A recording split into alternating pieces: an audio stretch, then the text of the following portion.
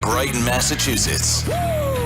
It's go, go, go, go, go, go, go time. It's You're a cool hill man. The Greg Hill Show. We're up and at it, Greg. Don't worry about that. Tick, tick, boom. Starring the biggest foodie on the planet, To me, food is the most important thing. White bread is succulent. Greg Hill. The only person I've ever seen sweat more than Greg was Andrew. When he did that interview?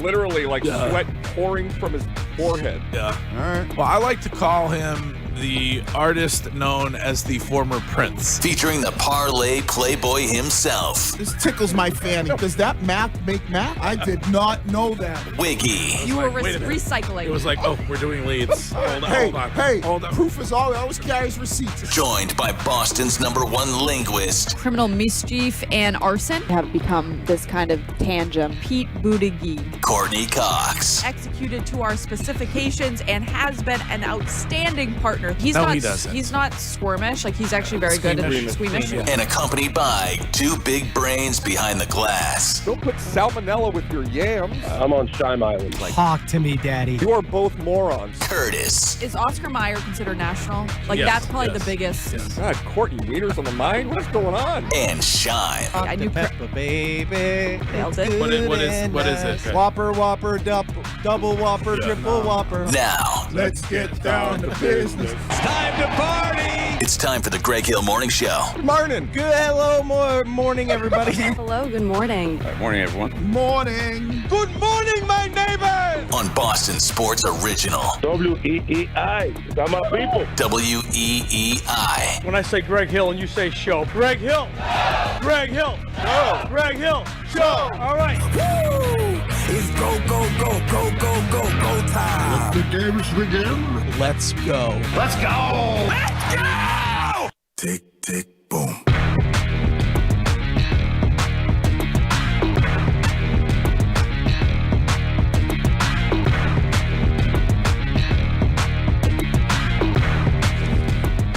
What's going on, everybody? Good morning. Good morning. What up? I don't know how I can talk sports when it is disclosure day. Disclosure day. All right. You were filling me in before the show, and I Yeah. am sat. Well, I guess I'll get to it during my lead, but I mean, if we're gonna find everything that there is to know about aliens out at some point today, I don't know. I don't think the Celtics beating the Warriors really matters. No. man. Let's get to those aliens. I don't think the incoming doom of total and utter whiteout conditions matters, Curtis. Quite frankly, I love you, Greg. You know that. yeah, I But guess you are being wagged. I'm being wagged as Yes. as a dog would be wagged. Amen. Yeah. It is. Yeah. This is like we're currently building up a massive set of our military muscle outside of Iran. Mm-hmm. And this was a deep state thing where Obama goes on a show and he's like, "Oh, there are aliens," and then Trump's like, "I'm going to declassify those." I'm just telling you. Game over, man. We always Just know telling that you. Donald Trump wants to help out Barack Obama. I've been waiting for Disclosure Day since I saw Close Encounters of the Third Kind, and it's finally here. So you're not talking about the new Disclosure Day movie that's coming out? I haven't seen that. Is there a feature trailer, film? Yeah, there was a trailer during the Super Bowl. Not the documentary, because there is a documentary also, which is excellent. No, there's a Disclosure feature Day. film. This is Steven Spielberg. Yes. Well, anyway, I will most likely get to that during my lead coming up.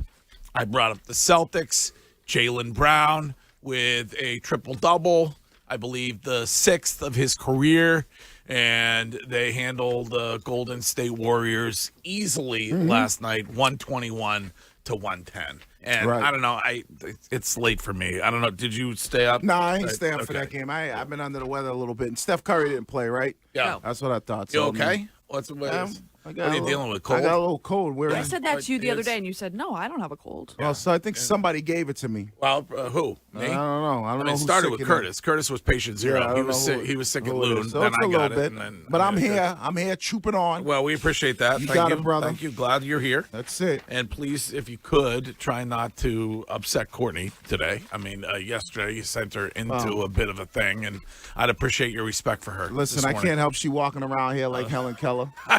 That ain't on I me. am not fighting with anyone today. I'm keeping the blood pressure low. All right, All good. right. Very Yeah. good. Very good. Hey, can I say what I did last night?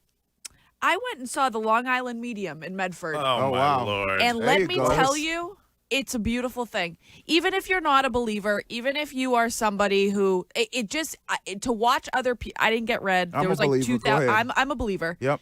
But Santo's not, and we walked away from it, and it was like to watch people get comfort if they need it for their loved ones that are on the other side. That's all that matters. It was beautiful. All right, just to clarify, Curtis, you're on me about space alien disclosure. And these two are sitting here telling you that they're a believer when it comes to a medium who can contact their dead relatives, and you say nothing about it to them? I love Courtney, and she wants to keep her blood pressure down. And if it helps people, like whatever. I mean, Right. to me, it's one of the most insane, psychotic things that people do. But if it helps them, who's to say? I mean, I fixed my issues with booze. I mean, so what am I going to judge other people? I with how wasn't a they deal believer with though. things? I was probably like most people. I was like, yeah, whatever, get out of here. And then somebody came in and on one of the other stations I was on and started pulling up relatives that no one knew about. Yeah. So how do you explain that? We used to have a guy on the old show who was very popular, Matt, what's his name? I don't know. He's a local guy, but he was on television and Right. everything. And people How do you explain that though? No one would know these family members. Matt Frazier? Matt Frazier. And people, either he has an ability to contact your relatives who have passed away, or he's very, very good at giving you an indication that he is feeling you out and reading you. May I ask you, Wiggy, can you give me exactly how it happened? So you sit down. Yep. The medium, stares at you? Or how No, he does it go? starts like, talking to you and whatever, and then he's saying, I'm getting a person. I'm getting an older person. Yeah, I'm getting yes. somebody. She, first name began with S or what? You know what I mean? Yeah. Like, But why wouldn't he just say the first name if he could Because say S? he didn't know the first name. I guess all the way through. The way It takes a while for the person to come through to them. Yeah. they don't also come give right like through. symbols, so Yes, they don't. It's yes. not necessarily talking Yeah, to yeah, the other like- side. They're giving certain symbols. Yeah. So, like Teresa Caputo last night with this woman and her dad said, "What I'm getting something about roses," and all of a Yep. sudden the girl pulled up her sleeve and she Right. had roses that she had gotten tattooed on for Right. in honor of her mom. Right. Like stuff like that. Yeah, and I they- would love to talk to yeah. Matt Frazier. I would love to talk to a medium. Yeah. Love. I mean, I was super like, yeah, whatever. I don't believe that. I ain't buying it. Did you get any indication last night as to whether Jaylen Brown and Jason Tatum hate each other, or was the medium not available for that? Not at the medium, but I'm worried. I'm not worried about Jalen and Jason, but it's my lead. Something happened last night. Someone said something that I need to address. Okay. I think I know what you're talking about. Oh, I love this. Are you referring to a former Boston Celtic? I am. Who was vague booking about why they are no longer a Boston Celtic? Yes. Is that, okay. All right. That's your lead? Yeah. All right. Lead's coming up. Oh, I love this. Get to that coming up in just a little bit on today's show. And then at 7:20, it is They Said It. And speaking of the Celtics, what Perk said about the Celtics' chances to win it all yesterday. And also during They Said It, what the mayor of Chicago said about losing his NFL team. And I can't believe, I know we're behind a little bit, but who cares? It's a Friday. I can't believe that the Chicago Bears are no longer going to be playing in Chicago. Oh, wow. I mean, is that not wild, Curtis? Greg, I saw that news yesterday, and I am shocked. Even understanding how insane the politics and the scene is in Chicago, it's almost as crazy as it is here. But that the Bears, I went to a 2018 game at Soldier Field. Yeah. It is heaven. It is football. You just exude the history of the game. One of the coolest things they do there is that whenever there's not a game going on, every single clock inside Soldier Field rests at 34 in honor of Walter Payton. You walk through there, it's right on Lake Michigan. It's really downtown. Chicago's such a great city to visit. They're playing in Indiana? I know. Oh, wow. I mean, it's crazy, and I understand that a lot of the times this ends up being, it's like the Chiefs. It ends up being because it's financially impossible for them to say no to a new opportunity and a new stadium. But if you think about in the entirety of the NFL, I guess Lambeau would be the other one. There just aren't a ton of stadiums that are meaningful for the entire history of the NFL, and Soldiers Field is certainly one of those historical fields. I played in Soldiers Field a bunch of times. Do you think of any others other No, than Lambeau Field. Lambeau? You're right. Yep. That's really it. That right? is SoFi. no. But you're right. Those are the last two. That's it. Those are the last two that are standing. Yeah. And you know what people are missing right now when talking about this? Because obviously the lead story is that they're leaving Chicago. That's a full stop. Yeah. However, the real story is that they're building a dome in Indiana, Yeah. which sucks. But that's what everyone's gonna try to do now, which I hate. I don't. I think that takes away some blissful. But everybody wants a Super Bowl. But if you can't take us would a Super Bowl in Chicago make sense? Or I guess it wouldn't be in Chicago; it would be in Indiana. I also want to clarify though, because I was looking up yesterday how equidistant they are. They're not that far from each other, Soldiers Field and this one in Indiana. Yeah. I So thought for they fans, were moving, but they were staying in Illinois. But they it's were weird. going to do that, but Okay. they haven't done any movement. So now they're. It's weird that they're gonna. I guess even though it might be relatively close, they're gonna be playing in Indiana. But everybody wants a dome because everybody wants to try to get a Super Bowl. I get the elements and that kind of thing. And in order for you to get a Super Bowl, I know they played it. And I know New York was the only cold weather area that they had a Super Bowl outdoors.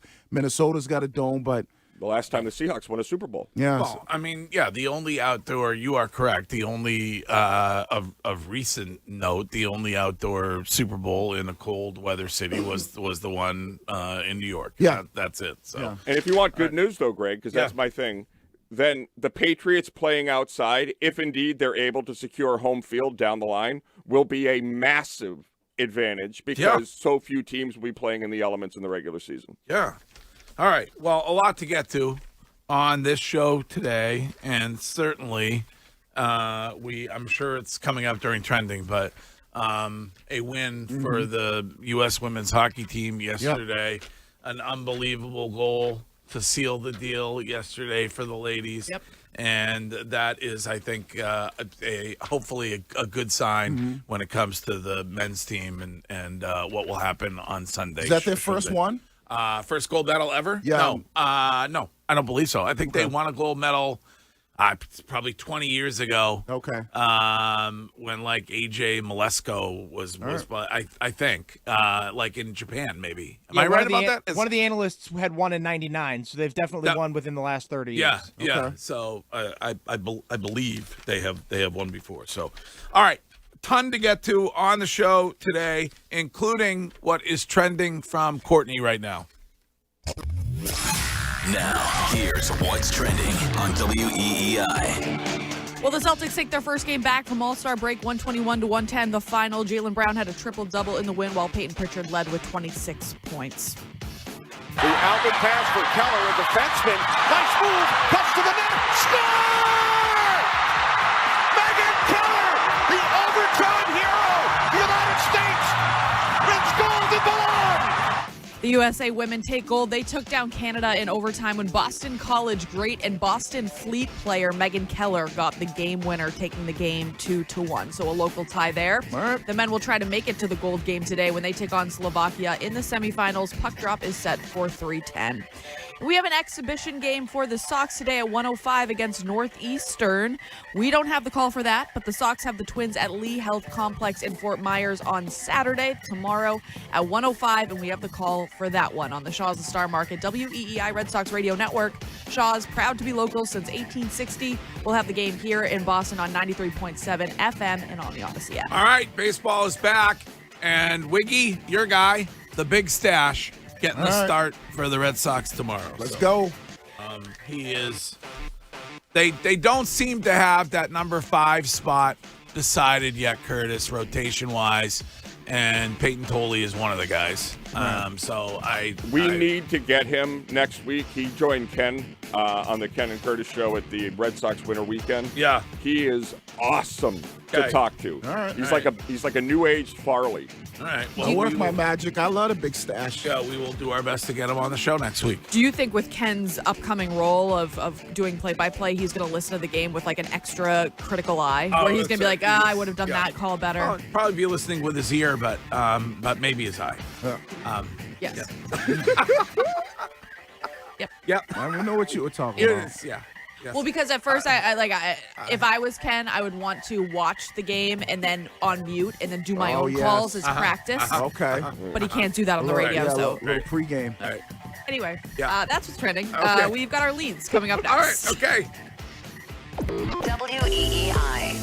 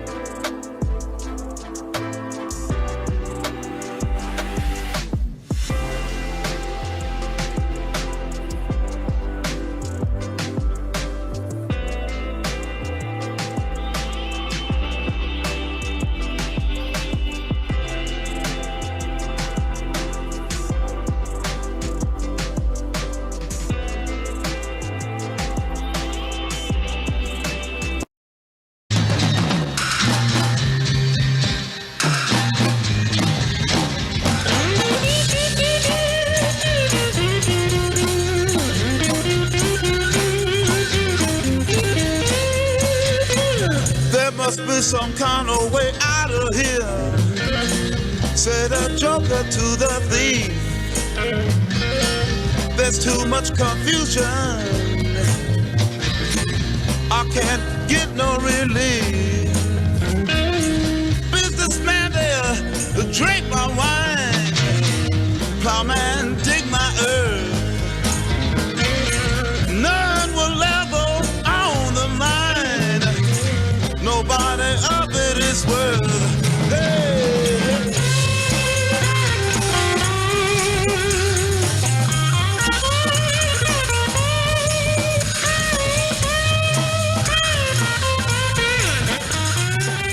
Celtics handled the Warriors with ease, and next up it is the Lakers on Sunday on the West Coast, and you can talk about that all day long here on Boston Sports Original, WEEI. We are going to get to our leads coming up. Hello and good morning. If you happen to be watching this show on either Twitch or on YouTube, and it is brought to you on both by Springer's Jewelers, and they are in tax-free Portsmouth, New Hampshire, and their wedding band weekend is going on. And so whether you're about to exchange vows or you want to upgrade your rings, go see the team at Springer's in tax-free Portsmouth, and they will help you out. They said it coming up at 7:20. We're going to get to the wink heard around the New England world yesterday, Shime, during They Said It from A.J. Brown? Sure thing, Greg. Okay, all right. Hell Excellent. yeah. Okay. I know Wiggy has endless hope that somehow Robert Kraft is going to get the checkbook out and pay a fortune for guys and part with capital in order to get a legit number one weapon for Drake May, so maybe it's going to be A.J. Brown. And I don't want to get duped again because we all remember the Swayman sit-down. Yeah. But I did see A.J. Brown at Logan. He was renting a car.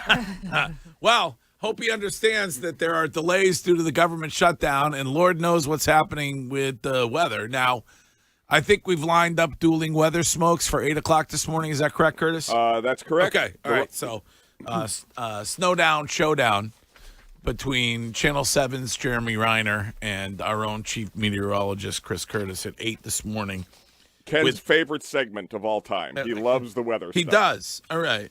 Well, I mean, I can't figure it out, and I don't know if you weather people can either, what's actually really going to happen Sunday night into Monday. So we'll get at least Reiner's perspective coming up at 8 on this morning's show. But right now, Sean, let's get going with this. This is the Greg Hill Show. Time now for The Lead.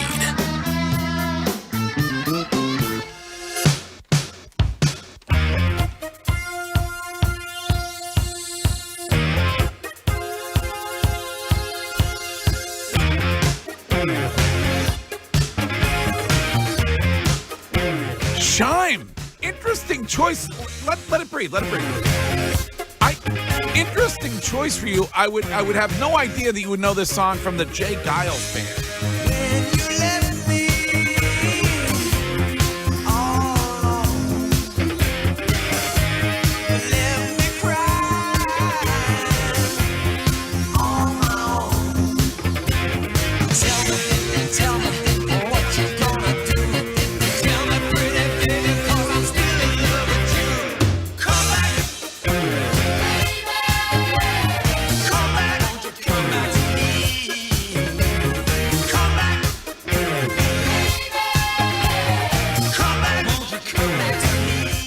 Oh, Shime, how'd you end up with that one as a lead song this morning? That's Comeback from the great Jay Giles Band. Well, Greg, it was a big comeback for your women's national team yesterday in the Olympics. All right.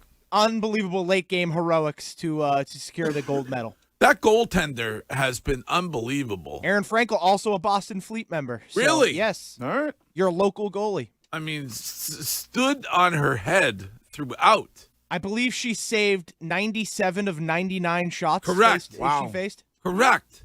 Unbelievable. So congratulations congratulations to the U.S. women. I'm not a math expert. I think that's saving 97% of the shots. Well done, Curtis. Yes. The leads this morning brought to you by the Subaru of New England Washington's Birthday Sales Event, which lasts all month long.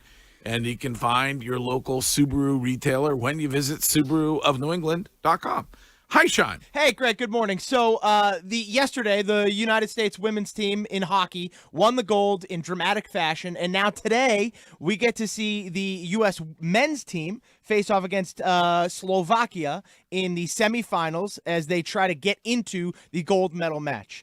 In a time where you're kind of like post-football, and it's in that NBA break, NHL break, and there's not a ton going on sports-wise, this is like the perfect opportunity to capitalize on the drama. The U.S. women were able to do it yesterday. I'm really looking forward to the men's game today and hoping that they get the win, cruise through, and play Canada in the finals like we've all wanted, and really put forth a great game, because that would be awesome. We've all wanted to see USA Canada men's hockey. Now we can, hopefully, with wins today by both teams, we can see it. But I mean, I won't be mad if Canada loses somehow today to Finland. I don't think they will. No, probably not. That Canadian team is a wagon, as we like to say in sports. But then again, I didn't think they were gonna. Everybody thought they were gonna blow out Czechia, Right. and Czechia and David Pastrnak almost beat them, almost upset them. Yeah. No, I can't wait. And Sunday morning, I will be up bright and early, 8 a.m., ready for the face-off. All right. So puck drop and face-off 8 a.m. Sunday, should they both get there. Have a nice bagel, maybe a cup of coffee, Greg, and enjoy the game. Yeah. No bagel Well, for the health journey. I might. Well, yeah. I mean, I have. I Maybe probably. a keto blueberry muffin then? I don't think I've had a bagel since the Wellness Journal started on January 1st. But there is this week. There is a schmear that has piqued my interest at Pop-Up Bagels out in my courtyard, and it's like a cherry out in my courtyard. a cherry cola schmear. Ooh, I'm intrigued by that. Does that sound No, good? no, I don't like all that funky schmears is what you hold call on, them. hold on a second. You talking? I forgot you were here. We had a bagel together in San Francisco. I wasn't going to say nothing. Yeah, I appreciate it. I wasn't gonna Thank say you. nothing. Well, you know what happens to snitches. Yeah, I was going to. I'm glad you didn't say anything. I was gonna stay quiet about that one. I'm like, wait a second. Him and I had a bagel in Frisco a couple weeks ago, but I'm gonna keep quiet on that one. Yeah, we had a nice bagel, some nice conversation over a cup of Joe. Yep. I'm kind of talking about some of life's, big picture issues, things. big picture things. Yes, and I'm just a regular schmear type of guy. Plain. I playing, maybe I'll give you a little chive in there. Yeah, it's about as far as that's about as funky as I'll get with I like the a schmear. veggie sometimes. Ew! Veggie could be real nice. What's Oh, veggie? no, I no, love no. a veggie. No, I don't like veggie cream Yeah. cheese. Keep the vegetables On out like of a the nice honey wheat bagel, too, veggie cream cheese hits. Really good. Yeah. Okay. Are you an everything bagel person? No, Okay, absolutely not. thank you. I like an Serial everything killers. No, I don't like it. I like many kinds of bagels. Everything and onion, not on my list. Ooh, I Ooh, love onion is bagel. pretty good. Yes. Onion and raisin, top of the list for me. Yeah, cinnamon raisins. A serial killer likes everything bagels? Yeah. I love everything There's bagels. just too much stuff on there. Way too much. Give me a plain. I love all the poppy seeds. I like my bagels like I like my sex. Missionary. Basic. All right. Can we get to? Are you? Is that your lead, Chime? That's my you lead, got it. yeah, Okay, yeah. thank you, All Curtis. right. Hello, USA, brother. Curtis. Happy Friday. Happy Friday. Happy Disclosure Day. Oh, I am jacked and pumped. Oh, it's a big day. It really is. Yeah. Shime and I, very similar leads today, but watching the U.S. women dominate the Olympics, I would like to just take a second while we focus on our nation's problems, and God knows we have them. The manner in which this country got women playing sports far ahead of the rest of the world is being seen Olympiad after Olympiad, where if the women in the 2024 Paris Olympics were their own nation, if the American women were their own nation, they would have had the third best showing in medal count in the entire world. Really? Yes. So I even noticed this fun thing. I lived in England a couple of years. The amount of women that actually played sports, it was non-existent. And this is 97, 98, 99. So I would just like to say that we screw everything up. It's a bad place at times. But it is really cool to see how this country has been ahead of the curve in with women's playing sports. And then you have the performance yesterday. Watching that goal in overtime, just spectacular. Like, I didn't know if I was going to be into the Olympics or not, but I have to say, like, this year, the hockey, I can't wait for today with the USA men, and it's pretty cool to see how great our women have been performing on the biggest stage. They dominate in all the sports, soccer, hockey, basketball. They won the figure skating gold, too, yesterday, right? Yeah. Alyssa Liu, right? Yes. It was. Her hair is wild. That gold. She's got like the piercing on the front of her teeth too. I haven't watched. Her hair is like striped, but not the way that you would think hair is striped. It's horizontally striped. Really? So it's blonde and then brunette and then blonde. Oh, wow. Very interesting.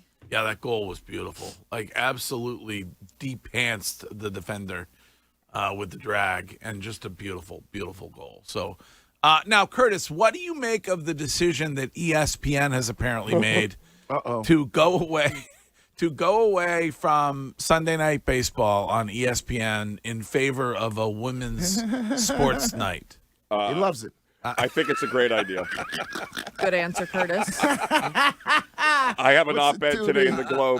I just support it. I would just like to say, stick tap to you, ESPN, my former employer. I think this is a brilliant. Yeah. I mean, if you want an audience, not exactly what I would do, but I don't. What's Boomer's former partner's name? Oh, Craig Carton. Yeah.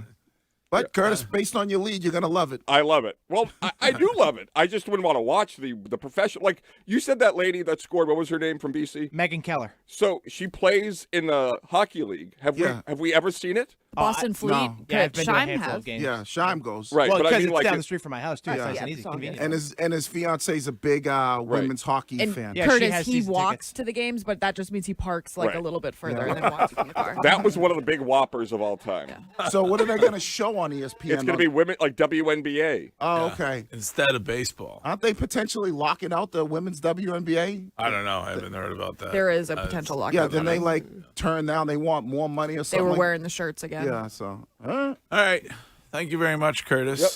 Courtney, good morning. Ooh, good morning, everybody. Okay, I don't even know how to start this, but we've been talking a lot about the Jays. I'm not going to get into a fight today about it. I believe that there is no interfighting between the two. I don't think they hate each other. I think that they're pals. Unfortunately, yesterday, Al Horford spoke to Jay King, and he was asked about leaving the Celtics for Golden State. And his answer read, "It's something that's deeper than just basketball stuff. And it's something that at some point I'll share with people. But for me, it felt like it was the time for me to go elsewhere." Now, you take that first tweet from Jay King and you say, ooh, this to me feels like something was up maybe in that locker room last year, like something's not right. But then there's a second tweet that Jay King did. He goes on to say, "I just think that the relationships and the bonds that we've built there over the past few years are things that go beyond the court. It's a great thing because basketball has allowed us to all be together, and I end up having much more than just basketball." So Al Horford in the beginning of that statement made me think, okay, maybe Wiggy's right. Maybe smoke means fire. Something may have been up last season when it came to this team and what was going on in the locker room.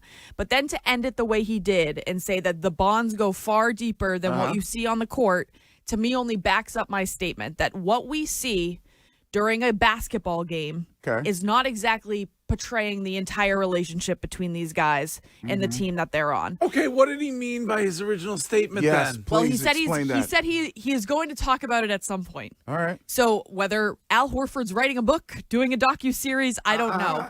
But he said not right now, but he is going to disclose all the information at some point. I just But think based on what you know, where would you think it is? Is it contract? Is it his relationship with Joe Mazzulla? You know, based on what you've seen with Al Horford from his time here, who left, who went to OKC, then came back. Yep. They paid him a ton of money. Yep. He probably wanted more money, buddy. Or his sister loved it here. yeah. So what do you think he is referencing I think that he didn't like the drama between? that the media made between Jalen and Jason, and the constant Helen headache. Keller, we love you. The constant headache We love you, Helen. that was brought. So why not say that? Well, he said he's going to at some point. Oh, but I There's don't think nothing controversy about there's saying not that. like you saying. Like I think the media built up this massive narrative. Like I'm circling the drain. I'm trying my best. I'm fighting the good fight. I'm That bright 10 light toes on your down. face, Courtney, is called the sun. Sun's not out yet. It's a weird thing to say. It was a weird statement to make. Right. I think that he started out maybe being a bit more truthful than maybe how he ended. Yeah. Do you know, I remembered this from the documentary on one of the Netflix ones. Do you know who Al Horford sat next to on every flight when he was a Boston Celtic? No. I do. Jason Tatum. Yep. That was his homeboy. Yeah. But, So not not to try and defend Courtney, is there any way this has anything to do with the change in ownership? No, because No. what would Like- that? No, in Curtis's, I love you. that they it continue to try and shed money. It could. Yeah, but he would say that though. The Well, no, way not if you don't want to. You may not want to take shots at another team's yeah, but owner. it goes deeper. Like you start talking about ownership. Players don't care about ownership, Deeper than just basketball stuff. right? Right. Like players yeah, don't so care. business stuff. I don't No, know. players don't care about hey, that. I'm trying to help Courtney out. They paid Al a bunch of money. He was what? He's 38 years old, and I Yeah. think it was time, and maybe he wanted to stay, but maybe there was these other things that were deeper that he didn't want to deal with there's anymore. not many things it could be. I suppose it could be he had some sort of an issue with Joe Mazzulla. That would be it. Yeah. but it him and could have Joe been got that. along well. But it yeah, seemed like. all we heard about was that they loved each Yeah. other.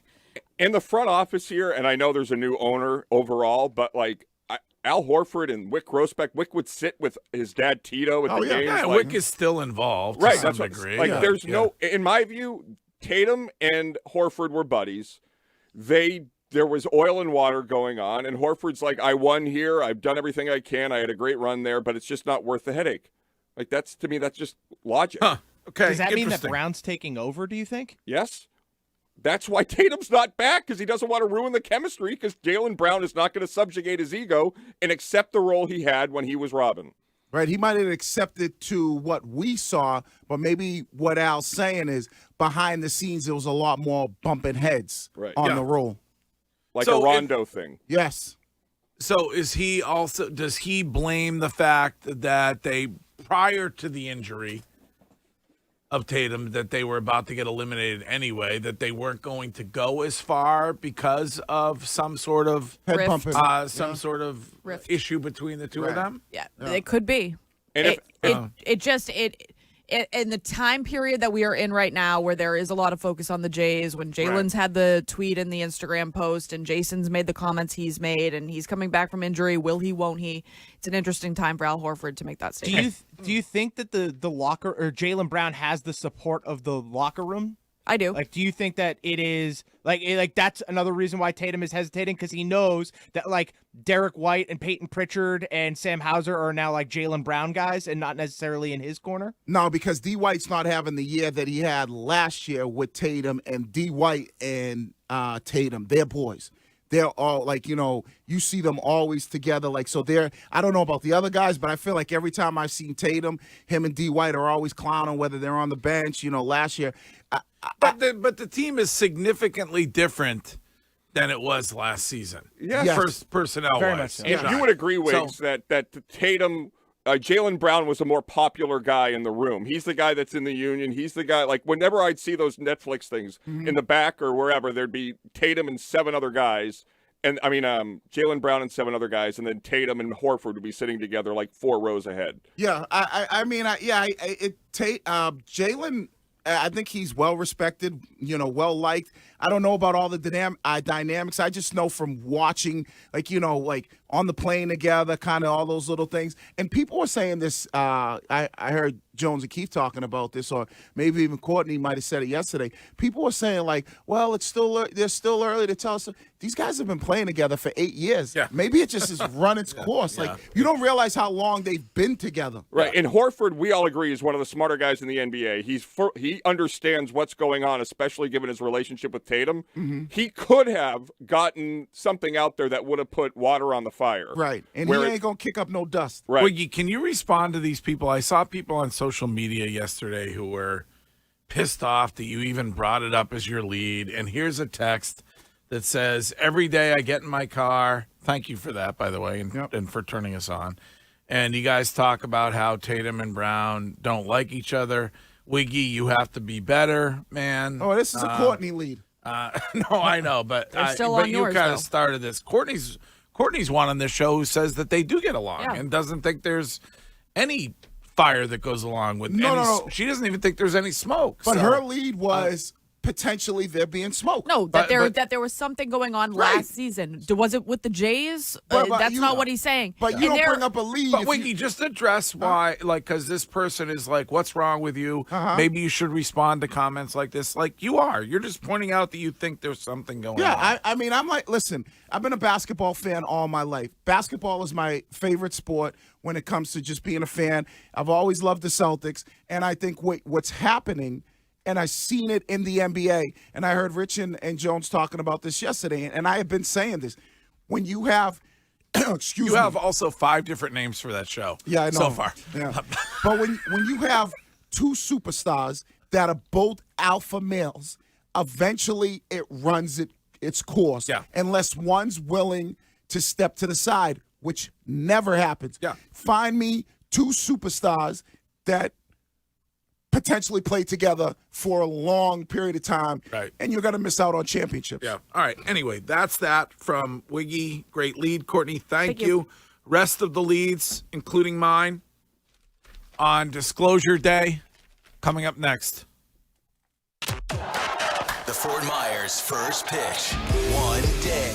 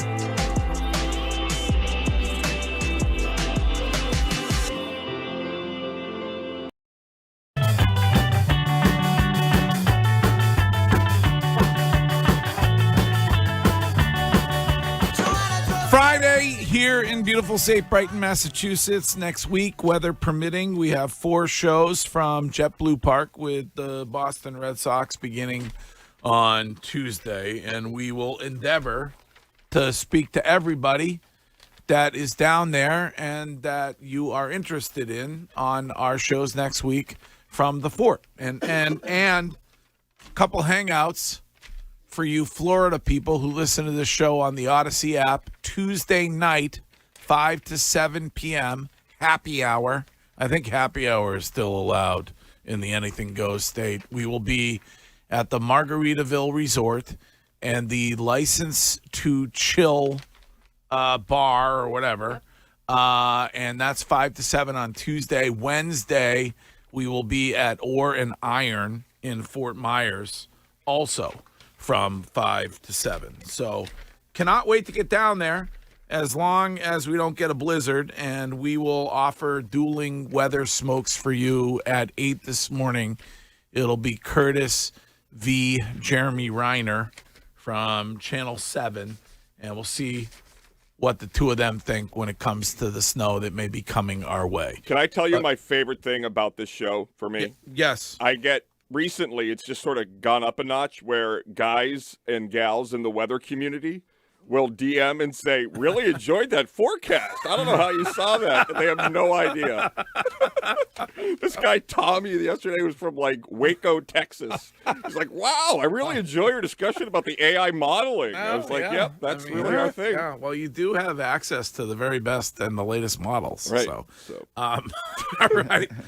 We have leads left from Wiggy and from me. So, Wiggy, go ahead. Good morning. All right, good morning. So I know we're going to play it, and they said it, but after seeing A.J. Brown and Max Crosby and listening to him talk, Max Crosby, on his Rush podcast or something like that, I am praying and I'm hoping that Robert Kraft understands he has to put the full court press when it comes to getting guys of that caliber. I love looking for guys in the draft and see if you can grab a guy. But there are certain positions where you have to say, okay, we might not be able to wait because of where we are in our development of our team.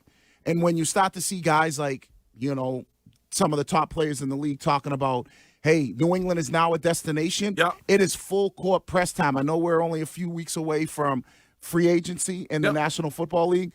So I'm hoping that Robert Kraft, Mike Vrabel, Elliott Wolf, all the, people, power movers, don't make the mistake. You think A.J. Brown is going to be playing somewhere different next season, right? There's no way you. So if you're willing to part with the capital, you're willing to pay the guy whatever it is, $30 million or whatever, you can get him. Right. How many guys go on podcasts and talk about potentially playing at other places when they know that they want to be back at the place they're at? None. None, Probably, right. none. So if you're doing that, and if you're the Philadelphia Eagles, you don't look at this and go, wait a second.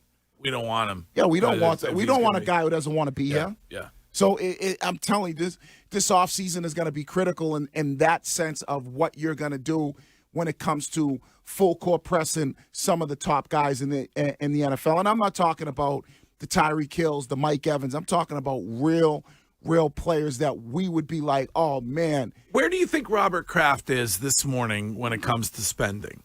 He has historically been reluctant to spend. I mean, what's 31st out of 32 over the last 20 years or whatever, Curtis? I think it was actually last over the entirety of his ownership, according to Seth Wickersham and Don Van last. I think that's changed. You think he understands that without Tom Brady, bingo, he's going to have to spend and put things around Drake May. Because Drake May's not at that level yet, right? You can get away with it maybe with Josh Allen. You can get away with it Patrick Mahomes. I don't think you can get away with it with Drake May just yet. And I think he was embarrassed for the seasons that they were so bad. I think that Robert Kraft felt embarrassed. And so now he's saying, all right, I have to spend the money. Right. He's like, I got a really good coach. Yep. I got a really good quarterback, but they're not Bill and Tom. Mm-hmm. Yeah, I don't think he's going to spend much money this offseason. If he does, if he doesn't, it'll be an absolute disappointment. We've said that every year, though.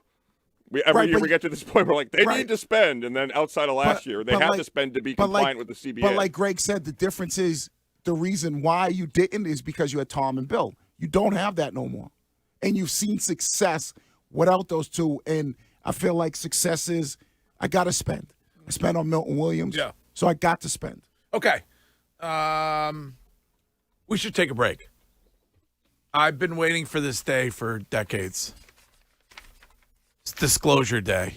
And so I will get to my lead coming up next. You're listening to The Greg Hill Show on WEEI.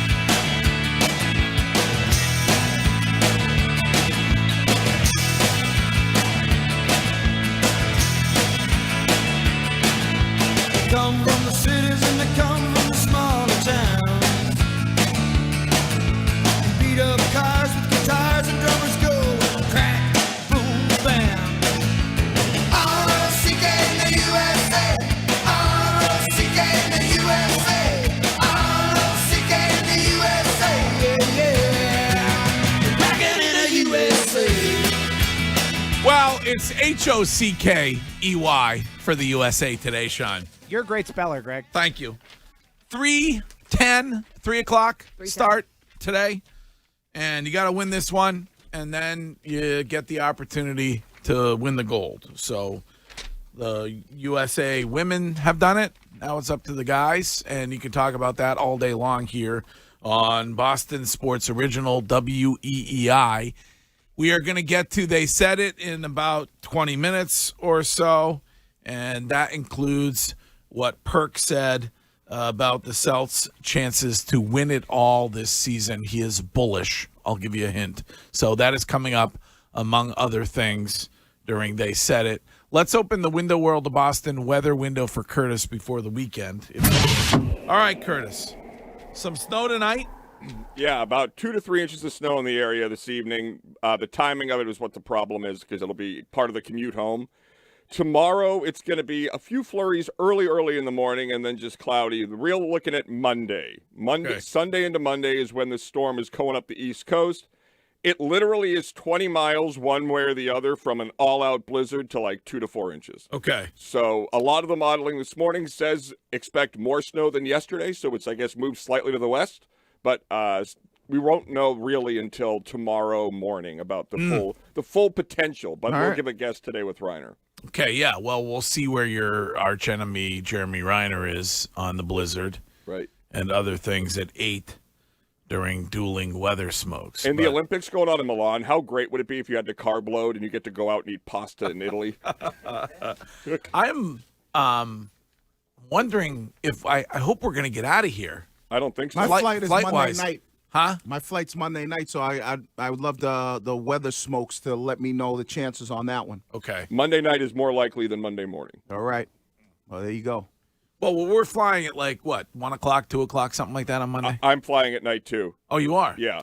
Because I had to, Monday, because everybody loves it. James has uke lessons, 3:30. So.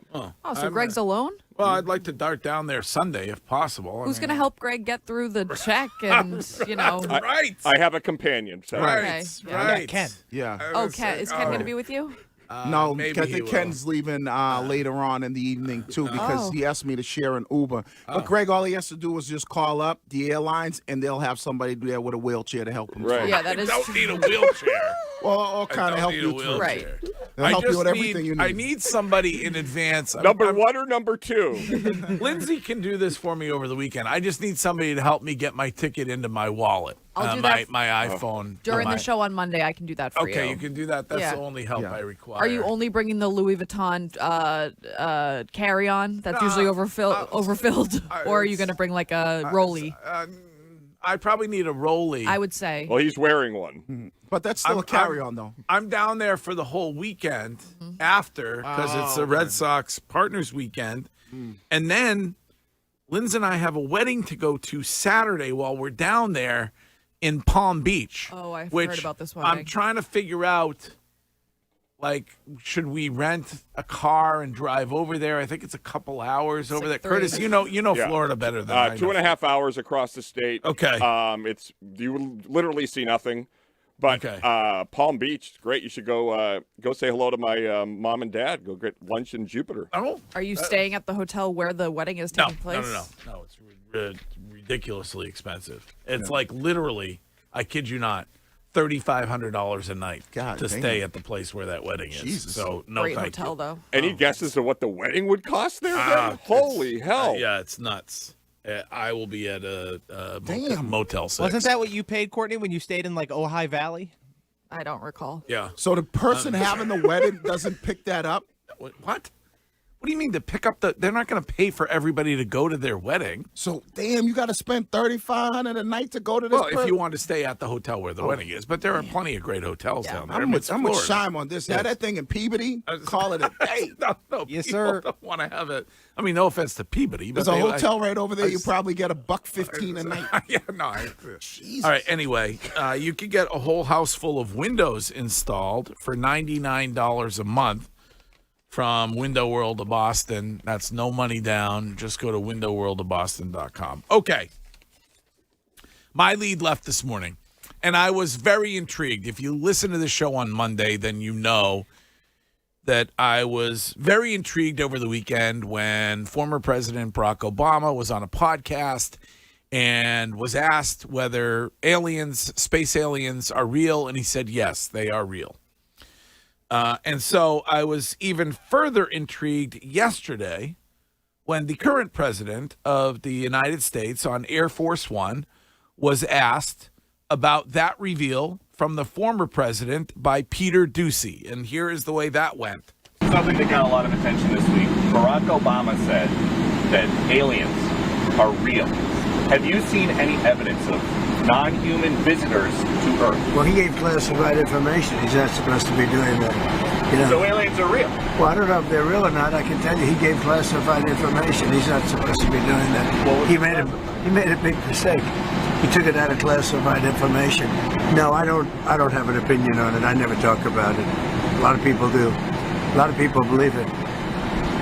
Do you believe it, Peter? Well, the president can declassify anything that he wants to, so if you want to make an announcement. I may get him out of trouble by declassifying. We know illegal aliens are real. Yeah, illegal. Only illegals. Okay, that's it.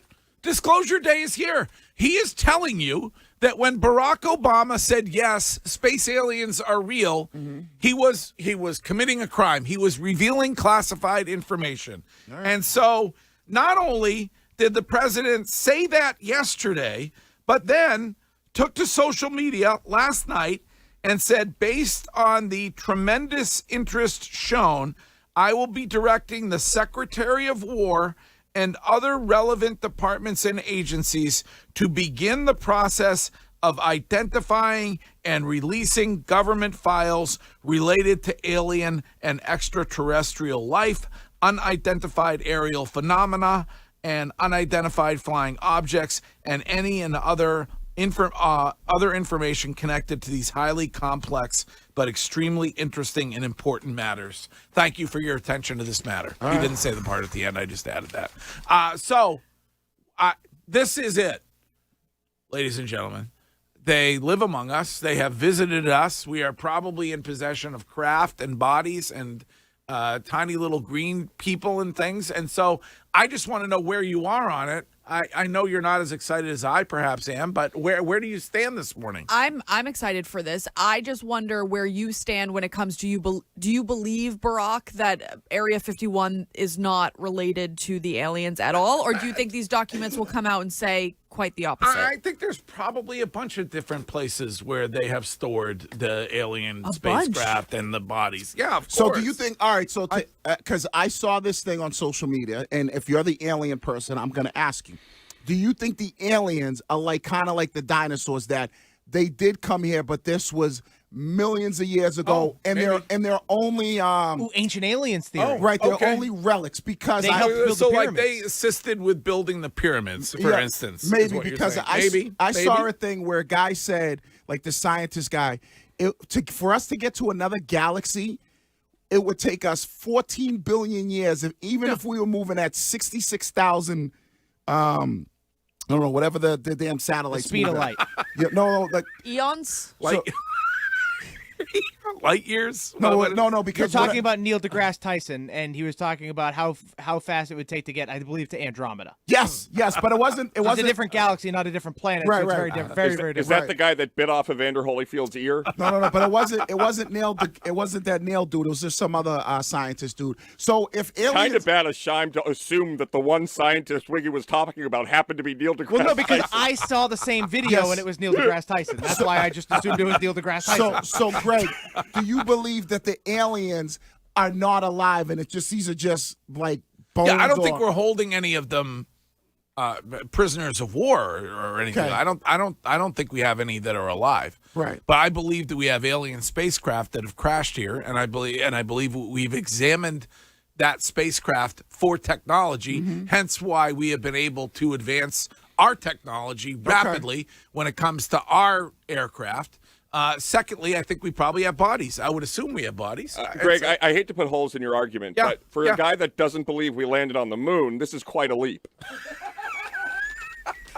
Oh, yeah. Well, that is inconvenient. But I just give it all to me. I want all the information. Like, we live in a time where we have been granted lately access to a lot of things that have been hidden by our federal government for decades. And Curtis, you want the information on who killed JFK and Malcolm Butler? Right. I tried to get to the bottom of the Malcolm Butler thing. You deserve a Marconi for that interview. But this is Bill from Boston. Bill, good morning. Hey, Hillman. Yes. Are you telling me Donald Trump wants to release alien files? Yes. Could it be because he doesn't want you talking about other files? Could it? I mean, Curtis said that earlier. The timing is interesting. We're on the brink of war, and there is currently a release of files that literally incriminate every powerful person in America. Well, let me just say this, and I'm not a big Kurtspiracy guy like Curtis is, but it is interesting that Barack Obama was the first to say it. Mm-hmm. He, of course, from leaning on the Democrat side of things. Okay. And then the current president joined in. And so perhaps maybe both parties would like there to be some sort of a distraction on things that might be out there in the ether file-wise. I suppose that if you believe scurrilous things about our elected officials, Curtis, and I do not, maybe that's what's going on. Right. Maybe. I don't know if we know like dinosaurs existed at times and they have like dinosaur bones. I don't know what the big deal would be to be like, okay, well, aliens don't walk among us, but it looks like we have some stuff here we can't explain. These are not human bones. This is not like a man-made ship. We can't explain these things. Why they wouldn't just tell that? Because I don't think people would panic for that. I don't think they would. If that happened, taking Greg's side on this, they wouldn't want Russia or China or other nations to know what we know. And so if there were indeed some spacecraft or alien remnants or whatever, they would like to keep that with them. I would also But who's to say they don't have aliens? You think aliens just said, oh, we're going to come here millions of years ago and land we're only going to go to America? We're only going to land in America? Oh, no. I'm saying maybe they liked our pancakes. Yeah, that's it. IHOP. No, I think that China and Russia would do the same thing with whatever they have. Like, I don't know. But for me, the way in which this was described last night, 4 million light years is our distance from where we are in the nearest star. Okay. All right. If you were able to travel that amount, you would have to create the most powerful vehicle, engine, whatever, that has ever existed, and you'd be able to time travel. The notion that person that was able to, or thing that was able to travel 4 million light years, which means at the speed of light, it will take you 4 million years to get there, is to me a bridge too far. Right. Okay. So you don't think, but do you think, are you so arrogant as to believe that we are the only life that exists in the galaxy? No. Okay. I don't think that it's crazy to think that there could be aliens elsewhere. I just think it's crazy to think they could travel 4 million light years. Yeah, there's no way you'd ever know. Right. All right. Well, we will see when we get the docu-dump later on. All the files. All of it. Probably some sort of a Space Force website or something like that, I would assume. Is the Space Force ready? I hope they're ready. Oh, good. I mean, I don't know that we. I heard some people saying defund Space Force. I don't know if they put the money there or not, Curtis. But all right, let's get to Courtney and to what is trending right now. Now, here's what's trending on WEEI. The Celtics take their first game back from All-Star break, 121-110 the final. Jaylen Brown had a triple-double in the win, while Peyton Pritchard led with 26 points. The outlet pass for Keller, a defenseman. Nice move, comes to the net, score! Megan Keller, the overtime hero, United States, wins gold and belong! The USA women take gold. They took down Canada in overtime when Boston College great and Boston Fleet player Megan Keller got the game winner, taking that game 2-1. The men will try to make it to the gold game today when they take on Slovakia in the semifinals. Puck drop is set for 3:10 in that one. We have an exhibition game for the Sox today at 1:05 against the Northeastern Huskies. We don't have the call for that, but tomorrow the Sox have the Twins at Lee Health Complex in Fort Myers at 1:05. We have the call for that one on the Shaw's and Star Market, WEEI Red Sox Radio Network. Shaw's, proud to be local since 1860. We'll have the game here in Boston on 93.7 FM and on the Odyssey app. Curtis, Len Laird would like to take in a few innings of the game on Tuesday with you and I, if you are interested. 1 o'clock start. I love it. I'll head right to the booth. Okay, bring your glove if you could. Bring the mitt with you. And we'll sit out there and enjoy a little baseball next week. Can't wait to get down there. I am cannot wait. So pumped. Wear your sunscreen. That's what's trending. Coming up next week, They Said It. Jones and Keefe. Yeah, no, my wife is at QuiltCon, Keefe. Do you think she made it? I think. No,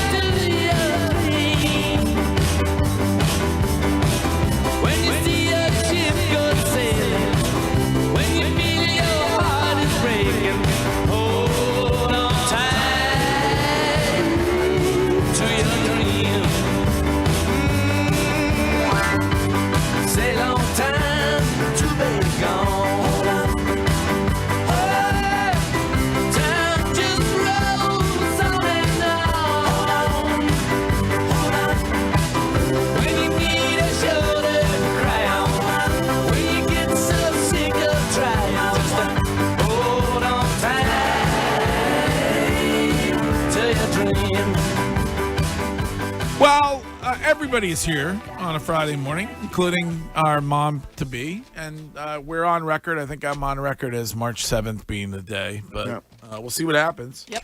I was at a meeting yesterday about maybe doing this show out and about on St. Patrick's Day, if you guys are interested, because I don't think we've done that since I've been here. No. And I was wondering if the actual blessed event would occur in public at the Dubliner. Maybe that may be a nice place for the birth to happen. I do love the Dubliner. Yeah, it's a good spot. Very Great good. spot. I have a better idea, Greg. Yeah. What if Courtney delivers March 8th, Ken Laird live on the Red Sox Pirates Grapefruit League game? Yes. Announces the breaking news. Well, he works it in somehow to the home run call. Right. I think that would be key. That ball is gone, just like Courtney's social life. Nope, social life's going to be fine. I can't wait to prove people wrong. Can I say something about the Dubliner? Yeah. A sneaky great place for a nice bottle of wine. Really? The Dubliner. Obviously, the Guinness, the food, everything is great at the Dubliner, but their wine list is sneaky good and very well priced. Is that the one across the street from City Hall Plaza? City Hall Plaza, okay. You know what I had never had? Irish delicacy. We sampled one yesterday when we had a lunch over there, me and Len Laird, and the fine people from Jameson's. Scotch egg. You ever had it? No. Interesting thing. It's like an egg baked into like a bready crust thing, like a breadcrumb thing. It was good. Comes with a little sauce. I've never had it before, but very good. Scotch egg.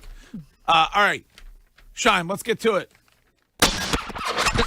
It's time for Larry Bird's not walking through that door, fans. Would not say that I'm Mona Lisa Fido of the football world. They want you to cook the dinner. At least they ought to let you shop for some of the groceries. said it. Wake up the Don Bambino and have me face him. Maybe I'll drill him in the eye. They said it. I'm just going to say it. All right, time for a brief discussion about what they said yesterday, brought to you by Catches Law. At Catches, they don't just work here, they live here. Their attorneys and staff are your neighbors, standing beside you during your toughest moments. If you've been injured at work, reach out to Catches, and they will help you out. Go to catcheslaw.com. What is first this morning, Shine? Well, Greg, let's begin with A.J. Brown. He popped on Julian Edelman and Rob Gronkowski's podcast, Dudes on Dudes. And here was the discussion with A.J. Brown. First, there was a little back-and-forth comment about we're all Patriots. And then A.J. Brown talked about Mike Vrabel. Just remember, we're all Patriots. You know that, right? Are you going to be a Patriot? you're gonna be a Patriot. Wait, what's a team meeting like with Vrabel? It wouldn't be as comfortable as we are right now. Let's start there. But Vrabel is the type of coach, he's going to call on you in the meetings. He's going to make sure that you're staying engaged, and he's going to go over the keys to victory of the week. And you better know them, like, to the back of your hand. I used to write in my notebook, because at the time, I didn't really like Vrabel. I admit that, he knows that. So I used to write, I hate Vrabel, I hate Vrabel, I hate Vrabel, right? But I was doing that to pretend like I was taking notes, to look like I was engaged, but because he was so hard on me when I was a rookie, and I didn't really understand it. And so it was at the time I told Ray, I was like, hey, like, I'm humble already. You don't gotta humble me. But I really didn't understand what he was trying to push me to be. And another little quick thing, he showed a clip. I ran like a bang gate and I scored, and he praised me. And so I was kind of feeling good about myself, right? I'm a rookie. A couple of plays later, he showed me another play with the bang gate, and I get tackled. And he's like, what's the difference between the first play and the second play? And he was like, you're tired. That's not gonna cut it, you know? And he was like, that same mentality what you show in the first play, you should do that all the time. Okay. If you didn't get to see it, they were hooping and hollering because when Bubs Edelman said we're all Patriots, A.J. Brown gave a big, gigantic wink. So I think it sounds like he would have interest, certainly, here. Question just becomes, are you willing to part with the draft picks? Mm-hmm. And then are you willing to pay him? And so those are two questions that only Robert Kraft can answer. And the other thing you have to realize this, right? And we talked about it earlier. A guy who is currently on a team doesn't go on a podcast and talk about how great it was playing or potentially playing for another team, right? They just don't do that because the organization he plays for is going to look at that and go like, what are you doing? Then the other thing you have to think about, if you know, like I think, A.J. Brown's not going to be in Philly, who else needs a wide receiver? The Buffalo Bills, the Kansas City Chiefs. I don't know about the Baltimore Ravens. I think they're cool with Zay Flowers. But you have to start looking at these other teams that are in your conference, potentially in your division. So if you don't get A.J. Brown, let's say A.J. Brown goes to Buffalo. Yeah. Now that's a problem. Right. Now, you have no worries whatsoever about adding a player who can sometimes be difficult to this football team. None. I don't. Did you hear how he talked about like going on and on about how like I didn't really like Vrabel, but he motivated me when I was a rookie. I was like, what's wrong with him? He gave me such a hard time. Yeah. Like, this is a guy who knows who your head coach is, who knows how much of a hard ass he is, and knows how to get the best out of you. Like, he knows what he's getting himself into. Is Steph Diggs, for those who might be concerned about it, I know Curtis mentioned a few weeks ago he's worried about adding A.J. Brown to this roster. Is the sample size good enough when it comes to Steph Diggs and the way Mike Vrabel has helped him avoid being a problem in the locker room if he was one before? I think that this is strictly performance. Steph Diggs is not as good as A.J. Brown. They needed an upgrade. They're going to cut Steph Diggs to save that money, and they'll reallocate it to A.J. Brown or other places because nobody thinks the Patriots are better with Steph Diggs or A.J. Brown, and I don't think A.J. Brown comes here with Steph Diggs. Yeah, and I look at the Steph Diggs situation, and I've said this before. I think it's the especially now, right? Everybody knows everybody in the league, and whispers get back to everybody. I think a lot of guys in the league, we saw it with Max Crosby, you see it with A.J. Brown, you see it with Steph Diggs, will say, man, that Vrabel is a hell of a dude to play for. So let's just say Diggs knew A.J. Brown or knew Max Crosby, and they say, hey, what you think about Vrabes? Man, he's the best coach I ever played for. Yeah.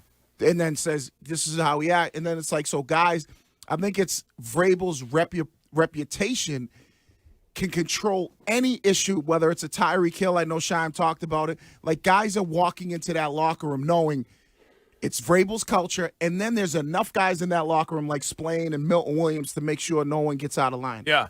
774 texter on the Subaru of New England text line. Find your authorized Subaru retailer at SubaruofNewEngland.com.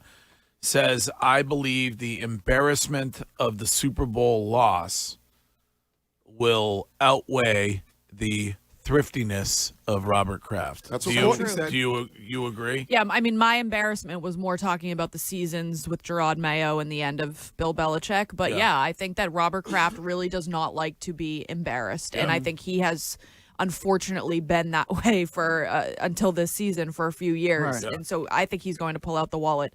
And not only does he not like the embarrassment, whether it's the Super Bowl loss or, like Courtney said, maybe the years leading up to the Super Bowl, you know what he loves? You know what he loves more than anything? Is his team being back in the mix when it comes to a Super Bowl contender, a team playing in the Super Bowl. Like, to me, well, that's where they are, so why does he need to add? Because he doesn't have Brady and Belichick. I think he realizes that. Well, he could just say that Drake May will be better in year 3, just like he was better in year 2. No, but he'll still say that. But I don't think you're talking about Brady. You're talking about the GOAT. I didn't talk about Brady. No. I'm saying. Curtis is saying that he has been somebody who, certainly when Tom Brady was here, didn't feel like he needed to add significant salary to get legit weapons. Different league back then, right? When Brady was here the first couple of Super Bowls, he was more of like it was built on the defense and the running game, and Brady made the plays he needed to make. You look at Drake May, similar situation, built on your defense, your running game. It was not as good as what it used to be back in the days when I played, but still solid enough. But Drake May wasn't able to make those plays. He wasn't able to elevate or make those key plays that Brady made when he was younger. So Robert has to look at that and go, okay, Drake's going to get good, but can he be like Brady as Brady continued on his career and make guys like Rasheed Caldwell or, some of these other players Gaffney better than they actually might be? Yeah, okay. I think just one last thing on that, Greg. What Courtney and Wiggy said about Vrabel is so right. Like, if you've ever doubted the impact of a head coach, just watch the Patriots last year. Yeah. Like, he has such credibility, and A.J. Brown now has a culture that Vrabel has established that he can work himself into, as opposed to last year where they had to spend a lot of time building that culture to begin with. I miss him. I hope he's doing well. What's next? Well, Greg, let's pivot over to basketball. Kendrick Perkins on ESPN was asked kind of how good the Celtics really are with Jason Tatum coming back, if they could make the finals. Here was Perk. Would the return of Jason Tatum get the Celtics to the NBA Finals? Yep, and guess what? Jason Tatum returns. They're my dark horse to win it all. Ooh. To win it all. Derek White, champion, been balling. Peyton Pritchard, champion, been balling. Joe Mazzulla up for Coach of the Year.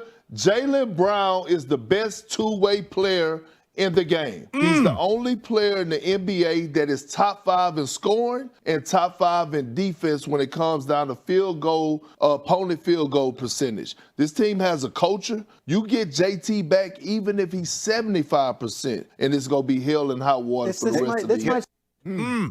You agree that Jaylen Brown is the best two-way player in the NBA, in the whole league right now? Yeah, two-way player. Two-way player, yeah. Offensively and defensively, I don't think there's a better player than Jaylen Brown. And I think I said this off the air yesterday, too. I can't remember. It might have been Real World Tom. But Tatum and Brown are the best two tandem players in the NBA. There's no better tandem than those two. Obviously, it's more about making sure we can be on the same page and everybody can buy in the roles. But when you look at them two as players, you can't find a better tandem on the same team anywhere in the NBA. And so, yeah, I think, it'll be very interesting. I don't know.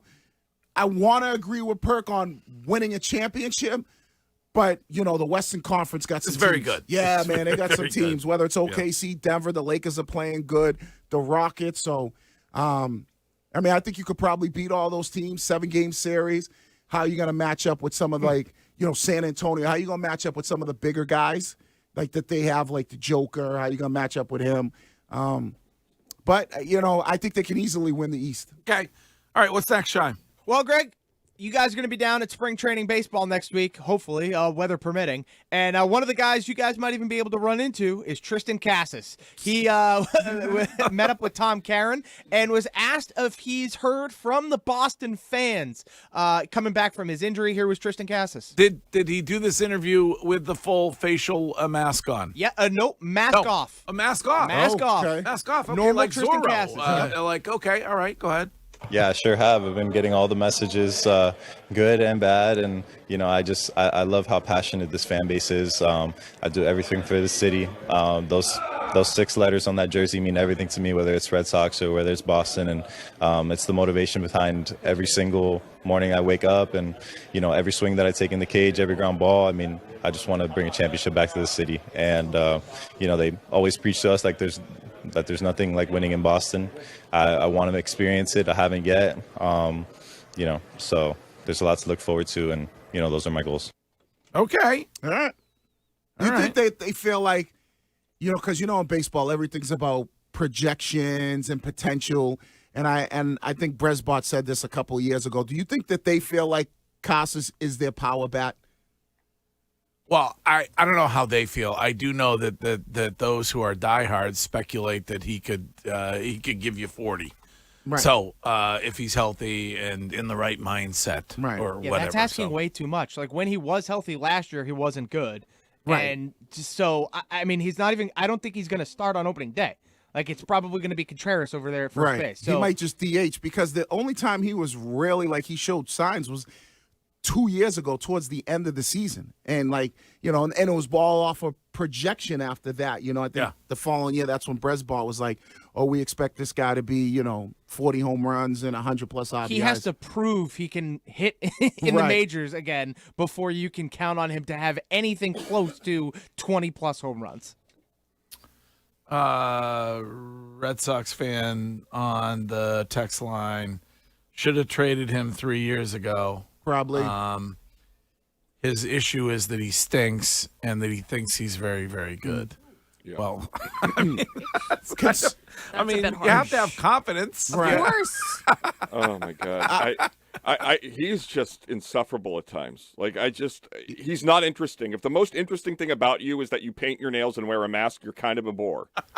Yeah. Well, I think the biggest thing is like, can he stay healthy? Well, not only that, but he has like, he's like front and center, but you haven't proven anything yet. It's like when we were talking about Matt Collins walking into the Super Bowl with a prison jumpsuit on and a Hannibal Lecter mask and handcuffs. It's like, bro, and then you have 2 catches for 14 yards. It's like, what are you doing? I think when I start to look at the Red Sox team, the interesting thing for me is going to be what's going to happen with Jared Duran, because I think eventually conspiracy theory or like, maybe – he's going to be traded. Yeah, but if he's at the value of where he was a couple years ago, you probably can get a lot for him. But for him, it's always, I think, from the neck up. Yeah. All right, what's next, Shine? That'll do it today for They Said It, Greg. Oh, I teased the mayor of Chicago. That you did. My apologies. Please. Hold on. You got to deliver on a tease, Shine. I didn't hear that tease. That's like Radio 101, Shime. Yeah, no, 100% on me. Totally my bad. That's also a really slick move when you say something that's obviously is on you. Yeah, of course. It's definitely on me. So the Chicago Bears may become the Indiana Bears. Granted, it's 30 minutes away from Chicago, but still, it'd be in Indiana. Here was the Chicago mayor yesterday. Is my face straight? Okay. All right. Keep a straight face here. The Bears belong in the city of Chicago. The Chicago Bears belong in the city of Chicago, right? And I've said repeatedly that the door is always open for conversations, and Kevin Warren did call me yesterday. We didn't get a chance to connect, and I still firmly believe that their best position is in Chicago, and it's evidence. The evidence is clearly speaking for itself. Well, That's a whole lot. it seems like they're intending on moving. Wow. Now, Indiana would then have 2 NFL teams there. Right. I guess that's probably not an issue because it's a big state. Right. But we were talking about this at the start of the show. Like, you're talking about the history of the NFL and the Chicago Bears being a pivotal part of that. I can't imagine that team not playing in Chicago. I'm asking the question because I don't know.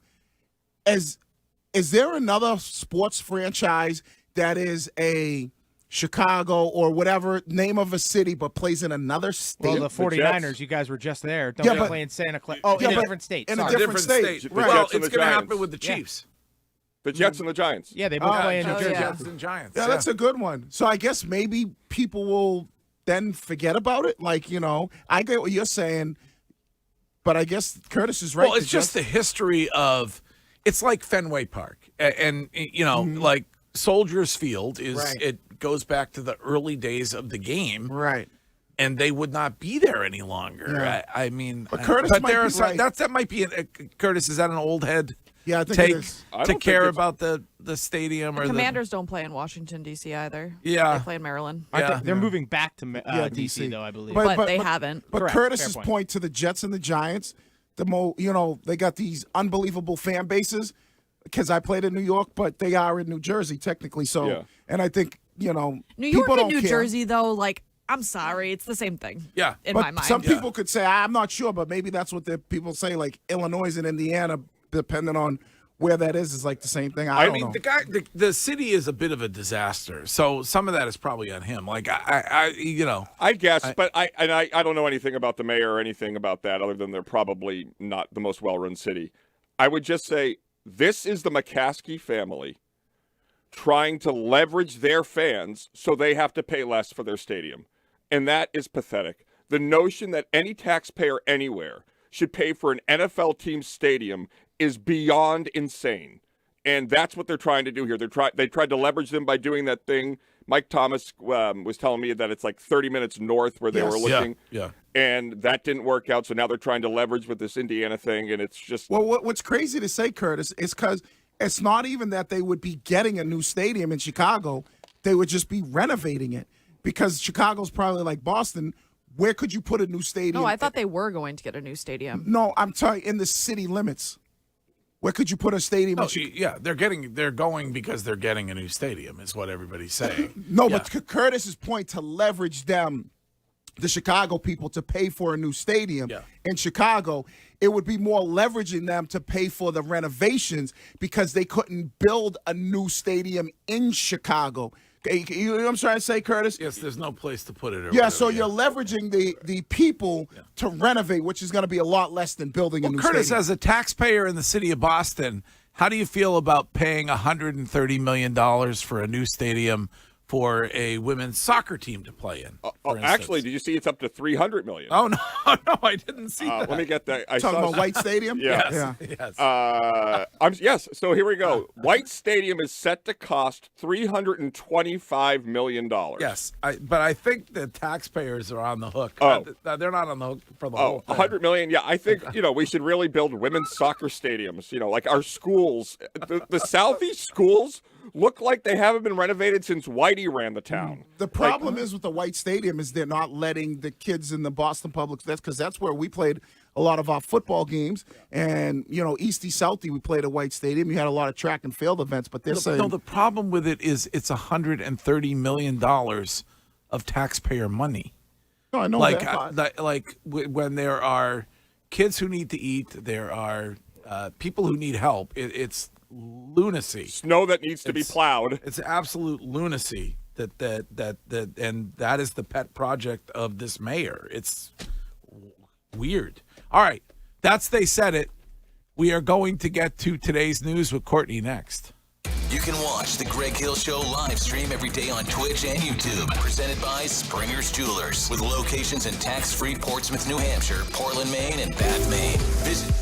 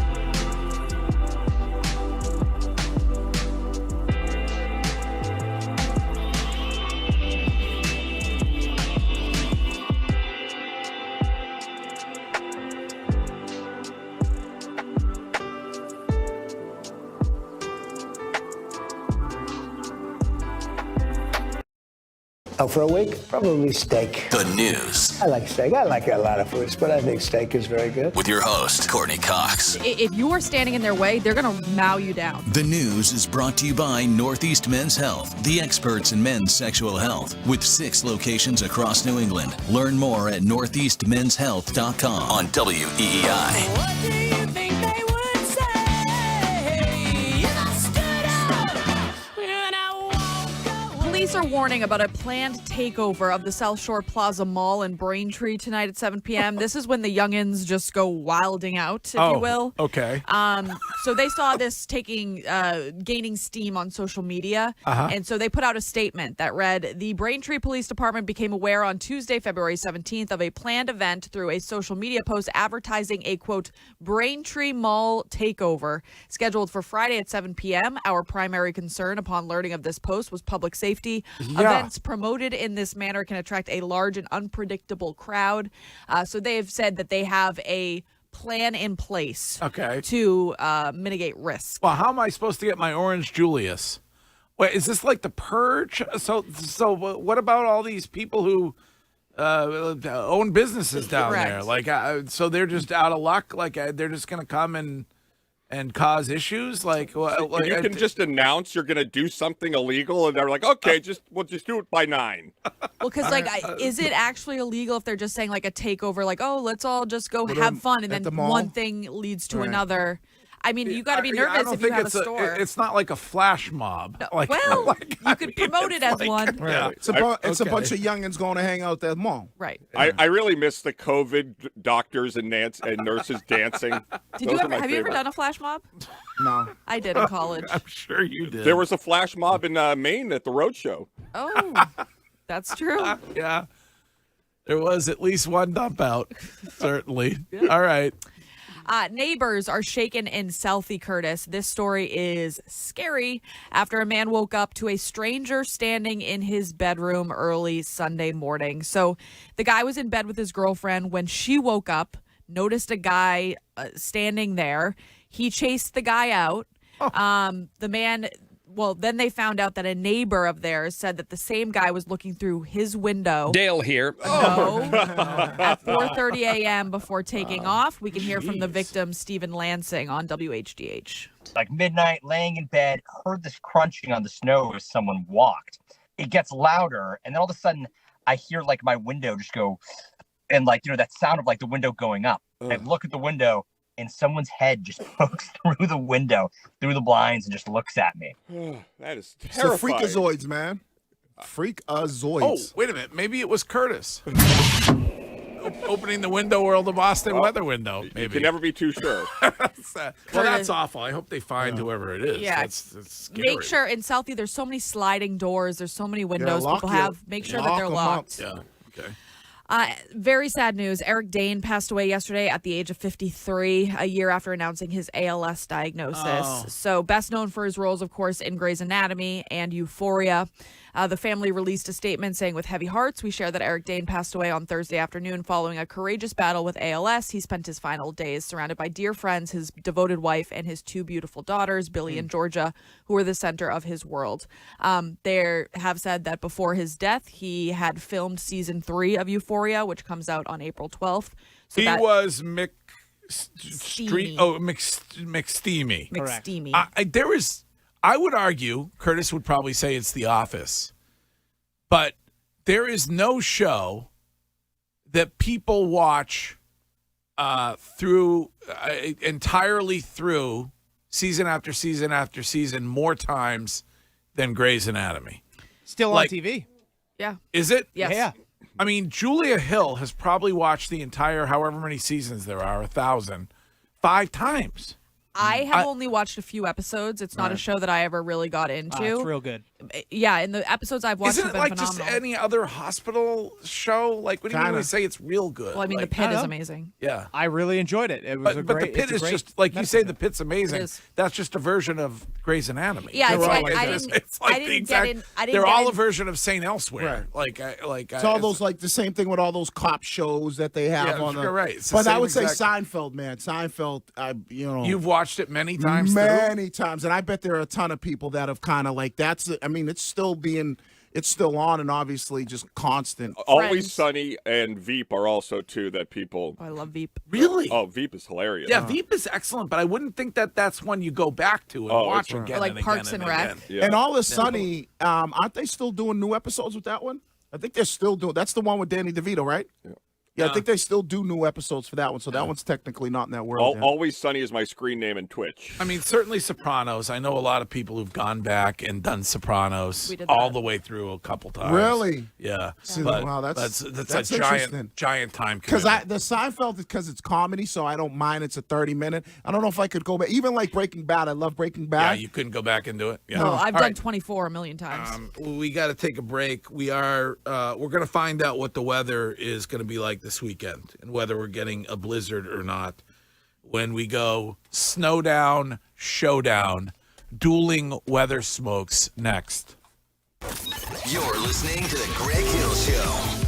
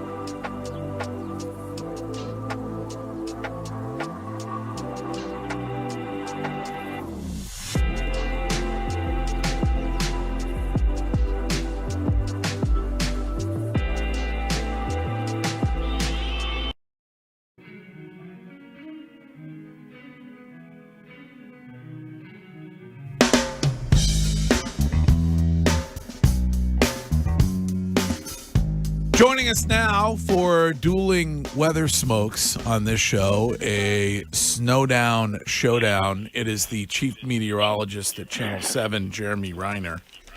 Curtis is arch enemy. Good morning. How are you? Well, how's everyone doing? Doing well, thank you. And obviously, we're getting a little bit like 2 to 4 tonight or whatever. But the big issue is Sunday. Where are you on tonight? First of all, I'll tell you what, Curtis, I will take today's storm, and then you can talk about Monday. How's that? What a deal! Because I don't know yet.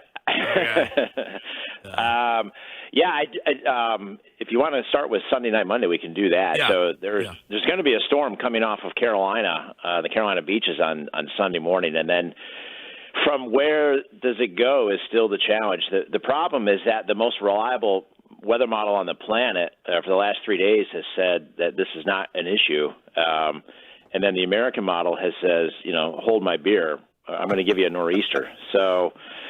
But the European model has been trending west toward the GFS solution over the last 24 hours. So I do think it's going to have an impact on us. I don't know if I'm ready to, sound the alarm and take us to DEFCON 1 and, launch the missiles and put the subs into launch mode. But I do think I think we got a good chance at a plowable snow in Boston on late Sunday night and more so Monday. I think that has the potential to be much more disruptive than today's storm. Okay, for sure. Why don't you guys know? Is it just because Curtis? No offense, but this is from a guy who didn't graduate high school. Go ahead. This is your job. Can you give us a heads up on what we're going to deal with? Right. Yeah. Well, I'll give you. Well, here's my answer to that, and it's a fair question. I understand. Why don't we know that? But this is sports radio. Why did the Patriots draft N'Keal Harry? Great point, Jeremy. Oh, because and Cole Strange, dumb. Right. Yeah. The future is really hard to predict. Yeah. Right. Who had a bigger whiff, the weathermen or Bill Belichick saying that Jimmy G could beat Tom Brady? I don't know. Right. Exactly. The examples are endless, but it's really tough to predict a storm that hasn't really technically formed yet. And so I think what's really, to me, what's kind of concerning is that, again, the European has been king Euro for years. And, it's had, even the one we had a few weeks ago, the 2-footer, the Euro was slow to show up. It was too far south, and then it trended north with time. So, it's got some warts. It's not perfect. It was for the longest time, you could just lock it in, full send, but it is like every other piece of weather model information. It doesn't know the future. This reminds me a lot, Jeremy. There was a storm last year. Schools were canceled in anticipation of a 6 to 12-inch snowstorm, and it was like an inch in Boston because we all were ready to go. And then I do think as you get closer to the storm, it's the same thing in polling before an election. People don't want to be on an island. So people sort of merge and all have some semblance of a similar snow total as everybody else in their region. And I just think it's going to be, I would say, tomorrow, 2.5 inches of snow, or late tonight, 2.5 inches. Monday in Boston will be over 10 inches of snow. You're going to say over 10. Yep. Okay. Where are you at, Reiner? I don't have a map yet, so my manager's going to probably, fall off the interstate when she hears this. But I would say, I'll tell you what. I say we have a chance at a foot in Boston. How's that? Okay. So, all right. Does Greg need to move his flight? In terms of today, I would say tonight I would say it's maybe 2 in the city. So any traveling this evening, dinner reservations, I think you could keep them in Boston.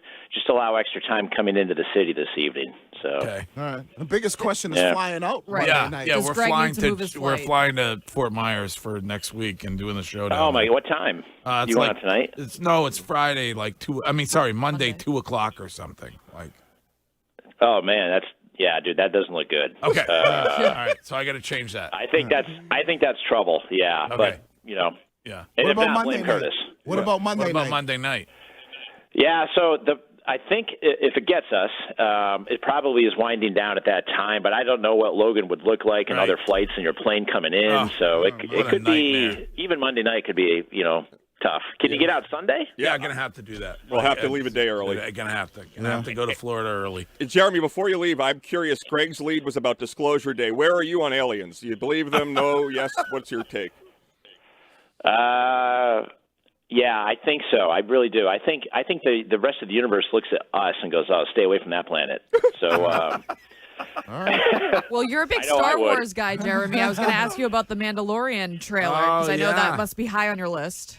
I am. Yeah, I am ready for that, Courtney. It's a little weird seeing the little Grogu on the big screen, but I'm ready for it. So it's good. I mean, it's good. Again, I'm the biggest fanboy out there, so of course I'm gonna stand by my product. And Jeremy, we'll go out on this. What is your prediction for Courtney's day of birth? So her due date is St. Patrick's Day. What do you think? Before or after? Do you have any guesses? Ooh, okay. Well, first of all, congratulations. Thank you. I would say, I think March is kind of stormy and cold, so sometimes the big storms can induce labor early. Ooh. So I'm gonna say the 14th. All right. I'm adding you to the list. Yeah. All right. Put me down. I'm good. I got the money. Just I'll hit Curtis up with Venmo. And congratulations on finally dominating Lemanowitz. I know it took you like 30 years, but good. It did. Yeah, Bouchard is next. Yeah. Amen. All right. You're the best, Jeremy Reiner. Yeah, good luck with travel plans. All right. Thank you. Thank you. All right. You got my cell if you have any questions. All right. So Curtis says 10 inches, and Jeremy Reiner, upsetting his boss because it's too early to predict, says over a foot. Wow. Coming on Monday. Of all the people I've met because of you, Greg, yes, I put Reiner at the top of the list. Same. Really? He's just such. I had seen him on TV. I obviously, enjoyed his weather, but I knew nothing about him. Yeah. The day, it was after your wedding, Courtney. We were at the Brookline for the U.S. Open, U.S. Open, and just talking to him, like he's just such a nice guy, great sense of humor, doesn't really take is. himself too seriously. Yeah. I just love him. That's He's the best part. You meet so many TV people or radio people that take themselves so seriously. yeah. He doesn't at all. Nah. Yeah. I mean, Santo talks about him to this day because he was so kind to Santo, and they both loved Star Wars, and we're geeking out about that. Greg and I were like drinking. Did you think you made a mistake at that point with your marriage? No. Okay, He's solid. He's a solid dude. The best. The two of them are talking about Star Wars, and Courtney and I are having a what's the drink? There's a special drink at the country club. What's it called? Annie's. I think it's called Not for the Help. No, it's named after the bartender. Fernando. The Fernando. Yep. Yeah, that's what they call their drink Yeah. over there. The Very Fernando. good. Delicious. Great song by ABBA, by the way. Shine. Fernando. Excellent song. I'm pretty sure Lady Gaga has a song like that. Oh, as she well. does also? I think so, All right, yeah. Excellent. Okay, let's get back to, if we could, some of the news, please. Oh my gosh, I forgot we were in the middle of the that's news. okay. Well, it was your lead this morning. We've been talking about it a bit, but it's worth repeating. It's Disclosure Day. Donald Trump will release all the UFO files today, and I, for one, am sat for that. Okay. Here's President Trump. Something that got a lot of attention this week. Barack Obama said that aliens are real. Have you seen any evidence of non-human visitors to Earth? Well, he gave classified information. He's not supposed to be doing that. So aliens are real? Well, I don't know if they're real or not. I can tell you he gave classified information. He's not supposed to be doing that. Well, he made a big mistake. He took it out of classified information. No, I don't have an opinion on it. I never talk about it. A lot of people do. A lot of people believe it. Do you believe it, Peter? Well, the president can declassify anything that he wants to, so if you want to make an announcement. I may get him out of trouble by declassifying. We know illegal aliens are real. Yeah, illegal. Only illegals. Well, it'll be interesting to see what's in there. All right. And it could be a nothing burger. I think Curtis thinks nothing burger. Isn't it divulging classified information if you say somebody else gave it, because then you're legitimizing what they said? Probably.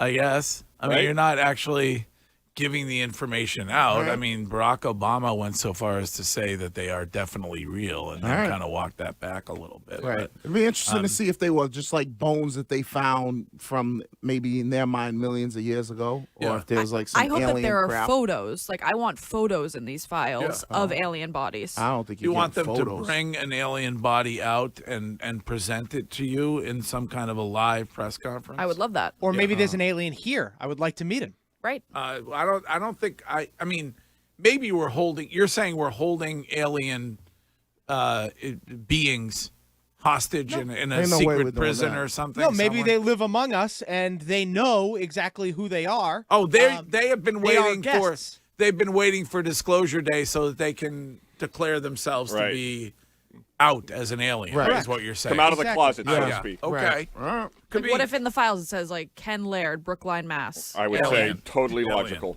I would have always guessed that. Aliens apparently love Disney World. All right. Why don't we take a break and continue with the news? I will remind you that we are going to play your Hill Notes back at about 9:20 or 9:30 this morning. So you can leave one of those on any topic on the Odyssey app. Obviously, Disclosure Day. What else? We've been talking about Celtics. Handled the Warriors pretty easily last night. Jaylen Brown, triple-double, sixth of his career. Jaylen Brown received an apology from Beverly Hills for canceling his party. He's not apparently accepting that apology. I don't know how Good for that him. works. Yeah, the apology is Like- BS. Yeah. You think so? Oh my God, yeah, yeah. so BS. It's coming up in the news. Okay. So anyway, leave a Hill Note on any of those topics and or whatever is on your mind, and we'll play the best ones back later, and you can do that on the Odyssey app. And weekly wrap-up with Acrobatic, I'm guessing, coming at 8:45 this morning. I haven't heard from I from haven't. Ac, I but- haven't heard either. So Okay, all right, but- should be good to go. All of that's still to come right now, Courtney, and what is trending this hour? The exclusive home for Patriots Monday and Friday. Now, here's what's trending on WEEI. Trending now brought to you by Shaw's. The Celtics take their first game back from All-Star break. 121-110 was your final. Jaylen Brown had a triple-double in the win, while Peyton Pritchard led with 26 points.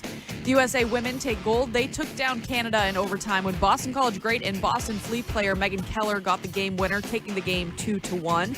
The men will try to make it to the gold game today when they take on Slovakia in the semifinals. Puck drop is set for 3:10. And we have an exhibition game for the Sox today at 1:05 against Northeastern. We don't have the call for that, but the Sox have the Twins at Lee Health Complex in Fort Myers tomorrow at 1:05, and we have the call for that one on the Shaw's and Star Market WEEI Red Sox Radio Network. Shaw's, proud to be local since 1860. We'll have the game here in Boston on 93.7 FM and the Odyssey app. And that was brought to you by Shaw's and Star Market, proud to be local since 1860. Season, bake, and enjoy. Chicken is now on sale at Shaw's and Star Market. Value pack signature select whole chicken, drumsticks, thighs, or leg quarters bone-in are just 99 cents a pound when you use the digital coupon. That's limited to 2 per customer. Shaw's and Star Market, proud to be local since 1860. That's what's trending. More of the news coming up next. Jones and Keefe. Going into last year, we were trying to figure out, all right,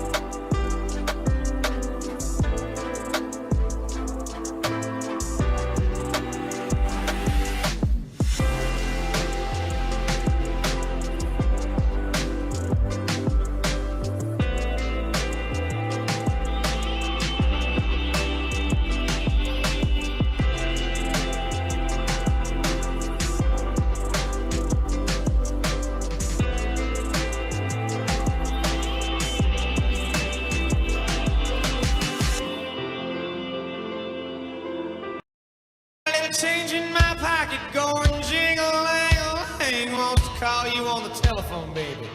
I give you a ring, but each time we talk, I get the same old thing. Always no hooky, no kissy until I get a wedding ring.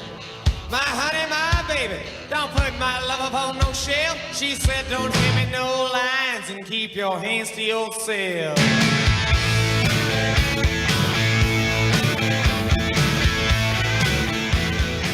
Celtics with a win last night on the West Coast, and it will be the Lakers on Sunday for the Celtics, and you can talk about that all day long here on Boston Sports Original, WEEI, including with Jones and Keefe coming up at 10. We'll get to the weekly wrap-up from Acrobatic in about 15 minutes, and then Hill Notes at 9:20 or 9:30, so plenty of time to leave a voice note for us on any topic on the Odyssey app, and we'll pick the best ones, hopefully, and play them back later.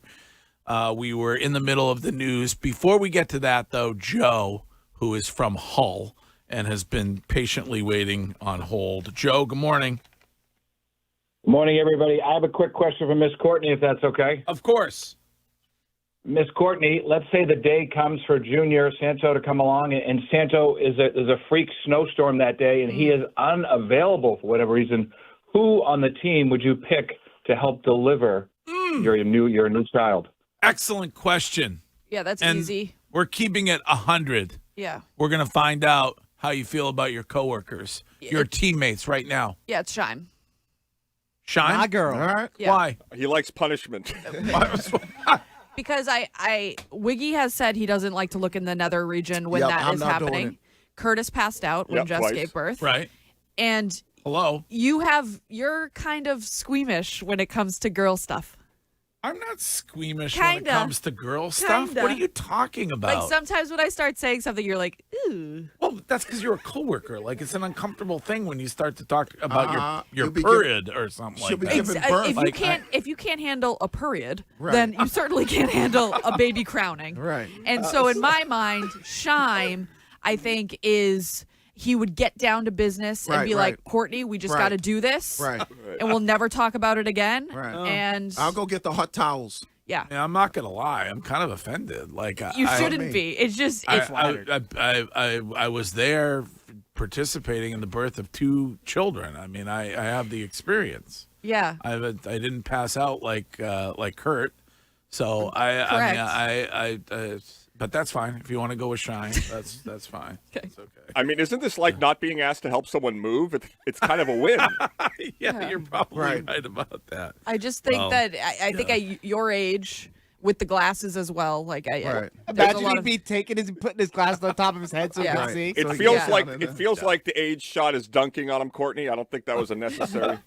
I'm sure that there's a YouTube tutorial that one can watch, which Oh, yeah. can show you how to help somebody birth a baby. My algorithm right now is actually a lot of home births, and it is a beautiful thing when you watch people that, I mean, I could never do it, Yeah. but people that have like a bath, like these blow up bathtubs at home and they deliver in the bath. Leave it to the medical professionals. No, it's like just- you don't want. No, I don't. It's not like installing a new mantle. You want It's not a DIY. Right, you want a professional. Yeah, for the no, thing, yeah, I you do. know? But I just, it's unbelievable that no medicine, unmedicated births, and they're just at home in their living room. Some people love that, though. Some Yeah. people, some women love that. It's impressive. Yeah, And Courtney, that is- I had the fourth. I don't want to go back through all the debate, but why couldn't you just say it's Santo, different middle name, Dottore, the fourth? Like, it's not like the legal people are going to come after you. You could just do that. Yeah, in my mind, that is what we're doing. Right. Please don't get Wiggy started. No, I'm leaving that alone. Wiggy tries to stir trouble. No, up. I'm not That's trying what to- that's I what he actually- did the other day. No, I was shocked because See, we're doing it again. The only reason why I was shocked this was a Courtney thing, just like her lead this morning with the Brown Tatum stuff. The only reason why I was shocked is because you guys talked about, when I say you guys, you and Santo and the family about how important the fourth is. And then when you said 2 days ago, he's not going to No, be we the said fourth. how important Santo, because Santo is such a unique name for Santo to live on, and it is. Didn't sound that way when you initially said it. Okay. And then you were like, his name's not going to be that. That was a little bit of a shock. It is legally.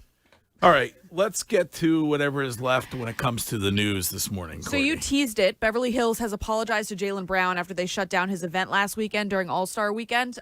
They released a statement, and the statement read, upon further internal review, the city has determined that its prior public communication contained inaccurate information.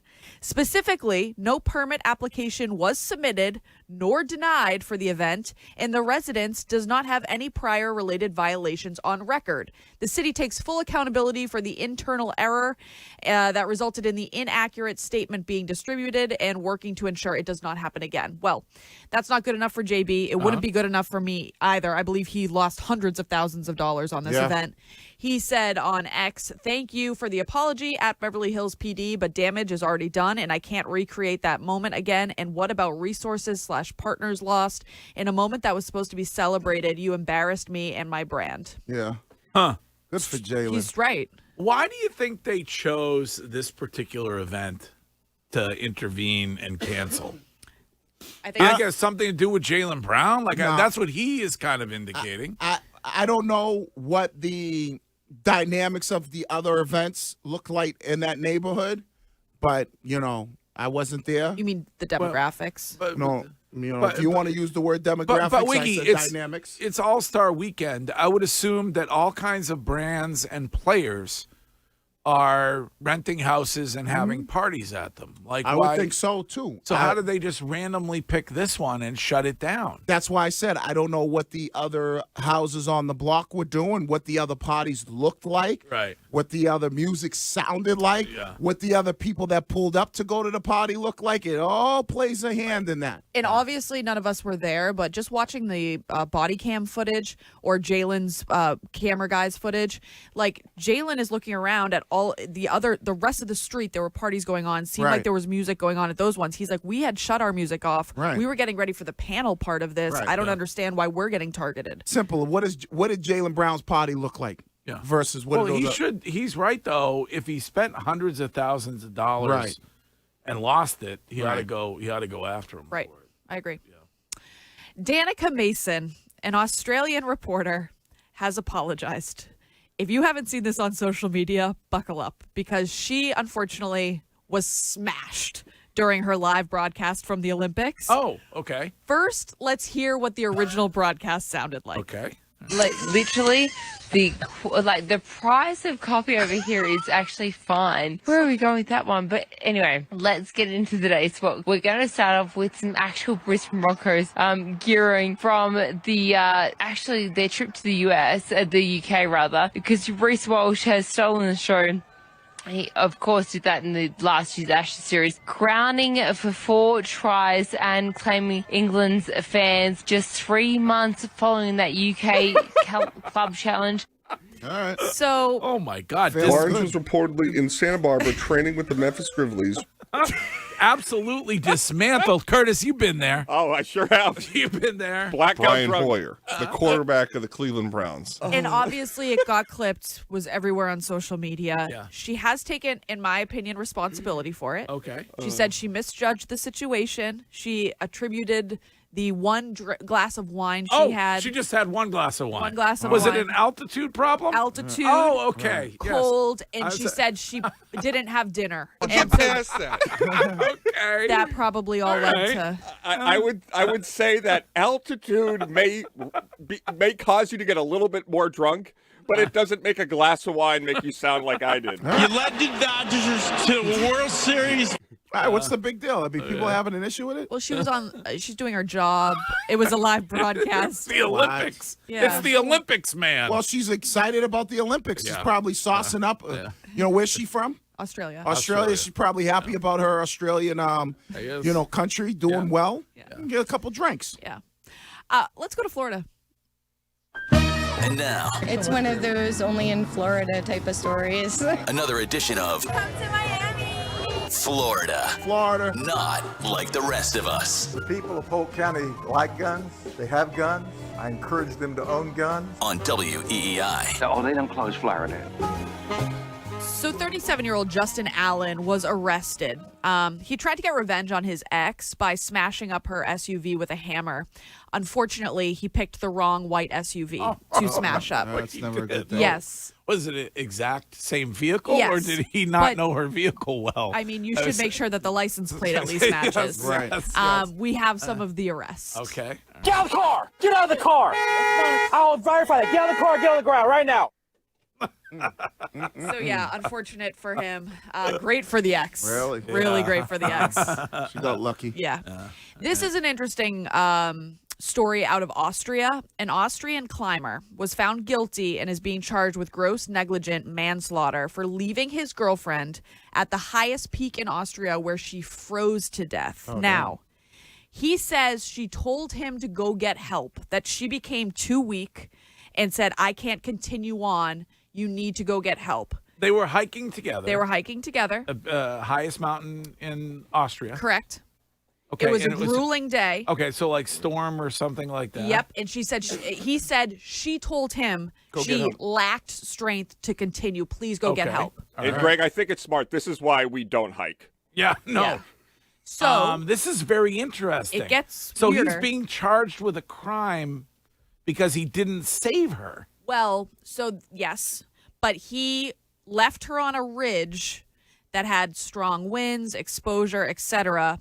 And he told the court he could not explain why he failed to wrap her in an emergency blanket that she was carrying or place her in some bag that they also had that when they found her body was on her being, like in her backpack, but not on her. Okay. What gets me is his ex-girlfriend took the stand as a witness and said that she had also climbed the same mountain with him previously, and he had abandoned her on the route at night.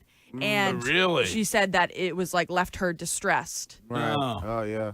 That's very interesting. If you had all that stuff, like, you know, these mountain climbers, they have all that, like, aluminum foil, they wrap them up in. The baler. Yeah, so. Well, what about chivalry?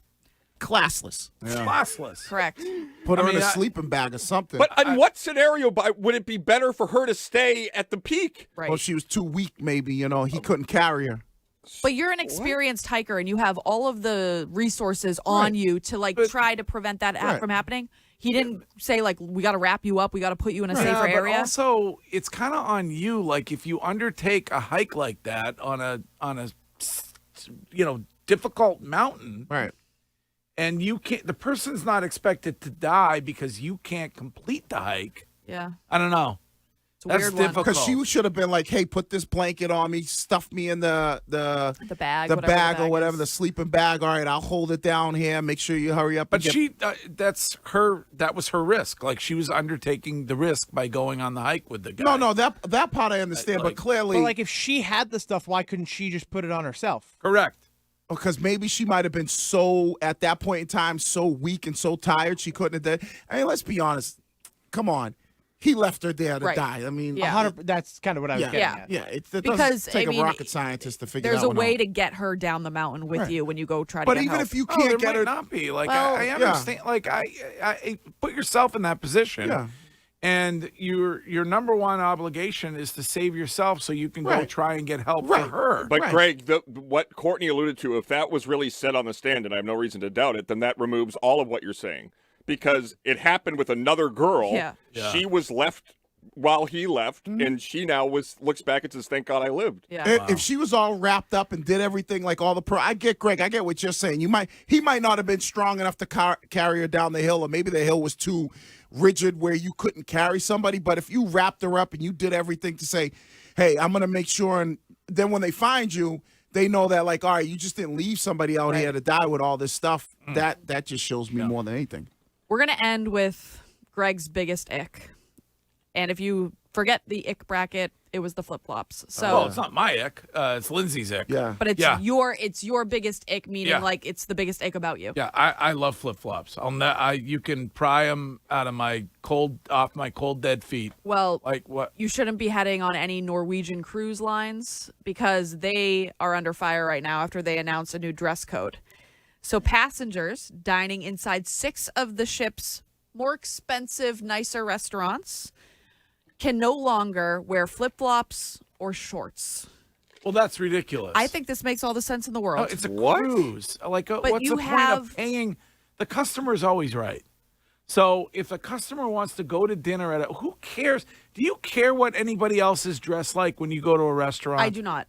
Okay, thank God you said that. I do not. So what does it matter? Because I mean, they want to distinguish. Like, you can wear flip-flops and shorts to other restaurants, but these 6 ones that are the more ritzy, upscale ones, I get that. They have a dress code for it. I thought it was all restaurants. Oh, no. Just the 6 ritzy ones on the ship. I get that. Oh, I'm okay with that. Oh, who cares? It's called decorum. It's I don't care about that. Oh, I think it's nice when you go someplace and it requires a collared shirt or something. No. I mean, I don't care if somebody's not wearing one, but like when you go to a restaurant or a club or like a private club and you have to have a sport coat on. But look at that's nonsense. 2012 LAC, love it. Princess does this, dress like a slob, go to the buffet. Yeah. Right, I'm with you on that one. Yeah, if you want to dress down, then go to the casual place. Man, I'm with you. I think it says, more about you than anybody else. If you're in a nice place, and it kind of happens. You know who's a perfect example of it, and I know he doesn't give an F. Is Adam Sandler. Adam Sandler will show up. He shows up with hoodies and long basketball. Right, to the Oscars. And the senator from Pennsylvania, Fetterman. He took that in. Yeah, that's to true. the Oscars. But, bro, you look like a slob. But who cares? It's my business. If I want to look like a slob, I want to look like it doesn't interfere with you having a nice dinner. No, it doesn't. No, I don't have a problem with it. If you want to dress but you know whose business it is? It's, say, the Grill 23's business. If they want to put a dress code in, they get to put a dress code in. Yeah, that's right. If they wanted to. They don't. They don't have a dress code there. Here's where I say people are hypocrites. It's a great piece of the news. Thank you. Because would you feel that same way if your neighbor just was like, let my grass and put all the, You'd be pissed. all the hoopties in the front yard? Would you be cool with that? No. Or you'd be like, hey, I'm not, it's my neighbor. That doesn't seem similar. How does it not seem similar? Strange analogy. Because it's the same thing. You're on a vacation as opposed to where you live every day. Doesn't matter, though. You're paying $5,000 or whatever the number is for a cruise. But you should be able to wear whatever the F you want. But it's the same way. Hey, this is my house. I should have it looked at however I can. Okay, well, I will choose not to go on Norwegian then next time I'm cruising. But I just think if you want to go have a really nice dinner, then it's fun to dress up, and I think that's fun for some people. For other people, it's a pain in the A. Why? Right. Because Greg, how does it impact? I agree with you on this, Courtney Wiggy. If you're seated with a Santos cummerbund and you're dressed to the nines, and 2 tables over, there's a guy in a t-shirt and shorts with flip flops. How does that negatively impact? It doesn't bother me. It doesn't. So that's the whole point of this. No, but it's the same thing. Like I said, it's the same scenario. It doesn't bother me. But it's just more of a representation of who you are. Mind your own beeswax. Right. It doesn't bother me. Get out of my business. That would be the person whose grass is 6 feet tall. Mind your own business. Get out of my business. Hey, mind your own business. If I want to have, a 1968. Is that it on the news? That's it for the news. Okay. All right. Thank you, Courtney. Very welcome. Coming up, we will wrap the week up in sports with acrobatic next. WEEI, New England Sports.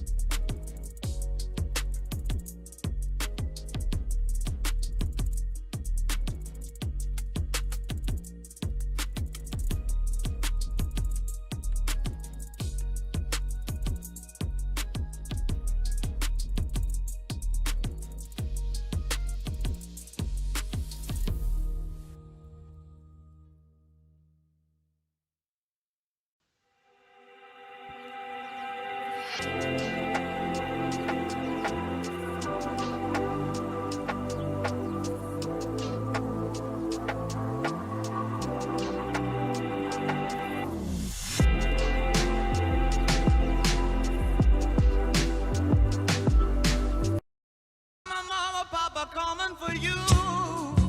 I'm the space invader. I'll be a rock and rollin' bitch for you. Keep your mouth shut. Just walking like a big monkey bird. And I'm busting up my brains for the world.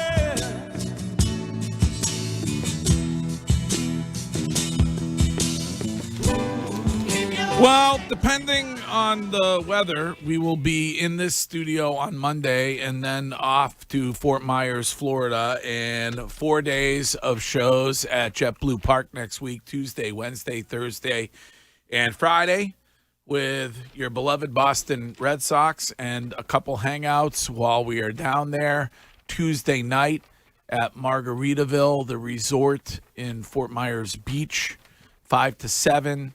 At the on the License to Chill patio. That's where we'll be Tuesday night. And Wednesday, if you want to come hang out, we will be at Ore and Iron, which is in Fort Myers, right near the Top Golf. So looking forward to seeing you and looking forward to talking to everybody that we can on this Boston Red Sox team as we get ready for game number 1 on the radio tomorrow, 1:05 start. And Wiggy's guy, the big stash, getting the ball to begin this season for the Boston Red Sox. Of course, there's the annual game with Northeastern today, and that should be the one that Ken is doing the color for. Isn't he a Northeastern grad? True. Curtis? Yes. Do you know he got a 1,500 on the SATs? Really? Wow. Very. What a waste of a brain. And I don't know if you'll be able to change your flight on Monday. Rob on a golf course doing the real research. $800 to change the flight from Monday to Sunday. No. They waive the fee when there's a storm. Yeah, Oh, there's a okay. storm, yeah. So you have to wait for the storm to be near, and then you change it. There's 2 flights, a Delta and a JetBlue on Sunday. Both look good. We're getting on one of those puppies. This is Todd from Cambridge. Hello, Todd. Hey, guys. Thanks for taking my call. Hey, Greg, quick question for you. Yeah. When you go to your wedding in Palm Springs in a couple of weeks, are you wearing your blue sweatpants or your gray ones? No, I will have to. I mean, that's a wedding. I'm invited to a wedding, and it's a black tie wedding. So I'll put on the black suit. I'm okay You with put that. a tux on? Huh? A tux? No, black suit. I don't own a tux. Like, who owns a tux? Like, How many does Santo have? Because I'm sure Santo does, but I don't. Yes. But anyway, like it's that's a courtesy to the people who are having the wedding, and they chose the thing for it. I don't. That is so different. There's photographers. It's not an entire cruise. It's an event that is formal, celebrating the marriage of 2 people that want to have a wedding a certain way. If you don't want to go to the wedding, you don't go to the wedding. Whereas if you're on a cruise, I think the point that he was making though is like I think people either fall into a category of they overdress or they underdress. Like if there are parameters when it comes to an event, like my wedding was black tie optional. right. Every day's black tie optional. And true. And like there were people like Greg went the optional. There were a lot of people went optional. Were the gifts optional? Yes, of course. I am combining. I've told you, I'm combining the wedding gift with the baby gift and with the housewarming gift. You'll be getting that soon. I get it though. I'm with you, Courtney. I like it. If it's like a club, right? I want to go to a club or a lounge that has a strict dress code. Yes. Because I don't want people coming in there with their Timbos on. Oh, now you're judging people based on what they wear? Yep, That's wild. Because guess what? That's wild. When you're wearing sneakers or boots, guess what? You don't mind getting into a little scrap. When you dress up, you don't want to get. It's like when we were in school. Your mother used to say, "Hey, these are school clothes. Don't get them dirty. Don't mess them up." When you wearing whatever, generally people get wild. I also like to. What does one wear for the South Shore Mall takeover tonight? What do you wear for that? Timbos and sneakers. I can guarantee you that. Wear for that? Yeah, I can You guarantee think they'll be that. riding their bikes inside the mall? Probably. Pooh shiesties everywhere. Yes, pooh shiesties everywhere, and Timbos to stomp somebody's head out. Like somebody says, I understand this. Rhode Island texter. Hello, Rhode Island. Love you. Roadshow coming your way this spring. If you don't like the policy, Greg, don't go on the cruise. Well, Yep. certainly. I won't. And this person says they'll be fine without me. Right. They might be. They might not be. They might like, the added entertainment that I bring to any kind of a social setting that I am in. But I just think it's weird if you have a cruise line where people are paying a ton of money and they want to dress in cruise style, which is shorts and flip-flops, to say we're not allowing that anymore. Yeah. Well, they are, but they got to go to the buffet. Or yeah, they got to go to Billy Bob's buffet. Yeah. Don't go to the nice restaurant. That's why I don't go anywhere where there are kids. Like, you know what I mean? So it's like, I don't go any cruise. If I was going on a cruise, be Virgin Atlantic. An adult only. Adult only. Yeah. I want to go to a nice lounge or a nice club or a nice restaurant. I want there to be a dress code in there. Because if something pops off, I know it's kind of bougie of you. Yeah, because guess what? When you're bougie, you don't want to get into no trouble. You don't want no trouble going on. And, I don't want to, listen, you've been in many of bars, right, in Southie? When they're wearing anything in there, people tend to get drunk. And guess what? It might go down. You get these two jackwagons fighting in the middle of the bar because they don't classless. Yes. I mean, that's just Shia LaBeouf. That's like nobody else. Right, but if Shia LaBeouf had on his Shiloh had on his $2,000 Louis Vuitton shoes, I bet what? He probably did. He did. Didn't stop him. No. I think he was barefoot. He was. Yeah, so he probably didn't start the night barefoot. No, good point. Plaxico Burress had sweatpants on. Boom, shot himself. Bingo. Who's wearing sweatpants into a nightclub? Good point, Wiggs. I don't want. You wearing a pooch shiesty? Nope. Beat it. Look at that text, Curtis. I don't get the text. Oh, hello to Pizza Shark.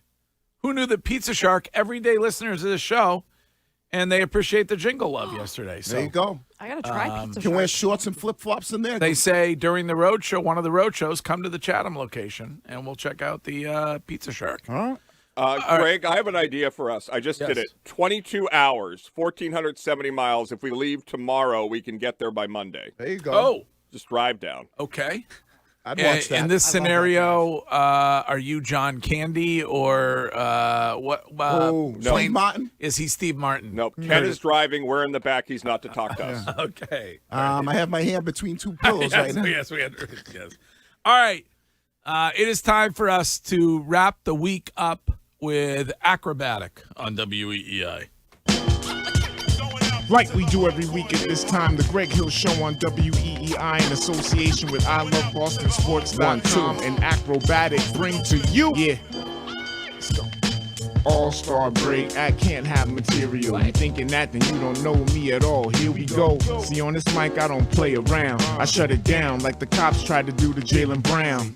The way they treated our guy, man, it was truly crass. If I was Jaylen Brown, I would go and sue they ass. No scandal, it's nothing he can't handle. It's just scandalous how Los Angeles dismantled his panelist discussion to help the community. Nowadays, you can't show unity with impunity. So take their BS citation and rip it up.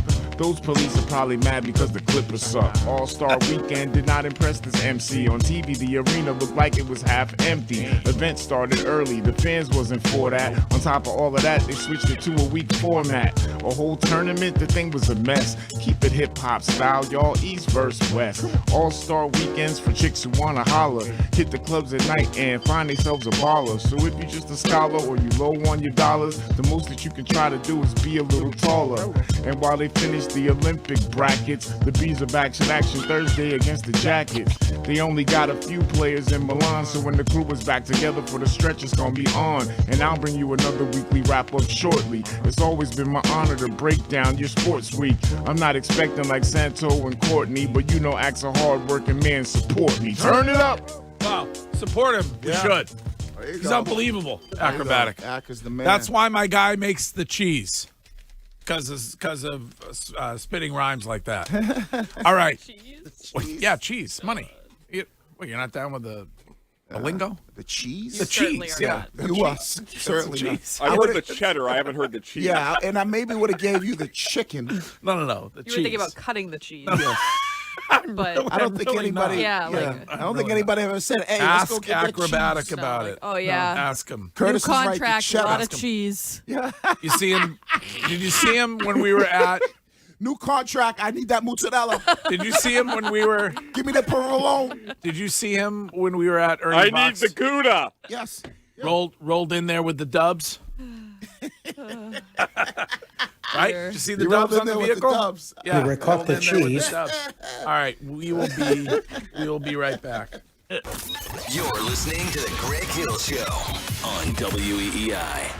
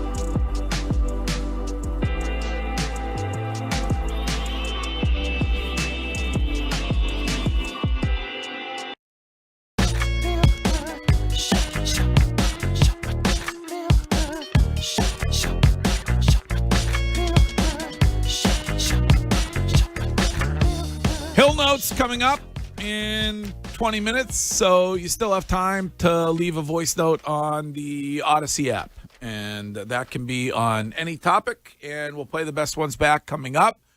Curtis, watching some nasty winter weather, can we open the Window World of Boston weather window for our chief meteorologist? Okay, so you and Reiner agree, couple inches of snow tonight or something, right? Yes, about 2 to 3 inches at max, probably a little less than 2 in downtown Boston tonight. But the real story is late Sunday into Monday. We have seen some of our first accumulation maps, and it looks like 6 to 12 inches is the initial for Boston. Okay. And then there's another one, this guy, Ben Nall Weather, one of the great guys that we interact. I always ask him about modeling, and he thinks I'm an actual meteorologist. He's less secure. He says 3 inches, yes, but the modeling still hasn't converged where he believes it's a high likelihood of a foot of snow. Okay. So we'll know better later today. And then you're right. Like, it is crazy that we don't know what the weather's going to be Monday, but we can fly, the astronauts around the world in 2 seconds. Well, Reiner went out on a limb a little bit and said on this show earlier that it's over a foot, he thinks, for Boston that's what he said. on Monday. So, but then Mother Nature got a mind of her own. Who knows, I guess. And then the question becomes, where do you put it when you're trying to move it off of the streets of the city? Because that has not worked out so well so far this winter. It's almost like this week when we had actually nice weather above freezing, we could have been cleaning out a bunch of stuff. But I don't know what the issue is. Like, I without being critical, I remember being that I'm an old, I remember when they used to just dump it in the harbor, and that probably was not good because the chemicals went with it, like the salt or whatever. Isn't the ocean salty? Yeah, but it's not Good the point. same. I don't think it's the same kind of chemical salt in the ocean. It's not kosher. But so I don't know what the option is. But Take it to a giant abandoned parking lot. Yeah, they did that a while ago when we had that really bad winter. I don't know, 7 years ago or whatever that was. Curtis, you would know better than I. It was all piled. It was all piled up down by where the Harpoon Brewery is. Black Falcon Terminal cruise down at the end of kind of where Southie and Seaport meet. Past they piled it all up down there, but I don't know why they can't seem to do that. Well, how about do what you've done every other time we've had a storm? Like, I've lived in Southie now since 16, 17 years. It's never been like this. We're 3 weeks removed, and outside of Broadway, you can't use the sidewalk if you are pushing a stroller or if you're elderly or anything. It's terrible. Yeah. Well, what did they used to do? It just would be people took care of it. You got rid of it. Okay. And the issue is that all the streets where when you hit the edge of a road where there is in between 3rd and 4th Street or whatever, you can get to the edge of the sidewalk, but the city has this mound of 5-foot high snow that you can't see around. And I would like to commend the Boston drivers. People have been incredibly patient. It feels like there should be an accident every time you merge off of one of these streets and people pull in and they stop and they allow others to go, but it's been a mess. Devil's advocate, though, are you, is the landlord responsible, or if you own your place, aren't you responsible for the sidewalk outside? Yes. So, but where Curtis is, the picture that Curtis shared on Twitch and from on West YouTube Broadway last week is in front of a giant parking lot. So whoever owns that parking lot is the one that has to make sure that street is cleared out. And usually you get ticketed if you don't. Yeah. So I'm surprised that the city hasn't been enforcing bigger fines for those people. Right. Yeah, I just the biggest thing for me is the mounds that are still on the street that haven't been taken care of, and those are just going to stay there, and it's pretty dangerous. Yeah. That's why I say bring out the blow torches. I'll take down some of those mounds.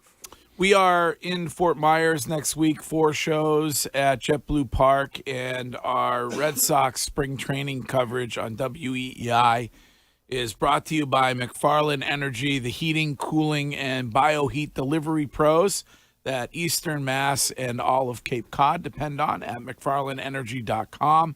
By the E.L. Harvey Companies, including Nauset Disposal and Miga Disposal, your local trash collection and recycling providers.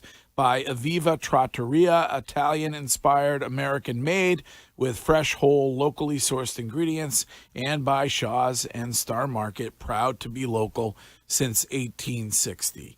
And Chime, Roman Anthony spoke a little bit yesterday, did he? He sat down with Cooper Boardman, who could even call some games right here on WEEI, and talked about hitting home runs off of certain pitchers, and when people ask him about it and things of that nature. Here was our guy, Roman Anthony. People always ask, like, what's it feel like to hit a home run off of this guy or that guy? It's like, I actually have no idea. Like, I just, ran into something, was doing the right things at that point in time. But when you're in it, you don't really think about it, right? You homer out the guy, it's like, all right, next at bat, like, all right, next game, next inning, defense, whatever. Like, there's so many. I think that's why it's such a funny, like, amazing, unique game. Is like you just constantly keep going. You play 162 games, and you play 9 innings every day. It's like, we gotta on to the next pitch, on to the next play. It's such a unique game, so where you don't have time where maybe football, once a week. Yeah. Let's sit back and think about what we did, for the next 5-6 days. And so, yeah, for me, never really had time to sit back and think about everything. I do love his attitude, and I hope he's aware that the entire hopes and dreams of a region rest on his gigantic, well-defined shoulders, because we need a bunch of dingers from him. So you think he is the one, if I were asked the room, most pressure on a player on this Red Sox team? Yep. I would put that on, like, Garrett Crochet.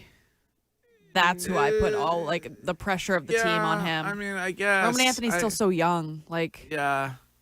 I mean, the expectation is certainly high for him, but he, other than the injury, I think during his time here last season, he delivered very well for the baseball team. Would you think he has the most pressure on him this year? I don't know if it's pressure. Like, I feel like Trevor Story has a lot of pressure because he was good last year. This team doesn't have a lot of pop. If he goes back to what he was 2 years ago, I think this team is in deep trouble. And I feel like I want to ask Alex Cora this when we talk to him next week, but I feel like he is, whether asked or just doing it on his own, is trying to step in a little bit to that veteran leadership void that was left by the departure of Alex Bregman, maybe, the way I've heard him talk so far. That could be true. And the other thing, I was driving around last night, I heard Arcan talking about how this is all on Breslow. That Arcan's point of view was that Breslow decided how to allocate these resources, and that it was all, he has to, quote, own the offseason, unquote. And I just don't put any of it on Breslow. No. I don't think it's his decision to do anything. Well, I think it's all on Cora with the season, because Cora is the one who told us that he believes that he has a better team this year than he did last year. Well, the seam heads, the nerds, tend to agree. Like, I think you have to acknowledge that. Like, when those guys when the bots are crunching the numbers, the Red Sox are number 2. When it comes to teams that improved in the offseason. They are number 2. So I that's what the number crunchers, the data crunchers will say about this Red Sox team. And I think the pressure is not, because I've already told you, like, I don't know if the manager's a major, like, has a lot, like, it's a big factor into what your team looks like. I think it's just really about, when do we go get a guy, relief pitcher, or set in the lineup? I don't give a lot to a Major League Baseball manager. So I would say the pressure, when I say pressure on Cora, like, this might be the year for him where if they don't do well, are they looking to get a new manager next year? You're right, because if they don't do well this year, he's entering the final year of his contract, and we know that that's not something he wants to do. So either you're a lame duck, which he doesn't want, or they'll extend him. If they have a poor year, maybe they just stop it a year before it's done. Yeah, I mean, listen, I agree with whether it's Craig Breslow or those that are looking at the team and saying you improved when it comes to pitching. You absolutely have improved when it comes to pitching. And you got to figure out who that fifth starter is rotation-wise, but you got a bunch of good options. You're going to see your guy tomorrow, the stash, and you got Brian Bayo that's up first. So I'm not worried about. It's really where does the offense come from? And then but then you have, and we're only 2 weeks into it, but you have somebody like Abreu who is, knocking the cover off the ball currently. Right. So you're going to have to string together the offense from a bunch of different guys. If the Red Sox are not performing well this season, it's because their pitching didn't live up to the expectations. Correct. Right? That's kind of the way, because you talk about big stash for the fifth starter. It looks like we always talk about you got your number one, you got a legitimate number two, and maybe you got even a number three because you don't need five guys, right? Well, listen, the naysayers are going to, like that text there on the Subaru of New England text line, which is that no team has won a championship without a 30 home run hitter. Yeah, I would also say, though, just a year to year, I know you said people think they improved. You lose Devers for nothing. You lose Bregman for nothing. And you're sitting here, and I don't know. It's unfathomable that they would bring in a guy in Bregman who would ruin your relationship with Devers to the point that he's gone. He was here for 10 years. Now, poof, he disappeared. And Bregman, the guy that you moved him for, is gone as well. Which, and this is what I said last year. You should have just left Devers at third and put Bregman at second. Knowing that, okay, there's a chance we could lose Bregman because we gave him a contract where... Honestly, Rafael Devers, unfortunately, would have found something else to be annoyed by. Let's be... No, Greg, before last year, he never pouted and didn't play. Yeah. He always played. Yeah. He never was an issue. Nope. He played 150 games a year. He was never an issue. If you would have just said... And I get it. Why is he suddenly so gung-ho about playing first base out there for the Giants now? Because he is pissed at the people here, and he wants to rub their face in it. Right. When you give, we would all be the same way, right? And when you give Bregman a deal where there's an option for him to be out after 1 year, why would you ruffle the feathers of a guy that you had 8 years on the contract or however many years left Devers had? And a guy that you did everything you could to say, throw the glove away. You're the DH. We're not going to move you around. You're just going to hit. That's all we need from you. And that's clearly something Devers didn't want. And then, boom, an injury occurs, and it's, no, you need to learn first base. And while we all would play, Devers is the face of the franchise at over $300 million, and he feels like he's been disrespected the entire offseason. And I don't think it's a crazy thing that I think other great players in baseball would have reacted in a similar way. Right, unless you... Brett Norton in the Twitch chat is asking if I have a shrine, an Alex Bregman shrine in my closet. I do not.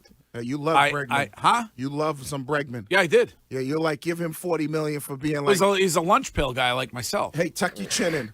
When we said that to Veritek, he almost fell out of his chair. Yeah. It's like, wait, $40 million for him to be like, all right, tuck your chin in? For a leader? Right.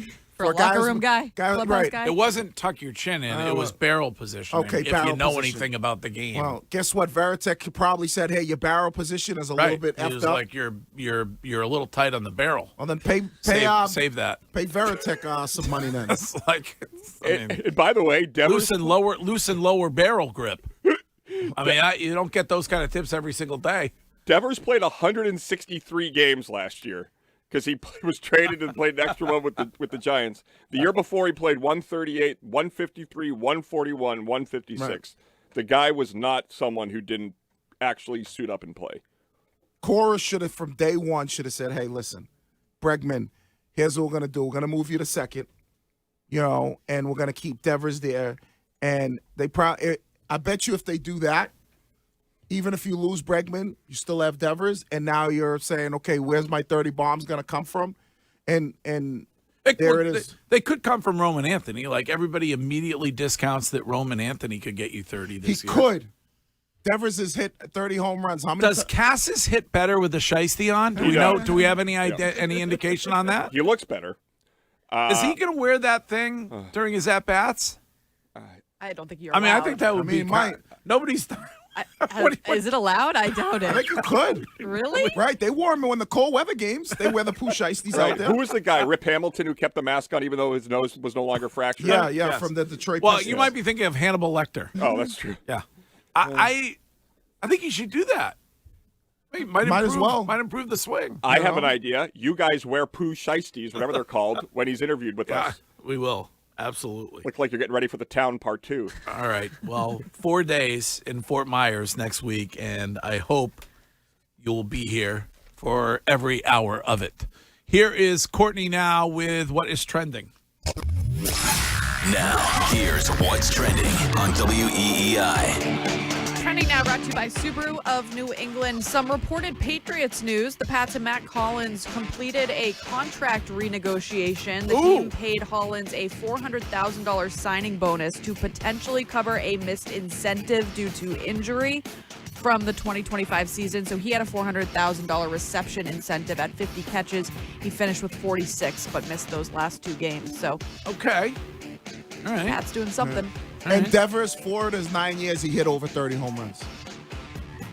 4 of his 9. Yeah, 4 of his 9 years. The Celtics take their first game back from All-Star break, 121-110 the final. Jaylen Brown had a triple-double in the win, while Peyton Pritchard led with 26 points. The USA women took gold. They take down Canada in overtime when Boston College great and Boston Fleet player Megan Keller got the game winner, taking the game 2-1. The men will try to make it to the gold game today when they take on Slovakia in the semifinals. Puck drop is set for 3:10. And we have an exhibition game for the Sox today at 1:05 against Northeastern. We don't have the call for that, but the Sox have the Twins at Lee Health Complex in Fort Myers tomorrow at 1:05, and we have the call for that one on the Shaw's and Star Market. WEEI Red Sox Radio Network. Shaw's, proud to be local since 1860.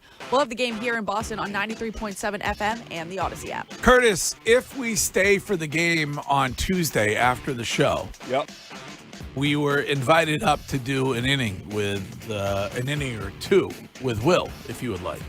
Are you being serious? Yes. Awesome. Okay. All right. So we'll do that on Tuesday. Does he know I'm coming? I think so. All right. Yeah. We'll show up in the shiesty. He'll have no idea till halfway through. Let me tell you, I'll cry too. Okay. Oh, no. The Subaru of New England Washington's birthday sales event lasts all month long. Feel the freedom of driving a brand new 2025 Subaru with standard symmetrical all-wheel drive. Find yours at SubaruofNewEngland.com. That's what's trending. Your Hill Notes coming up next.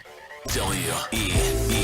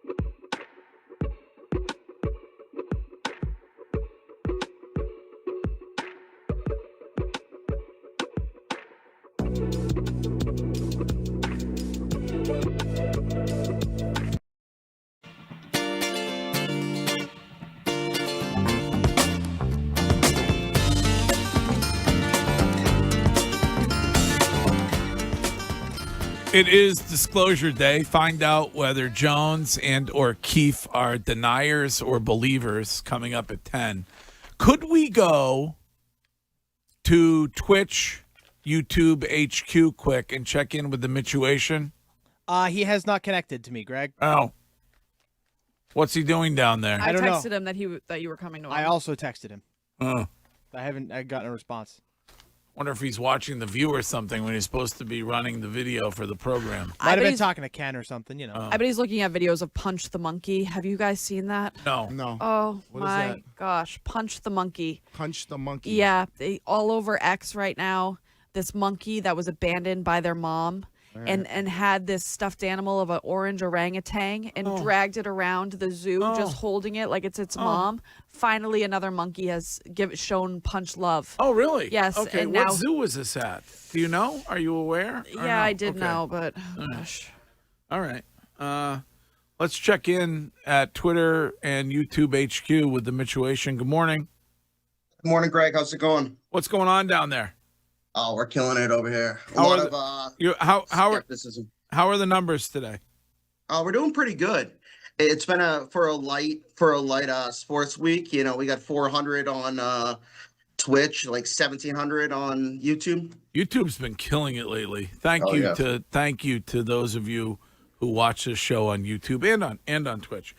You put a poll up on Disclosure Day? Yep, Disclosure Day. Do people think space aliens are legit? Yeah, they're real. 84% say aliens are real. So thank you. I believe it. 84%. How many votes in on that poll? 67. So I just put it up like maybe less than an hour ago. So. All right. I need more data. Yeah. What about the Dominion polls? Okay, I need more on that. But so far, 84% believe that when the files are released momentarily, you will find out that they are the alien mothership is among us. Greg, So I have do a they question think- on oh, that. go ahead, Curtis. What, Curtis? I have a question on that. Why do we still think the Friday news dump works? Like, we no longer are on that old schedule. Like, we consume constantly. Yeah. It's not that on a Friday, nobody's going to see it until Monday because it wasn't in the paper. No, you're right It about is an that. odd. I don't know why they like the Epstein stuff's always released on a Friday. Very odd. Do they think they're real in the sense of like they're walking amongst us, or do they think that we just have like? I don't know. You'd bones? have to ask each of them to find that out. Worded it a little bit better too, but I'm a yes. I think aliens are very real. Oh, you're a yes. Yes. Oh, okay. All right. Thank Emphatically, you. yes. Thank you, Mitch. Thanks, Mitch. There he is, the Love man you, in Mitch. black, the Mitchuation, All right. who appeared to be in alien form a couple hours after this year's Jingle All the Way 5K. Whoa. At the Playwright. I wish I saw that. Yeah. Yeah, well, he was trying to split the G with Brees Hill and the fellas, and he took multiple attempts at splitting the G. Your guy, Angry Principal Dave, is on the phone, Curtis. Hello, Dave. Good morning, Greg. How are you? Fantastic. How about you? Good. Actually, vacation day today, but I did work Tuesday, Wednesday, Thursday. I heard you guys said I was. I'm a full-year employee. I got to work all year. I appreciate that. But I have an announcement. Yeah, I have an announcement for the show. I mean, many probably won't care, but it's been a good run, Greg, but I am retiring officially from Hill Notes. No! I can't dedicate my time to bring content to the show. I'm retiring. Congratulations. So I'm also gonna. I also think you should retire the segment. It's just lost its oomph. It just doesn't have it anymore. God, this And also, Greg, if I may. No, gosh, this is horrible. Greg, yes. Greg, if I may, You may.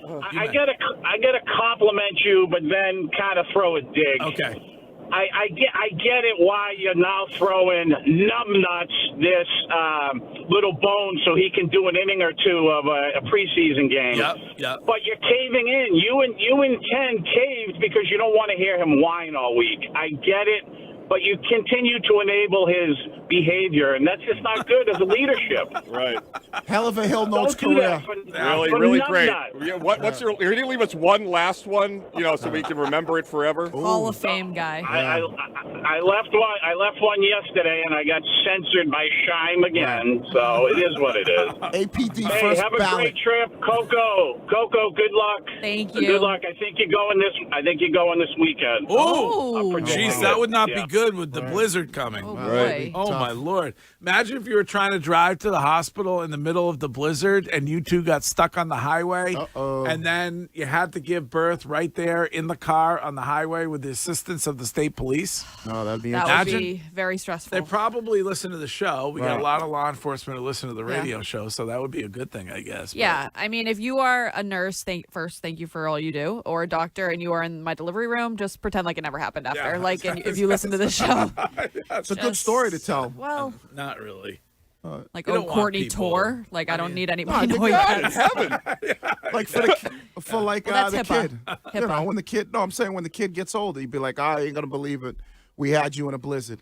It's a I good mean, you story don't to tell. think if the doctor is a listener that he's going to tell all his bros, like, Oh, everything That's about... HIPAA. They don't...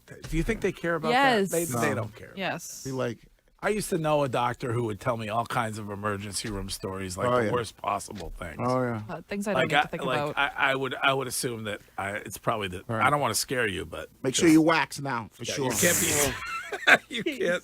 There's no modesty in that. Save that. There's no modesty in that situation anyway. Right. It's kind of like you have to just accept it. I have to let go, let God. Right. Courtney, did you realize that you tried for this job? Like, how crazy are you? It's insane. I tried for it at such a pivotal time in my life, Curtis. Like, I went through getting engaged, married, and now pregnant Right. on this show. You better make sure you wax. Yeah. Isn't that amazing? Yeah, it's a very interesting thing when you're a bride, you just want to feel beautiful and like gorgeous the entire time, and you're told you're ugly and fat every day. Now, like pregnant, it's like you just want to be excited for your baby. You're told like, ooh, good luck, terrible decision. It's just it's unbelievable. It's your life though. Yeah, Most it of that is. comes from Wiggy. No, I have an Wiggy idea told me though. that my Courtney- social life, Santo and I can continue having Yep. date nights, keep the love alive. We had a great date night. You'll be Yeah. fine, especially you have local parents, so they Yep. can come over. watch the kid, and then when you guys get home, they can probably head back. You guys will be fine. Yeah, we are going to look into like BC nursing and see if there's any like nursing students that want to babysit or something once a week. Okay, get them while they're cheap. Right. Yeah, it's a smart move. Well, no, not cheap. We won't. Is that cheap your up. idea or Santos? It was both. Oh, okay. There you go. Get Why does it always have to go there with you? You know? I don't know. You know? I mean, there's male babysitters. That is true. They're mannies. Are there male Mannies. babysitters? Oh, yeah, they're mannies. Oh, maybe you could get a Manny. Yeah, I would love that. I would Would trust. Santo be okay with that? Yeah. Okay. It's called trust. Is that what it's called? Yeah, it's called trust. All right. Let's get to Hill Notes. Hill Notes is brought to you by Coleman Electric, KUHLMAN. A bunch of really good electricians helping homeowners like you not get electrocuted. Remember, it's electric. Greg, just for the record, there's nothing wrong with the everything bagel. Come on now. Just not a fan of it. I just ate one. It's too much stuff. And Courtney, my buddy who's a cop you met at one of the concerts, he didn't tell you his name until the end that he knew me. Oh, yes. He just said he'll be happy to drive you, but he will be filming it and doing a blue light. Thank you. Thank you. Thank you. Coco, stop trying to make being sad happen. It's not going to happen. Also, good luck with the baby.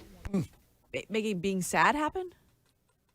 Yeah. How you say I'm sat for that? Oh. Sat. I'm not making that. That's what people say. What does it mean? It means like I'm ready for it. tuned in. I'm tuned in. Yeah, Okay. I'm interested in this. I'm sat. Oh, Yeah. I never even heard you say that. All right, I got a hot take here. Maybe it's not a super hot take, but I've always felt that Jaylen Brown is more clutch than Jason Tatum. I've always felt that he can hit that game-winning shot more often than not than Jason Tatum. Huh. Well, he certainly did when they won the championship. That he did. A couple years ago. He had a couple big shots on that run. You said earlier you believe he is the better two-way player. Oh, yeah. So yeah, he's definitely the best two-way player in the NBA. Definitely. But who do I guess they both have Jaylen, and what Jaylen has been able to do is show that he can carry a team this year, right? So even though people are like, oh, yeah, before it'd be like, oh, Jaylen's the better player. Jaylen has now shown that, like, for, it's going to look like an 82-game season that he can carry a basketball team and be the number one. I feel like this is a hypothetical, obviously, so don't lose your minds. But don't ask it. If Jaylen takes the team to the NBA Finals and they lose, or even the conference final, and Tatum doesn't return, is there any chance that Tatum would be the one moved if they had to separate the two? Could be. Or is it only Jaylen? Because up until this year, I would have never traded Jaylen. I would never trade Tatum and keep Jaylen. So, see, he has... Well, one reason why this argument might be annoying for many is that they don't... Why do they need to separate the two? They don't. Right. They've coexisted and been successful coexisting for quite some time. It's an embarrassment of riches that we have. So why is there still... so I would say I agree with that, but why This do is we a have to narrative. have- This is a narrative that is being driven by you and by others. So I'm the one who tweets things out. I'm the one who says... Well, you're the one who compared it this week to Belichick and Brady. Yes, It's a great true. take. They've been together for, 8-9 years? Like, in the world of basketball, that's a it's long been- time. and they've been pretty successful. Well, nobody's disputing they haven't Yeah, been I'm not successful. disputing that. Right. Could that last for another 8 or 9 years? I mean, Shaq and Kobe won 3 titles. Why'd they have to separate? Right. And I'll go back. I think Shaq and Kobe might have been together for about 7 or 8 years. And then eventually it runs its course when you have two alphas. It doesn't work. Could you imagine have two alphas on But a radio that's not show? what they had. Like, Shaq was not the player that Kobe was. When he, Like, when they won all-around the player. championships? Yes. When Shaq was the main reason why they won the first 2 championships. Kobe Bryant is all-time top 5 player all time. Shaq was the most dominant big man to ever step on the dominant court. big man. Right. Yes, that was Right. That was his role. Right. And that Kobe all around incredible Greg NBA superstar. I'm not saying that, but the problem, what ended up happening is Shaq was it was Shaq's team when he first got to LA and they won a couple championships. Then it started to drift off into, because like you said, into Kobe's team.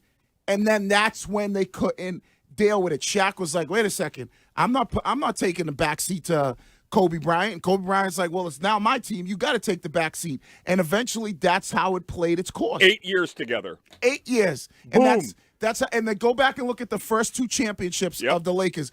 It was Shaq. Shaq was the MVP in 99, 2000 in the NBA. He was all NBA those years. Right. He was definitely. And then it became Kobe's team, and you're right, and then that's when it was like, oh, we can't do this. They shipped Shaq off, and then Kobe ultimately won some championships after that when they brought in Paul Gasol. But eventually, 2 alpha dogs, it runs its course. Look at D-Wade and LeBron. No, LeBron and the guy who was the team that the Dallas trade. What am I losing my mind with? That they end up Anthony getting, Davis? Right. Every one of these teams, it's often works in the beginning, and these guys have clearly worked. But the reason Tatum isn't back now is not the injury. It is the relationship and how it would affect the dynamic of the team given their success this year. Slow playing Tatum back when you're a bubble playoff team is very different than when you're the 2 seed. Also, do you not have Kobe Bryant top 5 all time? No, I never said it. No, I know. I'm talking to this Jago J Legend 33 in the Twitch chat. Like, I mean, yes, Kobe Bryant is all time top 5 NBA player. Yeah, they're all day long. Yeah, I would say that. But I would say this, Greg. Right here becomes. Until somebody's willing now, and I think Jalen has proven himself, and that's the biggest thing now is Jalen has shown he can be the guy. And Curtis is right. Sooner or later, that relationship runs its course because 2 guys it's very difficult to maintain that. And what do you guys always say about NBA players? Selfish. Selfish, it's all about me. Egos. So why all of a sudden now you'd be like, oh, these guys are not selfish? They've always been that way since the time they came up. Go ahead, Sean. Curtis, for once you are absolutely correct when you said you are not a math expert. Turns out 97 out of 99 saves is actually 98%, not 97, but good try, bud. Well done. I was like, I think I also screwed up the light years. I think I put 1 million in there. There's no million. It's 4 light years away. But also, I believe that light years is a distance. Is it a time or a distance measurement? I thought it was a speed thing. You said it was 400 million, whatever. It's a distance. Oh, is it? Yes, it's a distance. Okay, so you travel at. It's not a time measurement. It's a distance. So what's the speed called then? You travel at warp.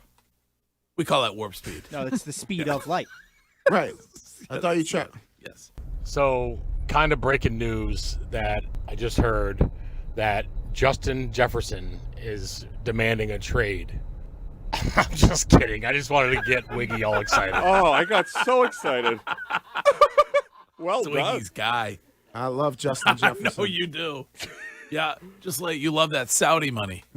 You and Justin Jefferson. You don't think Justin Jefferson in another year or 2 is going to be looking to get out of Minnesota? I would have no idea. If they don't get a quarterback. Right, but that's my point. If they don't get a quarterback, he's just going to be a guy that is one of the best players in the league playing on a crappy team without a quarterback. In my current position, I provide counsel to my customer base. And yes, Greg, the customer is always right, but they're very rarely correct. A lot of people feel that way. But the customer's always right. That's how I feel.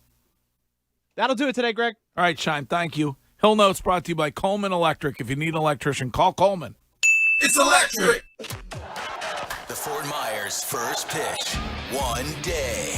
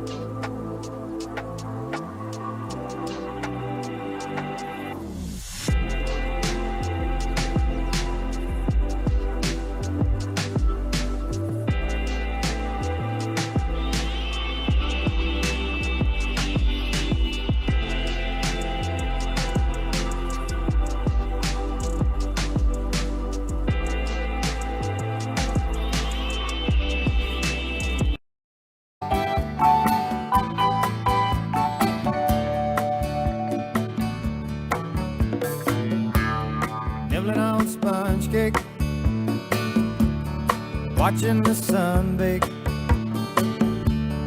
All of those tourists covered with oil, strumming my six string on my front porch swing. Smell those shrimp, they're beginning to boil. Wasting away again in Margaritaville, searching for my lost sugar and salt.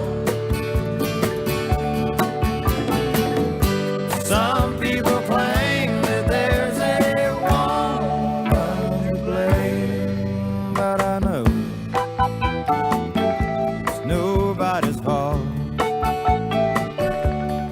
All right, we got to get out of here because I got a couple Olympic hockey games to watch today. Go USA. Yes. I would like to see Canada get there as well. There is a argument by some that you don't want to see that, but I would like to see that as the gold medal game on Sunday. It'll be the rematch from last year, the Four Nations. I agree with you, but it will possibly be without Sidney Crosby. He will not play in the semifinals today at 10:40. Advantage U.S. Let me ask you, they still got Connor McDavid? Yes. Oh, okay. He'll be fine. yes, they do. That's your guy. Yes, they do. That is your guy.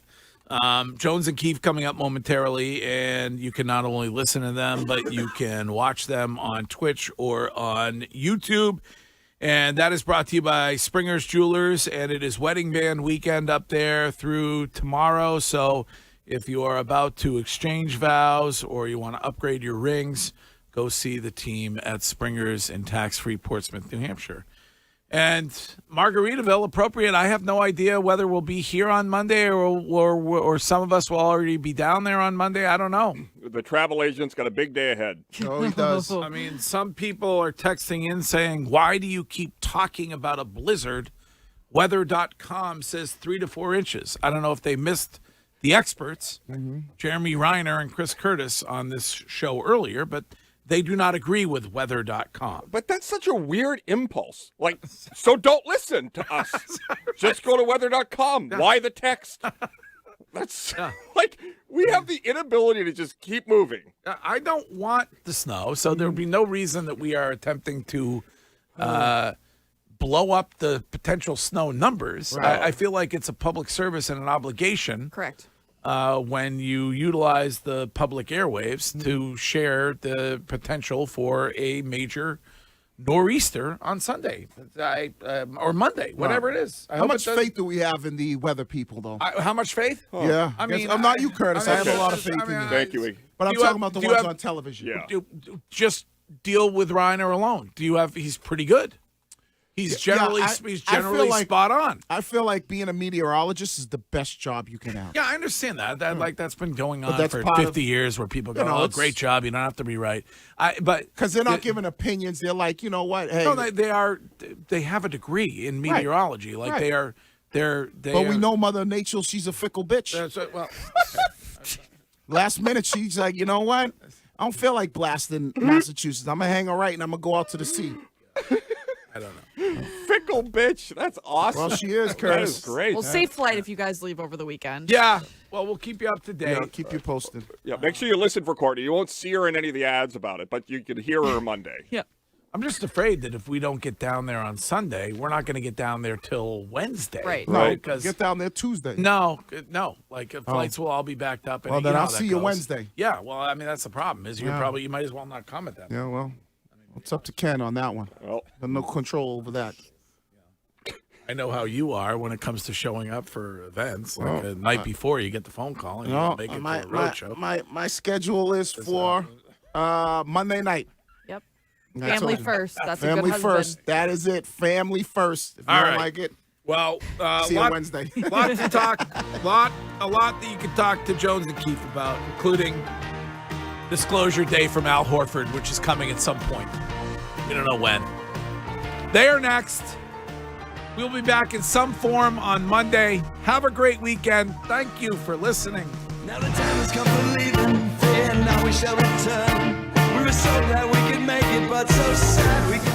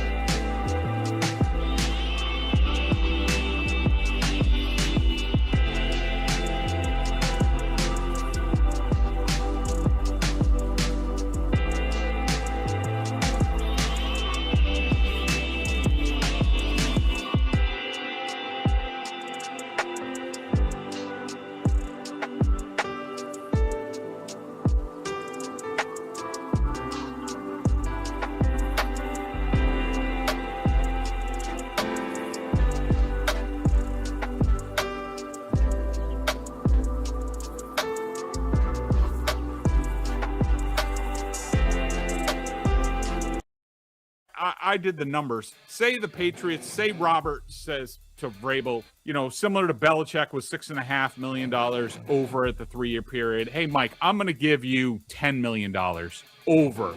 So that means in terms of the cash to spend this offseason, the Patriots would have about $33 million in cash from today that they haven't spent yet. And just to point out, a Christian Gonzalez might get $25 million in a signing bonus of that cash.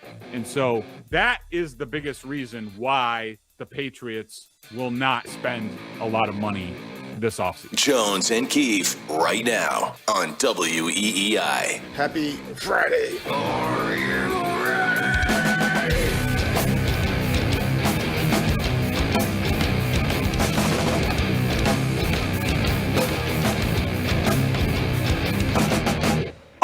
Are you ready to get into the Patriot spending, Keith? Sure, why not, Jones? But before we do that, I was going to say, not too fast. Before we do that, there's something a lot bigger going on today in the world of sports, Jones. And that is the United States of America taking on Slovakia in an ice hockey game. Are you excited for that? The game before the game.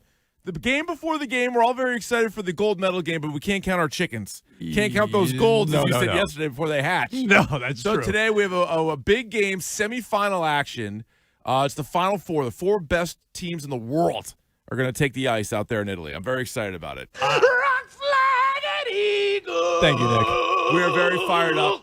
Yeah, Team USA. I hate to be an ugly American. Yeah, well, too late. Stomp out the Slovaks. Is that what you're saying? Yeah, get that trending. Yeah, Stomp out the them out. Slovaks. Yeah. Okay. Is that? Yeah, that's not a slur. I think that's okay. I think we're good with that. So anyway, easy. Big game. Oh, this is huge. If you're watching on twitch.tv/Boston WEEI. Or on YouTube. You can watch there, chat there, subscribe. We encourage you to do that each and every day. But today, Keith and I would say, are properly attired for an Olympic semifinal. But really, we're bracing for USA-Canada on Sunday. Canada plays, what, in a half an hour? Yeah, like that? 10:40, they're going to drop the puck against Finland. All right, so we want the Finns out. We want Canada on Sunday. Yeah. And, of course, the USA later today. But we are properly attired. Greg, I have my American flag. I break this out for every big USA Olympic hockey tournament. It looks great. Greg made sure to warn me not to drag this on the ground. We'll keep our eyes on that. Was very difficult. I don't know. Be respectful. You're not supposed to really use that as a prop. No, I don't know if this is a bad sign or not. I did have to urinate before the show, and it was a little difficult. So I don't know if that was. Hold on. I don't know if that was sick brag. Why was it difficult? Well, have you not had a lot of water or something? No, around the flag. Is that a new problem? Around the flag. Oh, okay. I was going to say, you might want to call bring it someone in there?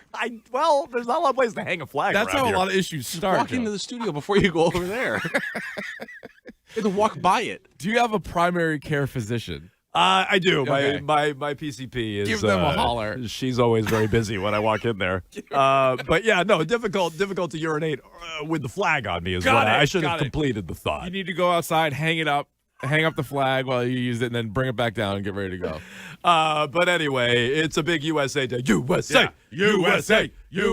You watch any of the women yesterday? That was a big win. Yeah, it really was. That was a thrilling game. Overtime victory for them. So step one in our hockey dominance is complete. Taking down Team Canada. Big rivalry game. Now, I think the U.S. women were actually favored to win that game. Yeah, they didn't cover. If you bet it like some of us did, they did not cover. But yeah, they won, which the gold is all that matters, I guess. Not to my betting apps. But I hear you. Yeah. I love the Olympics, but I have taken a bath when it comes to I cannot bet Olympics for the life of me. It started with the Super Bowl, Keith. The Patriots getting knocked out. It has just been a steady decline for all of my betting apps. I'm probably going to make the money back up in March Madness. I feel like I'll probably just crush the bracket. Maybe on USA Hockey. Or USA Hockey. Yeah. Yeah, well, there's not a lot of money to be made in this game today. But Sunday they'll be the dog. So maybe take them outright Sunday? Depends on how much you want to lay down. But yeah, if you want to bet either way, they're the dog. You mean like because you can also pick like exact score and stuff, or you can pick like exact score and margin. You could bet a money line and just bet big nut. $1.429, $626. Yeah, I'm not putting an Andy Hart Christmas tree down on Team USA. I can't afford to lose that right now. The text line is asking Keith, is your kid going to miss those sunglasses? That's not what they're going to miss. You know what's funny is these wristbands are my daughter's. Those are fire. Double red, white, and blue wristbands, and I said to her this morning, "Hey, Cece, do you mind if I borrow these wristbands?" She's like, "No." I was like, what do you mean? No. I was she like, said can yes. I was like, can I borrow them? Yeah, And she's she like, goes, no. No, those are mine. What do I you go, mean? What do you mean, Dad? Those are mine. And then she goes, what do you need them for? So she's 6. She goes, what do you need them for? I was like, what? For work. And she goes, She goes, just bring them back. Don't just lose bring them back, Dad. Yeah, she got a basketball game tomorrow. She needs these. So to be clear, those are your sunglasses. These sunglasses are mine. It's the wristbands that aren't yours. Those are your daughters. These are my daughter's wristbands. Got it. Okay. Yeah. I just wanted to clarify. It's also my ball cap and my soccer jersey. Good looking. Yeah. That's good looking stuff. This is Team USA. This is my Amazon hoodie. I like that. I got to be honest. I don't want to know who else wears a hoodie like this. I'm a little concerned about that. Okay. What sort of list I'm on after purchasing it. But you're doing all right. But it is a pretty good looking hoodie. Jones's sweatshirt has a bald eagle on it, looking pretty menacing, as well as the stars and stripes. Yeah, stars and stripes. The rock flag and eagle is what it is. Yeah, it's really cool. Yeah, that's a really cool thing. You're plus right. it's a bit. Well, I'd say 50% of the country thinks so. I've been wearing this for about 2 straight weeks because as soon as the opening ceremonies hit, I am full go. All USA all the time. Rooting for the U.S. in every single event, whether it's solo women's bobsled, biathlon, doubles luge, and everything in between. Team USA hockey is really just the tip of the iceberg. It's a big day for America, too. We're going to find out about the aliens. You see that earlier today? Hell yeah. And the aliens, too. It's the first thing I saw when I woke up. I'm like, we're releasing all the files? I'm like, America is back. What a turn of America is back. What a thrilling week this has been. So Barack Obama goes on a podcast where he's like, yeah, aliens are real. He's like, they're not in Area 51 and I haven't seen them, but they're real. Yeah. Which, by the way, people who are surprised by that, it's like, yeah, duh, they're real. What do you mean? What do you mean they're real? It's a big news that a president said it. And then Trump Classic is just like, he shouldn't have said that. But we'll release everything. I was like, okay. Well, he's declassifying We're getting some good stuff then. Obama had classified information. He's declassifying it, Keith. Right. So we're going to see it all? When's that coming out? I don't know. Yeah. I'm always down to see it all. So whenever they want to, I'm in. But yeah, big week for America. Big day for America out there. Maybe the biggest. Olympic Until semifinal. Sunday. Olympic semifinal. But there's no gold medal game without a win today. So let's take this one first. Take them down this afternoon. Baby and we steps. can celebrate in the next 2 nights. You can celebrate all tonight, all Saturday night, and then Sunday morning you got to get up. So you got to have a plan. Maybe have like a certain, I don't know, there's going to be like a gold medal drink we can make. Yeah, my wife's at QuiltCon, so I'll definitely be up. My kid's up at 6 a.m., so I'll be up. I'll be ready to go. She doesn't get back to QuiltCon until Sunday night, right? No. The Americans will be gold medal winners for many hours by the time she's back. Then there's snow in the forecast, too. Is that? Or I don't like she that. might be stuck there at QuiltCon. If she gets snowed in at QuiltCon, it's you're in trouble. It should be warm, though. That's a euphemism for something, if she gets snowed in at QuiltCon. But anyway, no, I plan on wearing this again on Monday, Keith. I'm not even washing it if America wins. I'm planning on wearing it until they win the gold, quite frankly. I can't wait. So we'll take your thoughts on this all day long. It's 617-779-7937. It's how you get in touch with Jones and Keith. Yes? That's not nice. The top What's text. that? I'm shocked Keith can fit in that U.S. soccer jersey. I thought it would be more snug I'm going to tell than you, last year. I have not worn this sweatshirt since this time last year. Snug? 4 Nations, which some would argue is better than the Olympics. I would not. I personally would not argue that. I would not argue that. I would take the Olympics over 4 Nations. I 4 would Nations too. is kind of a meaningless, stupid tournament. This is 12 nations. But I guess some would take 4 Nations. Yeah, but I'm not sure. I last wore this around 4 Nations, and I would say I'm a little thicker from 4 Nations you? last year. I was a little worried how I would fit Well, into you got this. to put but on a little winter weight. Swimmingly. It fits very nicely. You need to put on winter weight. It's so cold out Well, there. last You'd be year's crazy winter not to. weight would have been in this. And When so, was 4 Nations last year? This time? I think it was February break. I'm almost positive it was February break. Oh. Yeah. So it's been a full year? You know, I can still fit in the soccer jersey, although I did buy it pretty big. It's a big jersey. It's not like my Damon Stoudemire jersey, which just gets smaller by the day. No, that's in 2 pieces, I believe, right now. Is what that is. That's no longer just one jersey. That's a mess. Multiplied into 2. I'd like my money back. We got your interaction on Twitter and Instagram at Jones and Keefe. As we said, good day to watch along every day, but specifically today, twitch.tv/Boston WEEI. You can chat there always, and I mean always, a healthy chat going on Twitch. Do the same on YouTube. You can watch there. You can chat there. Just subscribe to WEEI. It's Top 5 Friday, Keefe. We got the Mayor's Cup getting underway this weekend. I can't believe 2 weeks ago, just looking ahead at some of the schedules for all the teams around here, as we do, I was like, the Red Sox are going to play before the Bruins do? Like the Red Sox play, I mean, I know it's spring training, but they play tomorrow against the Twins. Actually, today, right? Don't they play Northeastern? today, yeah. Always a thrill? Yeah, I mean, I hate to split my allegiance, but I'll go Huskies today. You're going to take the Huskies? Yeah, it's been a while since they've taken down the Red Sox. I'm not sure they ever actually have. Yeah. But I'll be rooting for that today. But because the Red Sox and Twins play this weekend in the Mayor's Cup, a spring tradition like no other, We'll do top 5 twins at 10:45. Top 5 twins. Which how many overlaps? I don't think we have overlap today. One overlap. I bet there's at least one. It's got to be. There has to be one. if there isn't one, we're not doing it right. Well, last week there was 3. So, no, this week I think there's only 1. And so if there's more than 1, we might have to start telling you the list ahead of time just so to avoid. We at least have to tell Nick or Billy so they can cross-reference. Yeah. So top 5 twins at 10:45. And twins. Friday, don't spoil it. Friday 4-pack at 11:30. Plus, we have the week in review at 12:45. What a week it's been. So that's all coming up today on Jones and Keefe. You heard Bedard right off the top. Yeah. I don't need to go through all his numbers, but basically he went back to 2021 and really throughout Kraft's tenure in his spending, but he highlighted 2021. He's like, in 2021, Kraft allowed Bill Belichick to spend way over the cap. And so what did they do the next 2 years after that? Basically all the money they spent, all the cap overages in 2021, they were then under the cap by that much over the next 2 years. So Bedard's point is a correction in spending is coming this offseason and maybe over the next couple of off seasons. He also said something terrifying in there where they already have money dog-eared for Gonzalez and Drake May. So if you're saving on spending and you're handing out those 2 big contracts, like what else can you even expect beyond that except for spackle on the rest of the roster? I know. So Bedard says they're not spending, which is already my fear.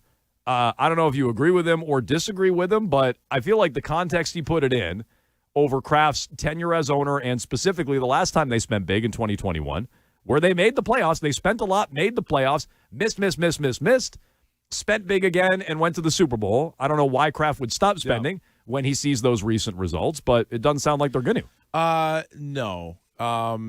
It just feels like just them going back-to-back big spending is not likely, and also the whole idea about Gonzalez and maybe some of the other guys that they want to re-sign, doesn't that kind of give you shades of the Red Sox where they'll be like, well, we extended Crochet and Anthony and all these guys, which are good moves. Yep. Like we brought back those own guys, but you're sitting back and you're saying, well, how much have you improved the team? Like what other guys have you added? Were you big spenders in free agency? No, not really. Like I'll take Ranger Suarez, but like you weren't really involved in Ron Hare or Summer Sand Ranger. Yeah, Summer Sand Ranger. But no, I think. And let's hope that they do extend Gonzalez, right? Like that needs to be something that they do. I hope that doesn't turn into a ugly situation, or we're talking about it in camp and we're like, where is he? But that doesn't, as you said, that doesn't improve your team. That guy's already supposed to be on your team, and Drake May is on your team, and those guys don't improve your team. They're just your team. Right. So to improve your team, you have to spend outside of your team, and it doesn't sound like they're going to. Yeah, I feel like they're in a spot like every NFL team where you need to improve. And so there's 2 different things. You can look at it and say, hey, we're a little bit ahead of schedule.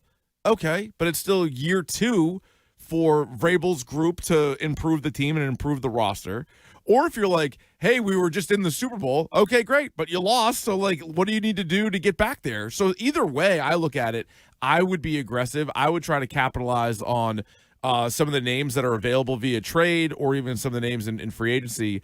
But just my guess, I think it is going to be more of a stick with the draft picks that they have, look around for other guys that aren't at the top of the end. Like, look for the Morgan Moses and Garrett Bradbury's and some of the guys that did help the team a year ago. Yeah. That type of players is more my guess. I mean, look, and I agree with you. I think that's what they're going to do. I don't agree with that approach, but I think that's what they're going to do. Look, maybe they'll find Morgan Moses and Robert Spillane, and Harold Landry was a useful signing, and all these guys. Maybe they'll do that again. Maybe. I mean, they hit on almost everybody. Maybe their front office is just that good, where they don't need to spend money in a big way, and they can find those mid-tier free agents and the proper fits because they're just so good. Vrabel and Cowden and Stretch and even the Wolfpack there. Yeah. Maybe they're such a good combo that they just have a keen eye that no one else has, and they don't have to outspend people, and they can pick up all the mid-tier free agents. They did it last year. Look, that's possible. I wouldn't bet on it. I don't feel great about them doing that again. In fact, part of what made last year's free agent class so special is how rare it is to hit on just about everybody in the free agent class. So the likelihood of them doing that again and threading that needle again, I think is exceptionally low. But look, I'll allow for it. They're 1 for 1 so far. Maybe they can be 2 for 2. Yeah. I just don't think that's a good way to live. I think they got some successful mid-tier free agents last year. They also spent the most money in free agency. So I think it had more to do with the volume of spending. Which allowed them to take chances on some other players, and they happened to hit. You cast a way wider net when you spend, and I'm fearful they're not going to spend. And I do think, Keith, with May going into year 3, the Crafts have thumped their chest about this in the past. All the owners do. Nothing more valuable than a quarterback on their rookie contract. You got it, because in a couple of years, you won't. You'll be on the other end of that. And then, now that that's an excuse, because we see how teams do it all the time. Look at what they did in Kansas City. If you are somebody that even is interested or follows or believes in the salary cap, Patrick Mahomes and the Chiefs every year restructure, save a ton of salary cap space, and he still gets all his money. So that might be something down the road that you can do with Drake May. But that also shouldn't be an excuse. But to your point, if you're using it as a positive, well, then go ahead. Go ahead and get that big wide receiver in the meantime until you have to pay Drake May in a couple of years. This is the time to spend. Yeah. And Bedard's telling you they won't. And I'm afraid he's right.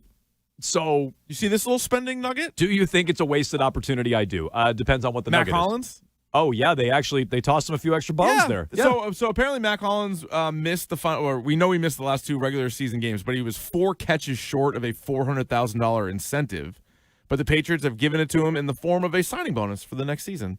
Good for them. That's nice. That's a good message, because you hear about some teams around the league that are cheap, or they like purposely will try to keep a guy out or whatever, and you're like, you're really going to haggle with your players over, $100 grand is obviously a ton of money, but not in the NFL world it isn't. And if it's like 1 catch short, it's like in the spirit of it, the guy was close. And look, Mac Hollins isn't Diggs in terms of the money he's made over his career. So what was it again? $400K? Yes. Yeah. Well, I bet that's a significant amount of money for Mac Hollins. Yeah. Think of how many Halloween costumes he can buy to show up to the stadium next year. He's not spending it on shoes. That's true. So that's actually a big saver, I bet. Especially for an athlete. Athletes tend to spend money like crazy on footwear. So that's a good point. There's a big built-in savings. No, good for them. And I wonder if they do it if he played the full 17 games because he was on track to get there. Belichick, it would be unfair to say Bill never did this. Bill did this with some players over the years where he'd hand it out. But I don't know. Maybe Vrabel's more willing to go there, or maybe he's got more sway with Kraft to go there. Whatever, or maybe Kraft is just willing to do it. But no, that's a good thing for the Patriots. Yeah. But that's $400K that Robert just spent. And I imagine there's going to be $400K elsewhere where that's going to come out of that free agent budget. Perhaps. But I think that was a nice gesture and the right thing to do. Our guy, Ben Solak. Yeah, Keith. Solak. Yeah. Everybody loves Solak Solak. attack. People love Solak. They do? I never really got it. But they have a bunch of needs, the Patriots. What are their top needs, your estimation? I would say edge rush. Yep. Wide receiver. Yep. Offensive line. Okay. He goes through all the different positional groups. All right. And says why it's a good year or a bad year to be chasing these free agents and draft class. I'm sorry, the whole offseason between the draft and free agency. Because the draft class apparently, edge and wideout is pretty good. So he says for edge rusher, it is the number 1 best stock position this year to have a need for. He says it's a good year to need any sort of edge rusher at all. Okay. He says it's a bad year to need a truly elite guy unless you're willing to give up 2 first-rounders for Max Crosby. So he doesn't view Hendrickson as truly elite or Jalen Phillips, but... You think Hendrickson's elite, real quick aside? Or like 1 step below that? Well, I mean, I think he's a cut below Crosby, so if I'm going to define it that way, I guess he's like Crosby, below, Parsons, he's below Garrett, elite, but you're going to pay him like he's an elite player. No, I know. Well, that's free agency. So he basically says if you don't leave free agency with an edge rusher or an answer, whether it's the draft or free agency, you're not doing it right. There is ample supply there. Okay.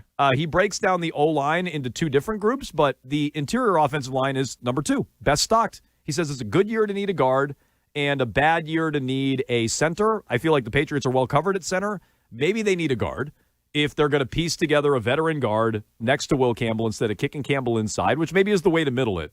Campbell, you're still a left tackle.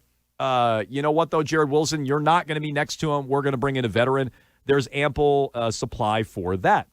You scroll down a little bit farther, you get to offensive tackle, which is at number 7. He says it's a good year to need a starter in 2027. Oh, okay. Bad year to need one in 2026. Perhaps that's part of their logic in why they're keeping Campbell at left tackle. Well, we had that guy yesterday, the draft expert, say he would draft a backup at 31. Yeah, and he knew all the names. He did. He did. Yeah. I think that was our guy Barry in New Bedford, if I'm not mistaken. Draft expert. Draft expert. We should call it Draft Insider. Draft Insider. Next time I'll be Barry in New happy Bedford to calls talk in, him. Draft Insider I Barry like in New draft Bedford talk. on Jones and Keefe. Number 8 out of 11 positions, wide receiver. Good year to need bodies in the bullpen, but a bad year to need the next elite guy, which I find shocking. I feel like there are elite receivers to be had out there. Yeah. Whether it's Pickens or Thomas. Now, those guys are trades. A.J. Brown, I guess they're all trades. Right. If Pickens is tagged, so maybe that's his logic. That's not a free agent or draft. I don't think Alec Pierce is elite. Nope. So, yeah, maybe not. Okay. But it seems like the Patriots' biggest needs are pretty well supplied.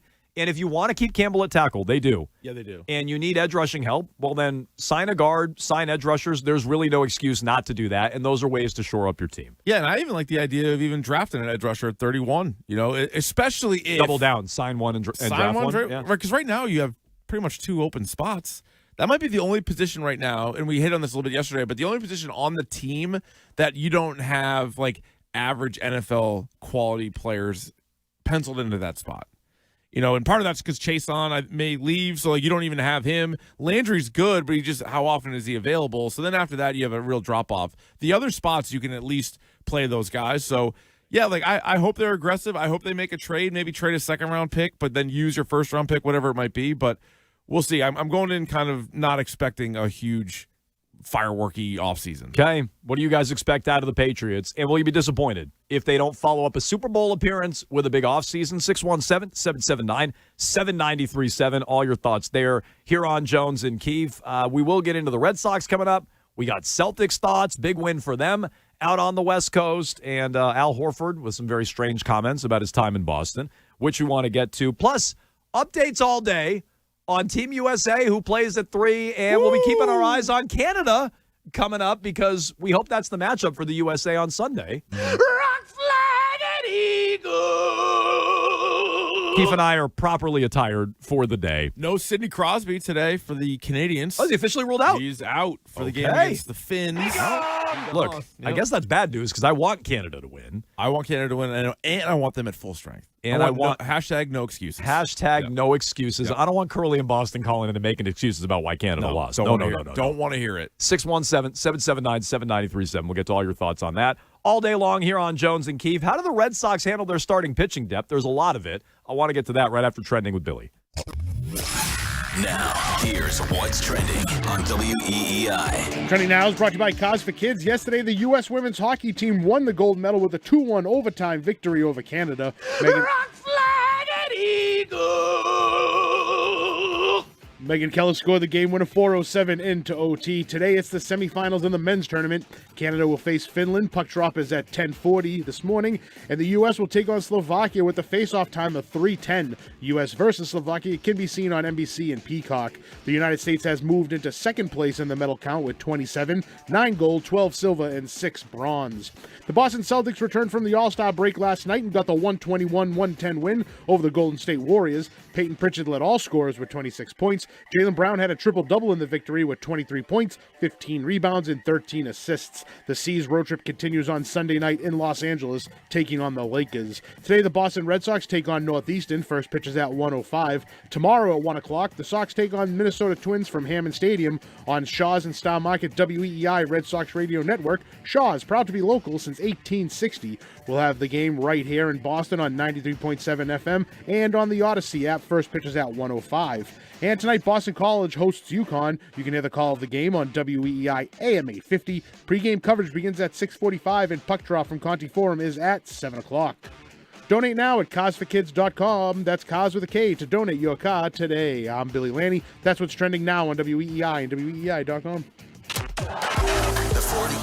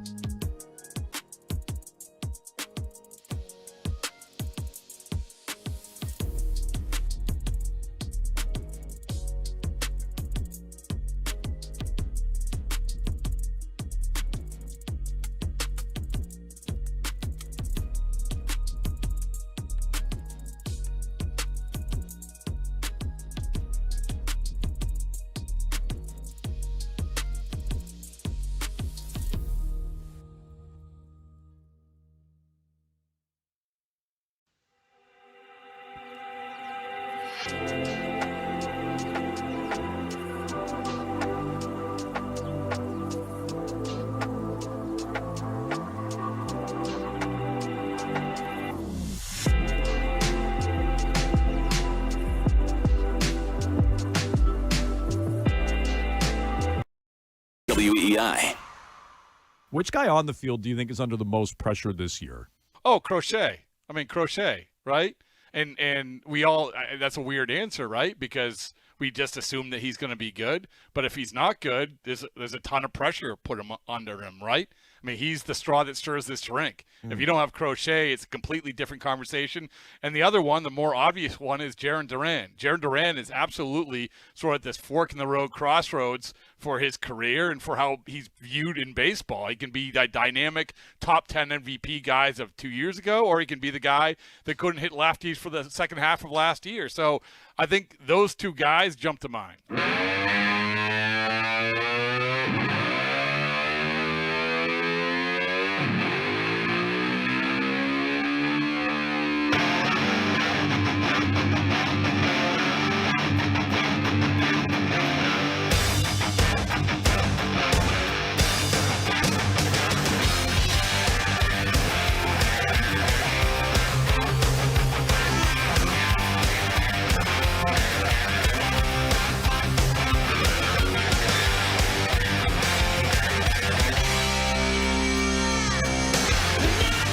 Jones and Keefe here on WEEI. That was Rob Bradford yesterday. If you missed any of Bradfo. Oh, my God. Odyssey app, AUDACY. It was a wild performance from Bradfo, although, Keith, given my car issues this morning, I actually have a little more sympathy for Bradfo. Yeah, somebody slashed your tires? That is what it looks that like. What happened? They saw the Tatum video. I have. Somebody got mad at Jones Maybe. making fun of Tatum, and all of a sudden his tire just got demolished. That's true. Zero carved into his hood. We had another Deuce. WEEI Tatum ratio video. It's been 0 days since our last Tatum ratio video here at WEEI. That was unbelievable. But yeah, no. So when I left work yesterday, my tire was a little low. I popped in. I have the little alert in my car, brag. Yeah. And it goes, I don't ignore my alerts like Bradford, who ran out of gas in Florida. Bradford ran out of gas. He is I don't know how old a person he is, and I don't need to throw that out there, but let's just say he's driven for a long time. He's older than you'd think. He's driven for a long time. Yeah. Ran out of gas. I got a text after the show, brag. Oh. From someone, I'm not going to say who it is, but let's just call him John Tomasi. Oh, okay. Who said that he had covering, he'd been with Bradford, driving around all these different baseball stadiums. Driving around Florida in spring training, yeah. He heard this, he's like, Bradford is the only guy he's ever met that doesn't even think about getting gas until the light comes on. He's like, this is a real thing with Bradford. Oh, well, hang on. I'm like that. I just told you that. You don't even think about it until the light comes on? Yeah, 50 miles. Not all cars are 50 miles. That's Maybe what yours I have. does. Yeah, I do, brag. So he waits till the light comes on. So he said they were 30 minutes from their hotel in San Francisco one year, and he said the light turned on, and Bradford got onto the highway. And Tomas like, what? Yeah, no highway. You're a wild man. And he goes, and Bradford said, "We'll be fine. It's just a warning." And then Tomas it is a warning that your car won't work in like 10 miles. So yeah. Tomas said he was staring at the gas gauge the whole time because I don't know how we made it there. Like the whole time he's Was he freaking popping out. in neutral and coasting? I don't know. Yeah, he's like, there's hills here. We'll just go until we'll be fine. Anyway, no, I don't even know if I let it get to the quarter mark most of the time. Oh yeah, all the time. Man, yeah, you got to live. You really are. You got to let yourself live a little on bit, that Keith. edge. So I left here. I had the tire alert yesterday, so I stop on Western Ave on the way home. My tire's at like 20. I put air in it.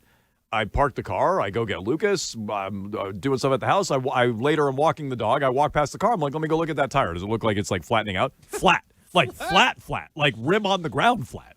Yeah, that was a super flat tire. Yeah, so I took my wife's car today, which she doesn't need it. If QuiltCon goes a certain way, that's going to be my car soon.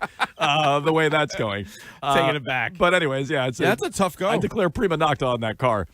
So when it comes to the Red Sox and Bradfo yesterday on. Well, all the pressure on the Sox. He said the same one you did, or one of the ones you nominated, I believe. Duran. Well, he said Duran. He said Crochet to start, but he went to Duran. Yeah, so that was like, I guess the everyday player that he mentioned was Duran. I just think there's such a wide. I said Meyer. You said Duran. Twitch chat is saying Abreu. I've heard Roman Anthony. Oh, Abreu, interesting. I think there is a lot of pressure on a lot of these guys. To me, I would just interpret it as Crochet has pressure on him, but he had more last year and he handled it. I mean, I guess he'll have pressure every year as an ace. To me, he can handle it. I think Anthony can handle it. The guys, Duran is a great one. Yeah. I went Meyer because I don't know if he can handle it or not. That's why I answered it the way I did. Yeah, but I guess with Crochet and with Anthony, even if you think they can handle it, just because they're the best players on the team, I think there's just inherently a lot of pressure on them. Because if Crochet isn't as good as he was last year, you're like, oh man, like what chance do they have? Or if Roman Anthony doesn't kind of pick up where he left off, then you're going to say like he needs to carry the offense. It's kind of early. You thought you might be able to, bring this guy up slowly and not put a lot of pressure on him. Maybe he had him hit towards the bottom of the lineup. Wrong. Even last year, he was like the catalyst for the offense. So he needs to do that because, if Garrett Crochet and Brian Bayo both struggle, let's say, for the first 2 months of the season, it's all going to be about Crochet. What the hell's wrong with Crochet, Well, right? I think the other guys can kind of hide when the star player struggles. Let me give you an alternative reality on Crochet. Okay. Isn't their pitching super deep this year, and isn't it the best rotation in baseball, or at least in the American League? So I think their pitching is fantastic, but the first person you would name is him. No, and, for why sure. you think it's so good. But aren't they better equipped this year to, if Crochet has a lousy month or something like that, aren't they way better equipped to overcome it than a year ago? Yeah, they would be, but I'm saying so last year, going into the year, you're like, oh, well, Walker Buehler is one of those spots, and then he sucks. And it's like good point. Sonny Gray might just suck. Right, so we don't know that. that. Make up for it. So they have a lot of arms, but I'm not sure what kind of season you're going to get out of Brian Bayo. I also think Ranger Suarez is going to be hurt for a handful of starts. I don't know what you're going to get out of Sonny Gray, Ron Hare, all of them. It looks good on paper right now, but the reason to me why it looks so good is because you have the runner-up in the Cy Young, Haas of the Week, Hall of Famer. It's true. In there, yeah. But no, Durant to me jumps out just because over the last 3 years, we have seen every possible outcome from this guy. He looks like a top 5 player in baseball. He looks like somebody that shouldn't play against lefties. He looks like somebody who's lost in the field. He looks like the best base runner in baseball. It's everything with Jarren Durant. So what version shows up this year will be, I think, a pretty big factor in how far they go. I think that's fair. And Durant, we at least know he is a quality player. I mean, he might be a frustrating player, but he's a quality player. We don't even know that about Meyer yet. I mean, I guess the answer on Durant, if you hated last year and you loved 2024, and I think most of us did, 2023 was kind of right in the middle. He hit 295, 828 OPS. It was only 102 games. He stole 24 bags in 102 games.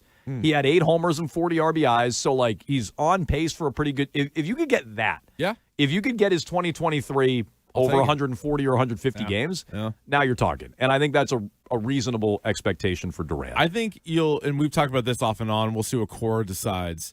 He's more of a prototypical leadoff hitter, but baseball's changed. You got Kyle Schwarber, Shohei Ohtani. I think Cora's going to lead off Anthony. I think so, and too. I don't even know if that's his call. That might be Breslow's call. Yeah, it might be.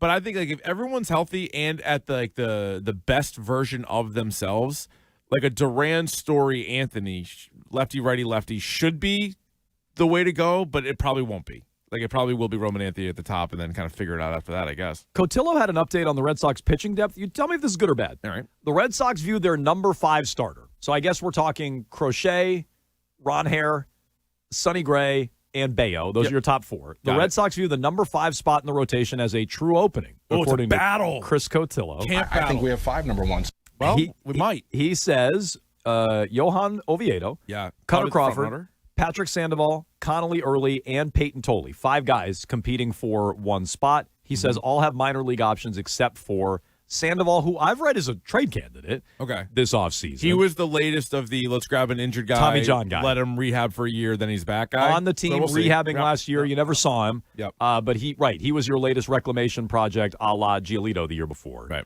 Or James Paxton the year before that. Good one. Do you view that as a good thing? That's a wide open competition for number 5? And do you believe that it's wide open? Yeah, I think that is a good thing. I think all of those guys you could make a case for. And so let the best man win. That's sort of why we're talking about how good the rotation is, what the depth is, because you're not just saying, hey, I liked what I saw in Peyton Tolley in a couple of starts last year. Let's just pencil him into the 5th spot. No, he's going to earn it. He's got to go out there and beat those other guys. Now, he and Early might have to win, as they always say, win by TKO or whatever, just because of the options, and it's easier to start those guys in Worcester. Maybe we'll even see him in Worcester. If they're in Worcester, we should go interview the Magnum PIG, I would assume. Yeah. But we should. We should go down there and pull him up to the Major League roster. I think when they acquired Oviedo, there seemed to be a lot of positive talk about him, and I feel like he's probably the front runner for it. But if he struggles, it won't be him. I'll tell you, we mentioned this early in the offseason. The Red Sox have altered their official website, but if you went to the depth chart on their website, they initially had him as a bullpen arm. They now have him as a starter. Interesting. So I don't rule out that he could be like a super high leverage bullpen guy for this team if Early or Tolley or someone like that beats him out. Look, if it's truly an open competition, I think that's great. Because I want Tolley and I want Early to have a real chance at duking it out with Oviedo for that job. I imagine Crawford and Sandoval, they're being charitable with those guys in the mix. But it's between Oviedo, who's somewhat proven, never reached his potential, but somewhat proven, versus your young kids. I think it is, though, because even last year when the team was rolling, they kind of didn't want to at first, obviously bring up Meyer, Anthony, Tolley, and Early, but we saw all of them. They all eventually, it was enough was enough, and they had to bring them all up. I just think with this team, you could still manipulate service time on Tolley and Early. No. I don't think it's a real competition, but if it is, I would say that's a good thing. If you're watching on twitch.tv/Boston WEEI or on YouTube, you see Keith and I decked out in our U.S. attire. That's right. The Americans. Canada and the Finns today are going to get going here shortly, so we'll be watching that. Big U.S. women's curling going on right now, too, Jones. Switzerland? Yeah, taking on the Swiss. What's that? Are we doing curling updates? It's just an eagle screech. I like how, eagle screech. I like how they do that on afternoons. That's a good idea. The goal horn, the eagle screech. They're down 5-4 in the 10th. Okay. Every time the U.S. scores, it's going to be an eagle screech, Nick. Our pal Mark in Bedford. I don't know how the scoring works. Is waiting. Well, it's up to you. Figure it out. Mark in Bedford waiting patiently on USA Hockey. Go ahead, Mark. Hey, guys. What's up? First, I do want to agree that Four Nations was better because of the fighting. Unfortunately, if you do that in the Olympics. You agree that Four Nations is better? The Four Nations is not better than the Olympics? Absolute stupid nonsense. No, the way it turned out. And I guarantee you, with the U.S. losing? If fighting wasn't a game misconduct in the Olympics, I think if Canada played the U.S., I think it would spill over. That's just my opinion. But with that being said, I'm at the point now where I don't care if the United States wins and they play Canada or Finland, because either way it both means something. Yeah, you finally beat Canada, but you're also, if you play Finland, going to take down the defending gold medal champions. Okay. And if I remember, not really. So, Mark, what I'm hearing is you're afraid of Canada. Yeah, Mark, but they're not really the defending champs. I mean, they weren't pros. I'm not afraid of Canada. It sounds but like the last time the U.S. won the gold medal, they beat Finland. Okay. So it's kind of has some meaning there too. No meaning to me. So we talk hockey with Mark a lot. Yeah, I disagree with all of it. He's a good hockey fan. That was Mark. You're a great hockey caller. Yeah. We appreciate your calls on whatever you want to talk about. One of your worst calls. Yeah, I would agree. The Olympics way greater than Four Nations. I'm sorry they don't have a line brawl in the Olympics. Well, Tom Wilson was out there fighting. I like fighting as much as the next guy. It's still very physical. But I thought they sent him home for that. Yeah, you can fight. You just get kicked out of the Olympics. They threw you out of the Olympic Tom Wilson Village. played the next game. But by the gold medal game, who cares? But that's way better. And also, I for sure want to play Canada. And then also calling Finland the defending champions. I know you're trying to talk them up, but there was no pros. We're talking about when the Canadians send their pros, they are like the Team USA basketball dream team. They are a wagon when they send their pros. So if you're able to beat them after losing in the Four Nations to them, if you could beat them, prevent them from winning the gold, and you win for the first time since 1980, that's the best story possible. I'll be happy if they win gold regardless. I mean, if that's Mark's point, I agree. I'll be happy if they win gold regardless, but I won't be fulfilled, Keith. Oh, okay. I got you. I won't be entirely made whole, fulfilled. Yep. And if I'm sitting here rooting in these games today, what am I rooting for? And I've been saying this all week. We've been saying this all week. No. We want USA Canada. Bring on the I'm not afraid of Canada like Mark in Bedford. I'm not. I'm not afraid of them. Well, I mean, look, they might be the 51st state soon. I'm not afraid of them. Yeah. That's Puerto Rico. 52. That's probably after Greenland, too. You got to factor that in. Greenland, Yeah. Well, get in line, Canada. 617-779-7937. All your phone calls there. Plus, Top 5 Friday, Jones and Keefe. We got Red Sox and Twins, Mayor's Cup, getting underway this weekend. So, good day to give you our top 5 all-time Twins next. The Greg Hill Show will be live in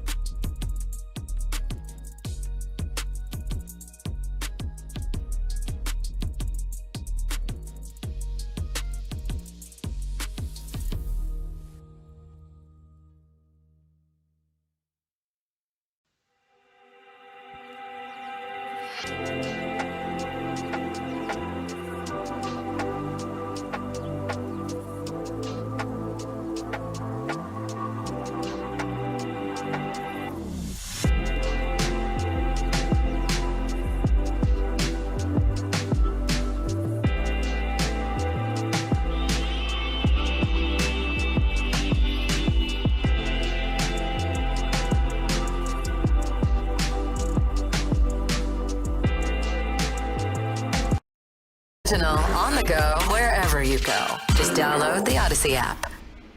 What will make a go delirious like Eddie Murphy? I got more growing pains than Maggie, cause homie snagged me to take the dunk out of the bag.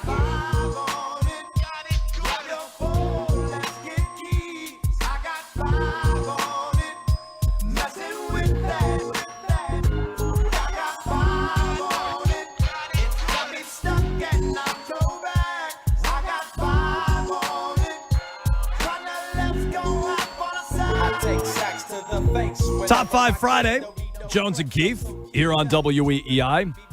A lot of USA hockey talk, some Patriots and Red Sox talk as well. And speaking of the Red Sox, they take on Northeastern today. Huskies. They get the Twins in the Mayor's Cup, the battle for Fort Myers, as it were.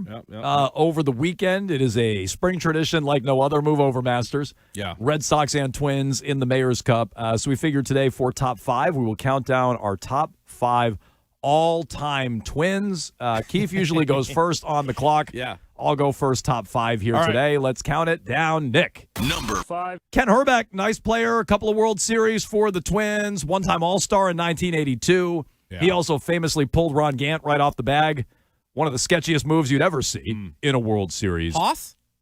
Probably. Kent Herbeck, Hoss. He felt like a Haas. Felt like a Hoss. Maybe we were just little kids at the time. Everybody seemed like a Hoss back then. That's true. But Kent Herbeck coming in, number 5.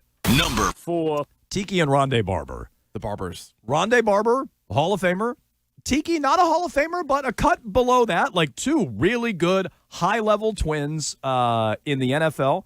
So I would go with Rondé and Tiki Barber, the Barber twins, number 4. The Barber Coming in boys. at number 3. I have Arnold Schwarzenegger and Danny DeVito in the film Twins. It's Love that movie. just a good movie, really. Yeah. Number 2. The Bella twins. Nice. Couple of brunettes. Nice. They'll throw you around. Sure. What's better than a couple of brunettes, Keefe? Oh, gee, I don't know. Number 1. How about a couple of blondes? The Coors Light twins, Keefe. yeah, now Which you're talking. They have a name. Yeah, what are their names? Diane Diane? and Elaine Elaine? Klimaszewski. Go ahead. The Coors Light twin. And twins! That's So, fun. yeah, I would Yeah, say the Coors Light twins, number 1. Kent Herbeck, 5. Barber twins, 4. Barber boys, 4. Arnold and DeVito, number 3. Good The one. Bella twins, 2. And, of course, the Klimaszewski twins, a.k.a. the Coors Light twins, number 1. Number 5. All right, my list starts a little controversial. Oh, no. I'm going with Jaime and Cersei Lannister from Oh. Game of Thrones. Now, I think here's the thing about them. I think I know what's controversial about that. Yeah, well, they not only share blood, but they share a bed. They would make love to each other, and they had kids. Oh, But so they it were wasn't- very powerful family in Westeros. So they weren't in poverty sharing a bed. That would be understandable. No, they're very wealthy. I and, see. By choice. Had sex. So that's a controversial one, but they are a very powerful couple. Number 4. Bella twins. Yeah, well, Bella twins. They got to be on They had there. a great gimmick early on in their wrestling career, Jones, where one would wrestle. They said there was only one of them. Yeah, go on. And then they would wrestle the person, and then when the ref was not looking, the other one, fresh legs, would come into the ring, get the win. Nice. Smart. Oh, that's savvy. Oh, they're intelligent. Big fan of the Bellas. What was their show? Oh, Traders. Oh, yeah, Nikki Bella was bad on What hers. was it? What was it again? Total Bellas. Total Bellas. Total Bellas. You got It the was a Total spinoff of Bellas on Total that show. Divas. Yeah, I Right, liked right. it. I liked it. Yeah, okay. Coming in at number 3. Kirby Puckett. Good twin. Kirby Puckett. Now, as a kid, I liked those Braves teams more than the Twins teams, but he was just so good. And you looked at him like, doesn't look like a great athlete, but he'd hit you 330 and he'd pull back a home run. He'd crash into the plexiglass. Oh, he would. Now he's crashing into the plexiglass in the sky. It's but unfortunate. Kirby Puckett. Number 2. Smoke and Stack. They were. You just watched these guys. They were yesterday an in omission. Sinners. They were an honorable mention. They didn't make my Smoke and list. Stack were nearly number 1. Smokestack twins. Smokestack twins. Yeah. Number 1. Luke and Leia. I am a Star Wars super fan. Ooh, good It's one. like the first family of Star Wars, Luke Skywalker and Leia Organa, because, of course, the fact that they were twins was hidden from them for many, many years. Yeah, now- and they didn't know this till later. Now, they did. At the there risk was of a never being smooch, there was a invited. smooch. Yeah, they didn't But know. they didn't know. No, that's and okay. it wasn't like full go. Honestly, Honestly, 2 on the list. Honestly, it's a problematic. Yeah, it's a problematic top 5 for you. Is But really they what it is. eventually realized, oh, wait a minute, we share parents. They're and like, then they were gross. Yeah, Gross. we are twins. But yeah, Yeah. can't believe that. No, happened. They okay. turned into Jim Carrey at the end of Ace Ventura. No, it wasn't like that. So so I go. It wasn't just Jim Carrey. That was like the whole most of the police staff. most of law enforcement. Yeah, Jamie and Cersei Lannister at 5, the Bella Twins 4, the great Kirby Puckett at 3, Smoke and Stack 2, and Luke and Leia. So only one overlap there. Yeah, just the Bellas. Now let me tell you, at the risk of never being invited on Dork ever again, Luke and Leia were twins. I knew they were brother and sister. They were twins. Twins. I guess I got to rewatch that. Yeah, Padme gave birth to him, and then that was it. Yeah, because Anakin was real mean to her. So that they got, and then they both went into hiding. Got it. Loose spoilers here for Star Wars. Yeah, well, lore, they both went into hiding. We have 60-year-old movie. We have kind of spoiled quite a bit. Luke went to live with Uncle Owen, and Obi-Wan kind of kept tabs on him in Tatooine. Meanwhile, Bail Organa took in Leia, and then she kind of grew up in a different kind of thing. Let me tell you one I did not even think of that got tweeted at us when we announced we were doing a top 5 twins. Brandon and Brenda Walsh is a good one. Oh, I did not think of them. That's a real good one. That was, I think, Jeff tweeted that in. That was a good one. The person mad about no Arnold and Danny DeVito was on Jones's list. It was number 3. Austin Powers and Dr. Evil were revealed to be twins. Oh, I thought we were going to talk about the twins. There were some twins, maybe multiple sets of twins. Yeah. One that did cross my mind that didn't make the cut.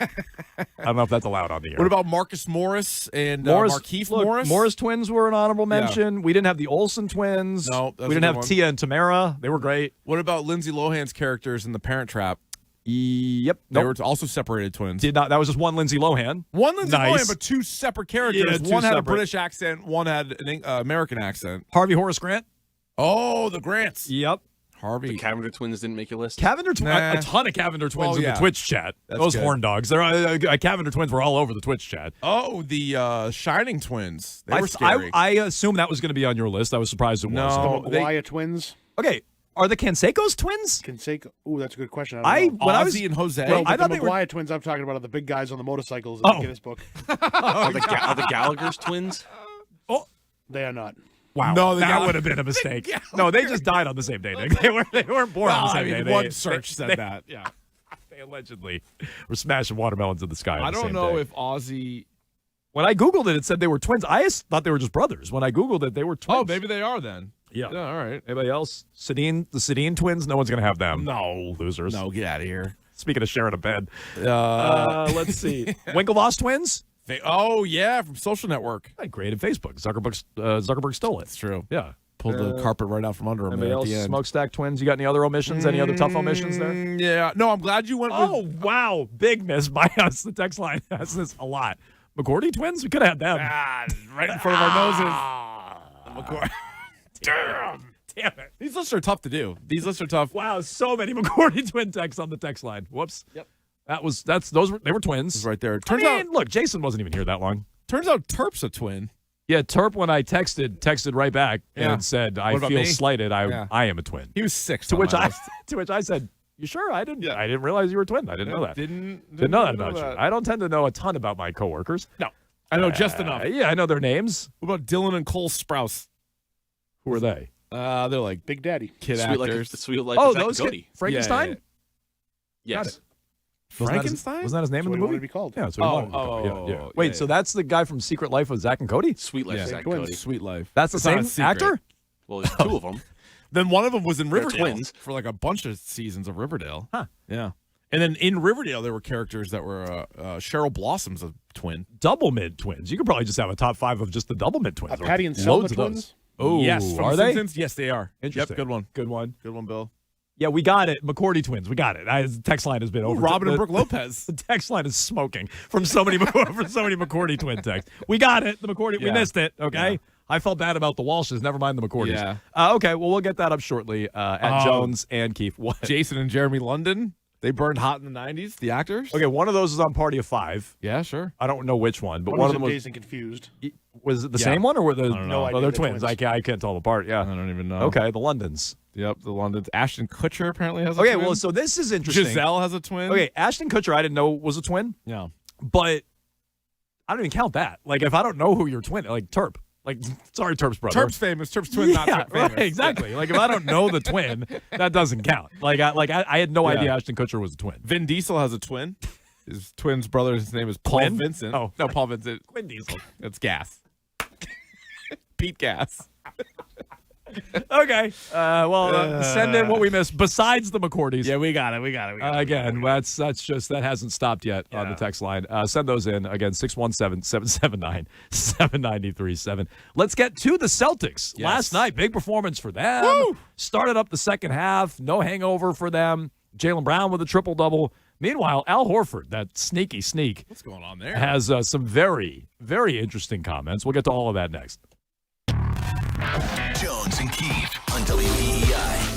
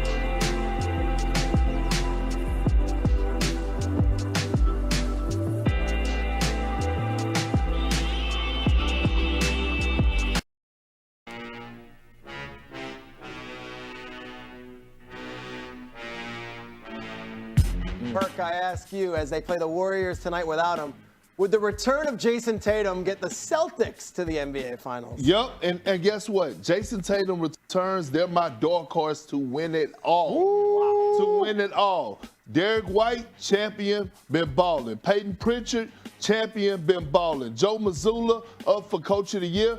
Jaylen Brown is the best two-way player in the game. He's the only player in the NBA that is top 5 in scoring and top 5 in defense when it comes down to field goal, opponent field goal percentage. This team has a culture. You get JT back even if he's 75%, and it's going to be hell and hot water for the rest of the year.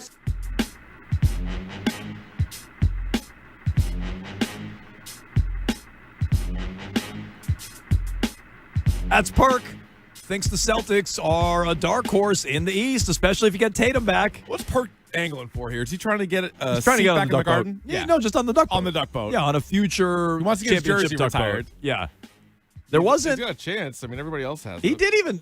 I was half listening there. It's hard with the hoodie and everything we got going on here for Team USA. know.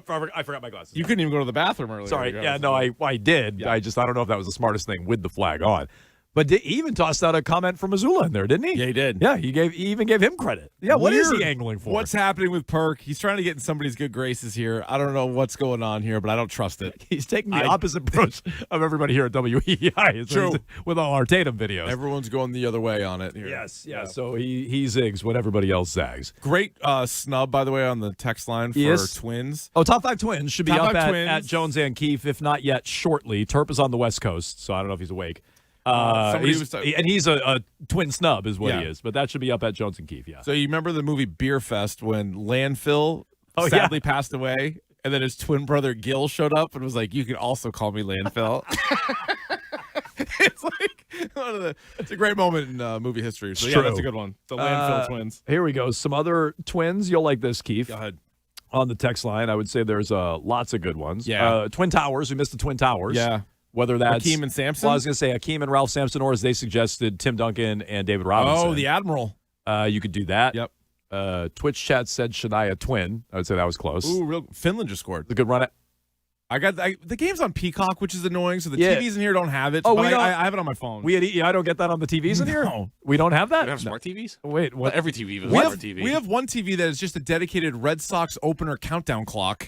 So no, we do not have Peacock in here. Well, it's better than that was No. a draft clock No. that was 7 months past the draft. There are 4 TVs in here. 3 are in my field of vision. One is a countdown to Red Sox opening day. The other is just the actual clock for the radio station. Oh, it's our clock, yeah. And then one is a television that you're telling me in 2026 doesn't get any streaming? Well, get rid of the Twitch TV and put Peacock on that. Oh, you know what, Nick? That's actually not a horrible idea. You know what, Nick? Idea, yeah. Nick, one of your better ideas, actually, now that you bring it But up. then Jones won't be able to get the answer for the random baseball player later. He can't read the Twitch chat. That's a good point. I won't be able to But yeah, the come Finns, up with that. Late first period, up 1-0 on Canada. I don't like that. I don't either, but a lot of game left. I don't like that. Makes it easier on the U.S. to win gold, I acknowledge. It's a lot of game left. But I want the Canadians. I'm not going to. They actually just cut in on USA to it. Oh, yeah, they did. Great. That's nice. There we go. Finally. No more speed skating. We Okay, got hockey. good. Yeah. Give us hockey. Thank you. Yeah. I think Ken got the Peacock working, I think is what that was. He did not. He's probably polishing up on his play-by-play. A couple weeks from now, he's going to be down Working on his Bradenton. home run calls, yeah. Running out of gas with Bradfo. No, this. Brad was like, want me to drive you to the Yeah, game? he's like, no, I don't. nah, I'm good. I'll take the team bus. Thank you very much. Bring a gas can. So we get to your phone call, 617-779-7937. Celtics pick up right where they left off last night. Holy smokes. Triple-double for Jaylen Brown. Yep. You get a big game off the bench for Peyton Pritchard, who actually was saying after the game, he's like, I'd probably play more minutes off the bench than I do as a starter. Yeah. I doubt he actually likes coming off the bench, but at least he's saying the right things when it comes to that. Like, he was Sixth Man of the Year, and the team's really good. And you remember a couple years ago, there was the in all your time playing sports, do you know anybody who liked coming off the bench more than starting? No. You're a much more accomplished athlete than I. No. I came off the bench plenty. I always wanted to start. I came off the bench a lot. What about Vinny the Microwave Johnson? You think he liked coming off the bench? I think he was fine with it. I bet he wanted to start. Yeah, Wasn't Lou Williams a good bench guy? He was a great bench guy. Yeah, he probably liked it. But the fact that they honor... I bet he wanted to start would be my guess. He tolerated coming off the bench, but I bet he wanted to start. No, you're probably right. Although, like, being the Sixth Man of the Year is something. Like, they're acknowledging how good you are in that role. Right. Whereas you can just celebrate the best fifth starter. Correct. They don't celebrate that. The fifth man? Yeah. That'd be a new award. They should do fifth man. Fifth man. Who's the worst starter in the First league? man, second man, third man, fourth man, fifth man, all the way through sixth man. Right. So toss out a seventh man. Not bad, but he did. He played more minutes than I think everybody but Brown and White. So, yeah, that's probably what's going to happen. But they were also up huge. So he's the guy who's going to get some garbage time run off the bench, where maybe he didn't get as much of it as a starter. But it's been kind of forgotten. A couple of years ago, he wanted to be traded. Remember, Peyton Pritchard wanted out, and it kind of worked out where, the way the roster kind of broke down, he ended up being a really valuable piece, and he still is a valuable piece, and they just feel like what's best for the team is him coming off the bench, which I agree with, and which also points to Tatum coming back. You trade Simons, and you think you're going to get Tatum. I just wonder if Vucevic is ever going to start. So last night it wasn't. It was Keita, Hauser. I was a little surprised at that. I had a lot of Vucevic bets last night. So Shireman or whoever, it's been different guys. It started as Minot. It went to Walsh. It's now Shireman is like the fifth starter, the fifth man. Hugo's even started a few. He has another good one. So that spot is ticketed for Tatum whenever he comes back. Yeah. Tatum's not going to come off the bench. No. Maybe... I thought for the start of the second half, they would go to Vucevic in the starting lineup and Keita to the bench. They did not do that last night. You're right. He played way more minutes than Keita. Did he? Oh, yeah, 28 to 18. You're right. Yeah. So, look, the Warriors weren't at full strength last night. Curry didn't play. No. They finally got Porzingis in as a starter. And they're just an team anyway. They know you're on the road. You're opening it up. So it's not that it wasn't a tough spot. But they don't have Butler. Yeah. No. So, that's a game you should have won last night, but it's impressive they start the second half. Game? I saw he was like a minus 30. What was he? Draymond was 0 for 7 from the floor, 0 points. Well, I didn't see he was 0 for 7 from the floor. I just saw he was like a minus 28. A minus 28. Yeah. Like, unreal. Pretty good. So Celtics Perks pick up Moses Moody was playing right where they left off. Perks says that they are the favorites in the Eastern Conference, which if you're at full strength, I agree with him on. We said as much earlier in the week. Ever do it. When you look at Moody.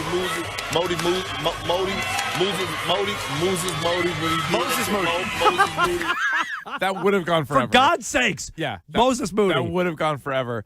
Yeah, I think the 4 teams in the East, the top 4 seeds in the East, I think everybody can make a case for why that team's the best team, right? And even the Vegas odds kind of reflect that. Each one, they're not separated by much at all. Depending on which book you go to, they're all different. Some are all tied for the top. And now the trade deadline's over. All these teams' rosters are basically set with the one notable exception of the Celtics. They might get Jason Tatum. So Detroit's been, and they might be wire-to-wire first place. Tip your cap to them. Cade Cunningham's awesome. After that, you wonder if they're really ready to make a run all the way to the NBA Finals. The Knicks are kind of the Knicks. Still good. You like them a little bit more than I do, but they're still a threat. Then you have the Cleveland Cavaliers, and let's see what that looks like the final 25 games or so with Mitchell and Harden, and their big guys. I kind of like Cleveland. And then the Celtics, who have been playing way above expectation for everybody, and now they might get Tatum back. That's a pretty overwhelming tiebreaker if Tatum comes back. Well, Tatum in the last 4 years, reverse order. 4th in the MVP, 6th in the MVP, 4th in the MVP, 6th in the MVP. So those are the last 4 years entering this year. He obviously won't get MVP votes this year, but Brown will. He ESPN probably will literally be somewhere in between. He might be 5th. So ESPN did a straw poll today that came out. SGA is the overwhelming favorite to win, followed by Jokic. Is Jokic going to get there for games? I'm not sure. Good question. Cade Cunningham 3rd. Followed by Wemby, followed by Doncic. Jaylen Brown is 6th on this list. He got no first or second place votes. This is a media poll. This is no league insiders, but these are people who may be voting on the MVP. No first, no second, 5 third, 12 fourth, 26 fifth, which came in 6th place. So to your point, the way Jalen's played, it has been exactly like Tatum. Triple-double last night. Jokic played last night, and he's I think that was 40 games played for Jokic, so he's going to be right around it. I think he's got a chance, yeah. Wemby was on that list, too. I'm not sure he gets to that number. Right. SGA's been missing time. But anyway, that's where Jaylen Brown factors in right now. I do think they can be favorites in the East. Meanwhile, they went against Porzingis and Horford last night. Two old friends. Well, both came off the bench for Golden State. I don't know if they're old friends What anymore. is this about? So Al Horford, I always called sneaky dirty. I always thought he was like a sneaky dirty player when he was stick here. Your foot out, correct guy, that kind of thing. Sure. Maybe he's not the greatest teammate either. He left once when the Celtics broke things up. When Kyrie left, Horford also left. And then I kind of forgot about this. Someone tweeted me this earlier. He's like, well, if I knew Kyrie was leaving, I never would have left, and I never should have left and all this. Okay. He has chosen to leave for the second time in his career. Yeah. Like LeBron to Cleveland. Correct. Yeah. Here's Al Horford. Listen to the question. The question is like not leading him anywhere near this. No. That's why we wanted to leave the question in for this. Listen to this exchange last night with Al Horford. What went into the decision to join the Warriors ultimately, and do you see yourself ultimately retiring with the Celtics if it comes down to that? Yeah, I mean, I kind of talked about that a little bit earlier, but for me, the decision has something. It's something that's deeper than just the basketball, stuff of it, and it's something that at some point I'll share, with people. But for me, it felt like it was the time for me to go elsewhere, and then as far as the end of my career, I don't know. I mean, I always keep that open. It would definitely be a privilege, to do that. But I'm just obviously just trying to focus on finishing out this year. So the second part of the question is weird to me. I don't really get that. Yeah, will you finish your career with like a one-day contract? Is that what that meant? I don't get it. Okay. I think it's dumb. But the first part of the question, which is actually what he answers first. Why'd you leave? How'd you end up in Golden State? However you But really, worded it. soon, like I can't. Maybe I'll talk about that like later. Yeah. Like what do you mean? Like what is it then? Yeah, it wasn't just basketball. Maybe You I'll can't talk about it- that later. You can't talk about it now. So he's implying. But you're like teasing something. Yeah. Is he going to be in a documentary? Maybe. Maybe he can do his own 5-part docuseries about why he left the Celtics. I thought he left the Celtics because the Celtics are trying to save money and he's washed. That's why I thought he left the Celtics. Apparently, there's more to the story. Yeah. I get kind of curious as to what's going on there. Like, why did he leave? Twitch chat is right. Geary in the Twitch chat. I'll tell you later. It's money. Like he went. Which is fine. It's totally fine. It's great. That's what most athletes change teams because of it. It would be totally fine. He's saying it's not just about basketball and it's something else, and maybe someday I'll tell you. Yeah. So what is the Does implication there, Al? I mean, we don't know, so You he were- leaves us guessing. Does you he were hate Boston? Does he hate disrespected? teammates? Does he hate somebody else? So who do you think he's Coaches? talking about? I don't think he's talking about Tatum or Brown. I don't even think he's talking about Missoula. So what's he talking about? Like the sale? Like is he talking about someone disrespecting him somewhere along the line? Is it the fan base? Is it media? Like what is he talking about? I don't know. I don't know either. Well, I don't think it's like we're left to guess. I'm all ears for people's conspiracies. Well, you got to guess until he tells us. Until he decides to fill us in and does his docuseries, we'll have to guess. Do you think it was, hey, you can come back and, well, he said not basketball. Because I was going to say, they're like, we want you coming off the bench. And he's like, well, I'm not coming off. I know he's doing it there, but he's like, I don't want to do it here. It's like, remember when they told Chara, you're like our sixth defenseman now? He's like, I don't want to be your sixth defenseman. That's too weird for me. Yeah. I'll go be Washington's sixth defenseman. I'll do it wherever somewhere you else. want. Yeah. Islanders or whatever. Yeah, like whatever. So he left. But with Horford, I didn't really think much of it. Like, I know some people were asking the question, like, oh, will they re-sign him? I'm like, they're getting rid of Porzingis. They're getting rid of Holiday. They're not bringing Horford back. And he's had a really, really good career. He's also real old and not as good anymore. Yeah. So, like, I didn't even really want him back. It's funny. His first Celtics tenure, I didn't really like him. I thought he was wildly overrated and overpaid. His second Celtics tenure, I felt like he was slotted in right on a team. Yeah, he was. Like if he is a fourth or fidth starter, your fourth man, your fifth man. Yeah, he was. He was If good at he's that. in that role, or even coming off the bench, like that's ideal for him and his skill set. And he does a lot of the little things. He's dirty, but he does screens and spacing the floor and good defense. passer, Yeah. all those things that you want. It just shouldn't be your second best player. And I always felt like he was improperly slotted in when he first got to Boston. And then the second go around, I appreciated it much more because I think he was in the right role. But I mean, he played more. This is nonsense. Like, this is garbage and nonsense. And what is this? He also played more for Atlanta than he ever played for Boston. True. So, like, that, not Al's fault, but when the question's like, would you retire a Celtic? I don't even understand that. It's deeper than just But, like, why did you basketball leave? stuff, and it's something that at some point I'll share with people. It's money. No. I'm saying, like, that would be the obvious answer. But That'd be an acceptable answer. Guys, I wanted to cash in. Golden State paid me. The Celtics didn't want to. That's why I'm there. It's if the weird. Celtics wanted to pay me, I would have been back. Does he feel uncomfortable saying that? And if not, is he just... Well, I don't if know he why feels- you tease... If he feels uncomfortable saying it, fine, I guess. But then he's lying. Yeah. He's lying if he says it's deeper than just basketball stuff. And I'll share with people. Then it's just a big, giant lie. Maybe that is how he feels, but he's lying about it. Is it one of these things though that like we'll just never know because he's just kicking it down the road, but then we'll all forget about it? Yeah, because And nobody we really won't care cares. because at the end of the day, he's just Al Horford. Like Malcolm Butler. He's like, oh, I'll be in my book. Like, you writing a book? But that one we Sure. actually care about. No, that I know we do. That one we'll never. Yeah, no, this one we don't care we'll about. But this never let go of. This one we will probably forget about. But everybody it's had the still same crap. It's still absolute BS from Horford. This is funny because this actually united Celtics Twitter for a moment It did. yesterday because everybody is obviously torn about Jason Tatum. People either Oh my God. they're counting down the seconds to the My documentary. mentions, I can't even imagine Hart's mentions. My mentions, my God. But there's two camps, right? When it comes to Tatum, you're either I can't wait to watch this documentary. I hope they put it in the theaters. I want to go pay extra for it. Or I'll there's go see it the twice. or there's Yeah. the like Yeah. I have no interest in it. Yeah. Both sides. It's like the Melania movie. Yeah, right. I'll pay you to go see Yeah. it. So both sides were dug in on they see Al Horford's comments yesterday. They're like, huh? Like, what is he talking about? So very, very strange. I assume it's money, and that is not a bad answer at all. Maybe he feels weird saying that, but He's chased money his whole career. I don't blame him for that. He came to Boston because of money. Yeah. He went to Philly because of money. And both times he I was went like, to the Golden Celtics- State because of money. I have no problem with that. I Just thought say the it. Celtics letting him go both times made sense. I didn't want to give him the Philly contract, and I didn't want him back this year. Or just say, guys, it was out of my control. Like the Celtics, they weren't pursuing me. They were shedding salary. It was out of my control. But you don't have to make it. It was about more than just basketball stuff. And I'll tell you some other day, like all cryptically. Really strange.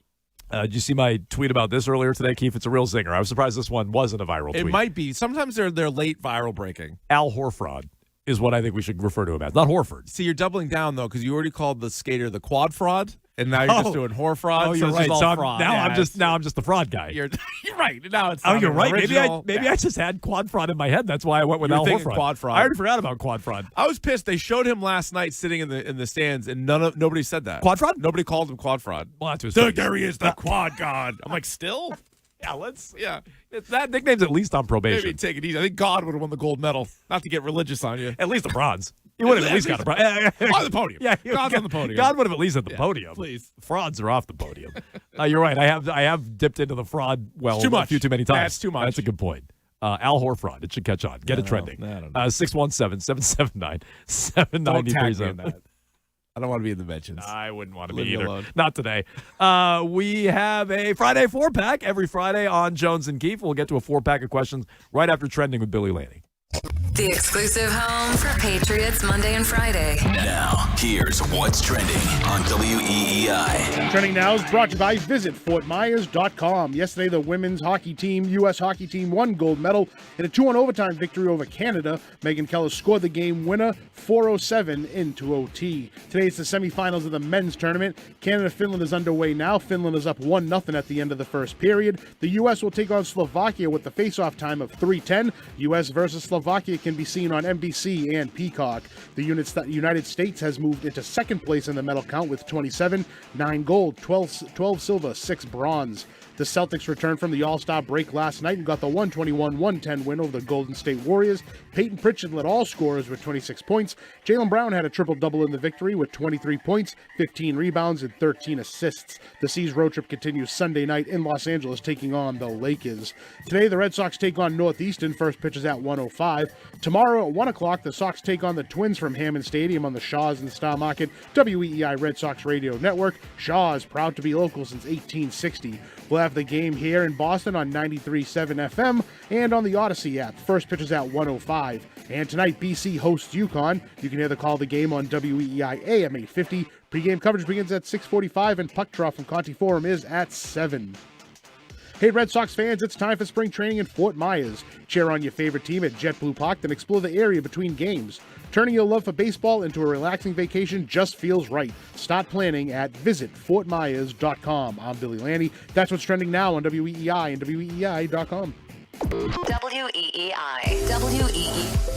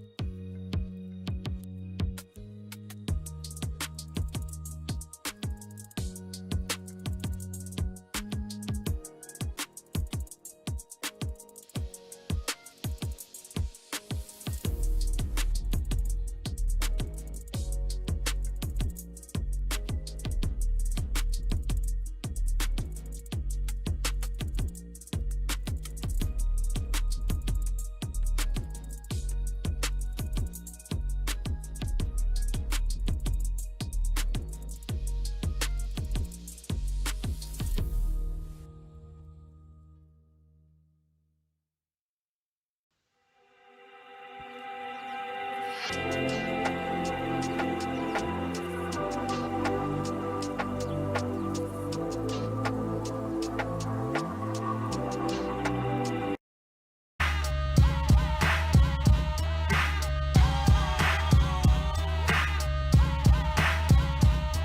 know it ain't no stopping all the dogs I'm dropping. It's Friday night, so everything is popping. I got skin to spin on the hand, so let the games begin. Yakety yak. Friday 4-pack brought to you by Jackson Lumber and Millwork.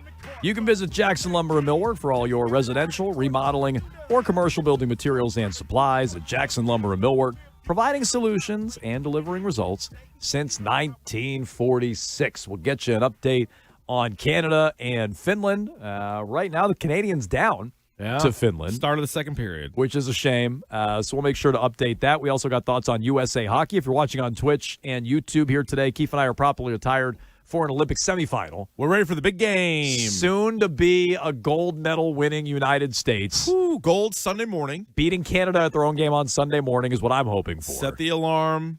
Make yourself a nice Bloody Mary. Get ready for the game. Oh, is that? We didn't settle on. Well, save it. Let's settle. We should settle on what our Sunday morning drink is. But Bloody Mary is a Goldschlager. Just shots of Goldschlager. Oh, I don't know. Yeah, that's one of those yeah, that yeah. I don't know that I can drink anymore. You have to. There's real bits of gold in it. Yeah, no, that's Just why. like give me around next to the Americans. What I heard in college is that's why it would get you so drunk because that gold would slice it up and get right in the bloodstream. Is that what you heard? Yeah, that's what they told me. We would mix. When I threw it up everywhere, I was like, I think you guys were onto something. Yeah, let's take a look. Yeah. Gathering that gold. Yeah. We'd mix Goldschlager and Jägermeister together. Was that a dark and stormy night? What'd you call that one? Liquid cocaine, I think they called Disgusting. it. Yeah, Billy's correct. Sorry, I've been drunk. Well, hey, that was a mess. Look, you got to find yourself in college is what you got to do. You do a lot of experimenting. Yeah, some of us more than others. Yeah, That's true, yeah. So we'll get to USA Hockey coming up later on this hour. What's in the 4-pack today, Bill? Have you watched more or less Olympics than you thought you would have? Oh, more. I mean, I really was anticipating watching borderline zero outside of the hockey. I watch it, and I don't know if it's because Lucas is 7. My wife loves it. Yeah. She's probably watching a lot of it in Raleigh. But that's what she's doing. I've been that's what she's telling me anyway. But I've been watching way more Olympics than I expected. Yeah. Cross country.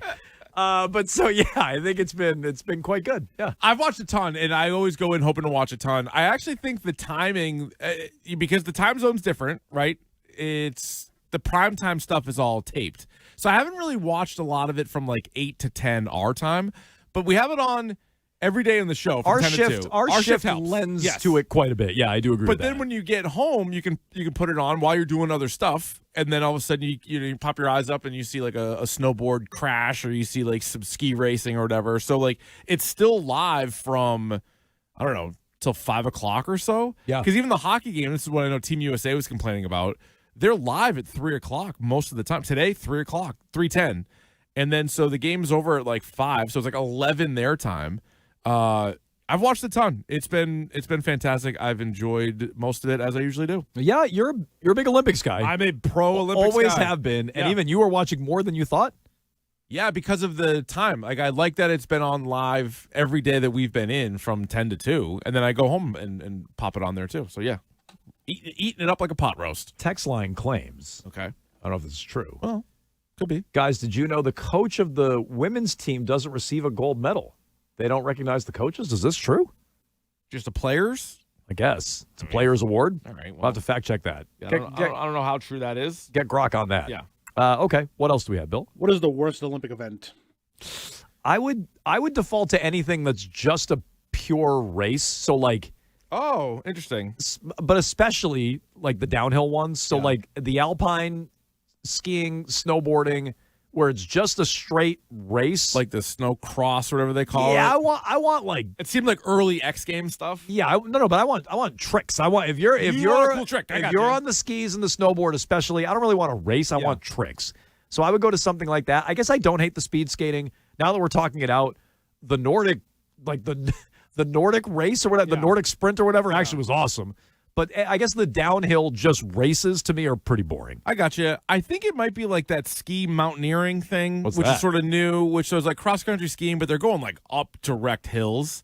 And so every once in a while on the cross-country ski, you'll see that cool moment where that guy just hit like the power boost and went flying. Yeah, but most people not so much. Most of the time, like if they don't have the gun with them, it's kind of like. Oh no, the biathlon I like. That's good. The biathlon's good. Yeah. But like any kind of just regular cross-country skiing is not as good. I'd rather see the downhill skiing or the slalom or all that stuff. Luge, skeleton. There's so many good ones that like when that one comes on, that's one where I'm like, less interested. That's true. The luge, I guess, was more timed than a race. Yeah, but I do like that too. Yeah, no, I'd then say, also I used to like regular speed skating, but then when they introduced the short track, it's hard to go back to like the long one because you're like, well, this isn't as chaotic as we the talking about short this track. on the air or off. But then the speed relay's skating insane. relay is unbelievable. Oh, yeah, guys doing Chaos. laps on the inside. Like where are they going? Then people crashing into the boards. So I don't even pretend to get that when I'm watching. I don't even understand what's going on, but that's actually pretty entertaining. Yeah. So that one's good. That one's really So those good. are the good ones. Yeah. No, but I would say because we came up last week with our top 5 favorites, and I didn't think there were too many bad ones. There weren't too many where you turn the channel. Whereas like last night I'm watching curling, brag,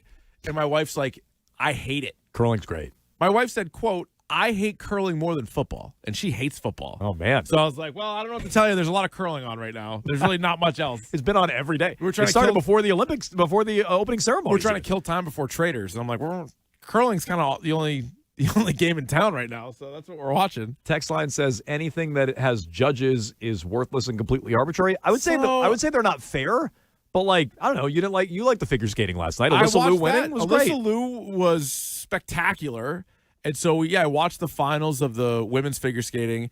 Like I like gymnastics better. I like watching like Simone Biles and Allie Raisman, and that's all judged. Yep. I know. I'm with like it's ripe for corruption. Like, yes. Yeah. And I guess there was an issue with one of the snowboard events this year that people were complaining about that. Well, like Nancy Kerrigan should have won gold back in '94. Well, She the got ski robbed. jumping. The ski jumping. That's been a whole scandal. They're doing a whole nother How thing. is that a judge thing? Is it just whoever jumps the farthest? It's also Is it tricks? No. Ski jumping, there's no tricks. But I think it's do you land, like how you like stick the landing or if you bobble or anything like that. I don't know. I've watched enough of it. There's going to be something about your form while you're floating through the air. Yeah. That might be right. It's got to be easier to stick the landing with the injection, I would think. Yeah. Okay. But this mountaineering, I was watching some of these clips. So at one point they ski to a set of stairs, and then they run up the stairs, Nice. holding their You gotta holes do in their boots. You got to do that at the mountain. But it's Usually, stupid. I take the skis off to do that. They I do the usually go rocky boots on the stairs. stairs. Yeah. They do some shadow boxing, then they Yeah. pop the skis back on and go some more. Like, no thanks. You don't need to By put the a way, Finland just scored again. No! Oh man, the Canadians, they're in trouble. Eric Holla this time shorthanded. We should have known Holla, shorthanded. holla. So we should have known when they went to overtime in their last game that maybe Canada was no lock to get there. 5-on-5, it's 0-0. The Finns have a power play and a shorthanded goal. So 5-on-5, Canucks are playing them straight So up. Canada's still on the power play, so they better get one here. That what a letdown that'll be. That is going to be a letdown. Well, I mean, gold, I guess, either way. What else do we have in the 4-pack, Bill? How many Red Sox will hit 20 home runs? Oh, Zip says 0. I know Zip says 0. I will say Joe says 7. Somewhere in between those two, I'd imagine. 3. Oh, wow, 3. Abreu, Anthony, and who? Or are those not your two? Contreras. Okay. Wilson Contreras. Yeah, that's a will good one. hit 22. Roman Anthony will hit 29. And William Abreu will hit 25. Not Story. No. I don't think so. I don't know if there's anybody else that's even going to make a run at it. I guess you could say Duran. I wouldn't. Yeah, Duran's Story. No, Contreras is a good. Maybe 3 is a good number. Yeah. I might lean Story after the other two, but like someone between Contreras and Story should be the third guy to 20. Are we being way too charitable with Anthony? He had 8 last year. Yeah, no, we are. Yeah. In how many games, though? It was a limited amount. I don't have it in front of me, Yeah. but a limited amount of games. I think it was 8 off the top of my head. You gotta find that power. But he did. Remember, Fitzy called him out for hitting home runs, and then he started hitting home runs. People hated They that. did. And then he was right. He was right. And then he even said, he's like, yeah, I changed my swing. 71 games, he had 8 home runs. That's half a year. That's 16. Okay. Yeah. He's going to hit more. Okay. Guys can He get came better. into camp stronger, Jones. I don't know if it's all those AI pictures of him. He looks like the Hulk. He looks really good. I didn't see the AI pictures. Those sound nice. What else? What is the best vampire movie? All right, Jones, you've now seen at least one. Could be recency bias, and I have seen a very limited amount of vampire movies. Yeah. But I'm going with Sinners. Sinners is the I answer. gave it a 5 out of 6. Sinners is the answer for me. Yeah, you gave it Pretty good. I gave it a 16 out of 6. It's the answer. Let the Right One In was probably the previous best vampire movie. Never even heard of it. I know you haven't. It's a foreign film. What else you got? I Interview with a Vampire? You like that one? I like I've Interview seen with a that. Vampire. I like the Bram Stoker's Dracula, the one that came out in '92 with Gary Oldman as the Dracula. You said Dusk Till Dawn? From Dusk Till Dawn, absolutely. Yeah, that might be your top 5 right there. No Twilights? Not for me. Okay. I watched them all, I think. But I don't think I've seen any of them. Yeah. I bet I'd like them. I haven't seen any of them. Yeah. There's a werewolf in that, too, which I like. Yeah, no, Abigail's pretty good. I wouldn't put it with all those other Which ones, one? but Abigail's good. Abigail's very good. 30 Days of Night is very good. The Lost Boys is good. Oh, yeah, Lost Boys is good, Lost actually. Boys is Oh, fun. I didn't think of that. That's good. Yeah, Lost Boys is good. What We Do in the Shadows, which is like a comedy, but that's funny. And it's Blade. Oh, good one. Blade and Blade 2. Put them both up there. I would still go No Sinners. Blade Trinity? I actually like Blade Trinity more than most. They brought in Ryan Reynolds, who apparently did not get along with Wesley Snipes, or vice versa. But he's in there. Okay. Triple H is in there. Good performance from Triple H. We settled on Sinners, though? I'm going Sinners, but like, there's a lot of good options, and What was the other one you said that you liked? Let the Right One In. How close is that to Sinners? Like close, or is it like yeah. it's like Yeah, it's not like a tear really jump? good. It's different, right? It's a very different type of movie. It'd be like reading subtitles. Ooh, Yeah, but then they did make a They did make a remake. American Sounds good. remake. Which Look, is not text line says Hotel Transylvania, which Ooh, those are 1, good. 2, or Those are- 3. 1, 2, or 3. Or Of 4. course, Sandler famously not in the 4th, as I found out. No. I was educated by the Mac and Goo Movie Club. Egg on your face. Was not in the 4th. The Hotel Transylvanias are good. Those might be second on my list after Sinners. Yeah, Yeah, Van Helsing I thought was terrible. I didn't see that. Van Helsing came out and with Hugh Jackman. It was like 04? Yeah, maybe? it was not good. It was not. It was a good try. Good It's rip. probably one of my. I like it because it's a bad movie. A lot of Hotel Transylvania and Blade love on the text line. No, Blade's great. Yeah, so those are good ones. Blade's good. Blade 2 might even be better than Blade 1. Okay. Friday 4-pack every Friday here on Jones and Keefe, brought to you by Jackson, Lumber, and Millwork. More on USA Hockey, who looks like if they win, oh boy, we'll be taking on Finland if everything holds. We got thoughts on that next. 93.7 WEEI. Best sports city in the world, Boston. New England.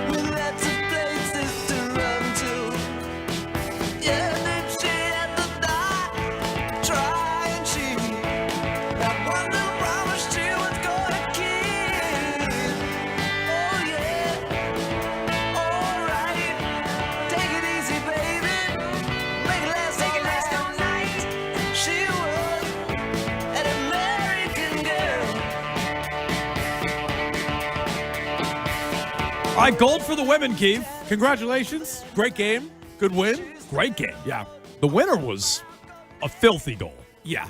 Filthy McNasty is Like what that was. That one Canadian defenseman might still be on the ice. Yeah. Picking up her skates. They are not allowed in Saskatchewan ever again, I don't think. They're not going to be allowed there. No one's buying them Molsons all across that great country. Would you refuse to accept the silver medal? Teams have done that in the past when they've just been so steamed. Now, one of it, remember, I'm sorry, if the U.S. lost that game or if I was Canada? If you're Canada. Nah, silver's beneath Canada. You can't take it. U.S. will take silver and gold, but silver in hockey rather. Wasn't it the 72 Olympics where the men's basketball team didn't take the silver medal because they got jobbed? They got screwed by the refs. They got screwed by the refs. Yeah. They ran that final play like 100 times or whatever that was to let the Soviets win. Whatever it was. Yeah, I think that's right. I think we have our details right on that. Yep. But the women got that started properly yesterday. Afternoons had some good videos on this. They were all celebrating in the middle of Dan Ball's trending yesterday on the tying goal. Yeah. And then they've been all over these winning goals. That's great because there was like a real blood feud between those two, and they were the clear-cut top two teams in women's hockey, and they met in the final, and U.S. wins. So they're just one step away from world dominance when it comes to hockey. Yeah, it's our sport. You can't argue it. If the men and the women both win, then all right. Well, what more to prove? Two things have to happen. The text line said this yesterday. If the United States ever wins a World Cup in soccer, then everybody else needs to stop. The whole rest of the world for the next 4 years until the World Cup starts, they can't call it football. They have to call it soccer. Yeah, I like that. And if the United States sweeps the women and the men, Canada last check down 2-0. Is it still 2-0? Yeah, 2-0 in the to second the Finns. If the United States sweeps both gold medals, men's and women's hockey, you have to refer to it as our sport. It is our sport. It is now our sport. Yeah. We'll take that over. I like it.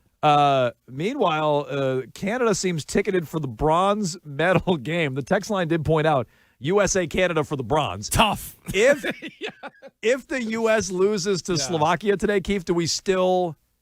I mean, if we get on the podium over Canada, we got to come. Do we have to come in the same outfits on Monday if it's for the bronze, or is that just for the golds? I think it really should probably just be for the gold. Although win over Canada is nice, and you prevent them from getting a medal at all. Correct. You shut them out. They're not even on the podium. I'm not ruling out showing up in these outfits if it's USA, Canada for bronze, but that would take a little bit away from it. Yeah. So Sid Crosby not playing in this game. He's out. Bronze medal game, by the way, is tomorrow. Oh, boy, quick turnaround. Real quick turnaround. I did not realize even that. More motivation to win. So tomorrow at 2:40 our time is the bronze medal game, and then 8:10 a.m. Sunday is the gold medal game. So you want to win this game today. For Crosby, though, Emily Kaplan made it sound like there was a chance he could go today. He's not. He's out. But I wonder if he's in play for Sunday. Maybe. I mean, I wouldn't play him in the bronze medal game if I was Canada, but if they're able to turn this around and win. No, the Penguins would fly to Italy to make sure he doesn't play in the bronze game. Well, and maybe we shouldn't count Canada out. You know what they say, Keith, about a 2-goal lead in hockey? Hardest to protect. It's the one you don't want. Yeah, You'd rather be up 1-0 than 2-0 in this sport. Still down 2-0. And so Canada far from out of it. But midway through the second period, 8:45 to go last I see. Because, again, we do not get Peacock in this studio. Although you have it up over there. What do you got for I have it here. Still 2-0. There is... There's no way. Hang on, can you? No. my phone. No, lean it. Get it a little closer next time you can. Keith, look at Keith leaning on this. Holy cow! I can't read it. You can't tell me the time? 8 minutes. 8.5 minutes. 8.5 minutes. 8.5 minutes left in the second period. Why didn't you just pull it up on the computer? It's a whole pain in the BALLS. So I did not do that.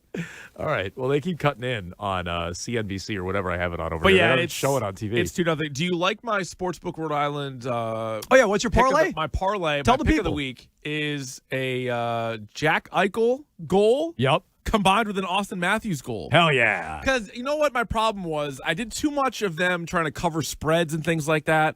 And so USA's minus 2.5 for minus 135 or whatever. I don't trust it after the last couple of games. I fully do expect them to win this afternoon, but I don't want to be sweating out them winning by 2 or 3. So just give me Matthews and Eichel to score. I know Nick's not going to like it because Austin Matthews, he says, not a big game player. Send him home. Yeah, Nick wants to leave. Want him on the team. No, don't send him home. Leave him in Milan. Is well, what you got to do. The Maple Leafs won't miss him anyway, so don't worry about it. True. So give me those two guys to score. It's plus 414. All right, Keith, we're That's being challenged on the text line. Now, last time this happened, I never heard from the gentleman again. I don't remember the bet anymore. What was it? It Ravens playoffs? No. Was that individual? But they texted about who was one of the pitchers the Red Sox traded was going to be better than Sonny Gray. I don't remember it anymore. Oh, but God. that guy went dark. Was it Dick Fitz? It was Dick Fitz. Thank you. Dick Fitz will be better than Sonny Gray. That guy. I told that guy to email me. Went dark. Better how? ERA or I don't know. Just how they look in a uniform? They went and hid. Here's a text. Do you guys want to wager? Yeah, I'm all dinner at restaurant of choice. USA will not win the gold. So here's the question. Wait a minute. Are we just buying you dinner, or do we have to all go to dinner with this person? We have to go to dinner with you? We have to go to dinner. I want more clarification on this. No bet. But if we're just paying for someone's dinner, I don't want to have to go to dinner, win or lose, with whoever this texter is. Yeah, I don't want to do that. But I'll pay for your dinner. If you want to make a bet paying for dinner. You can send us pizza here at the station at like high noon. Email Keith. Where do they email you again, Keith? Keith at WEEI.com. Yeah, email Keith there, texter. Yeah, we want to get all the details here off the air. But anyway, 2-0 Finland over Canada, which wouldn't make the gold not count, but it wouldn't feel as you wouldn't be as accomplished if you didn't go through Canada for this. A texter says, is it tainted without Russia? I would say overall slightly. A little bit. But if you beat Canada in the final, Makes I would up say for no. Because who knows? Maybe Canada would have played them along the way, and you never would have even had to play them. Correct. And if the Team USA goes... But Russia's not even in it, and you don't have to play Canada because the Finns knocked them out? No, that's way different. Seriously. But I agree. The Olympic hockey is not at full strength, obviously. One of the 5 best teams is not there. But they're not like... It's not like Canada's not in it. Right? Or like Team USA Hoops isn't in it. Right? It's not like to that degree. And if you tell me that the Americans end up going Sweden, Slovakia, Canada on their way to a gold, I won't really be all that upset that Russia wasn't there. I don't even get why people care because the 4 Nations is better than Olympic hockey. So I don't even get why people even care about it, quite frankly. 617-779-7937. We'll get to all your feedback here coming up on Jones and Keefe. We'll also go back to the Pats and their spending. Bad news, they're not going to do it this offseason, according to one prominent beat writer. We'll get to that next. Jones and Keefe on WEEI. WEEI.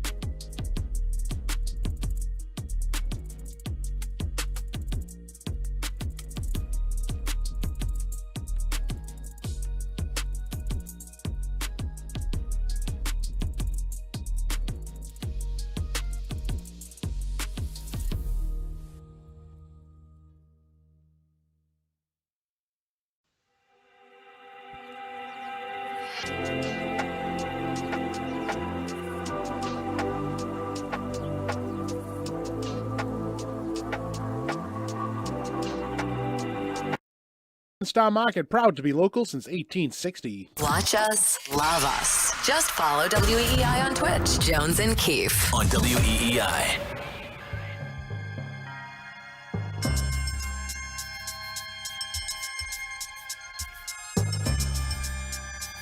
Say, and I did the numbers. Say the Patriots, say Robert says to Vrabel, similar to Belichick was $6.5 million over at the 3-year period. Hey, Mike, I'm going to give you $10 million over. So that means in terms of the cash to spend this offseason, the Patriots would have about $33 million in cash from today that they haven't spent yet. And just to point out, a Christian Gonzalez might get $25 million in the signing bonus of that cash.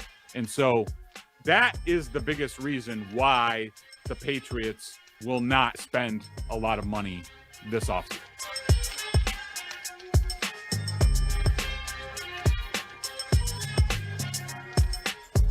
High noon, Jones and Keefe here on WEEI. Bedard laying it out there. They're not going to spend this offseason, Keefe. Cool. Yeah, well, I feel like let's just take the last 25 years of Patriots football. How many off seasons would you say, wow, they really spent? I mean, if I had to guess, 4 or 5. Five. Yeah. So like one every 5 years, give or take. Once every Olympics. Once every Winter Olympics they spend. Much. Yeah. Once every Winter Games. Yeah. They will be a big player in free agency. And they were last year. So that's just another reason to think I don't feel like it's going to be the case. You see a lot of teams will do this. They'll sort of, within like a 3 to 4 year span, like the Patriots aren't the only ones that do this. They'll sort of load up certain years, and then there'll be times where, all right, we got to kind of cut way back. Mike Giardi brought up this point the other day when I was on TV with him, brag. Oh, and he said, wow. He said, like, you eventually have to like pay the piper, right? Like whether you're like Miami or Philadelphia, you sort of do where you're like, we're going to spend really big for maybe a year, but then the year before that, the year after that, you kind of don't. And I just feel like that's what this Patriots team is going to do. They really needed to like reset the roster, and they did. Like they got rid of so many players a year ago and brought in so many new ones. And some, like Milton Williams, got a lot of money. Others, not as much, but it was just a lot of free agents they brought in. Whether they won the Super Bowl, lost the Super Bowl, made it to the second round, missed the playoffs, I didn't feel like you were going to get a big spend in consecutive years. And you just hope that they hit on the guys that they do bring in this go around. Well, what's scary about what Bedard laid out is already, and he went back to 2021 and highlighted all the numbers, and you don't need to pay attention to all the numbers. Just know in 2021 they spent big, they made the playoffs. Mac Jones was on a rookie contract. He was going into year 2. This is May going into year 3. And I think there's a lot of, analogies or at least parallels that can be made to that year. And, the Patriots are more successful this year. It's May in his 3rd year. They were a playoff team. It was Mac in his 2nd year, but I think there are parallels there. And they didn't spend for 2 off seasons after that. And what's scary about it isn't just that whatever you went over the cap for 1 year, you're going to have to go under for the next year or 2 to balance that out. On top of that, he's also like, and they got to factor paying in Gonzalez. Yeah, and they got to factor paying in May, which I want them to do both those things. But if you re-sign those guys, your team is just level. It's not improved. It's level from the talent you had before. You have to find a way to keep those guys and spend. And this has been my fear all along. And when I hear Bedard lay out the numbers, I'm even less sold they're going to spend. Because I already felt like you did. Look at their track record. Look at their history. Targeted off seasons. They rarely, if ever, do it 2 years in a row. They hardly ever do it 2 out of 3 or 4 years. They usually do it once every 4 or 5 years. So I already felt that way. And then listening to how they approached it after 2021, I'm even more discouraged about it. Yeah, I feel similar with the Patriots and the Red Sox. So one league you have no cap, the other league you have a fake cap. And so it's really, what do you want to do? What do you want to invest in your team? And so there's always 2 different answers that I have when we talk about this. There's what I want them to do and what I would do if I were them. And then there's also the what's realistic. What do you think they're going to do? Right.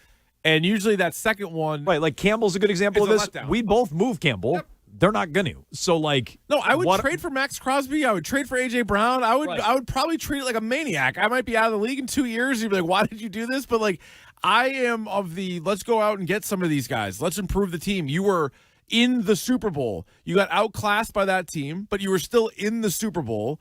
And you have a lot of good young players right now, but you can add to it. And I'm not saying trade all your draft picks like you're the Saints for Ricky Williams, but you can trade either the first or the second. You know, if you're going to get Max Crosby, that's worth trading a first-round pick. I don't think they're going to do that. So, like, when we end up talking about, like, all right, what do you think they're going to do? Just like with the Red Sox, I want them to get all these different players. How realistic was any of that? Turns out not very realistic at all. Well, they didn't get Pete Alonso. I mention him every single day. I still maintain those guys were realistic. Like, well, that's also some true. of the bigger Juan Soto or Kyle Tucker were not realistic. Right. I thought we were being realistic with the Red Sox, and we were still wrong, which is frustrating. Yeah, look, I said this earlier. Maybe this front office, they're 1 for 1 in their offseason. I think they had a good draft. I think we overrated it a little bit. Yeah. And I'm a little more down on it after the postseason, but I still think it's a good draft. Yeah. And they had a really good run in free agency. Really good. So I guess you could say Vrabel, Stretch, Cowden, even the Wolfpack, they're on to something and they can replicate it and do it again. You could say that. I think that's in their range of outcomes. What was their worst move? You know, because we highlighted so many of the good ones, which they're almost all good moves. Because even, you know, some of the guys that weren't great, you didn't really have super high expectations for. No, even like Campbell, which is a high-profile impact. Like, was Carlton Davis great? No. But was he worth the contract? Maybe not. Yeah. Like, is he slightly overpaid? Probably. But is he a good player? Like, yeah. If your worst move this offseason is like the equivalent of like drafting Kyle Williams in the third round. That's a good one. Maybe that's one. But like even that's Campbell, really, when you consider what they threw into it, is he worth the 4th overall pick? Maybe not. That's fair. But like he's still your starter on a Super Bowl team. Like I think it's hard to quibble with that too much. So maybe Kyle Williams is the best example. So but like that goes to show how good it was, and if they can duplicate that, you do have to give them the benefit of the doubt for right now. Do you really think they're going to do it again? Like they're going to just nail the offseason again? I think it's really tough to do that. Maybe they will. I'll give you a maybe. Yeah. I don't feel great about that, and I feel better if they're going to spend a crap ton. Like, all they did was spend the most money in free agency and have a really good free agent class. Now you're going to spend a fraction of that and have a really good free agent class. I think that's a really difficult needle to thread. I think. Yeah, and I think it's going to be more frustrating if A.J. Brown gets traded for like a second-round pick, and that's it. Or Max Crosby gets traded for 1 first-rounder, and that's it. And they both get traded, and you're like, wait a minute. Like, why weren't you in on those guys? If they both stay put, then, like, all right, it's a little bit different for whatever reason. Maybe those teams changed their minds, or maybe we were reading too much into it, or whatever else. And then you're going to look towards the draft and shoring up another couple of spots. Like, they have tweaks they could make, you know, with current guys on the team, either moving them positions or whatever. But then there's just, like, things that you have to address. Like, we don't have safety and tight end as, like, our top need, but, like, you have starting spots available, like right there. I personally think safety is after the big 3 we've talked about, edge rusher and O-line and wide receiver. I would have that 4 and like a clear-cut 4. I bring up tight end. Others feel like tight end is a need. Maybe I want a developmental tight end with Henry, but I think with a starter, they're fine. Yeah, you need another body there, but I don't need Njoku, Isaiah Likely. I don't need to target it with a high draft capital. Like personally, I don't. I know others feel differently about that. So I just think this will be a wasted opportunity. And the Crafts and all these owners, but Roberts talked about it specifically, like the holy grail for these owners, quarterback on their rookie deal. What do you want more than that? Quarterback on their rookie deal. They're cheap. You have to pay them $50 million a year, $60 million a year, whatever the number is. Not only do you have it again. Mac turned out to be not the player he appeared to be for half of his rookie season. No. I think if you paid attention in December in the playoffs to Mac, you kind of knew what was coming in year 2. Never mind that he lost McDaniels and they went to Patricia and Judge and everything else. Not to relitigate that. But they had Mac on a rookie deal. They didn't spend. After his rookie season 2021, they did not go out after they made the playoffs and spend in 22 or 23. And by 24, he was gone. You have Drake May on a rookie deal. They did spend last offseason in year 2 with Drake. And now they're maybe not going to do it again. Like that just feels like a real wasted opportunity for this team. They haven't done it yet. Maybe Kraft will spend, but I'm bracing for a wasted opportunity for a team that was just in the Super Bowl and, really didn't belong on the same field with Seattle. But even in that scenario, you're down a couple of scores late in the game with the ball before May throws a pick, that team, you're not going to invest in it in any meaningful way this offseason, I think that's a major wasted opportunity. Yeah, because I feel like no matter how you view the team, it feels like you should really invest in it. So, I mean, like, if you think that, oh, we really are one player away from the Super Bowl, then go ahead, get that player. Or if you're like, hey, we got a lot of different breaks along the way, then you even acknowledge you need a little bit more help. So go get those players too. Go get the help to overcome it. There is that fine line of like, you don't need to mortgage the future and trade all your picks. Nobody's advocating for them to be the Rams and trade all their first round picks for like 10 straight years. Yeah, I personally have no problem with that, but no one's advocating. I agree. We're not advocating. So you can, in a way, you can kind of have that both ways, where you're still utilizing your draft to improve your team, but then also when you find players that are already established in the league that you think can help, go out and do that. So I feel like the Gonzalez thing may and should be a priority, and that's going to be a lot of money you're going to have to dedicate to Gonzalez. If Drake May has another year like he just had, at the time of the contract, he's going to be the highest paid player in football history. Oh, yeah. I would think. Yeah, at least temporarily. You know, and he and Daniels and Caleb Williams will all be going for it at the same time. But, I mean, if only one of them has a runner-up MVP and one of them has a Super Bowl appearance, I would think he gets more than Daniels and Williams. Who knows? It's up to the agents and all those guys to figure it out. But if they're ready to make him there, then that's when I'd almost be prepared for the excuse making. Be like, well, we just signed the highest paid player in the league. Like, what do you want us to do? And then that might be where the rest of the roster is not as deep. So that's the thing. You also, that's coming. You're going to brush it aside and be like, well, we paid Gonzalez. What do you want from us? And then the next offseason, it's going to be, well, we paid Drake May. What do you want from us? And my answer to that would be, well, I want you to keep those guys and add to the team. Yeah. And if we're talking about 2 off seasons from now at best, you're going to start spending to supplement Gonzalez in May. And I'm sure by then you'll be crying about how much Gonzalez makes and how much Drake May makes. Then, yeah, I feel like this is a year to do it.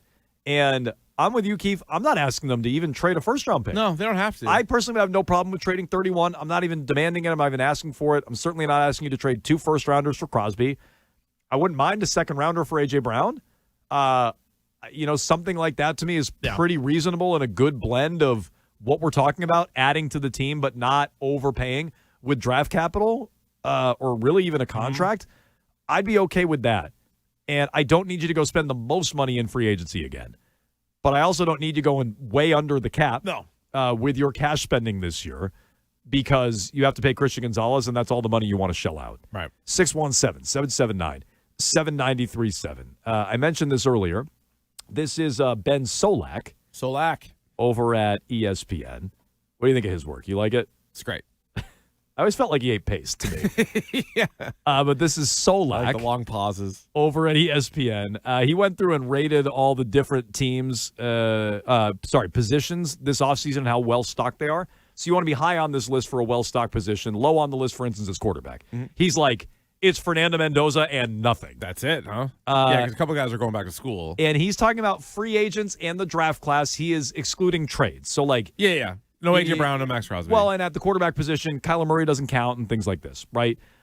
Edge rusher is the number 1 position on the board, the most well-stocked. Okay. He says it's a good year to need any sort of edge rusher at all. It's a bad year to need a truly elite pass rusher unless you're willing to trade 2 first-rounders for Max Crosby. Yeah. So he's saying it's Crosby. That's the only elite guy. How many elite guys do you need? I would ask, that is a well-stocked position, free agency or the draft. If you don't get a fix there, and you don't answer your problems there. I know you feel that's the biggest need on the team. Yes, I do. If you don't do that, then you failed because there are opportunities and options everywhere at edge rusher, according to Solak. So that's a good sign because if it's in the draft or if it's in free agency, you need 2 starters really at that spot. If you told me you even got 2 healthy Harold Landrys, you'd take it. I want Max Crosby. We've talked a lot about that. If you don't get him, though, you need upgrades over Anthony Jennings, right? You're going to need a couple of guys or a replacement for Chason, or even if he's one of the guys back in the combination. That's good to know. It lines up because some years it's the, hey, we really need a left tackle. There are none available. right? Or like teams every year, we need a quarterback. Well, there are none. Well, so like there is that. This at least seems like if they want to, they should be able to fill that position. It's a good pretty marriage easily. between need, Yeah. Supply and demand, if you will. The Patriots' demand and the good supply out there. So you brought up tackle. He has that 7th out of 11 positions. He says it's a good year to need a starter for 2027, a bad year to need one in 2026. Okay. Meaning, I guess if you draft one, you could develop it into that. I don't really understand the logic there. Mm-hmm. So let me give you an alternate scenario. The Patriots don't sound like they're moving Will Campbell from left tackle. At least Vrabel doesn't sound that way. I know. Maybe Vrabel took a look at it and said, there is no upgrade. Yeah. He gets into Rasheed Walker in this story. We both had him in our offseason plans for the Patriots. He's a free agent tackle from the Green Bay Packers if he leaves. Apparently really good as a pass blocker, really poor as a run blocker. I'd be fine with that. Doesn't mean every team would be. Maybe the Patriots wouldn't be. So maybe, reading this list, part of the Patriots' logic on the O-line is we're leaving Campbell at tackle, but there are a lot of good options at guard, according to Solak. Friends call him So.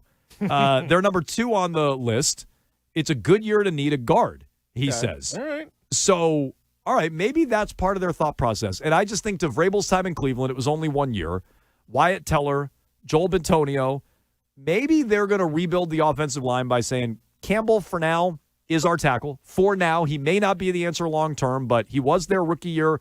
We're going to give him another go in his sophomore year. If he makes a leap, great, we're set. If he doesn't, we'll reevaluate that next offseason because there are no options.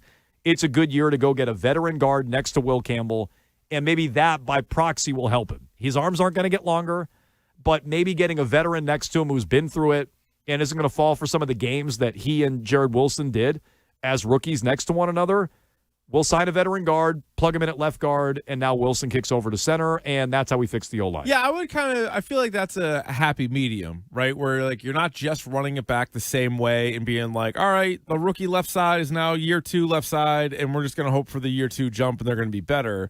If you put like a real anchor there and kind of help out those 2 guys, maybe that's better. Maybe that's how you kind of keep Will Campbell as your left tackle, give him another full year to see what that looks like. You don't want to just I can see why they're hesitant to just run away from the number 4 overall pick and kick him in after 1 year.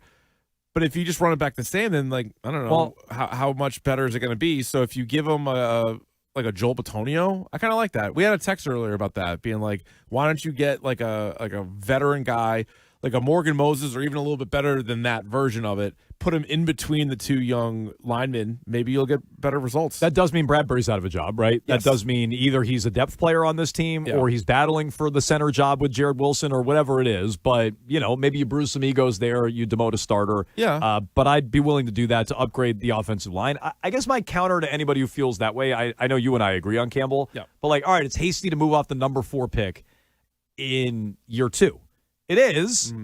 Unless you game it out and you go, Will Campbell's going to get your franchise quarterback killed in year 2. Yeah. You want Drake May to survive year 2 to get to that year 3, and ideally beyond that. So if he's going to get him killed in year 2, then I would say that's why you panic and move him. If you're that worried about it. Well, you also have to get a better version of it, right? You can't be, it's a different body. Like, well, no, like Will Campbell was drafted where they drafted him because they thought he was better than everybody in that draft class. They were aggressive, or so we were told, about Ronnie Stanley. They wanted Ronnie Stanley to be their left tackle. He said no thanks. The rest of that list wasn't great last year in free agency. And so this year, if the same thing is being told, you and I might not love Will Campbell, but look at the free agent list. Is he better than almost everybody else that's out there? And then if it's close, he's obviously going to be the tiebreaker because you already have him on his rookie contract and he was your 4th overall pick. So I even understand that it's easier said than done to move him in. So the other need, and we think edge rusher, O-line, and then wide receiver are all needs. Keith would put them in that order. I'd have O-line first, then edge rusher, then receiver. But I think they're all needs on this team. He's down on the options via free agency in the draft. He has the position 8th. For wideout? Wideout. Okay. He says, and I think I know why. It's supposed to be a good draft, though. So I mean, if you're lumping in all the free agents, I guess I can see why it's lower. There are good options via trade too. AJ Brown, BTJ, Pickens if he gets tagged, and then Dallas looks to trade him. Like there are good options via trade. So I think he's a little down on the class. But the top free agents are Alec Pierce, Juwan Jennings, and Romeo Dobbs. We had one caller yesterday who's hot after Dobbs. Loves Dobbs. Sold on him. I don't want any of those guys. So I don't think that's a great class. I like Jennings. Out of those three, I like him. I don't know how much he's going to cost you. Probably too much The in league free does agency. not like him. No one in the Players league in likes the league him. do not care for him. But I would say for all three spots, there is demand for what the Patriots want. And it's all about going out there and spending on it. Will the owner do it? That's the big question. TBD. And I think Bedard already answered it for us. 617-779-7937. More thoughts there. Billy Lanny with all the latest in trending, including Get him, Bill. an update in the men's hockey semifinal between Finland and Canada. Good news or bad news for Finland? You got to tell me. Billy, have all the latest here in the update, and we're right back with some thoughts on the Red Sox and their pitching depth next. WEEI Afternoons with Hart, Fitzy, and Johnson. Weekdays 2 to 6. Now, here's what's trending on WEEI. Trending now is brought to you by Mario's Roofing. We won't soak you to keep you warm and dry. Yesterday, the U.S. women's hockey team won the gold medal with a 2-1 overtime victory over Canada. Megan Keller scored the game winner, 4:07 into OT. Today, it's the semifinals in the men's tournament. Canada and Finland is underway. It is Finland 2, Canada 1 after 2 periods. The U.S. will take on Slovakia with a face-off time of 3:10 today. U.S. versus Slovakia can be seen on NBC and Peacock. The United States has moved into second place in the medal count with 27, 9 gold, 12 silver, and 6 bronze. The Boston Celtics returned from the All-Star break last night and got the 121-110 win over the Golden State Warriors. Jaylen Brown had a triple-double in the victory with 23 points, 15 rebounds, and 13 assists. The C's road trip continues on Sunday night in Los Angeles, taking on the Lakers. Today, the Red Sox take on Northeastern. First pitch is at 1:05. Tomorrow at 1 o'clock, the Sox take on the Minnesota Twins from Hammond Stadium on the Shaw's and Star Market WEEI Red Sox Radio Network. Shaw is proud to be local since 1860. We'll have the game here in Boston on 93.7 FM and on the Odyssey app. First pitch is at 1:05. And tonight, Boston College hosts UConn. You can hear the call of the game on WEEI AM 850. Pre-game coverage begins at 6:45 and puck drop from Conti Forum is at 7. Homeowners choose Mario's Roofing because they're fair, honest, and provide quality services. Call Mario's Roofing today for a free estimate at 781-344-2420. I'm Billy Lanny. That's what's trending now on WEEI and WEEI.com. WEEI.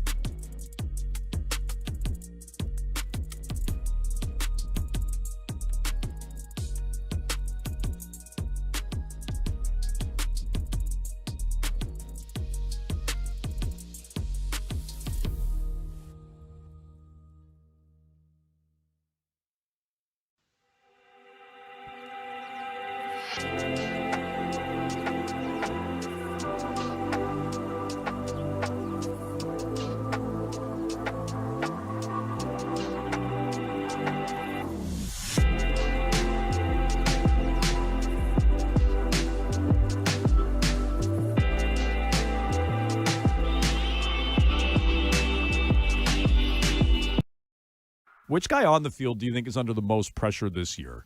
Oh, Crochet. Crochet, right? And we all that's a weird answer, right? Because we just assume that he's going to be good. But if he's not good, there's a ton of pressure put under him, right? He's the straw that stirs this drink. If you don't have Crochet, it's a completely different conversation.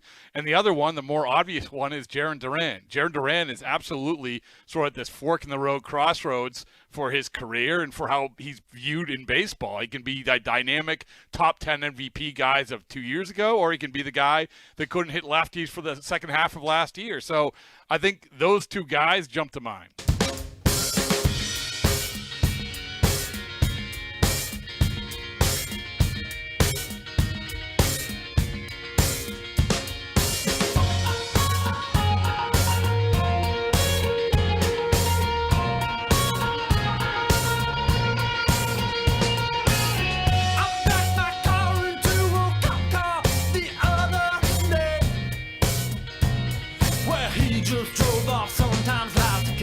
I like thinking about a Modest Mouse version of this about Bradford running out of gas. I like that. That's they should tweak the lyrics. There is a show somewhere in there, and I know that a lot of them have been done. There's comedians in cars getting coffee with Seinfeld, and there's what's the idiot that does the carpool karaoke? Oh, so there's James Corden. Yeah. So there's shows like that. Yeah. There needs to be Rob Bradford interviews people with the gaslight on. So he's just Kenley, Joe Kelly. And no, the interview just goes till you run out of gas. You drive as far as you can until you run out of gas. So that is a great idea. Wait, trademark. Trademark. That's a good idea. You get in the car, the light's already on, and then you sit in the front seat, and Bradford just interviews you. But maybe the guest doesn't even know. So now part of it is like what Tomasi was saying, where he's just like eyeballing the gas thing, and like, hey, you gonna get gas? Like, what do you mean? No. What do you mean? All cars are different. He's like, how tall do you need to be third baseman? You start asking Caleb Durbin questions in there. That's the idea. No, this is a good idea. Running on E with Bradfo. Yeah. There's something there. Yeah. What is it? Running out of gas isn't boring. Exactly. Okay, that's a good idea. Trademark. That's trademark. You can't take it. That's trademark. We trademark that. Bradford, an absolute wild man. Doesn't even think about getting gas until the light's on. And then the end of the episode can be like wherever they ran out of gas, it's like, here's how they got home. They could like put up like, at the end of a documentary, they're like, here's what they're doing now. Here's the update to the story. Just goes to credits with the guy's thumb out.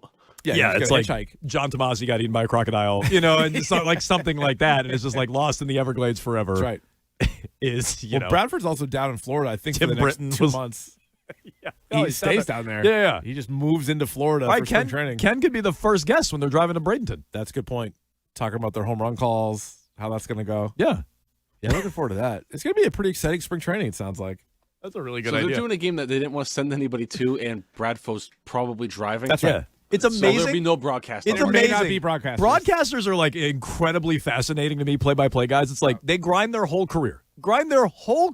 Yeah. Minor leagues. I heard Ken talking about this with Greg. Like some of the markets he was in are like Ken? Yeah, when he was doing minor league baseball, I guess. Yeah. Or like hockey and baseball especially. Grinders. Where you have to go and call games to get to the big time is like unbelievable, the time commitment. Oh, it's nuts. And then these guys get to the big leagues, and now a trip to Bradenton's beneath them, where they're like, I'm not doing that. Like, it is a major league baseball team. Yeah. Like, but only 32 of these gigs. It's 2 hours away. 30 in baseball, I'm sorry. 30 of them. Yeah. Only 30 of them. Yeah, I don't know. And it's like, well, I'm not going to Bradenton. I mean, I grinded my whole career to get to this point. Bradenton.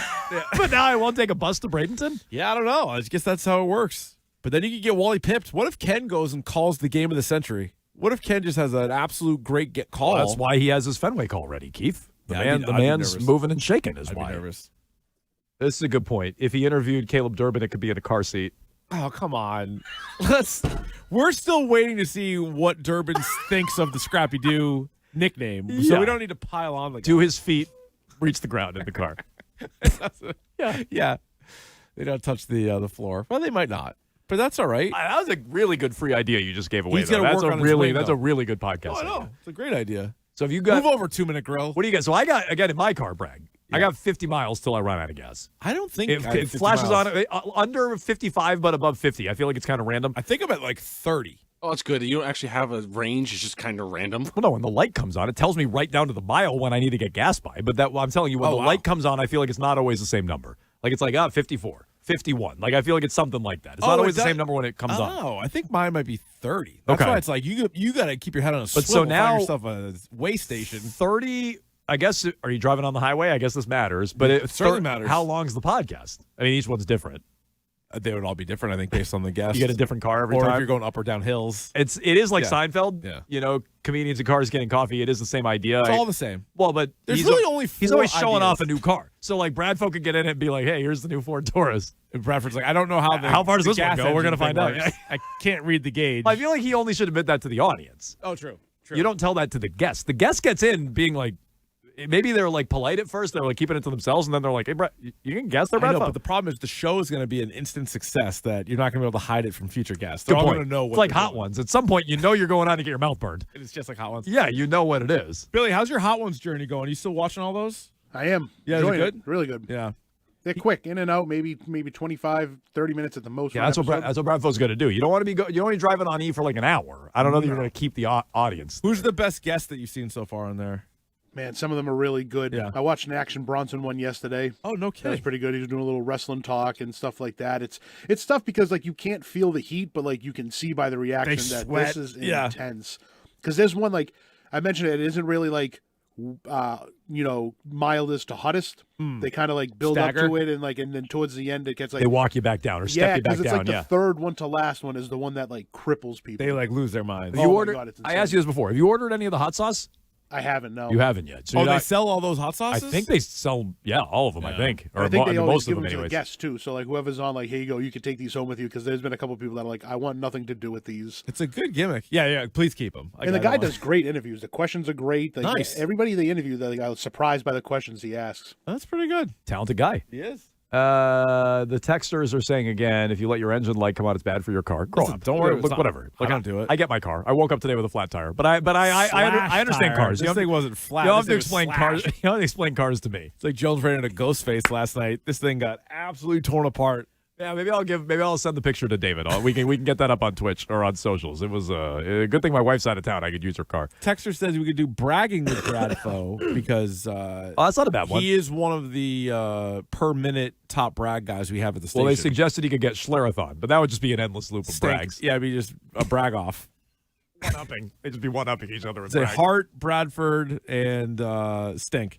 Oh, yeah, you could have multiple guests Oh, on no, the car. Stink That's and true. Dink. We've already talked about this. Both of those guys are both pretty good at it. Good point. Yeah. We got Weekend Review coming up here. You might hear from Bradfo. Still 2-1 Finland, by the way. 13 minutes right. to play in the third period as game first semifinal men's hockey going on. I would argue good news for Finland giving up that goal. It's now a 1-goal lead, much safer than that dangerous 2-goal lead. So I would actually argue good for Finland they gave that up. Smart, good gamesmanship, good play, good gameplay. I think since they've taken the lead, they've basically just like hunkered in. Oh, and they have not are- had any shots. No, they are packed in on Yeah. defense against Canada, which, Keith, why don't you lean in on your phone? Can you tell me what the shots are there? Or do you have it up on the I TV? can't read the shots. I can't read it through the They're sunglasses. like more than doubled. I think 25-12. 25-12 Canada. But it's also more lopsided recently because I think it was like even it's early. spiking. And yeah. It's spiking. We'll see. Who do you think wins? Canada. Yeah, me too. I still think they win. Actually, what's the? should we plunk down? Well, Are they plus money? I bet they're not. I bet the later in the third period this goes, they will. Yeah, I mean, I got to get inside of 10 at least. It was 12 and a half to go. Canada, as they would say, on the brink. Yeah. Of what would be a big Canada upset. right now plus 145. Oh, they man. are? Oh, that next break. Hang on. Buying opportunity? Big splash. Big time buying opportunity. Go ahead. It's about to be bought. Dive in. You need a tire. Yeah, exactly. That's a good point, Bill. I'm going to buy myself a new tire. Usually they want you to get two of those. Yeah, They don't you buy yeah, one, it yeah, ends they up being don't- yeah, they four. don't just let you Yeah. get one. Yeah, I'm on the hook for at least Plus two of those. 150 now. It moved. Oh, nice. We I had to moved- get new tires recently. I pulled in to get my car inspected, brag. Oh. And like before they even put it in the thing, they're like, "You need new tires." I was Like, "What do hey, you mean? you, sir? Can you inspect the car?" They're like, "It won't pass." Yeah. I was like, "Oh, I We're should- not We even can going to see bother. that metal braid. Yeah, you see that there? Like, how did you get here? I was like, "What do you mean? Runs fine." Works fine for me. It does not. Just real quick, since we teased it. Red Sox having a wide open competition for the fifth starter. Do you believe them? I do. Yeah. I don't. Why? Who do you think it is? They're going to put Tolley in early in AAA in Worcester. Maybe we'll talk to one of them on Worcester opening day. And they're going to Triple A manipulate is what you needed for your car. They're going to manipulate the service time. Who's the fifth starter then? Oviedo. Yeah, but he might be the fifth starter anyway. I think it is a competition. If he sucks and Tolley's great, I don't off think the it's camp. I don't think it's a true competition. So I don't think it will be a true competition. So last it year- should be, and I'd feel Yeah. good about it if it actually was, because if Tolley Throw beats out Sandoval everybody, in he there. should get the job. But sure. could Sandoval do it? He could. So if he could, and if Oviedo could, so maybe you just don't think the young guys will get a real crack at it. But at least it's not handed out to anybody. I don't feel like. I don't think they're all starting from an even place. I think they're starting with Oviedo way ahead of everybody else, and they're going to have a veteran, Cutter Crawford, or you just said it, Sandoval. Yeah. One of those guys. Sandoval's a trade I forgot even candidate. about Cutter Crawford. If he pitches his tail off, I could see him being the fifth starter. So I hear you with the young guys might have to really impress. And even then they may not, right? Like Marcelo Meyer last year should have started the year with the big club, but they felt like they weren't going to do that. Yeah. So maybe you feel like it's the same way. But I guess this isn't just like one guy has it, because there are 3 veterans on the roster that or they're not old, but you know what I'm saying? Like the 3 guys that aren't got the minor league deals and all that stuff. So No, I think at least there's a competition there. And if something happens, I don't know, if Connolly early is just dominant, I feel like he could get that spot. Well, if they're true to form in that and they do it, great, good for them. They should do that.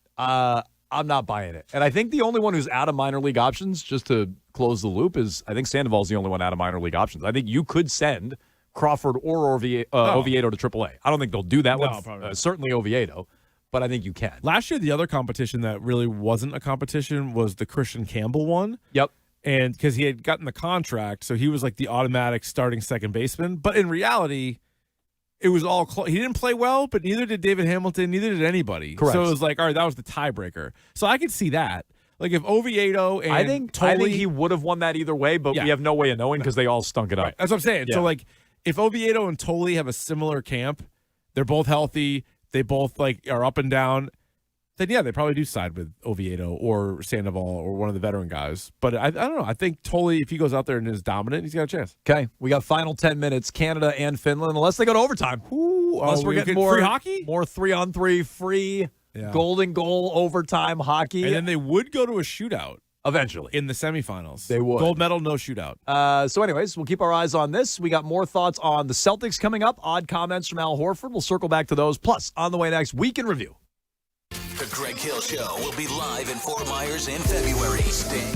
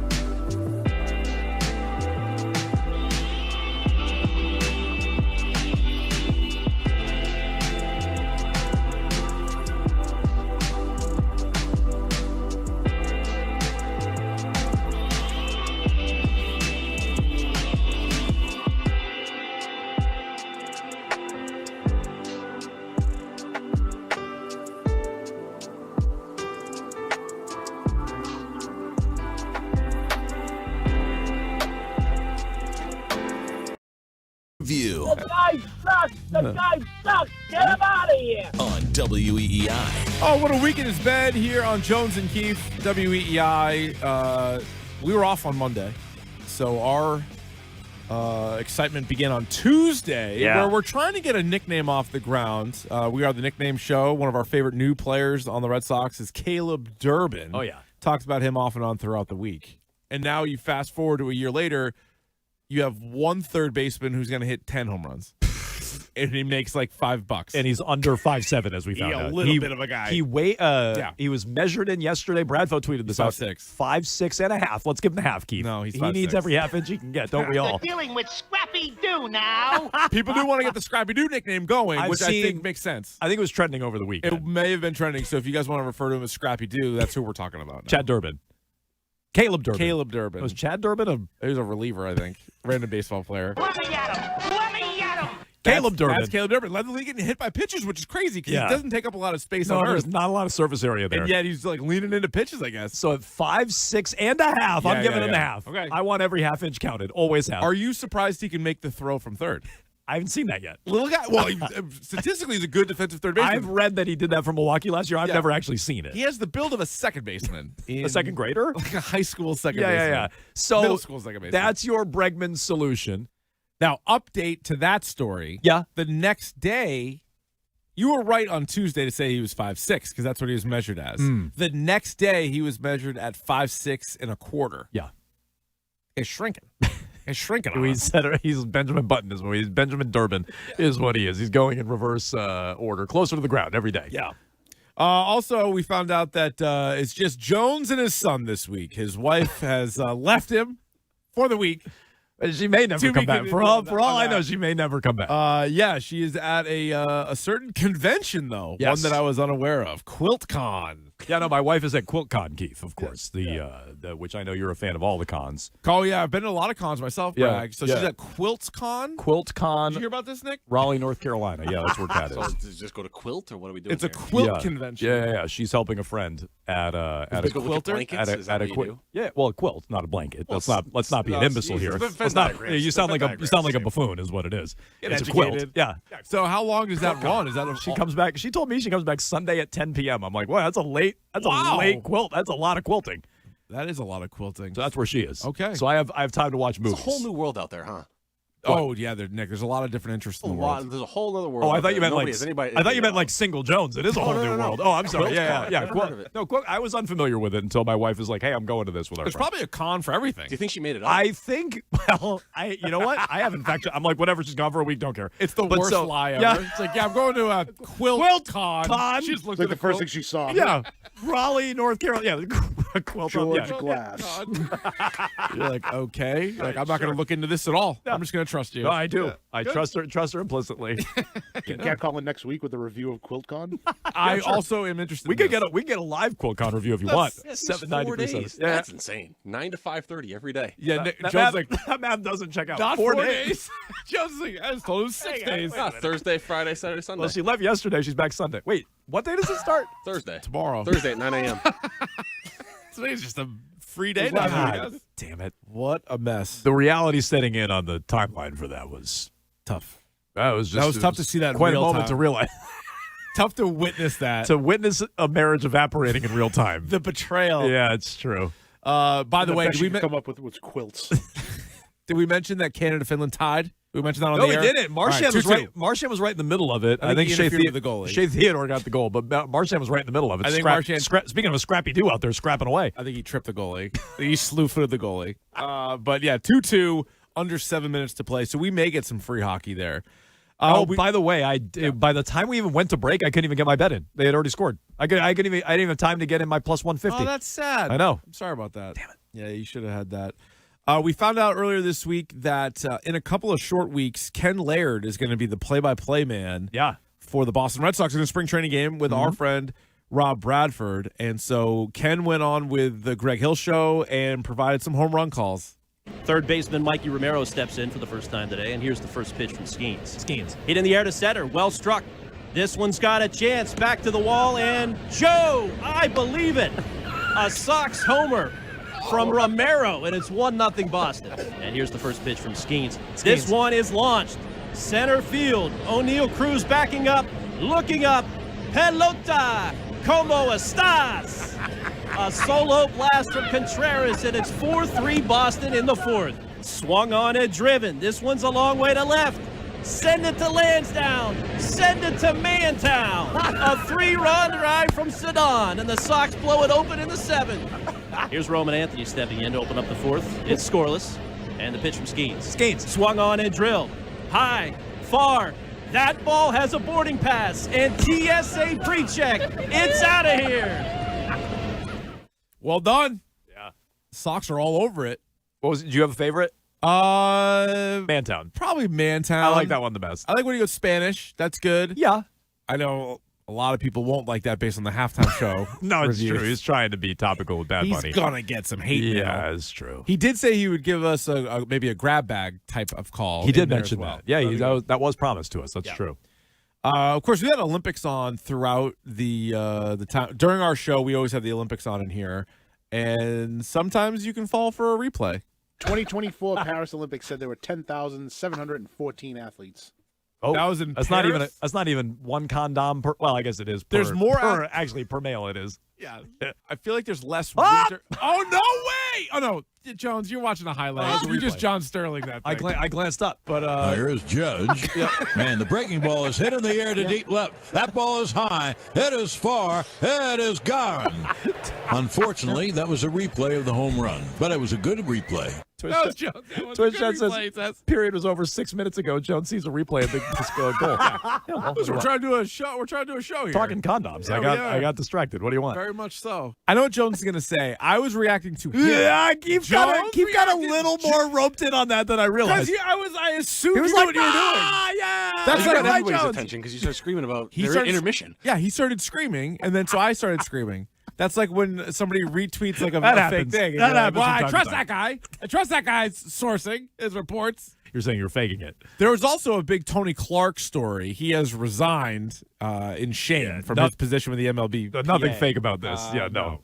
MLBPA Executive Director Tony Clark resigned. This is from Jeff Passan yesterday. What happened? After an internal investigation, I'm glad you asked, revealed he had an inappropriate relationship with his sister-in-law, who was hired by the union in 2023, sources tell me. All right, so very important question. Yes. Not that it makes it right. It's wrong. Let me tell you, it's wrong both ways. Yeah, that's what makes it hot, though. So, you kind of hope you get caught. It's a thrill of getting caught. Yeah. Yeah, but like sister-in-law, could it be, is it your wife's sister or is it your brother's wife? Good question. Don't know. I don't know which one's better or worse, but I don't know which one feel it like is. you've ruined 3 lives. It's like, dude, do you know how many women are in the world? Also, you got to go for your sister-in-law? She's an employee in the union, Terrible. probably his Right. subordinate. So, like, you got to deal with that, too, on Literally, top of it? maybe the one person you should avoid. Maybe the one person you He should hired get her. physically attracted. Well, of course he did. And then, meanwhile, his wife's thinking that he's at QuiltCon. I was gonna say the only person more asleep at the wheel is the person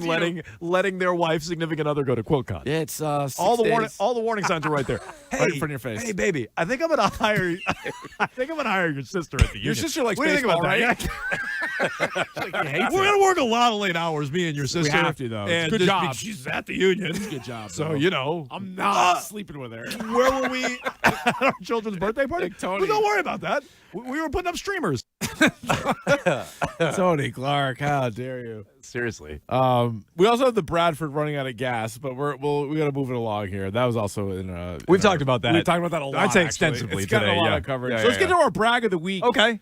Nominees. Let's start with one of our one of our callers, Barry. I looked at the stats from the playoffs. Sick brag, bro. This is another Barry. Is this the same Barry, Nick? Or Yeah, two different Barry? Different Barry. What? Top 4 Barrys. Sanders. Oh, Sanders for sure. White. Larkin. White, Barry White. White's a good one. Manilow.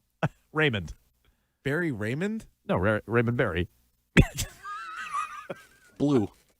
Blueberry. No, Yeah, good one. Barry. Yeah, no, that counts. No, I'll count it. Barry. That doesn't count at all. You said that's what you said, isn't it? No, Barry. Barry. Like Barry Same thing. Sanders, Barry Manilow, Barry White, and Barry Larkin. Strawberry. Who? Bonds. Oh, Bonds is in there. Good one. All right, Good who one. are you bumping for that list, though? Raymond Barry. No, Larkin. He's not even. He can't have. He's in the Hall of Fame. So's Bonds. My Hall of Fame. Yeah, you're right. Barry Larkin actually wouldn't be in my Hall of Fame. Shouldn't be. He's in in the real Hall Hall. of Fame. Yeah, Right. good point. Good point. All right, this is a different Barry. This one was in New Bedford. I know more about the draft than both of you combined. Sick brag, bro. That Barry I remember. Yeah, I they're guess different Barrys. Yeah, I guess those are wow. There's different Barrys. Obviously, we talked to Bradford, so there's always a few. Well, As someone who went up to him after they measured him for the ABS system, Sick brag, bro. I tweeted this out. Sick brag, bro. I rented the car. Sick brag, bro. 25. My car, I have like 50 warnings when it's running out of gas. Sick brag, bro. I was that creepy guy running down the side of the highway. Sick brag, bro. Yeah, he wears it out. Well, 5-leg parlay out of Bradford. Wears Okay. it out. And now, in consecutive weeks, Ted Johnson. Oh. I took the dogs on a longer walk Yes. than normal today. Sick brag, bro. I played fetch with Beefy. Sick brag, bro. With the ladies in my life, I'm called Big Beefy. Hey, where was the brag there? I mean, Sick thank you. brag, bro. Wow. Is his dog's name's Beefy and he's Big Beefy? They call him Big Beefy. It's like a Deuce, Little Deuce situation. Big Beefy. What, you just say Big Beefy when he walks in? What's up, Big Yeah. Beefy? I'm not going to call How's him it that. hanging, Big Beefy? I'm not going to call him that. You're not going to say, how's it hanging, the Big No. Beefy, when he gets in? Although I do want to see him. He gave me a movie recommendation, a movie I had somehow not seen from a couple years ago, and I watched it. Excellent. The Covenant. Guy Ritchie's The Covenant. Oh, it's a Guy Ritchie film. Awesome. I don't know Nice. how I missed it. I like Snatch, personally. I thought That's my favorite. It's a of good his. film. It's legit my favorite. Yeah, of it's his. a good one. All right. Watch your profanity. Lock, Stock. Good one. Also a good one. Yeah, good one. Oof, that is Ted tough. Bradford or one of I'm the Barry going with brothers. I'm going with the second Barry. The Second draft Barry? expert. the Yeah, draft that was expert. good because Yeah. he was kind of mean about it Yeah, too. yeah. I know more about the draft than both of you combined. Sick brag, That bro. was a mean brag. All right. He was like trying to insult us whilst bragging. No, it's true. That was a mean brag. You're right. All right. Well, Big Beefy. And then, by the way, that You're an draft alternate. expert, Yep. he wanted to draft a backup tackle in the first round. That was his plan. We'll take him at 31 and let him marinate for a year. It's like the Orlovsky approach. You draft him and then he sits for a Don't couple play years. him. Yeah, no. Why Not would you for do all that? the money in the world. No. Finland, Canada, by the way, 3 minutes left in the third period. Knotted up at 2. We're gonna have free hockey, I think. I want Canada to win. Do I want overtime though? Can I handle think- overtime? I think you want the thrill of overtime. Yeah, I think I do. I think you do. I think you're right. Although it's essentially sudden death right now. Well, essentially, I said. Yeah, that's a big part of Word's it. doing a lot of work. Okay, well, that's Week in Review every week here on Good Jones week. and Keith. Good week, guys. And only a 4-day week, too. Yeah. Well, stay tuned for WEEI Afternoons. You got Hart. You got Fitzy. You got Big Beefy coming up at 2 o'clock. So stay tuned for it.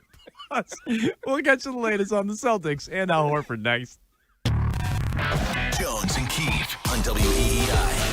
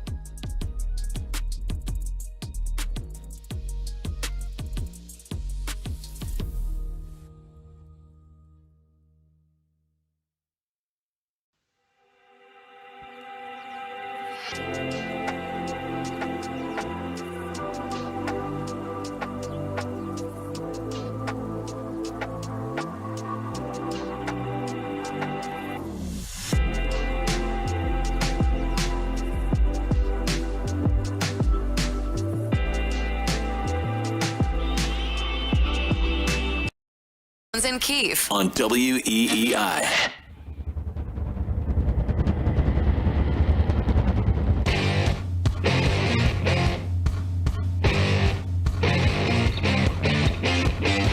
Perk, I ask you, as they play the Warriors tonight without him, would the return of Jason Tatum get the Celtics to the NBA Finals? Yep, and guess what? Jason Tatum returns. They're my dark horse to win it all. To win it all. Derek White, champion, been balling. Peyton Pritchard, champion, been balling. Joe Mazzulla, up for Coach of the Year. Jaylen Brown is the best two-way player in the game. He's the only player in the NBA that is top 5 in scoring and top 5 in defense when it comes down to field goal, opponent field goal percentage. This team has a culture. You get JT back even if he's 75%, and it's going to be hell and hot water for the rest of the game.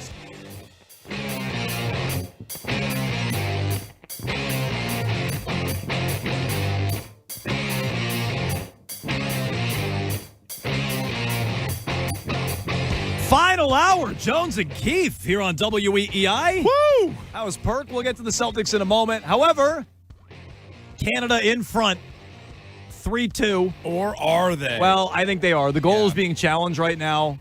Because that was in a break, or at least while Perk was talking, we got a pretty good look at the review. I think Canada's onside. Finland's challenging it. Yeah, you have to challenge it because why not? I should know this. Was that goal technically a power play goal, or was it just after the power play goal? Oh, good question. No, there were 2 seconds left. Okay. Yeah, okay. So McKinnon gets a feed from McDavid. I mean, when you go Makar, McDavid, McKinnon. Yeah, not fair. What are you supposed to do? I don't think that was a great... Honestly, it's a lot like the Hellebuck goal the other day that I didn't love, that he gave up against Sweden. Like, near post. I know you're going post to post. You're moving side to side with a brilliant pass from McDavid. Yeah. I don't love that goal. Goal upheld. That you're giving up. The Finns had a 2-goal lead. Dangerous. They allowed that to evaporate. Dangerous. And then Canada gets the goal, which, as you just said, upheld. 36 seconds to go. And I'm happy because I want Canada on Sunday. Me too. It'll be so much sweeter to win the gold through Canada. And it'll just be maybe like a marquee game. It's what we've been waiting for since the Four Nations, since even announcing that they were going back to the pros in the Olympics, right? Because we all love watching best on best, but it hasn't been the case for the last couple of Winter Olympics, right? For different reasons, they didn't have the pros, so it kind of takes some of the luster out of it. But these teams have had to fight and claw. Like, it's going to be all about USA, hopefully, in Canada, and hopefully that's what we get in the gold medal game. But, I mean, Sweden gave the U.S. everything they could handle. Who did Canada play in the last round that went to overtime? Thank you. Czech Republic is right. Yeah, Yep. so I mean, Pasternak. So like, there's been some good. Even this one. I mean, Finland was up 2-0. They had to fight all the way back and are going to win by a goal. So it's been a really good tournament. Been a lot of really fun games, and hopefully, just now, fingers crossed, at whatever it is, 3:10 today, U.S. can beat Slovakia and move on. Yeah, that would be very deflating. Because we were also joking about, we had a texter being like, because when it was 2-0 Finland, you're like, well, what if it ends up being Canada, U.S. in the bronze medal game? Like, what a letdown that would be. I committed. I still would have worn all my stuff if the U.S. won. I would have won this. I would have won this outfit again. If you haven't, we haven't mentioned it in a bit. No. Twitch.tv/Boston WEEI and YouTube. Watch there, chat there, subscribe to WEEI. Jones and Keefe properly adorned, emblazoned in USA attire today, and yet we're sitting here rooting for Canada with whatever it is. 17 ticks left. They just showed a guy in the crowd from Finland picking his nose with his thumb and his finger. He was both of them are in there? Both in there. Like crab claw? No, Is crab claw out of there? No, thumb was in one, fingers in the other. Oh, it was like he was giving the him bull ring. What do you call that thing? What's the name of that piercing? The Prince Albert. No, that's not the Prince septum. Albert. What is it? It's a septum piercing. Yeah, there you go. Septum piercing. This one. The bull ring. I know The bull ring. Yeah, oh, okay. Not the Prince Albert. Yeah, no, he was really in there, and then I think his buddy knew that he was on TV, so he like patted him on the shoulder. Like, hey, Sven. He cut it out. Get that out of there. You're on TV. Hey, yeah, there's a lot of dead time right now. They upheld the penalty, or I'm sorry, the goal, but there's 20 seconds left. So maybe somebody called timeout because they're all just like skating around. I think Finland called the timeout. Yeah. Yeah. Okay. Saros is pulled. They pulled the goalie. Well, it is an offensive end face-off. It is, but big loser approach by Finland here. To the guy picking his nose? No, they're packing it in up one goal against Canada. You morons! They played scared. Canada has so much offensive firepower. Yeah. That look, I guess you're outgunned either way, but you pack it in like that, and you give them a power play as they did. You're going to lose. The only shame here is my job getting in the way of winning a bet. Yeah, Because I was waiting to get to right. You should have made the bet. Can I make a case with DraftKings, FanDuel, whomever? Call them. Can I? Yeah, I'd be like, listen, I was on the air. Guys, I was on the air. I declared I wanted to make the bet. That's as good as bet as far as I'm Plus concerned. 150. Just pay me out. We're gonna have a shot here. Oh, You got to put that. You got to put that one on net there, bud. That game's over. Yeah, put that on net next time. Maybe it has a chance. All right, Canada has advanced. They will be in the gold medal game. Do you disagree? Sunday morning. Do you disagree? This is not very, not a lot of national pride in the Twitch chat. Rather Be Golfing says it would be so USA to blow it today. Do you agree with that? Would be pretty USA. They have had some issues. What's more in USA? Previous Olympics. What's more USA? Losing against Slovakia or losing like 6-1 to Canada in the final? What's more USA? Oh, what would be worse? Losing to Slovakia. It's not even worse. It's what's more U.S. Get there. Give me. Well, that's true. That Keith just ignored my question, but yeah. But what would be worse if you want to? Yeah, so you at least get the silver medal, I guess. But they have silver medals. That's not what we're going for. No. But yeah, at least you get another day of build up, and then it'll be all excited. Yeah, give me Sunday morning. Rearrange our schedules for a little Sunday morning hockey. Okay. So that's. I Sorry, think, girls. Bluey's going off. We're watching gold medal hockey. I can't. They put a second back on the clock, so Good. not technically final yet. Ask but Derek Fisher. All you need is 0.4 seconds to get a shot off. Yeah, what's Finland going to scheme up here? They need to get Teemu Solani, get him out there, have a chance. I do think hockey coaching is like the most. It's like the most fraudulent thing ever. What are you talking about? Your guy Marco Sturm just stands there, does a great job. That's my point. It's like, hey guys, win the face-off and put this thing on net. Like, what play do you even have? Did you probably missed this? Our brain was empty today a little bit. That's Finland. Did you hear That's him? Finland's coach. Did you actually hear him the other day? No. He spoke. Marco I haven't Sturm? heard him speak since he got hired. No. I haven't Good heard morning, good afternoon. I don't know what time it is. Yeah.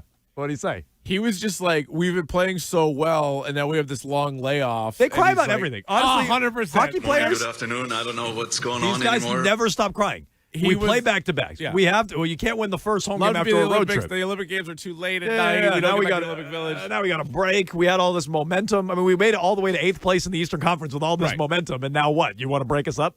So he was Take your time, right? Get undressed. No, he doesn't want That's to a take time. different story They want altogether. you to hurry up. Well, take your time. So like he wants to be teased a little bit, like the scene in True Lies. But Marco Sturm was talking about how the team has played really well, and they were like clicking on all cylinders, and they're playing really well going into the break. And now a lot of them have been back together. Obviously, not guys like McAvoy, the Olympians, but all the other guys are here. And he's like, it already feels different.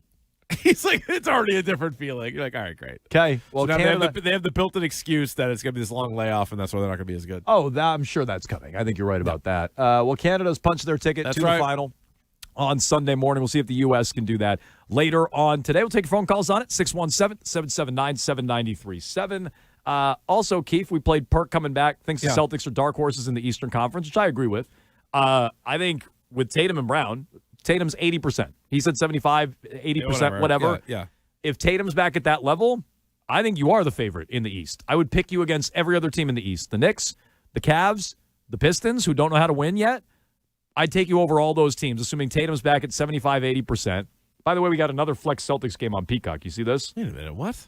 Is there a documentary episode that night? Probably. What day of the week is March 10th? Is it a Sunday? March Celtics 10th? at San Antonio, 8 p.m. March 10th has been flexed Tuesday to NBC. Okay, we'll scratch that. The Tuesday night. This is from Steve Bulpett. That was previously occupied by Dallas and Atlanta, although he does say, and it's a fair point, no Tatum conspiracy theories because no matter, Celtics Spurs is more attractive than Mavs Hawks. 100%.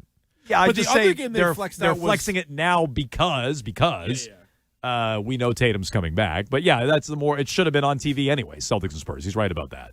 Yeah, I mean they're two of the 5 best teams in the NBA probably. Yep. So I'm there with that. Meanwhile- sorry. I was just gonna say I don't really know what Perk is angling for. Normally he's kind of more anti-Celtic, Hey, and we everybody figured it goes out. nuts about it. He but- wants on the duck boat. He even complimented Missoula in there. Yes, He wants on the duck boat. I think we figured it out. Yeah, but I just feel like right now you can make a case that the Celtics have almost an equal chance of getting to the NBA Finals as the other 3 teams around them. So there's 4. It's a 4-team race in the Eastern Conference.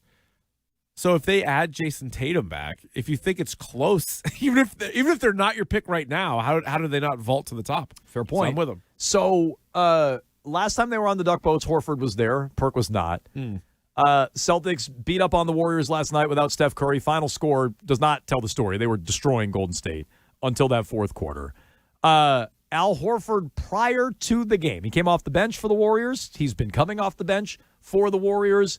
Al Horford prior to the game had some very odd, unexpected comments, I would say. Although if you really followed Horford in his career, maybe you should have expected a little bit of this. Here he is prior to the game last night. Decision to join the Warriors ultimately, and do you see yourself ultimately retiring with the Celtics if it comes down to that?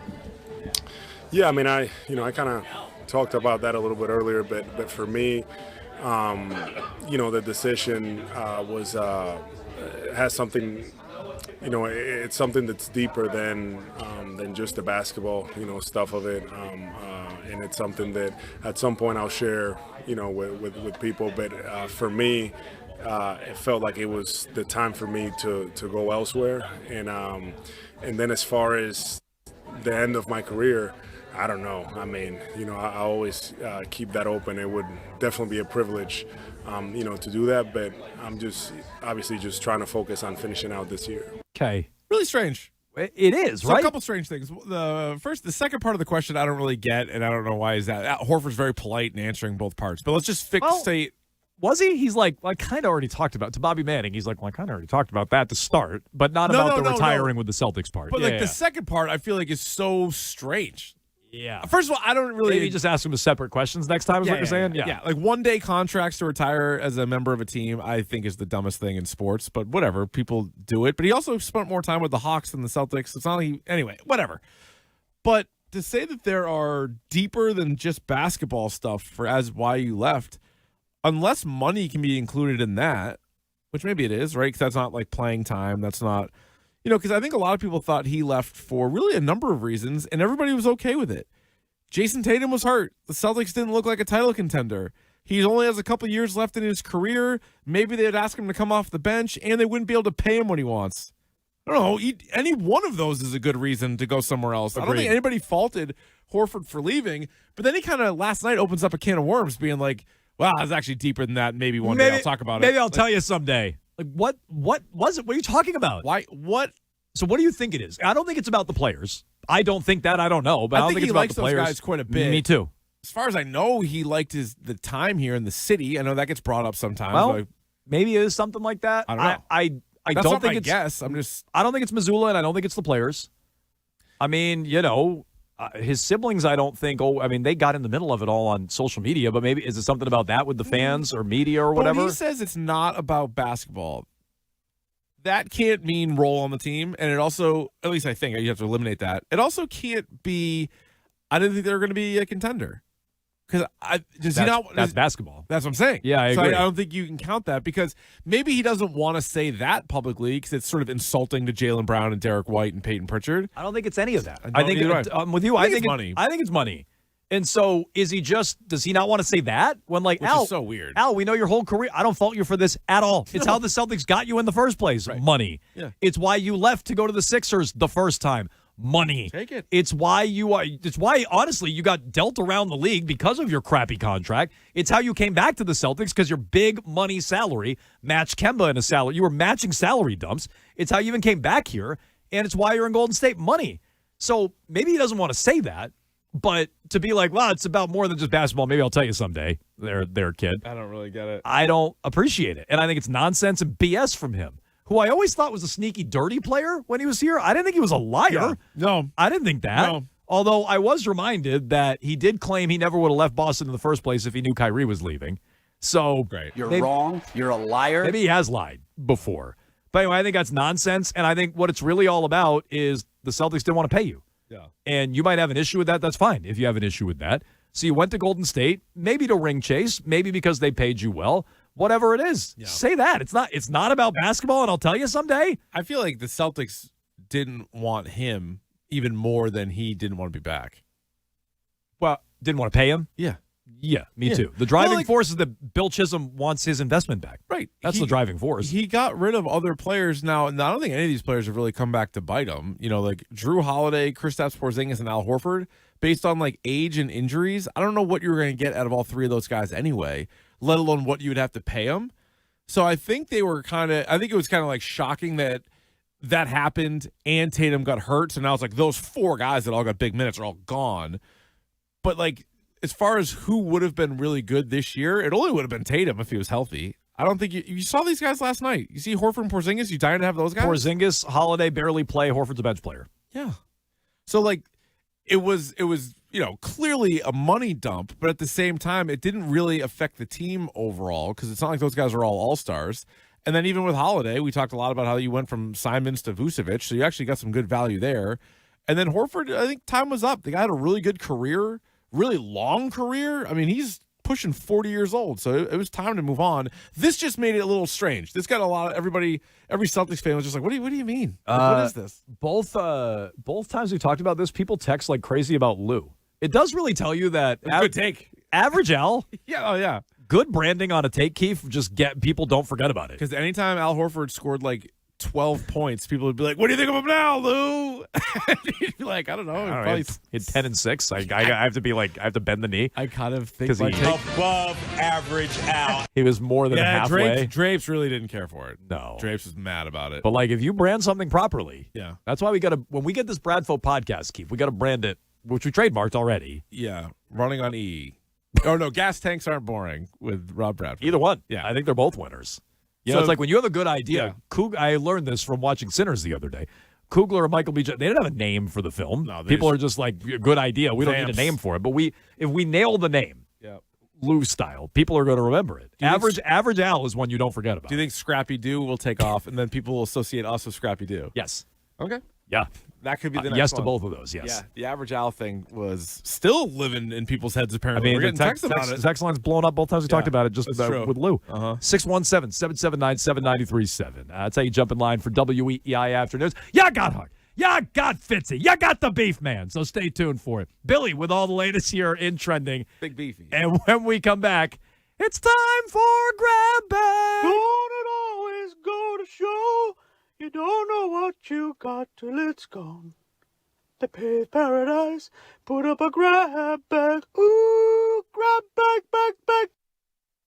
The Greg Hill Show, weekdays 6 to 10. Now, here's what's trending on WEEI. Trending Now is brought to you by visitfortmyers.com. Today, the U.S. men's hockey team takes on Slovakia in the semifinals matchup. Face-off is at 3:10. USA versus Slovakia can be seen on NBC and Peacock. The winner of U.S.-Slovakia will face Canada in the gold medal game on Sunday after Canada defeated Finland 3-2 this afternoon. Yesterday, U.S. women's hockey got the gold medal in a 3-2 overtime win over Canada. The United States is in second place in the medal count with 27, 9 gold, 12 silver, 6 bronze. The Celtics returned from the All-Star break last night and got the 121-110 win over the Warriors. The C's road trip continues on Sunday night in Los Angeles, taking on the Lakers. Boston Red Sox are currently in action, taking on Northeast. The game is tied at 1 after the first inning. Tomorrow at 1 o'clock, the Sox begin their spring training schedule, taking on the Twins from Hammond Stadium on the Shaw's and Star Market WEEI Red Sox Radio Network. Shaw is proud to be local since 1860. We'll have the game here in Boston on 93.7 FM and on the Odyssey app. First pitch is at 1:05. And tonight, BC hosts UConn. You can hear the call of the game on WEEI AM 850. Pre-game coverage begins at 6:45, and puck drop from Conti Forum is at 7. Hey, Red Sox fans, it's time for spring training in Fort Myers. Cheer on your favorite team at JetBlue Park and explore the area between games. Turning your love for baseball into a relaxing vacation just feels right. Start planning at visitfortmyers.com. I'm Billy Lanny. That's what's trending now on WEEI and WEEI.com. I'm Pat Boyle here to help you get the work.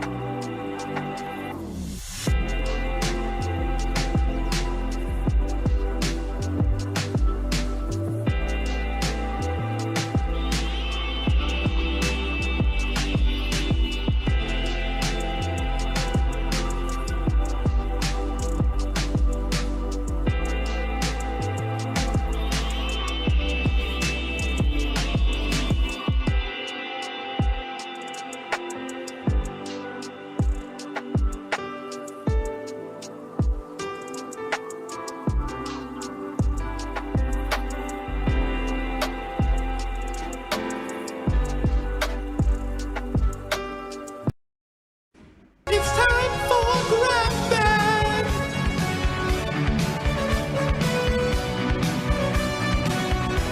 It's time for grab bag.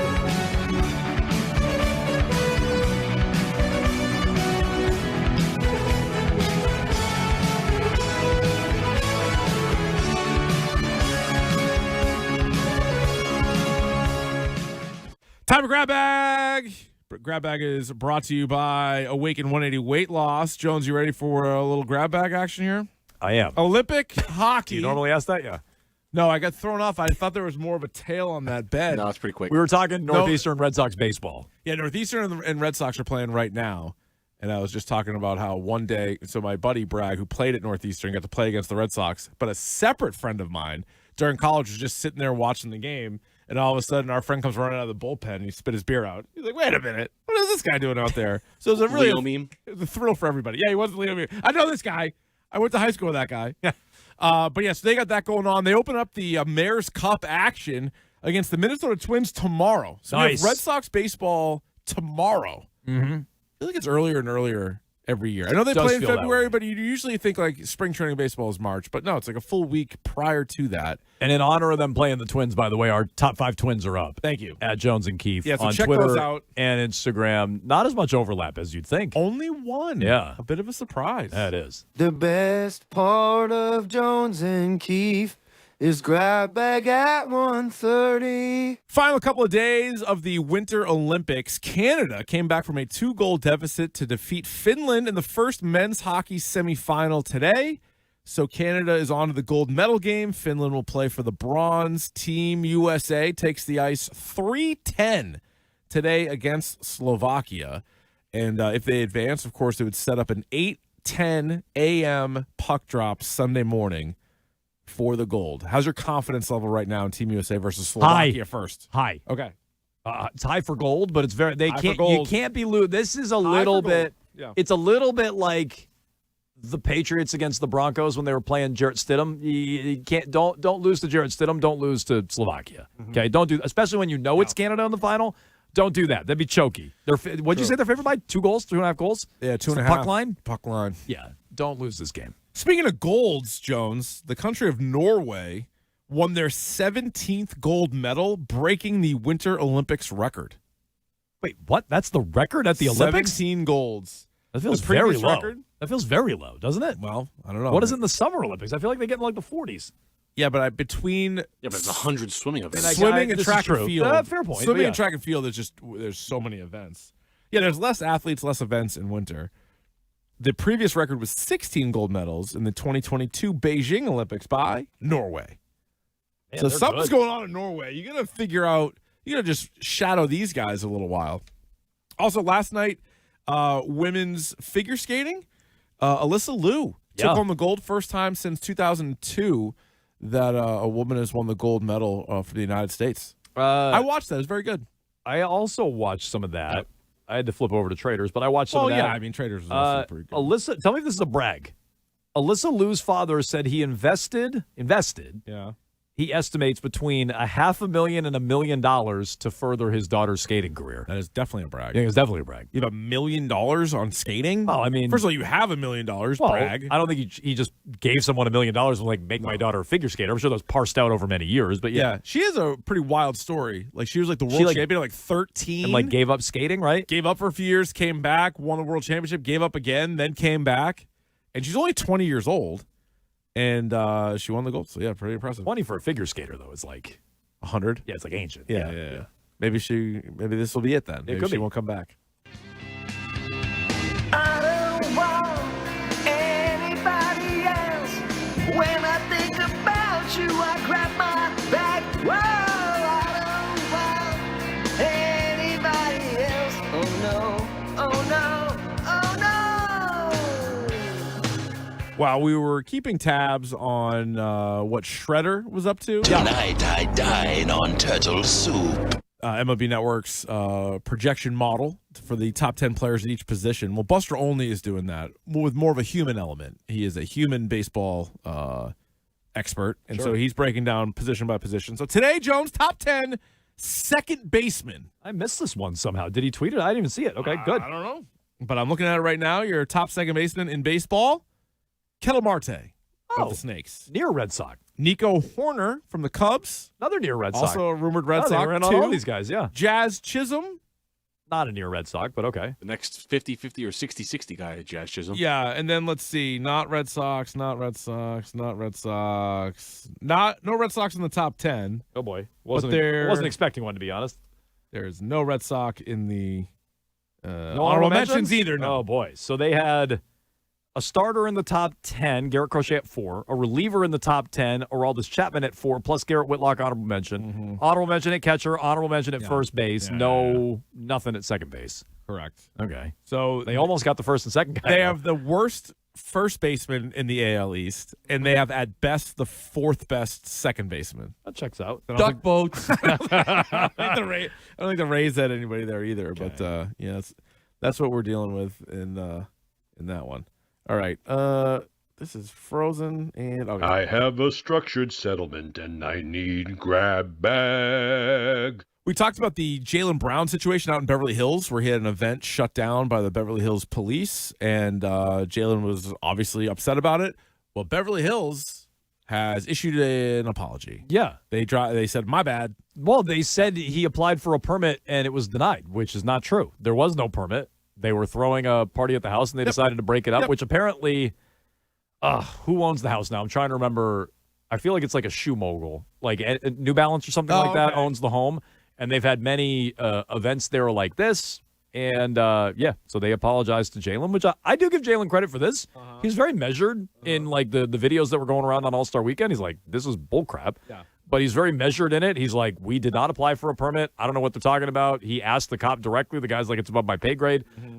Clowned him. Mm-hmm. And so, no, I mean, good for him. And I guess, he's vindicated by the apology, an actual real-life written apology. Yeah, he still lost a lot of money on this whole thing, and he did respond to that, which is fair. And I don't know if there's eventually going to be a lawsuit or anything like that. Twitch chat is right. Not Shoe. It was the Oakley guy. He has a deal with Oakley. That's what it was. Oakley's. Right. All right. Oh, grab bag. Asking all the questions because they do not know the answers. Oh, Keefe and Jones, thoughts arrive like herding cats. Oh, they don't know, so they keep asking away. All right, Jones, NBA Commissioner Adam Silver has informed the league's 30 general managers that the NBA plans to make an anti-tanking rule changes for next season. Ugh. I mean, look, I try to get rid of tanking as much as you can, but these are almost every one of these suggestions is terrible. All right, so it says sources with knowledge of Thursday's meeting, as well as, I'm reading from ESPN, Shams Charania, as well as late January competition committee meeting, told ESPN that these concepts have been discussed to curb tanking. First-round draft picks can be protected only for top 4 or top 14 plus selections. So that means you can't be like, we're top 25 protecting this pick? Yeah, I guess. I guess that's okay. I don't know why it's only 4 or the lottery, but whatever, fine. I can get on board with that one. Lottery odds freeze at the trade deadline or a later date. So I'd say pick one. But the lottery. So if you're in last place, so now you're just tanking until February. Well, that's then what I you was start playing. So I don't get how that solves anything. Now teams just tank until then. No longer allowing a team to pick in the top 4 in consecutive years and or after consecutive bottom 3 finishes. I've read that 10 times. I don't even know if I understand that one. All right, so you no can't... longer allowing a team to pick in the top 4 in consecutive years and or after consecutive bottom 3 finishes. So is it 4 or 3? Yeah, maybe they have to find. I don't even. What does that even mean? I read that. I swear to God, 10 times. I don't even get it. Try it 11 times. Maybe you'll get it. No longer allowing a team to pick in the top 4 in consecutive years and/or after consecutive bottom 3. I still don't get it. I don't get it. The top 4 or top 3. Yeah, but pick one. Teams can't pick in the top 4 the year after making the conference finals. Lottery. Why? Dumb. Lottery odds allocated based on 2-year records. Okay. So now you'd have to really suck for 2 years? Lottery extended How does that to solve include tanking? all play-in teams. Okay. Flatten odds for all lottery teams. I've already come up with the answer. People aren't going to like it. What is it? Do you want to hear what it is? Yes. Every team, with the exception of the 2 teams in the NBA Finals, Go have into an the lottery. equal chance. Okay. So the 28 teams. So you do whatever it is, the 8th point. Lottery. No, not you. Lottery. Why is that you? You'd extend the lottery. There's no reason. There's zero reason to tank. You missed the playoffs, you have a chance. If you want to say maybe the final 4 teams, that's fine too. Like, you could tweak that, because I don't think it should just be playoff teams, non-playoff teams. But it should be like, you either go for the title or you have a chance at it. Well, why, if you're going that far, all the way to 28, why not just allow the 2 teams in the NBA Finals to do it? What do you mean? Why not just allow all 30? Oh, well, I think there's something about, like, if the doing team, it in the middle of the finals. I don't want the team that wins the NBA title to get the number 1 pick.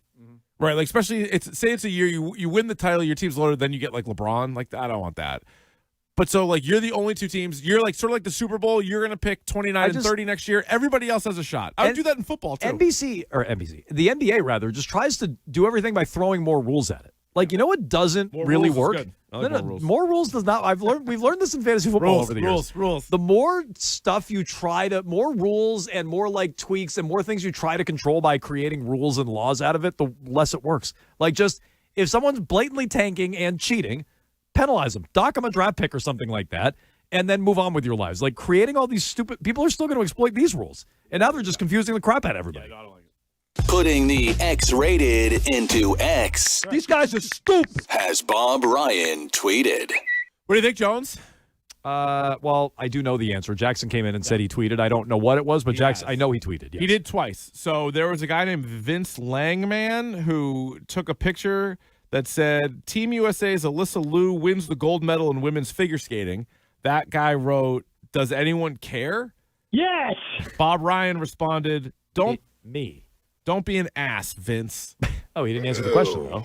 Yeah. No, I care, and so I think Bob does. We didn't really answer. I would have answered it and said yes. And then Jimmy Traina tweeted, I love Dunkin' Donuts with all my heart, but we need to address a problem. When I order my coffee, I don't want to be asked hot or iced.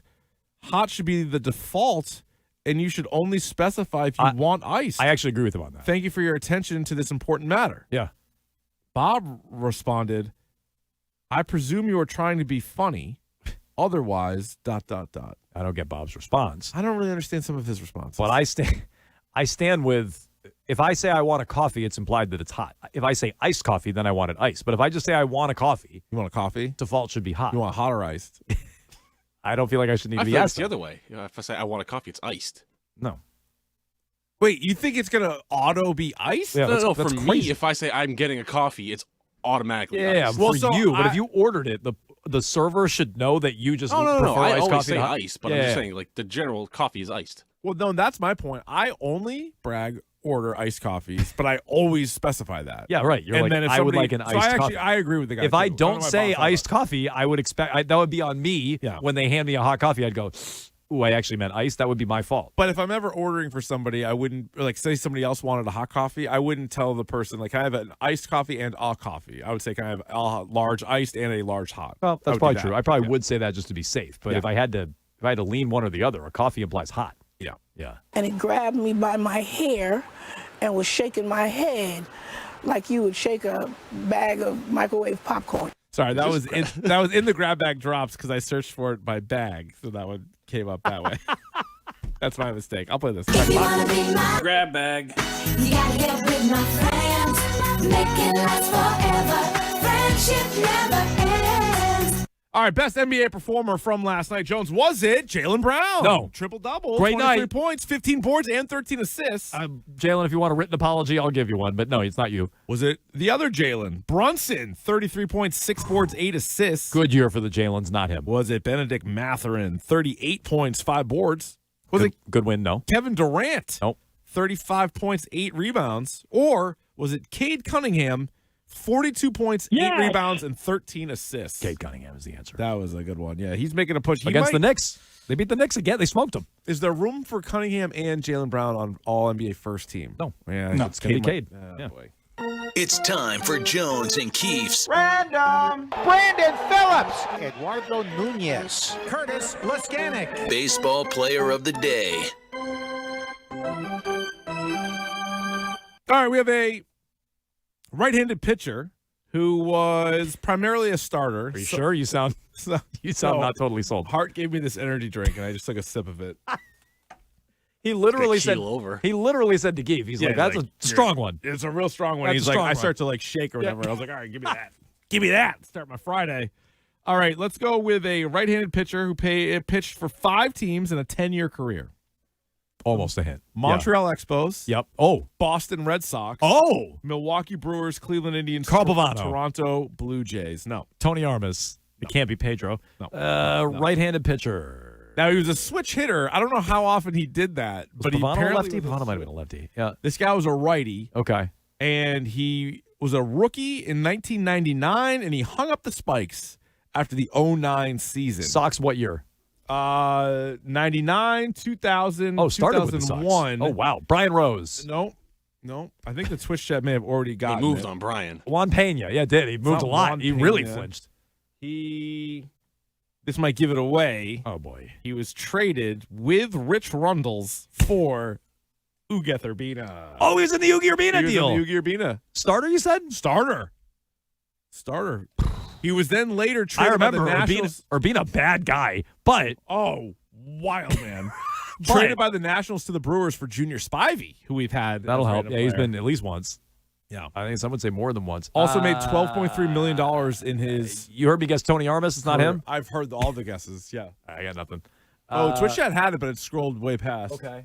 Phil, I can't see They're it still anymore. talking about coffee on the text line, so they might be a little bit delayed. Casey Fossum? No. No. It's not Javi Vasquez. I'm just reading all the latest guesses. Well, who was it?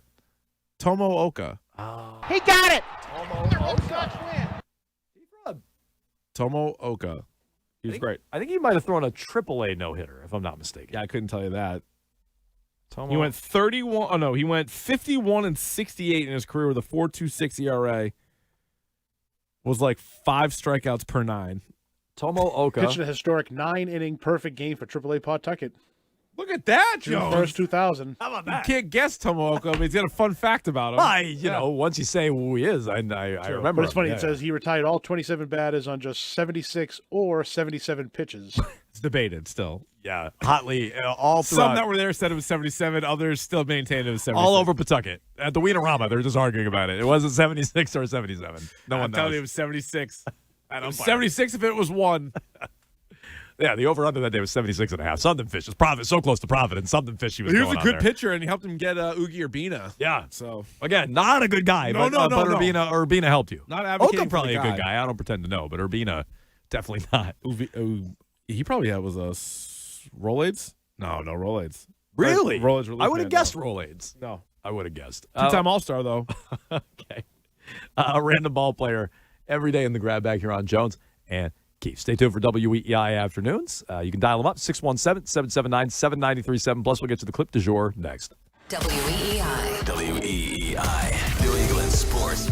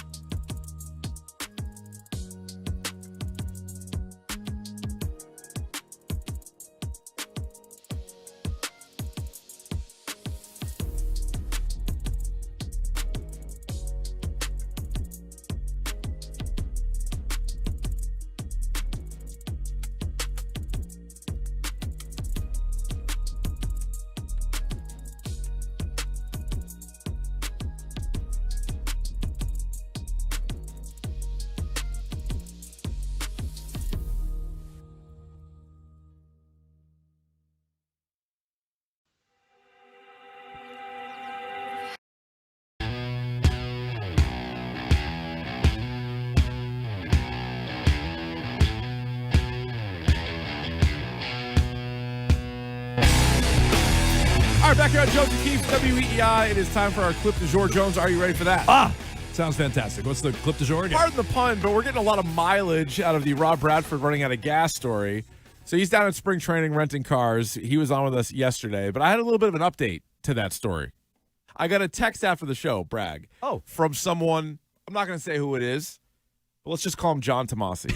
Okay. Who said that he had covering, he'd been with Bradford, driving around all these different baseball cities. Driving around Florida spring training, yeah. He goes, he heard this, he's like, Bradford is the only guy he's ever met that doesn't even think about getting gas until the light comes on. He's like, this is a real thing with Bradford. Oh, well, hang on. I'm like that. I just told you that. You don't even think about it until the light comes on? Yeah, 50 miles. Not all cars are 50 miles. Well, that's maybe what yours I have. does. Yeah, I do. Brag. So he waits till the light comes on. So he said they were 30 minutes from their hotel in San Francisco one year, and he said the light turned on, and Bradford got onto the highway. And Tomas like, what? Yeah, no highway. You're a wild man! And he goes, and Bradford said, "We'll be fine. It's just a warning." I mean, it kind of is just a warning. It's a heavy suggestion to go get some gas in your car. I don't know, and maybe I'm more of a worrywart than I thought. But there's also, you don't know in some places how far, especially if you rent a car. I know you don't know where all the gas stations are. You're from New Hampshire. I'm from Vermont. I have the same fear. You can go a long ways without running into a gas station. You can go 15 miles in between exits in northern Vermont, like off the interstate. Like have to be prepared. If you don't have gas up there and your light's on, you will run out of gas. Yeah, right. Yeah. But there's also I know there's one that it's closed. Like there's always that. There's a chance that the pump doesn't work. Like right. I don't know, not messing around. Right, northern New England, they aren't open 24/7. Yeah. Also that. Yeah, seriously. But yeah, so Bradford, his tales of running out of gas. So apparently he acted surprised, but turns out he's kind of living on the edge all the time. Serial offender is what he is. Okay. Well, that was the clip du jour today. Andy Hart is here on behalf of WEEI Afternoons. It's you. It's Fitzy. It's Big Beefy today. We're excited about that. They turn these lights up or something? Like, yeah. It's supposed to be a prerequisite to have sunglasses. You don't think we look cool? Well, America's playing today. What are you wearing over there? Define cool. What is that? Cool, just like, what do they call it? Riz? What do they say now? Yeah, we got the Riz. Do they have any Riz? Yeah. I don't think that's Did I what not Riz use that means. right? I think that's about hitting on a girl. Yeah. Oh, yeah. Well, yeah, but look, Yeah. imagine us hitting on girls though in these outfits. I'd pay to watch it. They'd be hitting on Social us. media video. Can you follow them, Nick? Or take them over to a bar and let's see them hit on a young lady with these on. It can't hurt compared to the normal. Most of my body is covered. That's actually a plus for me. Yeah. That's true. That's they a might good point. Like you're young and cool, and then they'll be disappointed later. Yeah. I got most. They unwrap you. Most of my problem areas are covered up. Okay. So you're not feeling very American over there. I've seen you guys celebrating all these for goals. Sunday morning, 8:10. You check in on Well, they me. played during your show today. No, I know, and we'll be enjoying it. All right. Hopefully, it continues to go down to the just wire. doesn't look like it. These games continue to be They've been tremendous. Yeah, this one was a thrill. Overtimes, comebacks, late goals, everything. A lot of excitement. Absolutely, and we'll have our sounder throughout the afternoon. Hopefully, we get to use I do it love quite that. a bit. I love the Eagle screech. It is a lot of fun. Yeah. Stiz was a little slow with it the other day, and I wasn't sure. Do I yell before Stiz plays it? No, I you pick need up the the Eagle pace. screech, yeah. No Stiz today, so we won't have that problem. But we're going to start off with the Boston Celtics and Jaylen Brown. It's starting to feel like Jaylen Brown, in so many ways, is like the center of the sports world here in Boston. Oh, well. He's awesome. On the court, Yeah, right? we know. MVP performance last night. Yeah. And does he like Jason Tatum? Does he not like Jason Tatum? Does he even Careful. want him to come back? Careful. Oh, I've already been down that ringer road. I dipped a toe in your pool when it came to this, and the mentions haven't stopped. It's unbelievable the denial that exists with the Green Teamers and in Celtic Nation. Like, they're just going to pretend that these guys have a great relationship until one leaves, and then they might share their own, I don't think they ever really liked each other. They'll be saying, like, yeah, we've been telling you for 8 years, and you yelled at us. So we'll get into that now. He could be suing Beverly Hills police. Probably should at least get some of that money back. I'd be mad if I was out Yes. 300. Even if I made $60 million, I think I'm 300K still- is enough that I'd be mad. Yeah. Plus, Was it his why'd you do- 300K? I think it's the company. That's what I thought. Yeah, but he even funds still. the company. It's Yeah. his company. He built the company. It's not Nike. Do you guys have I Al meant- Horford theories too on what he was talking about last night? It can't be money. Money is basketball. So it Oh, better you be some- lump them together? Yeah, it's a Okay. business. It's a game. It's business. Business. A game. See, we all know. I'm with I think I'm with Hart basketball- on this too. I Oh, would you think it is? Well, if it's not basketball, like they're compensating me for my play. See, I would lump money in there. I thought basketball would be like, I don't think they're a contender. Basketball would be they want me to come off the bench. Basketball would be like, I don't like my teammates. Basketball's also salary cap Yeah, and paycheck. maybe. So it better be more. It's very ominous. It's weird. And I don't like where it allows people to go about Boston and the city and different things there. I'd prefer to go like he hated somebody on the team or somebody like was flirting with somebody. But do you think that? Because I don't think that. Ime, I don't know. Doug is gone. You don't have to worry about that. Tony Clark situation, sisters. I don't know. There's a lot of ways this could go, but it was very ominous. It was. It was a little like Malcolm Butler-esque. Like, That's what we're saying. It was like very out of nowhere. Oh, now we got to wonder about this. So, yeah, we'll start with Jaylen Brown, the Celtics, everything going on with them. Obviously, getting to the Patriots. Christian Gonzalez. This idea that he needs to be paid. And I think we're going to use a comment that I believe you guys have used quite a bit, gotten a little traction out of.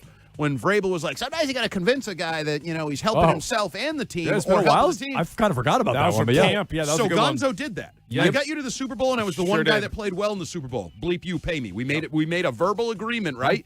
I played your little game all year long. You better play the game now and give me $150 million with $85 million guaranteed. Okay, stay tuned for it. Very good. 617-779-7937. Dial them up there. Crossover brought to you by the 99 Restaurant. They're big on flavor, big on comfort, and big on value at the Nines. Their $14.99 big deal meals now available every day, all day. So hurry in today for their juicy chopped sirloin. You gotta love the Nines. Everybody enjoy the weekend. Hopefully we're back with a gold medal on Monday, Keith. Starts at 10 here on WEEI.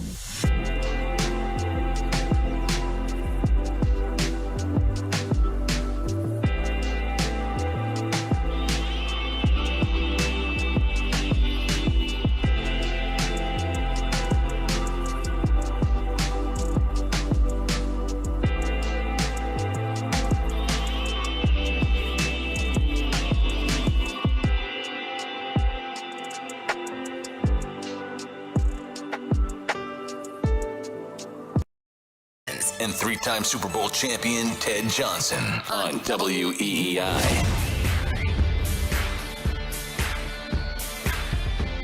Happy Friday, Nick Fitzy-Stevens, and happy Celtics win. They're back from the All-Star break, and they put the belt to Bum for the Golden State Warriors. A win last night, 121-110. Wasn't nearly that close. The Warriors scored 37 in the fourth quarter to make it look somewhat respectable. Steve Kerr was left like, they're really good. Yeah, they're really good over there. They're something. They're really good. And I know there was no Steph Curry, and it's not really the Warriors right now. But hey, no Jason Tatum. It's not really the Celtics right now, and they look Steve Kerr's favorite version of the Celtics. That's true. Told you teams are better when Tatum doesn't play. This just proves it. JB, we're on the same page, me and you, buddy. But my guy JB returns from the All-Star break. As I said it on Jones and Keefe a moment ago, feels like he's a little bit the center of the Boston sports world right now.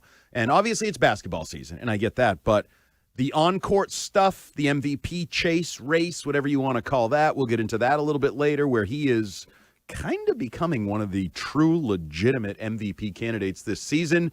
Now you have this budding, brewing legal situation with the Beverly Hills Police, which could go down a lawsuit. And then you have the story that most people superficially are talking about, which is Jaylen Brown, Jason Tatum, and the coexistence and how that's going to work when they come back. But let's start with basketball, Fitzy. Let's just start with pure basketball. It's no Terp, so it's not pure hoops. Nope, he's he's actually out on the West Coast, so he's got pure hoops on the other side of the country. We'll call it unfiltered buckets.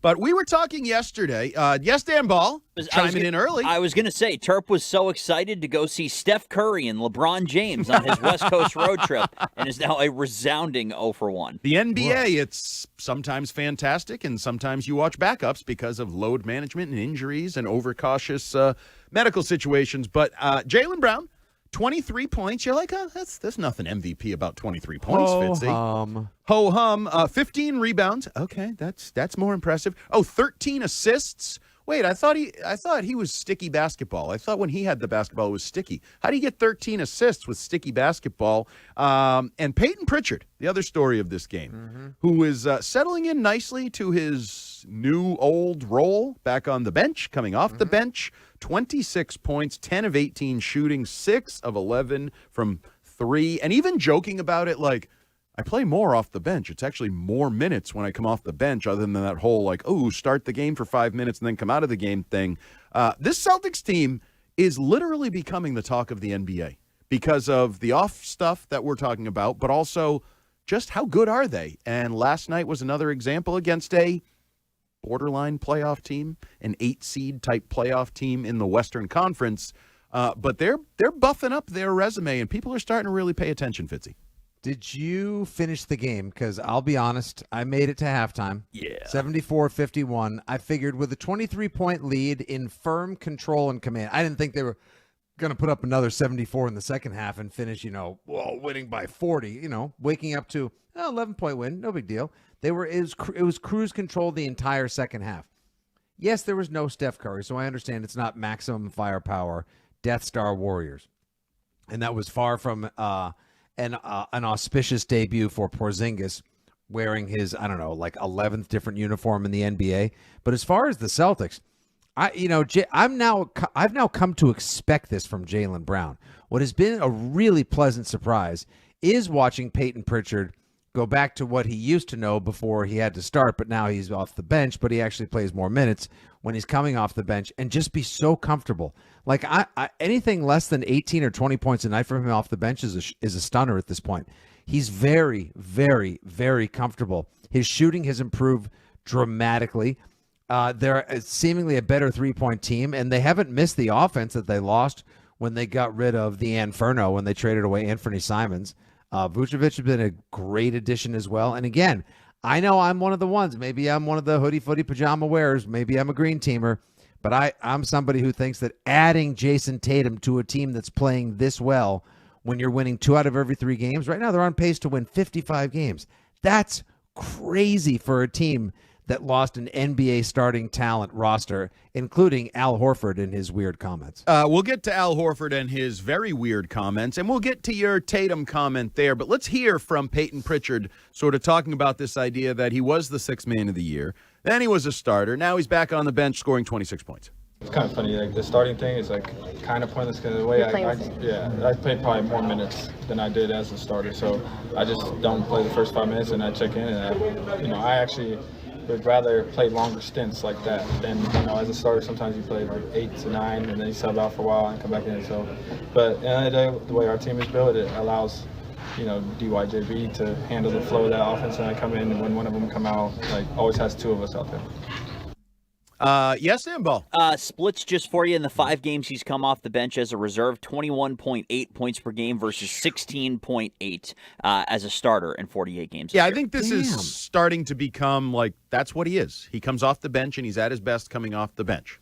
And this is also something that's a huge element. I've talked to Terp about this before, a huge element in Missoula's game, or Missoula's coaching style. There was always one guy who he simply will not start. It was Anthony Simons to start the season before he was traded. It was Pritchard beforehand, and now it's him. Even going back to Malcolm Brogdon, great player in the system, would not start him no matter what. So it's a specific role within how Missoula coaches to have the guy that is simply the sixth man, and Fitzy Pritchard is just picture perfect for it. Yeah, he looks so comfortable. I don't know what it is about like the difference between starting and coming off the bench, even when you're playing as many, if not more minutes. What does it do that eases his burden? What does it do that takes the pressure off of him? What makes him so much more comfortable in that role? I don't know that it has to be pressure or burden or just comfort. Just comfort. Like, this is what I do. I've had success doing this. He can provide a spark. Now, I think maybe some people will get into, and I'm sure, Dan Ball can't do this because he gave it up for Lent, but when Terp comes back from the West Coast, rotations, deeper dives, who he's with, I don't know. Is he better when he's not on the court with somebody? He just talked about it there, so that 2 of them are always out there, Derek White, Jaylen Brown, Peyton Pritchard. Is there something there? Like, it works better when it's a 2 out of 3 instead of 3 out of 3 with all 3 of them in the starting lineup. I don't know. I'm just speculating. Yes, Dan Ball? And I would imagine that the prep is probably slightly different. We called it the stay ready crew, where you had guys coming off the bench. So you warm up, you go through intros and whatever, but then you sit. And then you're just kind of waiting, but you're still staying ready. And then in a moment's notice, you're just into the game. So there really is no thought process of, okay, as soon as the ball is tipped, this is what I'm doing. This is how I'm trying to get into it. It's kind of, I'm sitting, I'm waiting, and then, okay, I'm in, and now I'm in the middle of it. So I have to imagine preparation-wise, it's a little different as well. And this is a dangerous game, Fitzy, and I don't know if you know the answer to this, but I'm just going to bring something up that I really have no idea where it's going to go. But Kevin McHale was notoriously sixth man. Mm-hmm. I don't know how much he started or didn't start in his career with the Boston Celtics. Obviously a Hall of Fame caliber player, but I was too young to really remember all the minutes back and forth and how the rotations worked back then. But he was a guy, and you can be a star sixth man. Like, you know who started last night? Fitzy? You should know this because he's your guy, right? Derek White? Baylor Shireman. Yeah. You know how many points he had? Probably. I'm gonna guess 4. 7. And he was a net 0 in the course of the game. Every other starter is, on the plus side of things. Most of the bench on the plus side of things. Like, everyone knows Peyton Pritchard. It's not like a hierarchy thing. Like, you think of almost like high school sports. Like, oh, my God, I made the starting lineup. I'm a starter.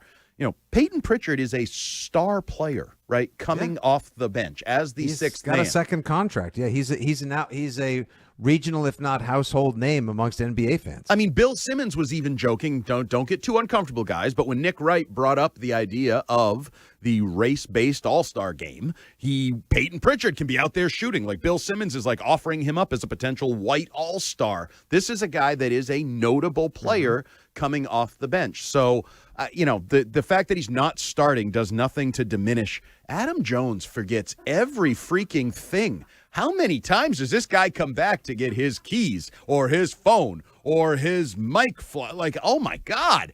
Sorry. Yes, Dan Ball. Do you want Kevin McHale numbers just to compare? Whoa, look at this guy. Yeah, and this only goes to points per game, so I'm not breaking my Lenten promise. 971 career games for Kevin McHale, started exactly 400, so 571 of which he came off the bench, was a two-time sixth man of the year as part of that. Averaged 22.3 points per game as a starter, 14.7 points per game as a reserve, but had a better three-point shooting percentage, 29.4% as a reserve versus just under 19% as a starter. So changed his role, changed what he did for the offense, but he was still extremely useful, obviously, given how great of a player And he over the was. course of his career, you said it was 500 to 400 off the bench versus starts. Yeah, 571 to 400 if you want to be technical. Okay, because he is sort of, I think, at least around here, seen as like the ultimate sixth man pre-Pritchard. And so that's an interesting sort of comparison to make. And as I said, he ended up with titles. He ended up in the Hall of Fame. Like, there's no shame in basketball. In fact, it can just suit certain people maybe a little bit better than being in the starting lineup and the rotations and the combinations. Maybe it's energy, right? Like, maybe he just likes coming off the bench to inject some energy into a game that is already being played. And he can certainly do that, and it certainly was beneficial to the Celtics last night. I can give you a couple other great NBA six-man types who played on championship teams as well, and maybe this is sort of like one of the sneaky keys to being a great team as well, like Vinny the Microwave Johnson from the late 80s, early 90s Pistons. Whenever they needed a spark of offense, that guy could come off and rattle 10, 12, 14 points in a heartbeat. From Boston Celtics history, how about John Havlicek, often a six-man himself as well. That name sort of rings a few bells. Sure. And brings back some championship I memories watched every as well. game. You never missed one, right? All those VHS tapes your parents kept around for you of Havlicek games? Oh, yeah. Little reel-to-reel. Hey, honey, come on and sit down. We're going to watch an 8mm of Havlicek highlights. I was like Belichick with his dad, just watching reel-to-reel, taping them all together, cutting it up, taping it all together. But it's I think for in terms of Pritchard, I think it is just that little something where he just doesn't have to worry. Like, for some reason, starting must carry a different load of pressure, or he must think he has to facilitate more, and can't just be like the instant shooter, the instant offense, the straw that comes in and quickly stirs the drink that he is when he comes off the bench. It's got to be a mindset thing because the results are inarguable. And it's also very convenient if you're, say, let's hypothetically just throw this out there. Let's say, hypothetically, you're a basketball team whose best player has missed 2/3 of the season with a major injury and couldn't possibly see himself coming off the bench. So even when he returns, even if it might be on a minutes restriction, he only sees himself in the starting lineup. Let's just say hypothetically that was a thing. It'd be really nice for this to work out. Hey, Baylor Shireman, your time as a starter, gone. Jason Tatum, your time as a starter, back. And we still have Peyton Pritchard coming off the bench to do his things whenever the minutes number gets reached early in a game for Jason Tatum. So it actually works out nicely for this basketball team. That's one area where I agree with you, Fitzy. The Jason Tatum return, the theory of Jason Tatum and what less he can pressure offer. on Tatum as well if they keep playing like this. And less pressure on Tatum if, let's just say he's not shooting well and he goes to the bench in the, 8 minutes into a game and Pritchard come in and lights fire. Okay, that takes pressure off him. Like, you don't feel like you have to score because you have a scorer coming off the bench. And I don't want to hear anyone say, if let's say they do start Tatum as opposed to bringing him off the bench and Tatum does struggle and then in comes Pritchard and Pritchard is instant offense, just add water. I don't want to hear anyone go, oh, put Pritchard in the starting. No, because it hasn't worked. He actually is more comfortable there. So put let Shireman Tatum in. Oh yeah, well, I mean, I'm always up for Shire. I'm always up for a trip to the Shireman. You know and how a much I couple love that family guy. members feeling the same way. The rest That's of the fine. world will say, Well, okay, let's it's good company to keep. leave Tatum out there and let him work his way through this. All right, we're talking Celtics to kick things off here. 617-779-7937. They're back on the court, dominating the Golden State Warriors. Out west, Jaylen Brown, triple-double. Peyton Pritchard, 26 off the bench. They're rolling, baby. They'll move on to take on the Lakers. But there are so many other side stories with the Celtics. Fitzy brought it up. We got to get into all this Tatum stuff. We'll continue to talk about that because everybody's talking about it, and I know Green Teamers love it when we talk about Jason Tatum, Jaylen Brown, and how they're going to fit together on the basketball court. Al Horford, though, he had some interesting comments yesterday about the end of his tenure in Boston, why he is in Golden State. You'll hear those comments, and I think we have to just try to figure out what the hell he's talking about. That's up next here on WEEI Afternoons.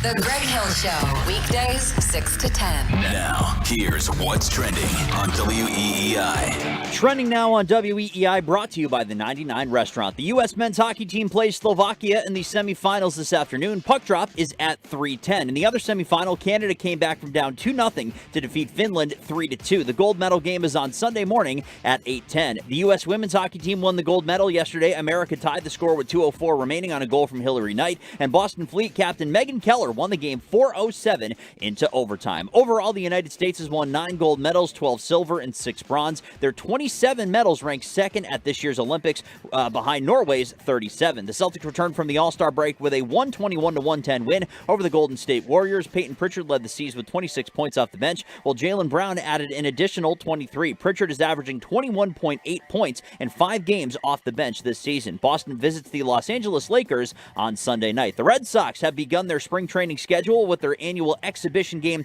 against Northeastern. Live score right now, it is 4-2, bottom half of the 4th inning with the Red Sox at bat. They tied the score at 1 in the bottom of the 1st with a Christian Campbell RBI single. Ronald Rosario tied the score in the bottom half of the 3rd with a solo home run, and a Nathan Hickey error plated 2 runs to give the Red Sox a 2-run lead. Nathan Hickey reached on an error, I should say. The Sox then begin their Grapefruit League slate against the Twins tomorrow afternoon. First pitch will also be at 1:05 with coverage beginning at 1 p.m. on WEEI FM, the Odyssey app, and across the Shaw's and Star Market. WEEI Red Sox Network. Shaw's proud to be local since 1860. In Patriots news, the team and wide receiver Mac Hollins completed a contract renegotiation in which New England paid Hollins a $400,000 signing bonus, which will reportedly cover a missed incentive during the 2025 season. Tonight, Boston College hockey welcomes UConn to Conti Forum. Puck drop is at 7 p.m. Coverage on WEEI 8:50 a.m. begins at 6:45. And tomorrow, Boston College basketball visits SMU.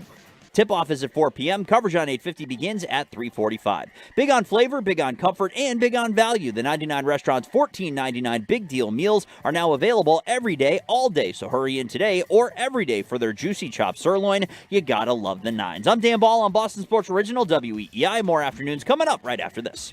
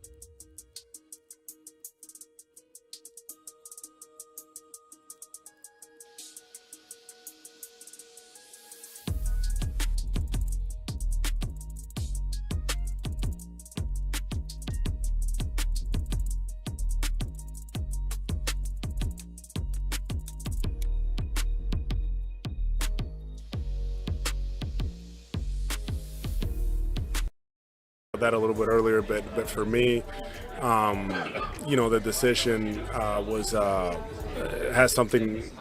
It's something that's deeper than just the basketball, stuff of it, and it's something that at some point I'll share, with people. But for me, it felt like it was the time for me to go elsewhere.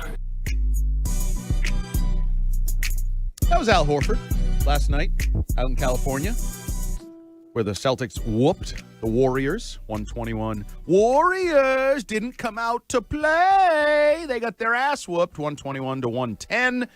Al Horford had 5 points in 28 minutes off the bench for Golden State. And he said that, Fitzy. Does the adjective cryptic come to mind? Yeah, cryptic, ominous. Like, that didn't feel good, did it? Anything feel good about that?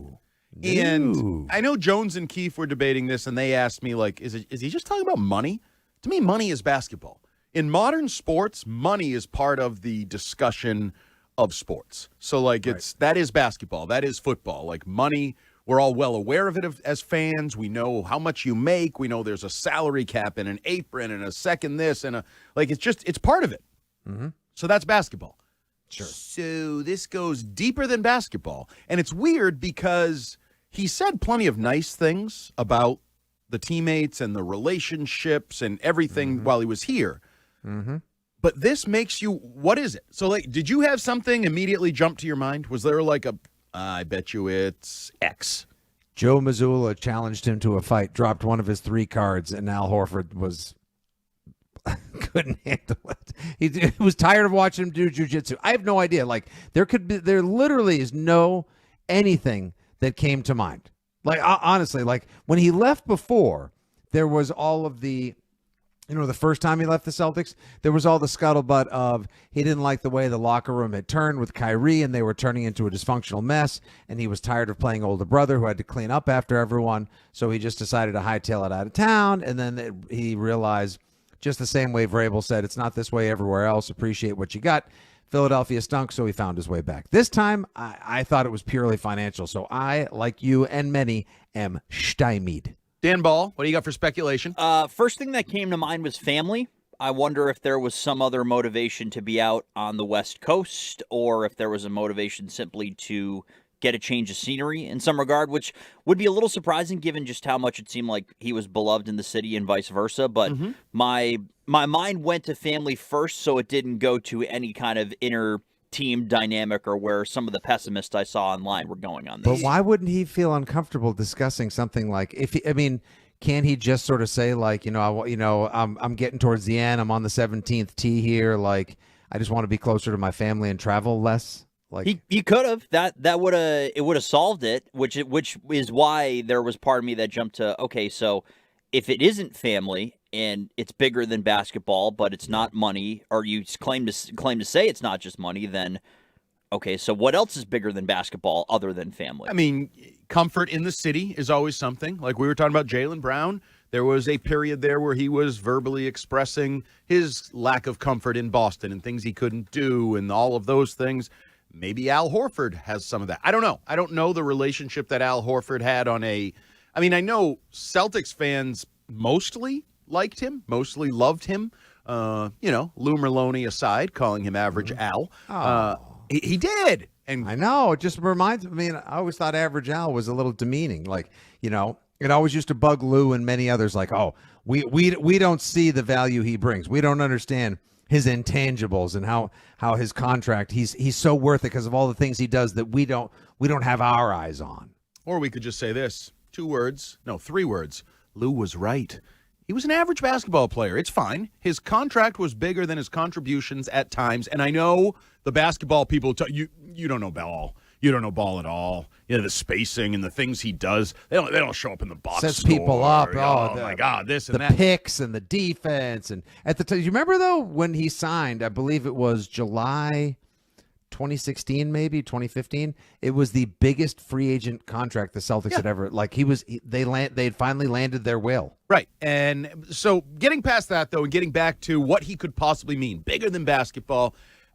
I do think cryptic, ominous. Like it's funny. We never we never, I feel like, let our mind go in a positive direction with these things. Doesn't it feel like you always go negative? Oh, he hated the city, hated teammates. Somebody was flirting with somebody. Oh, there was inter-office, blah, blah, blah, Ime Udoka, Tony Clark. It's like we never assume that it's something really good. Could it be something good? Could he have, I don't know, wanted to open up a spot for a younger player? I have no idea. I'm trying to do the positive side of instead of just saying it could be negative. Oh, he hated this guy, so we had to get the hell out of here. Or this guy hit on his sister, so we had to get the hell out of here. Or something like that. Like, it is possible that politics. You can be cryptic and positive, right, Dan Ball? Yes, but it's Dan Ball can't, I don't think. But it's rare, is it not? Like, Yes. Usually we talk about the positive angle on things because it's outwardly said. If Fitzy, kind of to your point from a few moments ago, normally an athlete being cryptic in an answer implies that there is something being hidden, and you're not going to hide a positive. I don't think you're going to hide a positive storyline just for the sake of being cryptic. That doesn't feel. Doesn't feel like Al Horford's personality either. At least not to me. No, he's a little bit of an odd bird, but like not to the degree that he would hide something positive. I can't imagine just for the sake of it, or like that he's teasing out like, wait till my new 5-part docuseries on NBC Sports Bay Area comes out. Like it's not Al Horford's way. But I can't imagine him stepping into anything salacious unless, of course, like you said, I don't know. I don't even want to speculate like that he had off-court dealings that chased him out of town. So the first speculation on the 413 text line, simple answer would be that we didn't want him back. I don't think that's outside of basketball. Like not wanting a guy back because of his age or his fit with the basketball team seems to fall under the basketball. That's just sports. Header. Right, like that's sports. So 617-779-7937. Have you let your mind speculate what could Al Horford be talking about beyond basketball reasons why he left? Let's go to the phone lines with a comment. We were talking earlier about Peyton Pritchard and his comfort coming off the bench, and we sort of likened it maybe to Kevin McHale. Well, Steve in Rhode Island has a thought on Kevin McHale. What's up, Steve? Hi. Hi.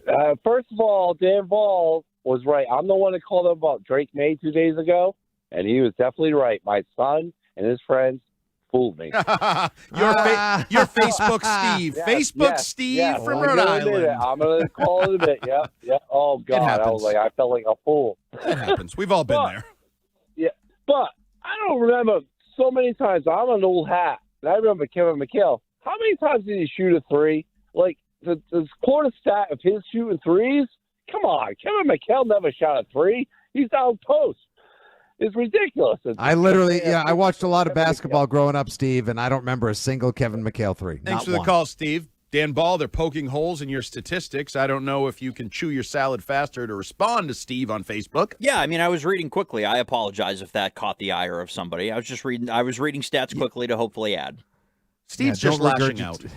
He's just mad because he got owned on the air. He's mad, bro. Steve, we've all been there. We've all retweeted something, and then second you hit like retweet, you're like, oh, I fell for Adam. I fell for Adam Schefter again. That's fake. I mean, Stiz had a whole thing. What was that?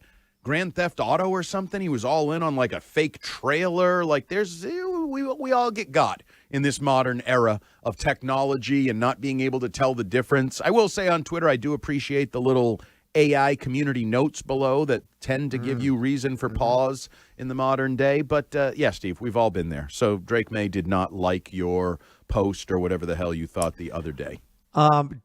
More to the point, on court, did you think the Celtics were going to miss Al Horford more than they have? And no. Have you had I thought they would have missed him to a degree. I mean, Average Al became old Al.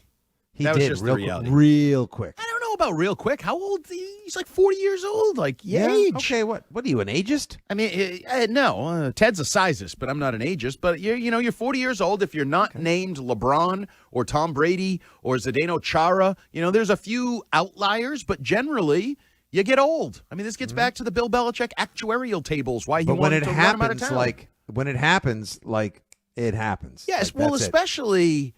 I mean, he's an interesting guy. When you were at your best, there were already people on the radio arguing how good you were, how much you were contributing, what you did well. You got a funky-looking shot, your little set shot thing going on. So if you're doing that and then you lose a step or two, you lose a little something off your fastball because you're getting older, well, now you're really probably gonna fall back a little bit. So I don't think there's any shame. He's had a great career. I mean, I'm not sure.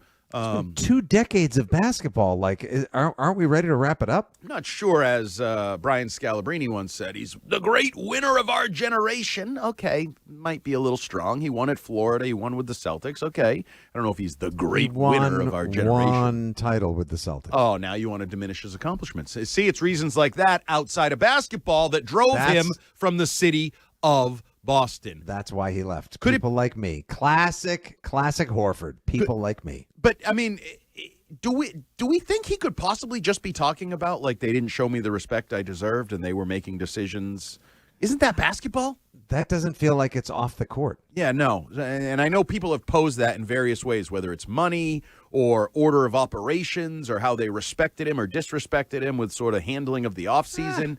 He was always I think, as a matter of fact, taking him back, bringing him back, making him a centerpiece of the team leading up to, through and past their championship in June of 2024 seemed awfully respectful to me. So Dan Ball, I didn't expect this to break out. So mid-'80s to 90s, 2000, like 40 years later, we're going to have a question about Kevin McHale, but we're getting multiple texts. 508, McHale was a great three-point shooter. They just didn't chuck him up every other shot back then. A different 508 says, Kevin McHale in his prime started every game, and he was always in the paint, but once in a while he would take a three. So we got a lot of memories of Kevin McHale, his role, and the ability to shoot threes, and Dan Ball has stats. I mean, yeah, if you want the specific numbers, yeah, when he was a starter, he went 9 of 48 from three, so not a huge sample size. When he was coming off the bench, 32 of 109. So yeah, was it prolific? No. But was it a part of his game? Yes, and it was. The reason I read that out is it's because it's one of the few numbers that actually ticks up when he was coming off the bench for whatever reason that may have been. I had no idea that we were going to get into a referendum on Kevin McHale's three-point shooting on this particular Friday, but that's why you sports radio sometimes. It's why I love this business. You're doing it live, bleep it, you never know where it's going. My only point was he was a notable sixth man type guy, and you now have another notable sixth man type guy in Peyton Pritchard, who tried to be a starter, doesn't feel like it really worked, and now whether it's out of his desires or the convenience of Jason Tatum's return and all the pieces just falling back into place, Peyton Pritchard's coming off the bench. Peyton Pritchard scoring 26 points. Peyton Pritchard's talking about, I kind of like coming off the bench. I actually play more minutes coming off the bench. So it's all coming together nicely, except if your name is Jaylen Brown. Because as well as he's playing, we all saw the incident last week, All-Star Weekend, where the Beverly Hills Police shut down an event, a panel he was having, I believe, at the head of Oakley's house. Permit requests, there were videos, there were tweets, now there's apologies, there could be lawsuits, so we got to get into this situation. Seems like there's always a situation with Jaylen Brown. Mm-hmm. It's kind of like me on that. Maybe that's why I like him. These feuds I get into with like Carabas and others, Jaylen Brown always seems to be in feuds. Maybe we're starting to see why I'm drawn to Jaylen Brown, but we got to get into this lawsuit threat against the Beverly Hills Police Department. Jaylen Brown versus them, up next here on WEEI. The Christian Arcand Show. The Red Sox did not have.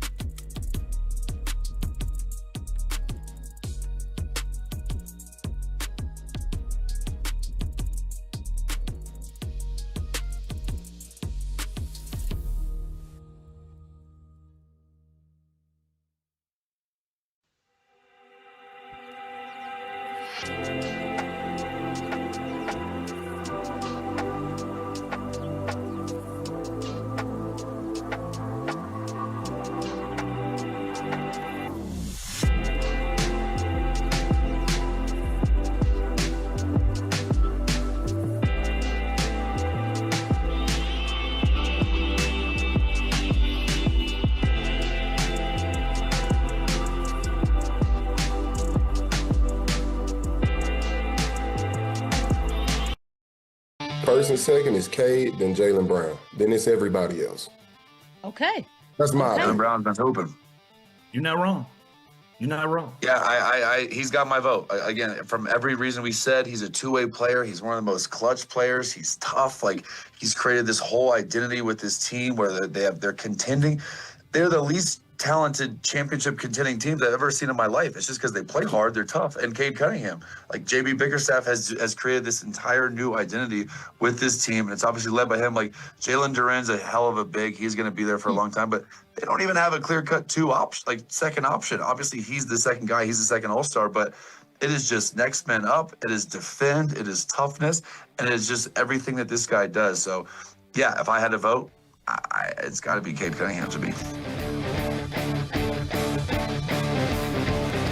Jaylen Brown moving on up. Moving on up. I don't know if he's moved. I haven't checked the Kia ladder for the MVP quite recently on NBA.com, but public perception, Fitzy, and people are noting that SGA, if he misses, I believe the number is 11 games over the rest of the season, he will be ineligible to be the MVP, which would open it up for Jaylen Brown, Cade Cunningham, things of that nature. But there's a legit possibility Jaylen Brown finishes top 3 in the MVP voting. And you know what that would mean? You'll be the most insufferable man on planet Earth? Yeah, I think that's generally always the case. It will mean he will have a higher finish than Jason Tatum ever has. Who's never finished higher than fourth. So it would be very interesting how that plays out over the rest of the year. Wouldn't it be? Also interesting, if you're into this kind of thing, and I don't know if you are, when sports delves over into I don't even know what this is. This is like, it's not salacious, really. They shut down Jaylen Brown's event in Beverly Hills, and they said, the permit was applied for and then denied. Well, Beverly Hills police issued an official apology yesterday. Well, that was nice of them. And that still doesn't put my event back on. No, you're right. This is a very NBA thing. You know how the NBA does what's that final 2-minute report? I forgot the exact name. I think it's literally called the 2-minute report. And then they tell you, like, yeah, we screwed up. There should have been a foul on that play with, 3 seconds left. And you're like, yeah, that would have been nice to know then. Doesn't turn an L into a W, guys. And this is similar. Like, I can't go back and have my event. Now, Jaylen Brown has said that $300,000 was invested in this event. In $300,000. Yep, this was for his shoe brand. I'm not even You totally make sure all the permits are in place when you're dropping a third of a mil. If it's just at a pal's house and the pal hosts things all the time and it's All-Star Week and you don't expect, it's not late, you're not playing loud music, you're not doing anything that would seemingly get you shut down. And so Jason Tatum retweeted Noah Dalzell's tweet that had the apology from Beverly Hills, and he said, "Thank you for apology, Beverly Hills PD, but damage is already done, my friend." He didn't say that. He just said damage is already done. Okay. And I can't recreate that moment again. And what about the resources / partners lost in a moment that was supposed to be celebrated? You embarrassed me and my brand at 741 Performance. Mm-hmm. Then he had an official response he tweeted out. He kind of went on a flurry. This was last night, right? So 19 hours ago, 18 hours ago. Then he had another one after he put the official statement out. You targeted me in my 741 Performance event based on biased information. Then you give a half-ass apology after the damage is already done. And then he spoke with the media after the game, and it does seem that there's a consideration of litigation, that he could sue Beverly Hills police. I mean, do you think he should? Is it worth it, really? Like, do you want that on your ledger? Like, you sued the police over shutting down your party, which may or may not have been appropriately permitted, but more importantly, really wasn't causing a ruckus, was not a menace to society or a public disturbance. I'm with you along the lines of, here's this very outgoing, sometimes controversial, righteous African-American man of power and prominence who does and says a lot of things that rub certain people the wrong way. And if this were possibly a lot of other people, Andy, that weren't Jaylen Brown, who seems to bristle with authority on occasion, then it probably wouldn't have been shut down. But it does call into question why they needed to show up in the first place. Like, who snitched?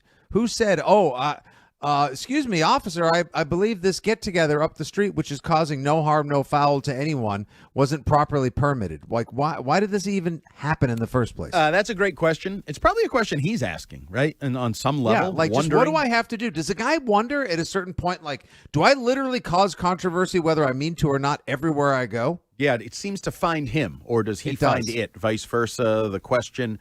I will say, just getting back to him, we led with the MVP, that he could be a Final 3 type candidate, depending on how this plays out, maybe higher. 603 says, that's the dumbest take I've ever heard. Jaylen Brown is only in MVP talk because the East is a joke this year, talent-wise, and the whole NBA. What?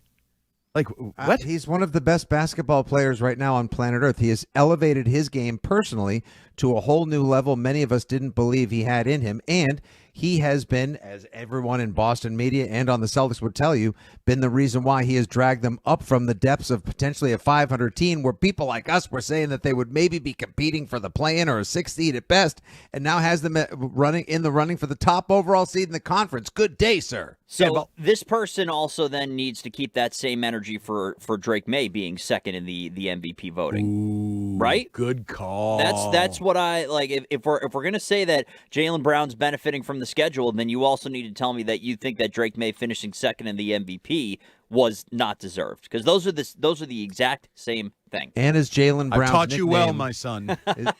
is Jaylen Brown's nickname Jaylen Brown? Jaylen Brown is having a great season. I don't know how anybody can dispute that. In fact, fewer and fewer people, other than the 603, are disputing that. I mean, classic New Hampshire. Absolutely. It felt like classic 401, I'll be honest with you. That kind of attitude is usually what we get out of the 401. They're a little spunkier down there in Rhode Island, but fewer and fewer people are doubting Jaylen Brown or are sleeping on what he's doing with the team around him. And that whole argument of you tore it down and it was going to be a bridge year, we're not that good. They are now solidified as the 2 seed right now. They've created a little separation, although play the Jaws music because the Cavs are coming. The Cavs are. Listen, it was a matter of time, wasn't it? Yeah. No, I'm not sleeping on the Cavs. I actually, you know what? The Cavs may be coming, but I fear no team with James Harden in the postseason. The Knickerbockers will always just give me pause because Jaylen Brown. I know Cat has had an up and down year as always. That's a Cat year. I don't know. They got a little something there, but the Celtics are the 2 seed right now. And the thing that you can't sleep on with Jaylen Brown, everyone agrees, best two-way player in basketball right now. Cade Cunningham may have better offensive stats. His team may have gaudier statistics and more wins. Jaylen Brown is your best two. What's that? Getting distracted by the big Is that fish. is that the Cavs music? It's not actually a big fish. It's just a big fin. The whole fish wasn't done, so they had to do most of the movie without the big fish behind you. Dan Ball, you'll be happy to know that the 603 is a quick texter. Okay, then. I'll say it also about Drake May. Thank you. You know what? If you're going to be pessimistic, at least be consistent. I appreciate that. 617-779-7937. Let's work in a couple phone calls here. Let's go to Mike in Rhode Island about this Jaylen Brown situation. What's up, Mike? Hey, guys. Retired police officer, just some insight onto what I believe Jaylen should do. Okay. It's not like there was any use of force problems, right? No one got arrested. It was dispersal. Yep. But even though it wasn't the proper thing to do, he should file a lawsuit, number one, to prevent this from happening again, and number two, to recoup some of his losses financially. If the lawsuit isn't filed, what's going to stop Beverly Hills from doing this again? And it's not like he's going after individual police officers. The lawsuit's going to be against the city. It's a slap on the wrist based on their tax income that city gets. They'll probably settle, but it'll set a court precedent that won't happen again. Thanks for the call, Mike. So that call. So police officer, if you're looking for advice, Jaylen Brown telling you to sue Beverly Hills PD. They'll settle. You'll get your money back, and it'll be beneficial to maybe future people looking to have these events and maybe kind of put the squash on some of these situations. Let's get so USA Hockey's about to drop puck, right? 3:10, And we know we have a lot of fun and joy and energy with the men's U.S. hockey team as they pursue gold in Italy. We got a bit of a wet blanket call, Fitzy. Is it okay? Oh, for what? About what? Not about hockey, I hope. Maddie and Saugus. What's up, Maddie? I didn't want to make this call, but I think USA is going to choke. They're just Hellebuck can't perform in big games, and I don't think they got the chemistry of the team. We saw what happened against Sweden. They barely held on. Just a bit worried. Thanks for the call, Maddie. And I say this as a very negative person. You're way too young to have that negativity, my friend. Too young to be that pessimistic. Let the world wear you down for a few more years before you start acting like me. It's advice from an old cranky dude. Is it okay for me to play the part of the dad yelling at the kids on the street? Sure. Hey, Pipsqueak, pipe down and give your dad back his phone. Don't call again. Whoa, 617-779-7937. How you feeling about your Celtics? How you feeling about Team USA? We're about 10 minutes away from puck drop. You know what that means. There could be a sounder any moment in the 3 o'clock hour and the rest of the show here on WEEI Afternoons. Also, it's 3 o'clock. That means it's time for the three-point stance. And we haven't really delved into this week, but there's an interesting situation in the MLBPA offices and what is going on there. Ted Johnson wants to talk about it. That's next here on WEEI. WEEI, New England Sports Original. Just hearing the word IRS can make people break out in a cold sweat. No one wants to deal with the IRS, and now...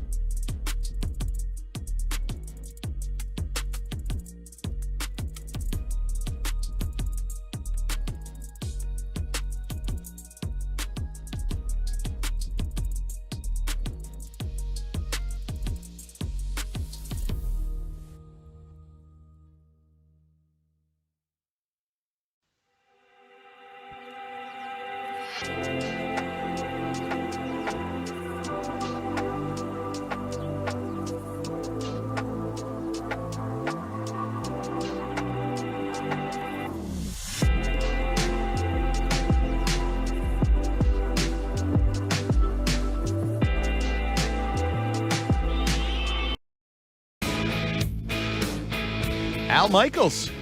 It's irrelevant if you don't know the difference between a clothesline and a blue line. Irrelevant. I love that. Golly, I remember exactly where I was watching that game. I just remember how hyped that game was. 1980, USA versus. Well, it wasn't Russia back then. It was the USSR. USSR, yeah. United Soviet Satellite Republic. That's it, man. And just that line from Al Michaels. Most people don't know the difference between the blue line and the clothesline.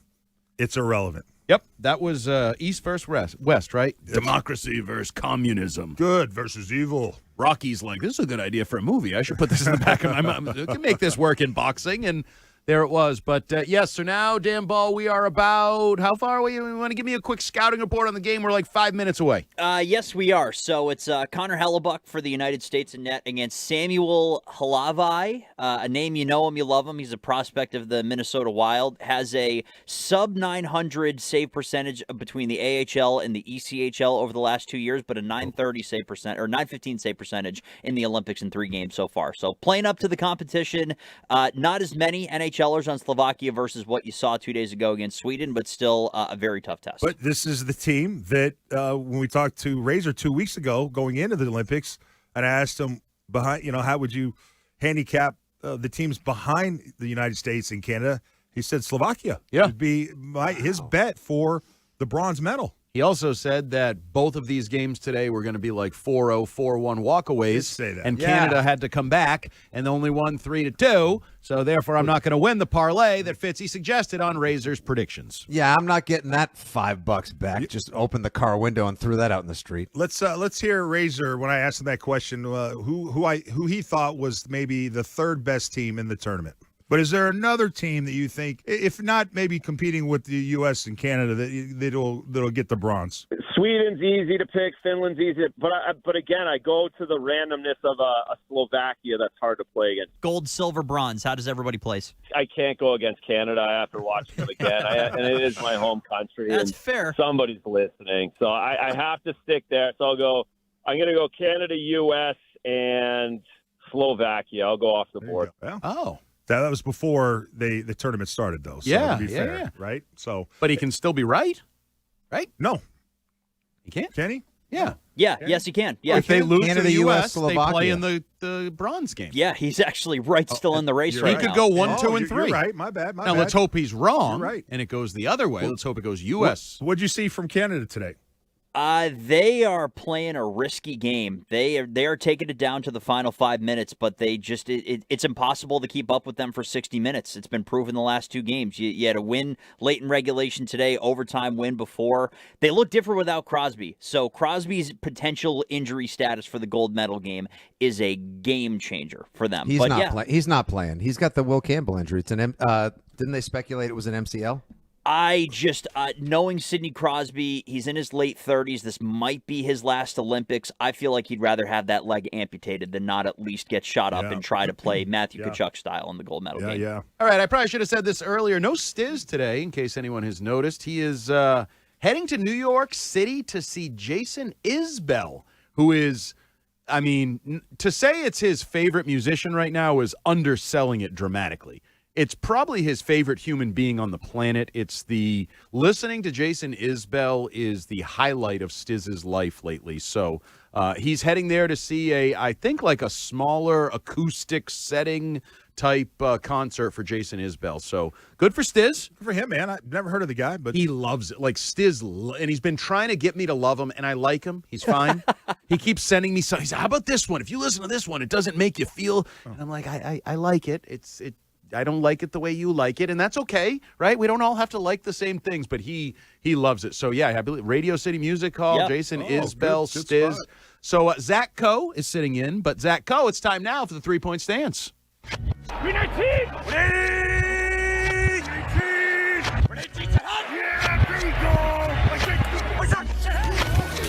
It's the three-point stance. Just count to 3. That's 3! 3 shall be the number thou shalt count. Pierce for 3. It's good. 3 fabulous flyers. And the number of the counting shall be 3. Shot tip scores! Ties it 3-3! On WEEI Afternoons.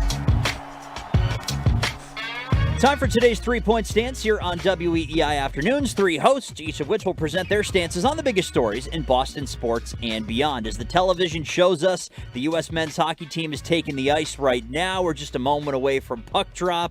Should be a lot of fun. We'll have our goal updates as normal going on throughout the game. But in the meantime, Ted Johnson, you're going to lead us off. You didn't get the chance to go yesterday, but there's a story that's been percolating in the sports world that deserves at least some time that we haven't been able to get to earlier in this week. So you get 60 seconds for your opening stance. Are you ready? Punch it. All right, here's 60 seconds. Go ahead. All right, so earlier this week, the former head of the MLBPA, the union that represents the players in baseball, the leader for the last 12 years was a guy named Tony Clark, played 15 years. He came through Boston for a little bit, very well-liked as a player and pretty much as a union head. He resigns earlier this week amid allegations into just inappropriate behaviors at the workplace with allegedly with his sister-in-law. And everybody wants to know, did I tell you who it was? It's this sister-in-law. Is his brother's sister or was it his wife's sister?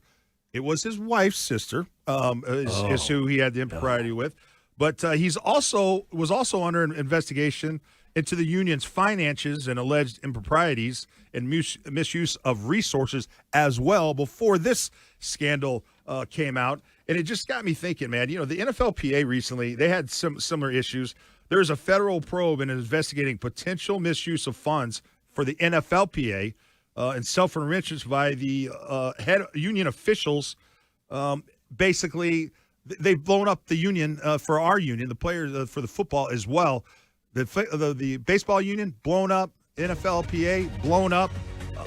It's just one of those things you think of the head of a players union is there's no checks and balances. There's no players, former or current, that are going to oversee these guys' operations. So these guys get away with stuff because there's no oversight for these union heads. And but eventually it catches up to them, and it did with Tony Clark.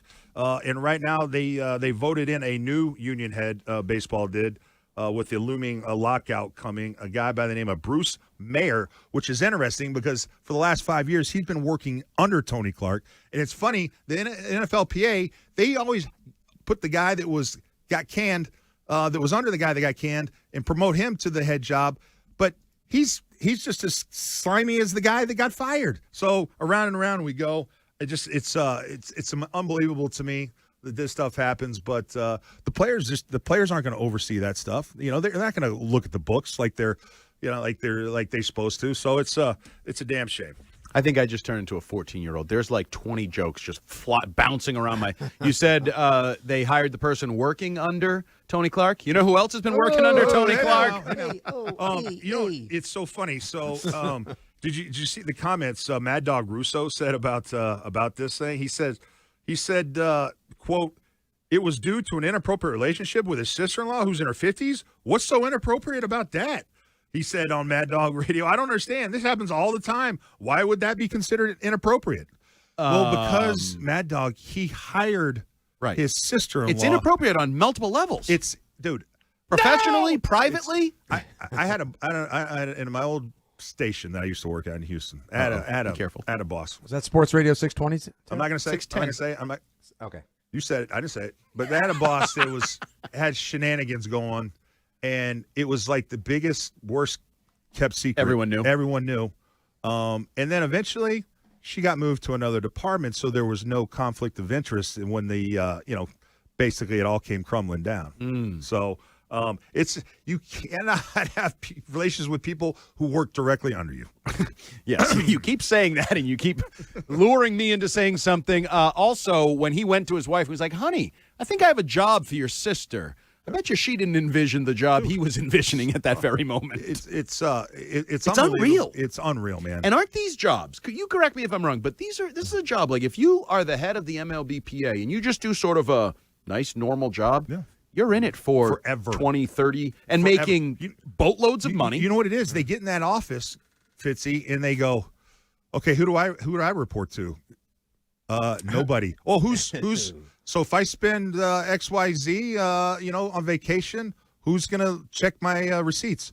Nobody. And so I think they just realize it, and they take advantage of it. Eventually, they just overdo it, and then eventually people catch on, and they get busted. So what's the old phrase? The guy, what's that? Absolute power corrupts absolutely, or something like that. Yeah, oh, gee, I happen to know the guy, Andy, that can put this expense report through. Right. Oh, that's me. Oh, wait, and if you dig deeper, so he lives in Arizona, so he had an office for the MLBPA built in Arizona. In which his sister-in-law worked with him in the office Arizona. That he just it is crazy. It's crazy. And now he also had, as you mentioned, the financial issues. Oh, yeah. But he kind of hit the whole offense, right? He was running the ball, he was passing the ball, he was moving it all over and it's nuts. And this must be so infuriating for the players because he is a former player. So I'm guessing when you are a current player, you feel like that's a good thing, right? He sees the world through your lens. Correct. Like a Gene Upshaw did. Right. He's the Prince Andrew of MLB right now. Right. He's not just some lawyer trying to make money off us. He's one of us. He's right.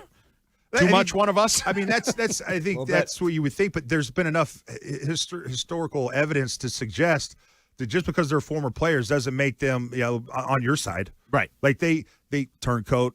My man, who do I always call the turncoat? A VP of the NFL, the former Troy Vincent. Thank you, turncoat Troy Vincent. He was a great player back in the league. He was one of the committee members in our union, and then the NFL hires him over, and now he's anti-union for the player. It drives me nuts, man. So this is also an issue for you're coming to a stretch of time here where everybody's telling me they're going to have a lockout and that there's going to be butting of heads with the owners. And now you're changing your leadership. Now, maybe he was a bad leader. Maybe this actually benefits the situation. Maybe this benefits the players. I don't know. He's a bad leader because he was stealing from his own union. So that makes a bad leader. Does that make you a bad leader? Is that wrong? Was I not supposed to do that? Now, I want a question, though, a serious question. If she didn't work there, if he was just hooking up with his wife's sister, is that in a...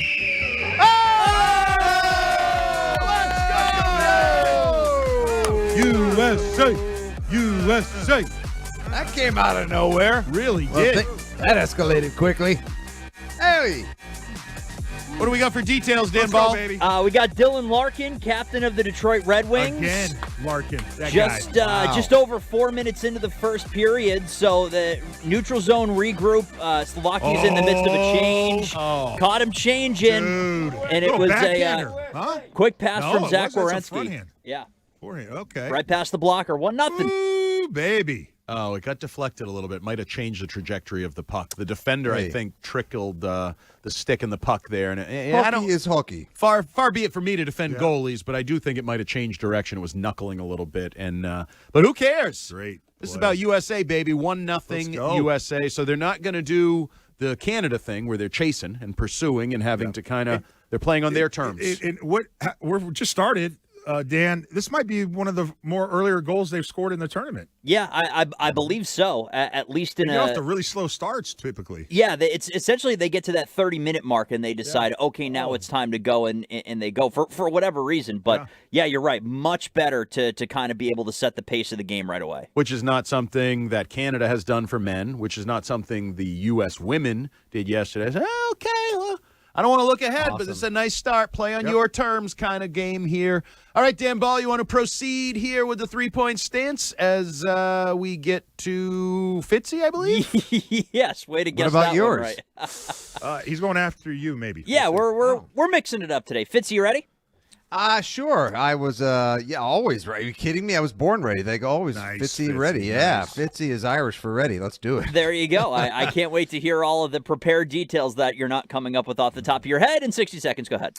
No, I'm prepared for this one as well. Okay, so we've been making a whole hubbub and a lot to do, probably about nothing, regarding the New England Patriots potentially trying to acquire wide receiver A.J. Brown. And I think all of us who watch a lot of Patriots football and suffered the heartbreak of Super Bowl 60 following an incredible season would agree that an outside threat is parallel to the Patriots' need to regain their edge. And not just their mental edge, but an actual edge, because edge rusher could be a significant, if not perhaps the top need this coming offseason.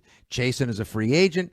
Anthony Jennings, I don't think you want him as your lead dog. Harold Landry could get cut. Also, his injury could lead to him actually not being able to play much anymore as well. So everyone's pointing to Max Crosby. However, in addition to the fact that Tom Brady may not want to be the Kevin McHale to the New England Patriots and sweetheart him a deal, in a new proposal on ESPN.com, there are 4 teams tied to Max Crosby with mega offers: Bears, Cowboys, Buccaneers, and Chargers, the likes of which are absolutely beyond the pale of what the Patriots would possibly be able to afford for Max Crosby. Long story short, I think it's pretty much time we bury the Max Crosby dream this offseason. It's not that the Patriots can't afford him; it's just they don't want to afford him. I think. I mean, they have the means and the resources and the money to pay him. If I may, though they certainly would have the money, and that's a huge-ass contract that he commands. But let me just throw these out. These are the 4 trades that ESPN put out there, Ted. The Bears. The Raiders would get DJ Moore, a first-round pick, and a third-round pick. The Bears would get Crosby. The Cowboys would sign George Pickens and trade him, plus a 2026 first-round pick for Max Crosby and a second-round pick. The Buccaneers would trade Chris Godwin, a first-round pick, and a second-round pick for Crosby and a fifth. The Chargers would trade a 2026 second-round pick, a sixth-round pick, and a fifth-round pick for Crosby. I like that last one. I mean, I don't know. I don't want to. Well, not Pickens in a first round for Crosby. You out of your mind? Not to play. Adam Schefter started things off saying it was going to take two first-round picks. Now, there's been some backtracking from there. I know Burt Breer is now saying it's a first-round pick and something for Max Crosby. Probably gets it done. And I don't think he's getting traded to the Patriots. And we've brought up the Tom Brady aspect of this. Forget just the Patriots. Tom Brady? He's not going to Kevin McHale. He's not going to Kevin Garnett us here. Well, he doesn't have a dog in the fight, so why would he try to help out a dog? But you could put a package together with like a Christian Barmore if that was a guy you wanted to trade. You could probably find a player like that you'd want to trade, and then something if that represents your. Would you go Barmore and pick 31, Andy? You know what? I would. Yes, I would. So would I. And that actually clears your money because you get rid of big contract, slide in big contract. You gave up a first-round pick. But I think we've talked about this. I still think you can say Max Crosby gives you 3 high-end years. I don't think it's crazy. I don't think that's looking for – and I think he changes everything. We're going to get into it later in the show. We're going to kind of debate what the biggest needs are. I think edge is in the conversation, and if you fill that hole, that void, look at what you had this year. No disrespect to those guys, but if you had Max Crosby, that was a big. Andy, you don't even have you don't have edge rushers. No. You literally don't next year, Ted. Like you still have an offensive line you can trot out for next year. You don't have edge rushers. And we haven't had one here for a long time. Like Prime Judon was the last one. Judon was okay. But Max Crosby blows Judon away. I get it right. That's what I'm saying. Yeah. He does. So it's a totally different level. Forget it. Forget Max Crosby. It's for no other reason than Tom Brady's not going to trade with the Patriots. That's so the edge rusher of all the positions in the draft is the most plentiful. Yes. So if you don't want to go Max Crosby, they say that the best year for edge rushers draft-wise is this year. Right. So you might be able to get a decent first-round pick, even at 31, who could impact you. Now, there's the unknown of just a young player and what he's going to be when he gets to the NFL, but I'd take Max Crosby. Free agency pool is also pretty deep, fellas, in terms of edge rushers and guards. Okay, there's one name that I really like who had a sack on Drake May in the first round of the playoffs and wild card, the Chargers. Edge rusher Odafe Oweu. Oh, yeah. You remember him? Yeah. That dude's a good player, man. Mm-hmm. How much do we have a ballpark number on him? I mean, it's 7.5 sacks. Some people are looking at Chason and saying he had a good year, like from afar, like what he did in New England. He gonna get paid. I don't know, man. I wouldn't more pay than him. $3 million a season. That's what. Yeah. But I wouldn't pay him. I'll give you one I could see the Patriots pursuing because Mike Vrabel has established this trend as recently as this past year, going to get his Vrabros, guys that he used to coach that were Tennessee Titans. Arden Key from the Tennessee Titans is also a free agent. I don't think he'll command the moon, and he's not a bad player. Teddy, real quick, as we wrap this up, I know this is your guy, so we're going to the phone lines. Paulie in Dedham has a thought on these big names. Today, What's up, Jerome. Paulie? Not today. Hey, what do you mean? Not today. Not today, Jerome. That's what Tom Brady's going to tell the Patriots if they want Crosby, unless they're willing to pay through the nose. And I mean through the nose. It's not going to happen. What would Brett Auerbach do? He'd get the highest price he can out of conference for him. And A.J. Brown, no, and no. Oh. He's on the back nine of his career. He's slowed noticeably. He's not a deep threat. He's not going to stretch the field and bring in a double coverage. You can single him. You need a guy like that kid Pierce.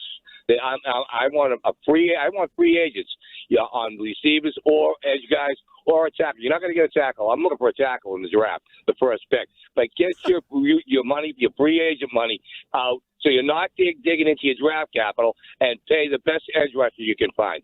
Thanks for the call, Paulie. Can I not have all of James Pierce's legal troubles, please? Oh, has he got a lot? Yeah, he's Wait, he brought up running. Alec Pierce, though. He wanted a wide receiver from Indy. Well, he was talking edge rusher. I thought he was talking about James Pierce. Yeah, no, he has some baggage. I'm not people got mad at me yesterday when I put the poll up, like, which receiver do you want? Why isn't the answer in there? The answer is Alec Pierce. Like, I don't know. Maybe I'm being blinded by something. I don't think he's a true number one. I don't like, to me, he is not. You know what Alec, he is? Alec Pierce? No, he's not. But he's an ex. He's a boundary guy. So he's a guy that goes deep. He averages 15 yards per catch. So A.J. Brown, 7 years, 6 of the 7 years, he's had over 1,000 yards catching. Paulie, you don't like the profile? He's a hater. Maybe he thinks he can't continue to have these productive years, can he? Or could he? Is that just who he is? Like, some of these guys do it, right? Mike Evans, who's now also available, rolls out of bed, 1,000 yards, just keeps doing it year after year after year. Like, okay, that's who he is. Paulie, and I would say this to you. I don't know, having a deep threat, our deep game was pretty good this year, right? I mean, I think we led the league in completions for, down the field. What we need is a more short to intermediate dominating receiver, in my opinion. I think you can make that argument, sure. We had a hard time putting drives together in the playoffs. I just want a go-to guy. Like, I'll be honest, I want a guy, and I keep falling back on this. I know my guy's better than your guy. I don't care who it is. I don't care where it is. I'm just dropping back thinking my guy's better than your guy. Yeah. And if that were a Gronk tight end, I'd take that. If that were a Wes Welker wide receiver, I'd take that. If that's a Randy Moss wide receiver, I'd take that. I don't really care what he is as much as I think you need to elevate that position. You said it yesterday. Let everybody else drop down. Drop one notch down. One notch down. Put somebody in front of you. It's like the closer in baseball. When everybody knows who's closing, it makes everybody else's job easier. Like their heart rate goes down a little bit, right? Yeah. They'd be able to shoot the gun after skiing. Yes, Dan Ball. A guy who every defensive coordinator on your schedule has to worry about when they're game planning versus I kind of have to worry about him week in, week out. Right. Not just defensive coordinator either, like the players. Like, I want their version of Devin McCourty. He's like, I got to find him every play. Or their version of Ty Law saying that's the guy I want to match up with every play. And they don't have that. Will they be able to get that? I don't know. All right, nice job, Dan Ball. The 3-point stances up next here on WEEI. We promised it yesterday, but we got derailed by a little celebrating USA hockey. We're getting finally to the grades for the offensive line, which I continue to think this is going to be an interesting exercise because there's the difference between the season that got you to the Super Bowl and then the Super Bowl and the recency bias and how everybody feels about a couple of these guys. Grading the offensive line from last season, that's up next here on WEEI. But first, Dan Ball has what's trending. Now, here's what's trending on WEEI. Trending now on WEEI, brought to you by the 99 Restaurant. Midway through the first period, in fact, 11:09 to go in the first period in the Olympic men's hockey semifinal. 1-0 United States leading over Slovakia. The goal, 4:19 into the first period from Dylan Larkin, his second of the tournament, assisted by Zach Werenski and Tage Thompson. That made it 1-0. A penalty upcoming that's going to go against Bruins defenseman Charlie McAvoy just now. 2 minutes for interference, so Slovakia is going on the power play with the United States. up a goal. The U.S. women's hockey team won a gold medal yesterday. America tied the score with 2:04 remaining on a goal from Hillary Knight, and Boston Fleet captain Megan Keller won the game 4:07 into overtime. Also in the men's tournament, Canada came back from down 2-0 to defeat Finland 3-2. The gold medal game is on Sunday at 8:10 a.m. Overall, the United States has won 9 gold medals, 12 silver, and 6 bronze. Their 27 medals rank second at this year's Olympics behind Norway's 37. Right now in the Red Sox spring training opener against Northeastern, top half of the 7th inning in a 7-inning game. Boston up 18-3 over Northeastern. They did trail both 1-0 and 2-1, but the game has gotten out of hand since then. That really escalated. Yeah, no, it was close for a time, and then it just My hasn't been snarky close. dogfight comment really went out the window when they blew out the college team. Yeah, it was 3 in the 3rd, 4 in the 4th, 1 in the 5th, and 9 in the 6th. And that is how we got to 18-3 right now. And some kid hitting for Northeastern just lost the bat out of his hand swinging. So that's kind of where we're at. But anyways, the Celtics returned from the All-Star break with a 121-110 road win over the Golden State Warriors. Peyton Pritchard led the season with 26 points off the bench, while Jaylen Brown added an additional 23. Pritchard is averaging 21.8 points in 5 games off the bench this year. Boston visits the Los Angeles Lakers on Sunday night. The Red Sox begin their Grapefruit League schedule against the Twins tomorrow afternoon. First pitch will also be at 1:05 with coverage beginning at 1 here on WEEI FM, the Odyssey app, and across the Shaw's and Star Market WEEI Red Sox Network. Shaw is proud to be local since 1860. Tonight, Boston College Hockey welcomes UConn to Conti Forum. Puck drop is at 7. Coverage on 8:50 begins at 6:45. And tomorrow, Boston College basketball visits SMU. Tip-off is at 4. Coverage on 8:50 begins at 3:45. Big on flavor, big on comfort, and big on value. The 99 Restaurant's $14.99 Big Deal meals are now available every day, all day. So hurry in today or every day for their juicy chopped sirloin. You gotta love the nines. I'm Dan Ball on Boston Sports Original WEEI. The Red Sox just completed their victory, and we've got more afternoons coming up right after this.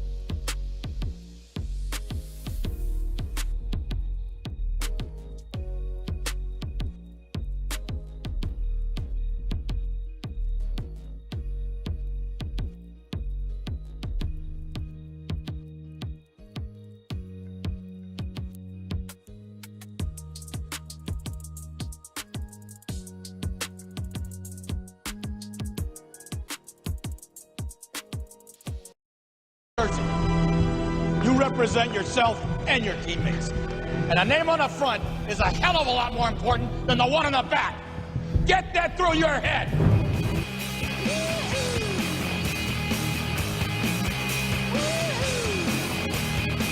The more we hear these cuts from Miracle, chills. I think it may have passed up The Natural as my favorite sports movie. Oh, yeah. Oh, I loved The Natural. I love The Natural, too, but this does pass it up. And I would also argue it's a movie you should not allow Because youth... it's a real story. Well, yeah. It's not a real story. True but story. you should not allow youth sport coaches to watch it because I think that would inspire them. You could have guys out there with like 7-year-olds. Again, on the line, again. Because it makes you want to do that. And it makes you think that is like awesome. Right? And in the modern, this is a different segment for a different day, like where sports have gone soft and like there's no conditioning anymore and all that. It's just, I mean, I love the way Herb Brooks coached, like, and how he thought. And like you had the good cop, bad cop. His assistant was kind of the good cop, right? And And I remember one of the players was talking to the doctor, and he was like, why is he so hard? It's like, well, if you hate the head coach, then you guys will like each other. Right. And it's kind of like a Parcellian, Belichickian, kind of like if we all hated our head coach, it brought us, the players, together. Right. We have something that unifies us Correct. against that Correct. guy over Against there. that guy, right. But he's also a good coach. That's it. You can't just hate him because he's, you know what I mean? He's got to be. Just because he's hard and hard on you, But he also has to be a good coach. But USA, Dan Ball, we're still at 1-0, correct? I wanted to double check between the break. Yep. The U.S. killed off the McAvoy power play and is currently killing off another. So couple penalties in the first, but still defending the lead. I don't really like this style of play. Let's not prove to the world how many penalties we can kill off. Oh, I mean, McAvoy can only behave for so long. It's kind of part of it, unfortunately. All right, so we started this series late last week, grading each position for the Patriots, and we've been working our way through the offense. We've come to the final position, which is an interesting one. It's the offensive line. They turned it over from last year to this year. They had 4 new starters on the line, invested 2 draft picks, invested the 4th overall pick, brought in Garrett Bradbury.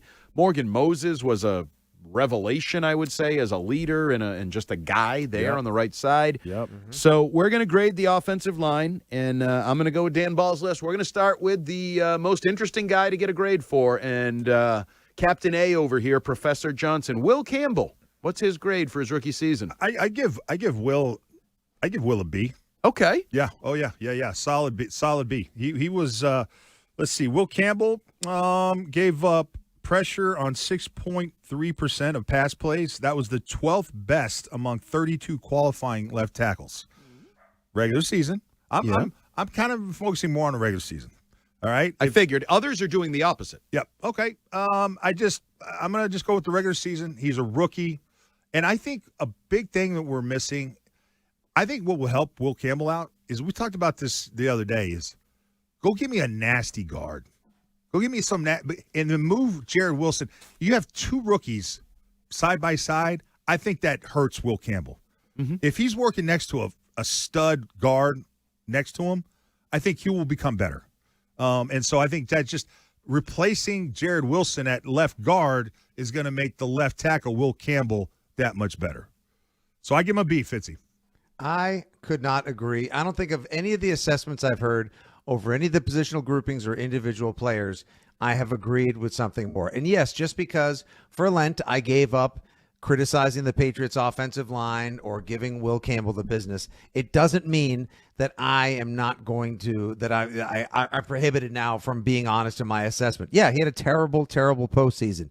Yes, he did allow the most pressures in a Super Bowl for tackle position, but he was pretty solid during the year. You can't argue with the fact he had a 76 overall grade for pass blocking. He was right in the middle of the pack. That's not a bad spot to land in, and he was an improvement regular season wise up until the MCL injury over Vidarian Lowe. There was a lot of pressure on him. He came in spitting fire, saying he was going to die out there for his QB, and he did his damn best until unfortunately injury got the best of him. So I think a B is a solid grade. Yeah, I don't have to belabor the point. I thought I was going to have to actually argue for a B. That's my grade. Because, Ted, you talked about the regular season. There's a lot of people, if you go on based on, and it's dangerous, social media, that since the Super Bowl are like, he stinks, he can't play, you wasted a pick, like F minus, all. He didn't have a good Super Bowl. It happens. We'll figure it out, whatever. But you were in the Super Bowl with a rookie left tackle, and I thought he had a good year. Yep. I'll start things off with Jared Wilson. I'm going to say C, because I thought he was actually worse than Will Campbell in the totality of the season, and I thought he skated because everybody was emphasizing everything about Will Campbell, like his arm length. What's he doing over there? And I think there's very serious questions. I don't think he's a guard. We'll find out if he's even a center, but I don't think he's a guard. So I will say C. It's not easy. He came in as a rookie, and you said this, like two of them next to each other. Yep. Before the season started, you thought that was a recipe for potential disaster. It wasn't, so I'll give him just that even-keeled C. I'm going B minus rookie. I know he to me, he's more suited for center. I thought he did a more than serviceable job. So for being a rookie, he's going to get a little bit of graded on the curve, so I give him a B minus. Okay, I'm going to give him a C+. I'll sort of split the difference between my two co-hosts here.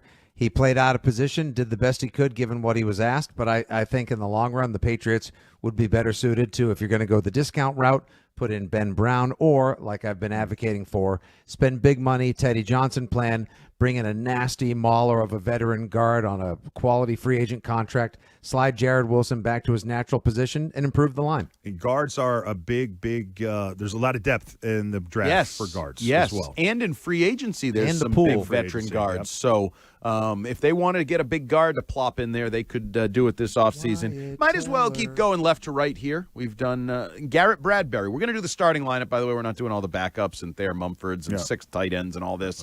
Garrett Bradbury. If you remember, we were analyzing. I don't think any of us pretended to know a lot about him when he arrived. We were reading PFF grades and what he was bad at. Sucked against the run. Right. Much better against the pass. I think he did a nice job. I'm going to give him a B+. And I put in there, I don't know this firsthand, but everybody, Drake May and others, raved about him being sort of the social guy, the guy that brings everybody together. That's a tight-knit Huge group. value in that. Yeah, I think there is. So I'm going to give him a B+. Fitzy? Bingo. Yeah, I mean, he was much better than advertised. He could run block, but I'd heard he was the worst center in the NFL at pass blocking according to his 2024 metrics. And he came in and held his own and actually wasn't bad. And also, everyone who talked to him, all the beat reporters said he was a terrific guy.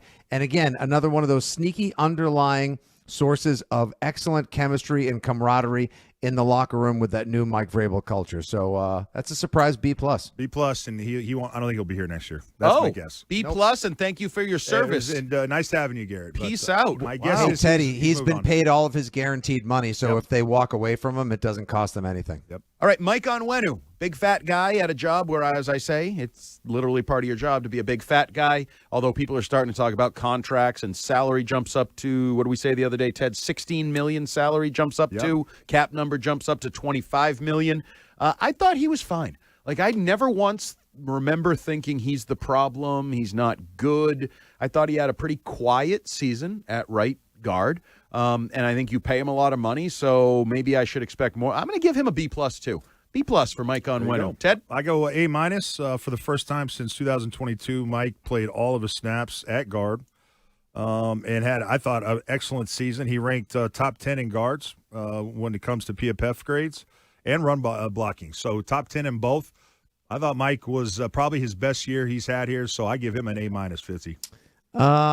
I don't think there's any reason to give him anything less than an A. Didn't give up a ton of pressures, was a great run blocker, didn't do anything silly like ride a bicycle through the locker room to give off the wrong vibes like he did last year as well.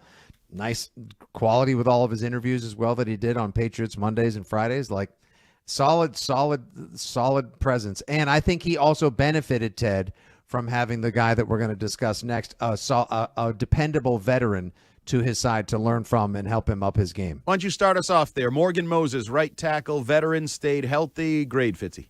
A-. Aside from the fact that there had to be some load management issues, which knocks a couple points off, he did a great job. Like, first of all, we know for a fact few people were better at speaking on behalf of the line, the team, the coach, whoever. Steady veteran presence, affable as can be, and was out whenever he was out there, did a damn good job, and was one of the highest rated tackles in the postseason as well. So I go A- for Morgan Moses. I'm going to go a straight A. I think he was an A acquisition. I didn't think he'd make it through the season. He made it through the season. I didn't think he'd be as good as he was. I didn't think the cohesion would be like everything about him. I liked the Morgan Moses experience. A. Ted, I'm going to go A minus. He was great. I loved the cut of his jib when he first got here, but he was a stabilizing force there at right tackle. He'd get injured in a game, and you think, okay, he got injured early. But he almost always come back. Tough SOB. Yep. So I thought he was great. So I give him an A minus. All right, let's work in a quick phone call. And can I give the offensive line an overall grade? Sure. All right. So my overall grade for the offensive line, when you consider last year they ranked 31st in pass blocking efficiency, and they went all the way up to 7th in that category this year. They were on pace as the season started to give up like high 60s in sacks. They ended up giving up 47. I thought the offensive line. I know the playoffs would look bad, but their regular season grade, I give that unit a B+. I thought overall they were pretty damn good. Absolutely. But you're talking about regular season. You brought that up. David in the car has a little different view on the grades. What's up, David? Hey, good afternoon, guys. Great show as always. So I think grading the season is one thing, but then we have to grade the playoffs. And as much as we didn't expect this team to go all the way, at the end of the day, once you're there, you're expected to win, point blank. And especially when Will Campbell in a Super Bowl, he was an F. I mean, it's just the whole offensive line. I give him a D. I'm sorry, a C. I give him a C. They were terrible.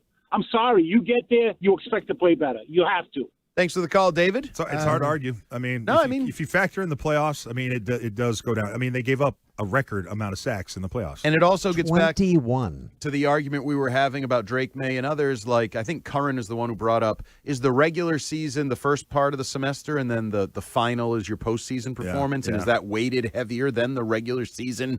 I mean, we can continue to debate that. But up next, real quick, because we are running a little bit behind, we're going to give you some of the key dates on the calendar. It's NFL offseason. It's already in full swing. The Combine is coming. Free agency is coming. Franchise tags, all of it. We'll tell you when that's happened next here on WEEI. The Fort Myers first pitch. One day. It is gone. Spring training.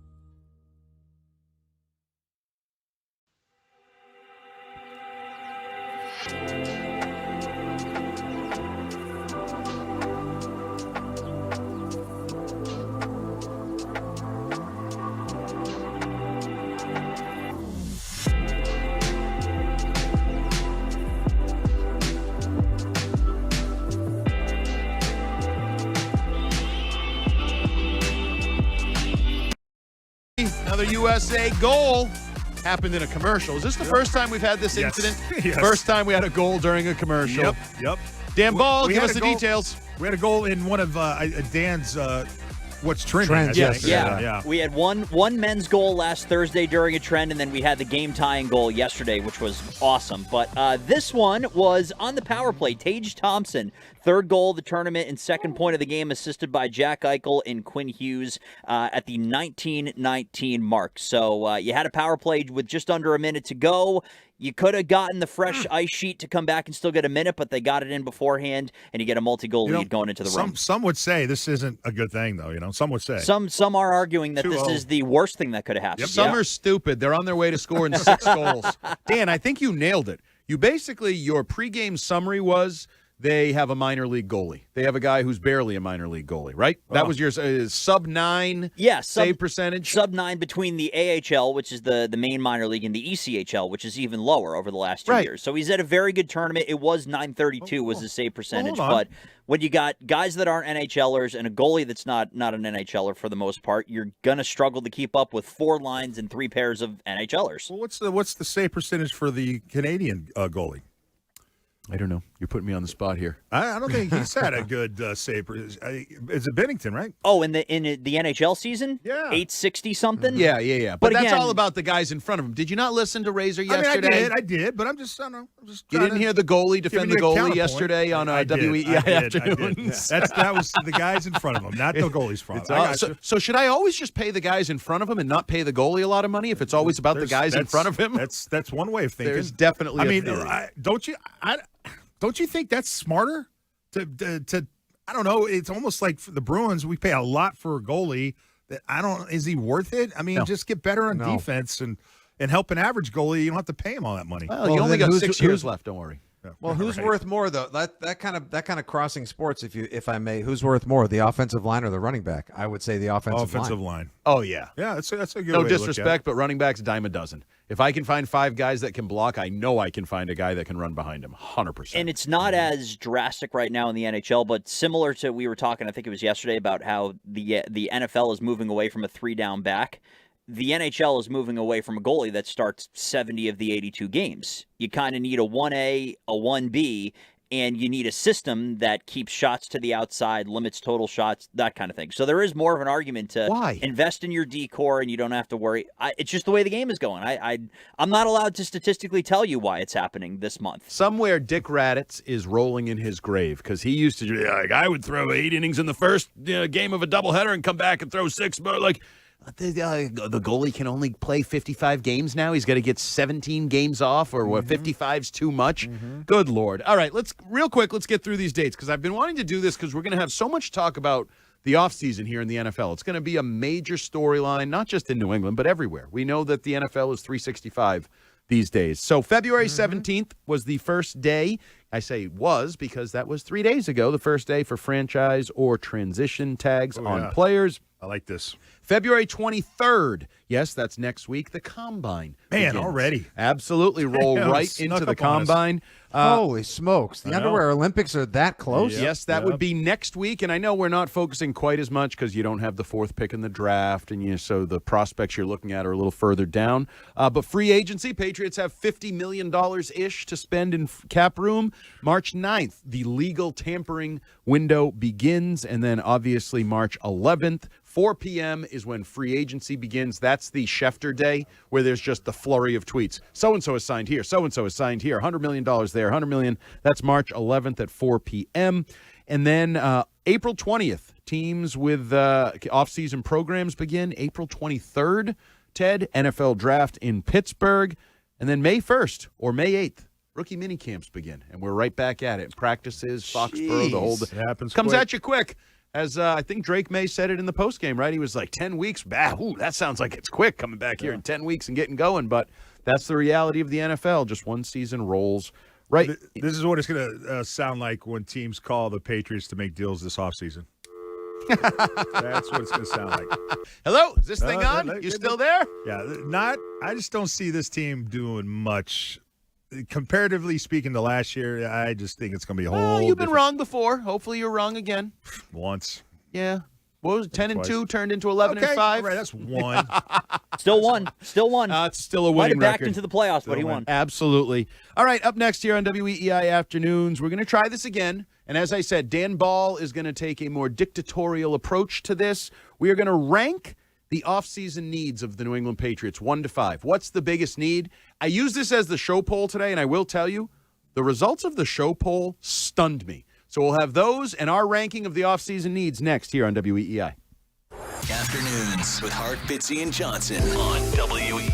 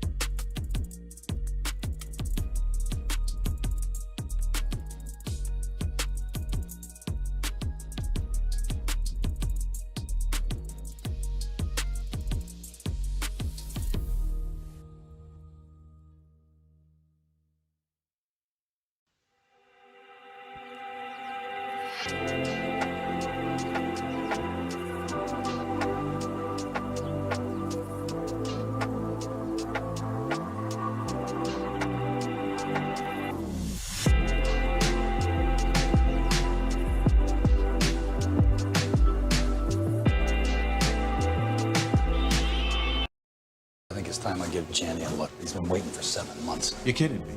Now? Yeah, of course I mean now. That's my net, man. You can't do that. They just scored 10 goals, Jim. Right now, it's everybody's net.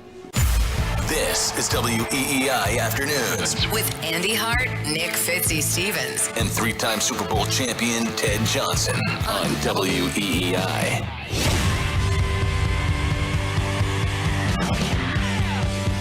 That's my net, man.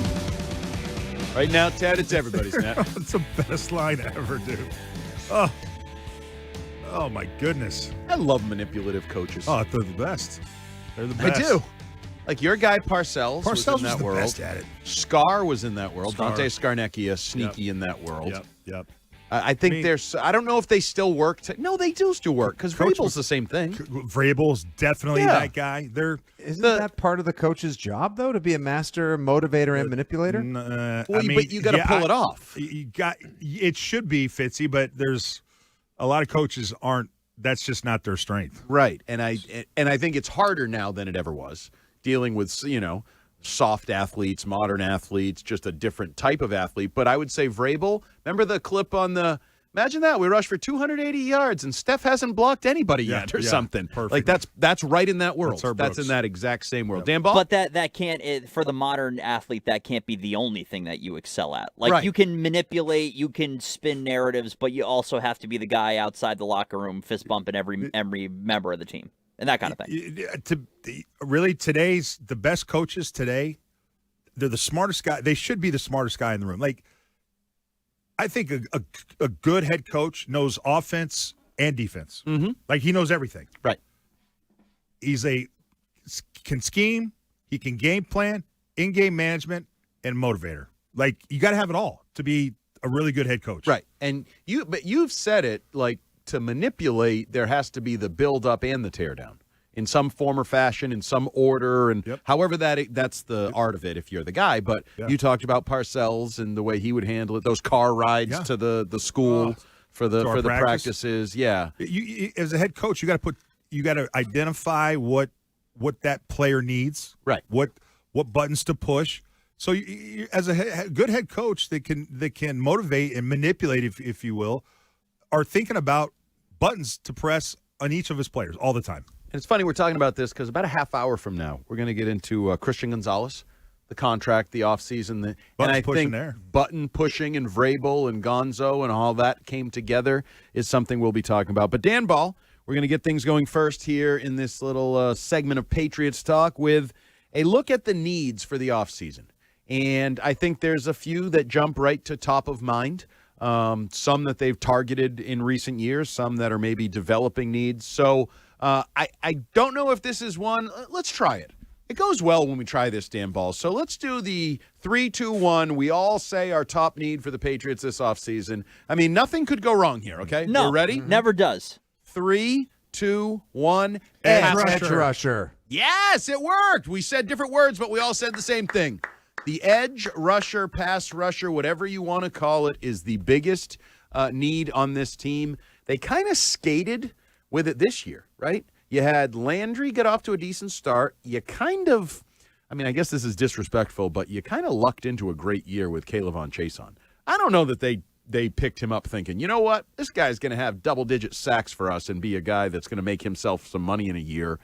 You know, you said it, Fitzy, Anthony Jennings. Mm-hmm. He's Anthony Jennings. He's fine. He's probably more of a run player than a pass player. And so I think this is, without a doubt, the biggest need on the team.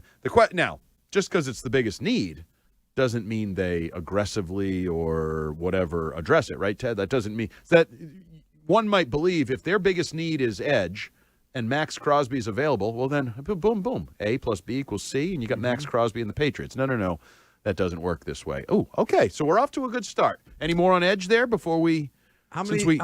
I just want to ask, how many sacks did the Patriots have in the regular season? Yep. They had 35. 35. Yeah. 35. So that's 2 a game. They ranked 26th in the NFL. Not good enough. Sacks. Yeah. No, there's a reason why all 3 of us said that, and just for the audience's benefit.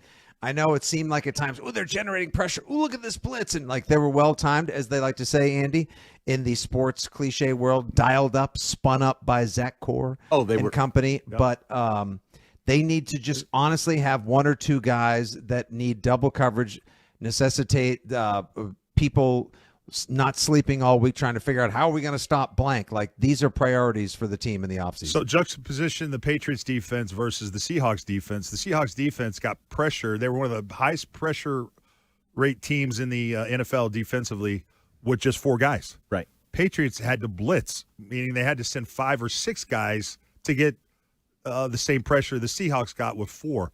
Can we get an edge rusher where you don't have to blitz as much, and so you can put more resources in the back end? And, we even referenced it earlier, the different – Matthew Judon was a double-digit sack guy, but he didn't really dominate. He didn't take games over. You know why?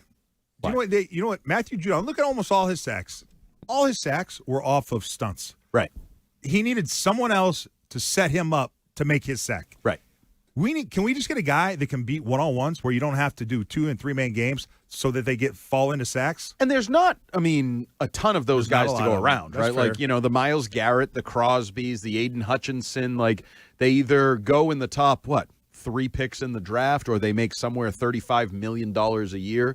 There aren't a lot of those guys, but even get a guy close to those guys, they need probably more than one. If we were doing this the right way this offseason, you probably need a veteran and a rookie, right? Ted, you said it's a deep position in the draft. Yep. It probably wouldn't be crazy for them to say free agent signing and 31st pick in the draft. Well, I'm going to adopt a Teddy J point here for a minute. You used to give Barmore the business, and I would defend his mantle saying, hey, I remember back in the end of 2003, he had like 8 sacks in the second half of the year. I thought he would have been much more disruptive. And this year, he had some good games, but he did not produce to the volume, I would say, that is commensurate to his contract, Ted. So I wouldn't mind Andy someone off the edge and someone up the gut that can generate pressure. Well, you have Milton Williams, and that's a good point. Yep. Like, if you added a high-end guy on the edge, that's going to change everything up front, the way they approach their attack and the way the offensive line approaches dealing with them. All right, we've never done this before. We dare say try to go with a second position. Yeah, see if we can do it. Okay. I think you go until you get it wrong. Yep. 3, 2, 1. Outside wide receiver. Oh, we didn't do it. We got 2 out of 3, though. Offensive weapon is what you said, Ted, right? And he said wide receiver. Yep. So number 1 pass target, is that the way we can word it? Oh, gee, Fitzy, what's your take on the? I want a deep threat. The field got smaller for, like, obviously when you have really good defenses and people get anxious because the stakes are that much higher. This happens, but the field got smaller and shorter and narrower, and it compacted on Drake May in the postseason because there was no one who could take the top off. Really, I know Kayshon Boutte did once, but for some reason he's able to eat Stingley's lunch whenever they play Houston, but otherwise, I didn't see it. No home run hitters. Travion Henderson obviously had a rough postseason. Nobody crushed on the outside, and so when that happens, look what Drake May's stats suffer a little bit, and it becomes that much more difficult to dominate in the passing game. So I need somebody that can take the top off, stretch the field, and make it a little easier. So that concludes this segment of Fitzy has given up on Kyle Williams. No, I think I thought that's what he was. He can, but I don't think he can do it as a starting regular guy. Is he gonna be a starter next year? No, hell no. He's drafted high enough that he should start by year 2. Third round. I want an offensive weapon.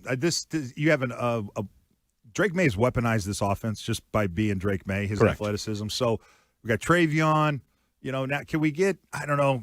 Like my favorite idea of weaponizing would be a tight end, like Travis Kelce type. You got Trey McBride. You got what's the Tyler Warren in the Colts, who I loved. Yep. A athletic, fast, middle of the field tight end that can catch and run. That's like my ideal weapon for Drake May. Okay. Like a Colston Loveland type? Yes, because Colston Loveland. Because Caleb Williams' numbers, he's a little occupied right now. They like he's going to be playing Brock in Indiana Bowers, soon.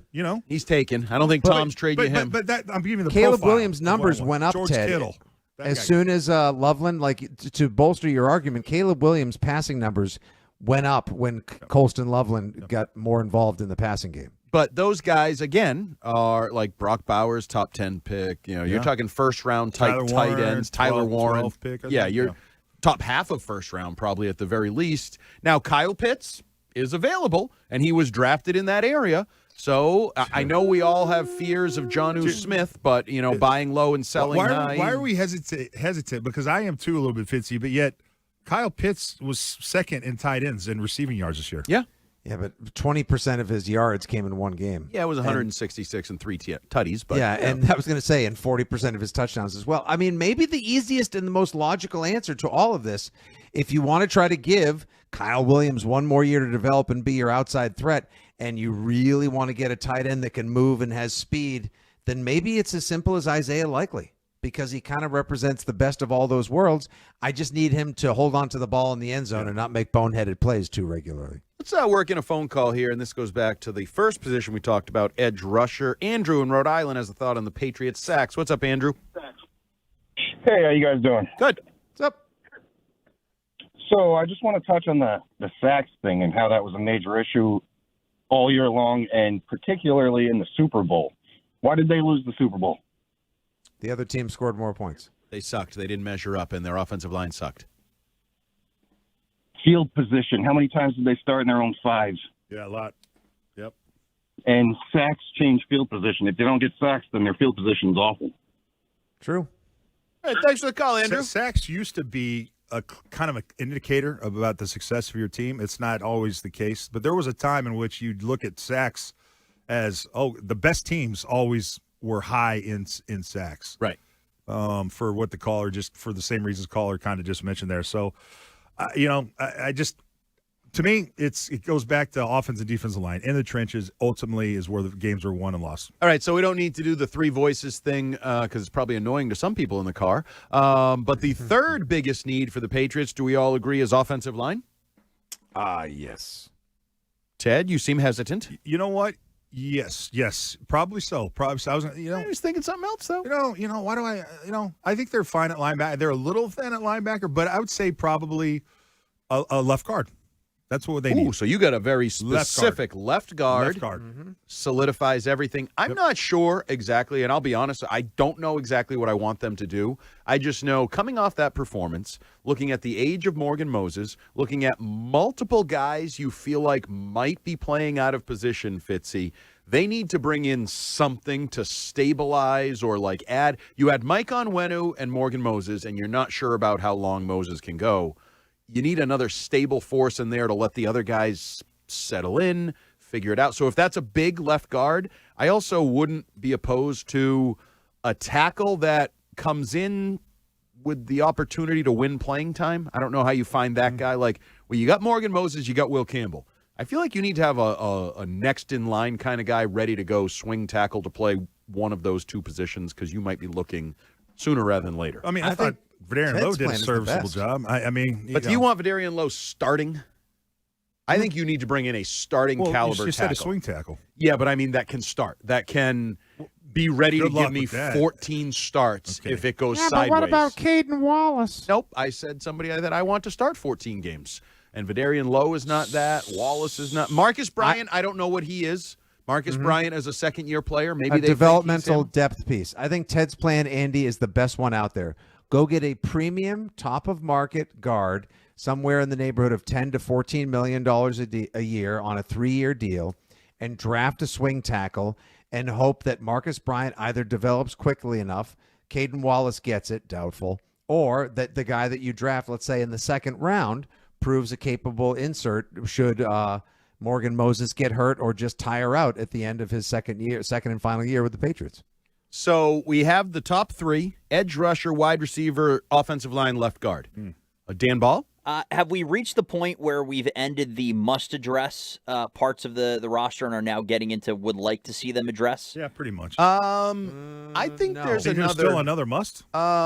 Pretty close to must. Okay, 3, 2, 1, Andy, go ahead. Go. Wait, no, let Andy and I do it together All at the right, same do time. you guys ready? 3, 2, 1. Safety. Linebacker depth. Well, maybe we got 4 and 5. I think Jalen Hawkins is a free agent, and I also think you can upgrade there. It's a deep safety is supposedly a deep position in this offseason. He's not going to get a lot of money on the free. And maybe he's back. I'd like to upgrade there. I bet you I think he's fine. I would like a better upgrade there and some depth. he also snuck by back there. So having some depth in the back end, maybe a free safety who can also moonlight as a backup cornerback if you need him on occasion. I would put safety next. So you both have linebacker next. Linebacker depth. After Spillane, if I'm not mistaken, Ted, I think Gibbons is a free agent. Yes. Jelani Tavai. I mean, I don't know how much longer you want to try to Christian get Ellis. by. Yeah, Christian Ellis. Like, he's good, but he's on I think this is year 2 of his 2-year deal. Like, someone's gonna get old, or someone's gonna go somewhere else soon enough. Getting a young linebacker that can learn from Ellis and Spillane and Tavai and be ready should his number get called on, because it is a violent sport, doesn't seem a dumb move by me. You could never have enough defensive backs, in my opinion. I mean, a corner. I don't know. I know we got Gonzalez, but what's the status of Carlton? He's still he's back. He signed a multi-year deal. So, and you know what? And he had a good year. He was better in the playoffs than he was in the regular season. Yeah. Second most penalty yards allowed. We're probably set. Marcus Jones, Carlton Davis, and Gonzo. That's a pretty damn good cornerback trio there. Oh, absolutely. You just got to stay healthy again. Craig Woodson proved himself. Marvis. Oh, I love Woodson. Woodson. Yeah. So he's good there. And so you're right. That other safety position. So this is interesting to me. So we'll get back to the next 2 spots in 1 second, but I use this as the poll today at Jumbo Hart at WEEI Afternoons on Twitter. What is the Patriots' biggest need heading into the 2026 offseason? And I gave edge, offensive line, wide receiver 1 as your 3 options, and I said other, reply. So if you have another position you want, reply. 55% are voting offensive line right now. Wow. 55%. I can understand that. They watched the Super Bowl. That's 2 what I'll words, tell you. Recency bias. Yep. Yes. Second is a dog fight right now. 23% edge, 22% wide receiver 1. And it was actually earlier when I checked this, it was wide receiver 1. I also find it interesting. We have about 400 and something votes coming in. Not a single vote yet for other.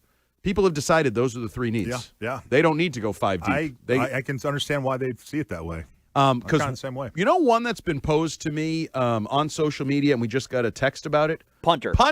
Yeah. Yes. Punter also has a lot to do with field position. He's a free agency, isn't he? And Is he a free agent? No? Yeah, I feel like there's one more year. Okay. All right. But he was not good. You know, we're watching one guy coffin corner it to the 8, and you're watching him shank him. He was in Denver with the really bad conditions. I mean, I'm sorry. I thought he was an NFL punter and knew he had to play in NFL cities. Yikes. Yeah, I am being a little soft, I guess. Yeah, you are a little. That was the Professor Johnson, Easy A. Johnson. Probably. How would you feel if you were playing and the guy's shanking it and putting you in a bad spot? I just think there's a little bit improving that position it'd just be marginally. I don't think you're going to get a much better punter. Oh yeah, the fine line, but those are hidden yards, right? Isn't marginally on average over 5 punts a game over a full season? That's wow. When you put it that way, Andy, a lot of yards out there. You're so right. Hidden yards, baby. That's one position that I thought we might mention. So we have safety and linebacker depth. I'm a little surprised none of us argued for, and I guess maybe I'm arguing for it now. Tight end. You're getting kind of old at tight end. That was my offensive weapon. Oh, so you have that and kind of. I was talking Tyler, Warren. That's true. Give me a weapon on the tight end. I think they need a tight end this offseason. I'm not saying Hunter Henry's done, and you maybe need a number 1 tight end, but you might need better than Hooper, and you might need somebody. That's my Cole Kmet idea: is bring him in. Maybe he's the running mate with Hooper for a year. And it's funny. Hunter Henry was 7th in tight ends in receiving yards. Oh, very good year. Very good. 7 touchdowns. Yep. Is he old yet? Like, is there a likelihood that continues? I mean, he impressed the hell out of me this year. Like, I thought he was old this year, and all he pretty much said was, Johnson, you don't know what you're talking about. I'm better than you think, and he was. So I don't know. I just think Hunter is a reliable guy. If he gave me the same production next year that he gave me this year, I'd be happy as hell for that.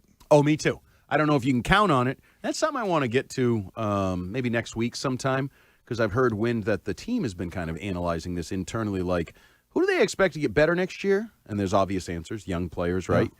Who do they expect to get worse? Like, who did you get probably the the top end out of, and you need to prepare for them to be not as good and kind of balance that out. So we'll get to that. All right, Dan Ball, that was a good exercise. I don't even think we needed you to be a dictator there, did we? No, just to recap, so edge rusher was pretty much the consensus number one, offensive weapon at 2, left guard / tackle that can compete for reps at 3. I went free safety at 4 because you're looking for a starter potentially to replace Jalen Hawkins, and then linebacker depth at 5 with punter as your honorable mention. Yeah, punter doesn't get the attention or love, but it can be a sneaky. Yeah, final year of his rookie deal in 2026, by the way. Yep. Oh, okay, good. So they may be looking to, and they drafted a kicker and a long snapper last year, so there's no saying they won't continue and finish out the trio with a draft pick this year. 617-779-7937. We see some of your phone calls lining up. We'll take those next. We're also going to get into Christian Gonzalez. Big offseason for him. He had a really nice year. Really, really nice Super Bowl. And he's going to have a really, really nice contract coming soon. Does he get it sooner rather than later with the Patriots? Is it easy? Does this become a thing? Christian Gonzalez contract talk up next here on WEEI. Now, here's what's trending on WEEI. Trending now on WEEI, brought to you by In the Game Peabody. And in the game in Italy right now, it is 2-0 United States over Slovakia. 10 minutes, 45 seconds remaining second period. United States on the power play right now with just over a minute remaining in their power play. The goals in this one, Dylan Larkin and Tage Thompson, both of which came in the first period. Thompson's was a power play goal. The U.S. women's team won the gold medal yesterday. America tied the score with 2:04 remaining. Had a goal from Hillary Knight, and Boston Fleet captain Megan Keller won the game 4:07 into OT. In the other men's semifinal, Canada came back from down 2-0 to defeat Finland 3-2. The gold medal game is on Sunday morning at 8:10. Overall, the United States has won 9 gold medals, 12 silver, and 6 bronze. Their 27 medals ranked second at this year's Olympics behind Norway's 37. The Celtics returned from the All-Star break with a 121-110 road win over the Golden State Warriors. Peyton Pritchard led the C's with 26 points off the bench, while Jaylen Brown added an additional 23. Pritchard is averaging 21.8 points and 5 games off the bench so far this season. Boston visits the Los Angeles Lakers on Sunday night. The Red Sox defeated Northeastern 18-3 in their spring training opening game. They begin their Grapefruit League slate against the Twins tomorrow afternoon. First pitch is at 1:05, with coverage beginning at 1 o'clock on WEEI FM, the Odyssey app, and across the Shaw's and Star Market WEEI Red Sox Network. Shaw's proud to be local since 1860. In Patriots news, the team and wide receiver Mac Hollins completed a contract renegotiation in which New England paid Hollins a $400,000 signing bonus, which will reportedly cover a missed incentive during the 2025 season. Tonight, Boston College hockey welcomes UConn to Conti Forum. Puck drop is at 7 p.m. Coverage on WEEI 8:50 a.m. begins at 6:45. And tomorrow, Boston College basketball visits SMU. Tip-off is at 4 p.m. Coverage on 8:50 begins at 3:45. In the Game Peabody, where families don't just play, they compete and experience the new Gel Blaster and Human Crane, only at In the Game Peabody. I'm Dan Ball on Boston Sports Original WEEI. More afternoons coming up right after this.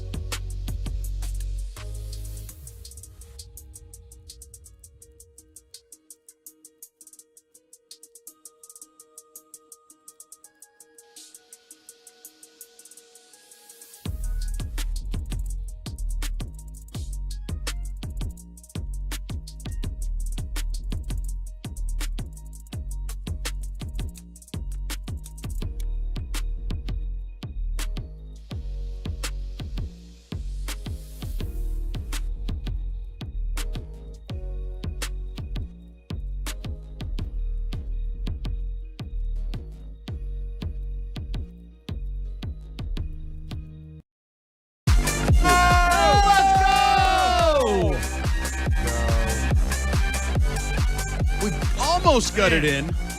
It's kind of in this commercial. I'm feeling good now. Now we're 3-goal lead, not dangerous? No, we just It'd be kick our ridiculous feet to call up. that dangerous. Candy bar the door. It is over. Oh, yeah, it is. Oh, I don't know if that felt a little strong, but yeah, when they have a bad goalie, I agree. Dan Ball nailed it again. Yes, Dan Ball, details. Jack Hughes, the goal scorer, brother of Quinn. Nice individual move, carried it to his left, right, up and over the shoulder. Bench is pumped. Mike Sullivan's fired up. 3-0 United States. With 7:46 left in the second period. And you're out shooting Slovakia 22-10 right now. So as much as the goalie's not an NHLer, you got a couple guys of note, but it's a roster that kind of can't really keep up. Ted calling it over mid-second period. It's over.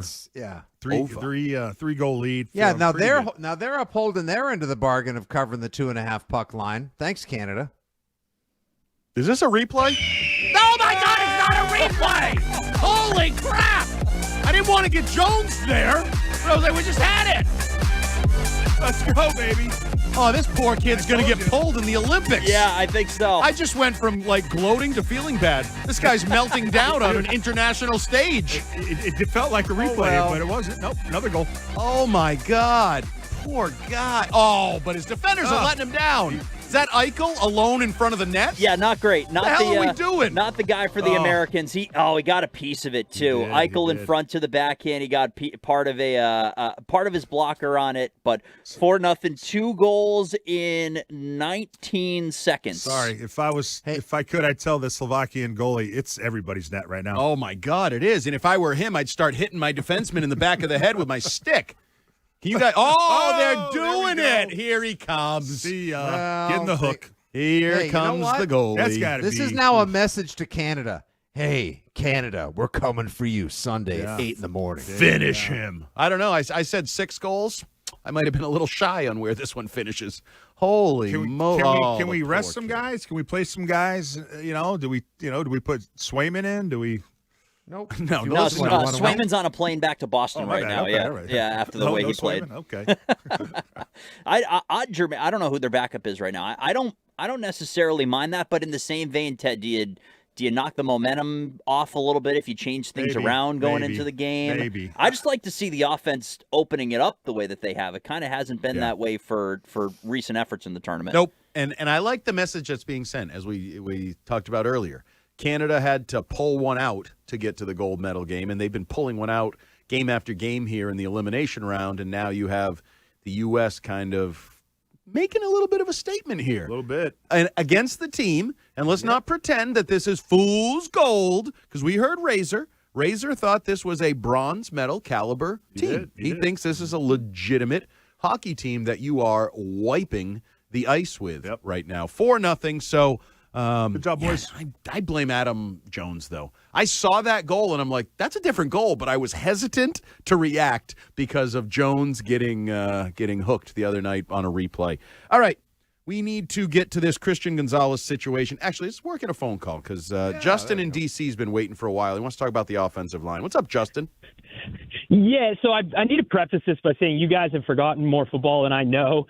But I just have to slightly disagree with the offensive line rankings and where you put it in the priorities, because I'm very worried about this Patriots team repeating what the Commanders did the last 2 seasons. And the most likely reason why that would happen is Drake May gets hurt, and he's been injured the last 2 years with a concussion, and then this year with his shoulder.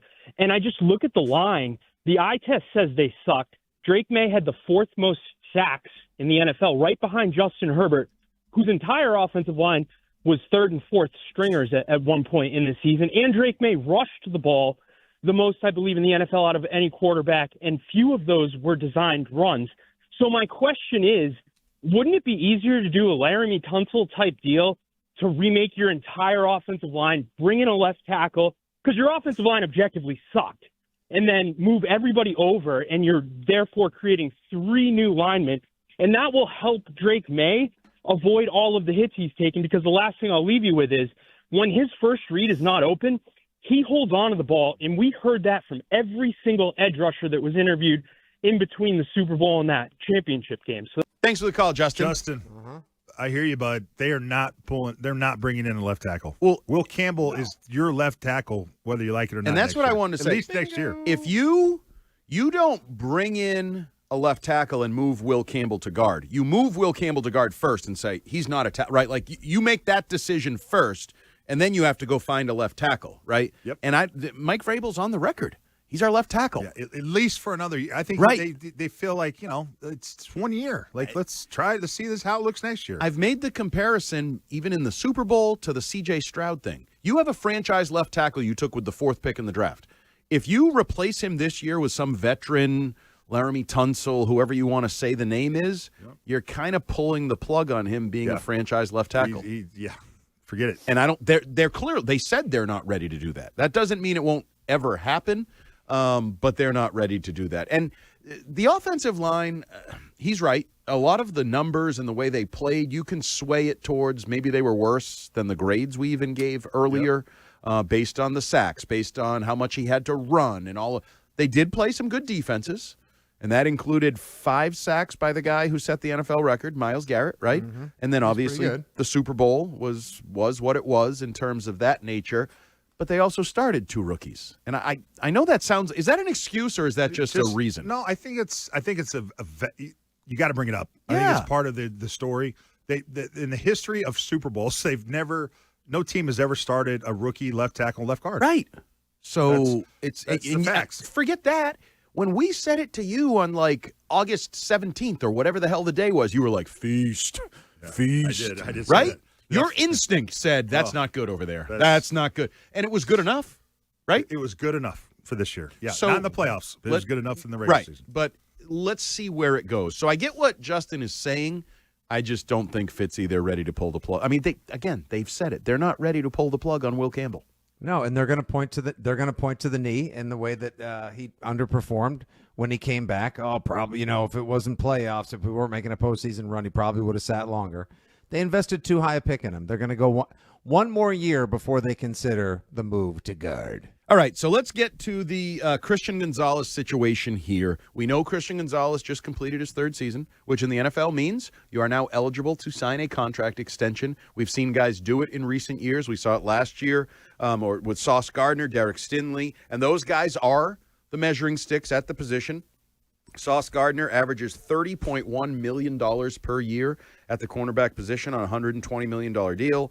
Derek Stingley Jr., who Fitzy you brought up, is really good against everybody not named Kayshon Boutte. Makes $30 million a year. And then it kind of drops off after that. J.C. Horn is at $25 million a year. Jalen Ramsey's at $24. So to set the market, basically, he's going to get $30.2 million per year or more than that on a potential $130 million contract. Before we get to some interesting audio that I think ties in here, is that just fait accompli? He's getting that from the Patriots? Is that going to happen this offseason? Do you have any concerns that this could drag out and all of a sudden we're starting training camp? He doesn't have a contract. He's not happy. How do we feel about this unfolding? I'm having a hard time. Maybe this is so many new people running this team. I would say if Belichick was still here, he'd be playing in his 4th year. Yeah. Do the Patriots want to set the market? That's usually not their thing. I mean, I don't know, Fitzy. I mean, the smart move would be to lock him up this offseason. But what's your feeling on that? If they don't lock him up, he plays through this season, and I bet he and his representation say, you know what, we'll test the free agency market. I mean, that's the risk. But then you'll have the 5th-year option. They'll pick that up. Whatever happens, unless they do a deal, they'll pick that up this May. They'll pick it up, but then they're also going to pick up with that the risk that he plays, doesn't get hurt, and he is a little injury prone. I'm not going to say very, but he did miss a significant portion of the rookie year with the labrum. He has he's been concussed, unfortunately. He did have the issue this year with the hamstring. So he should definitely take the money. I think he should take the money because it's a lot of money. It's life-changing money, but it's a risky game if they don't pay him this offseason. This is pay that man his money time, especially after he showed up in the Super Bowl, Ted. This is a position or if teams really try to get a beat on the person. Like, remember, was it J.C. Jackson that they didn't want to give money to? Yeah. Because they were worried if he got the money, he would. Mm-hmm. And he went to San Diego, got the money, and sucked. Yep. Is there any whisperings of that with Christian Gonzalez? I've not heard never anything, heard it. but that doesn't mean they don't exist. They know way more than us. They see way more than us. That position is, I don't think it's as valuable as it used to be, because I think more teams are playing zone with two high safeties, so it's not as much man, right? But look, he's one of your top 5 corners in the league, and he's young.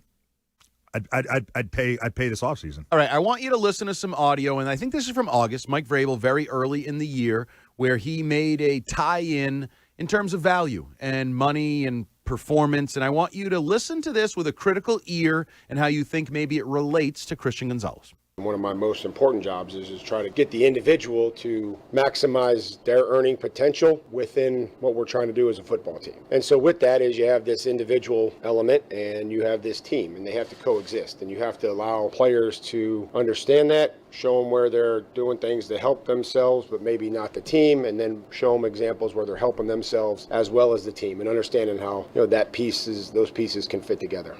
So I think right there is like the story of Christian Gonzalez, kind of. Like, he knows you play a marquee position.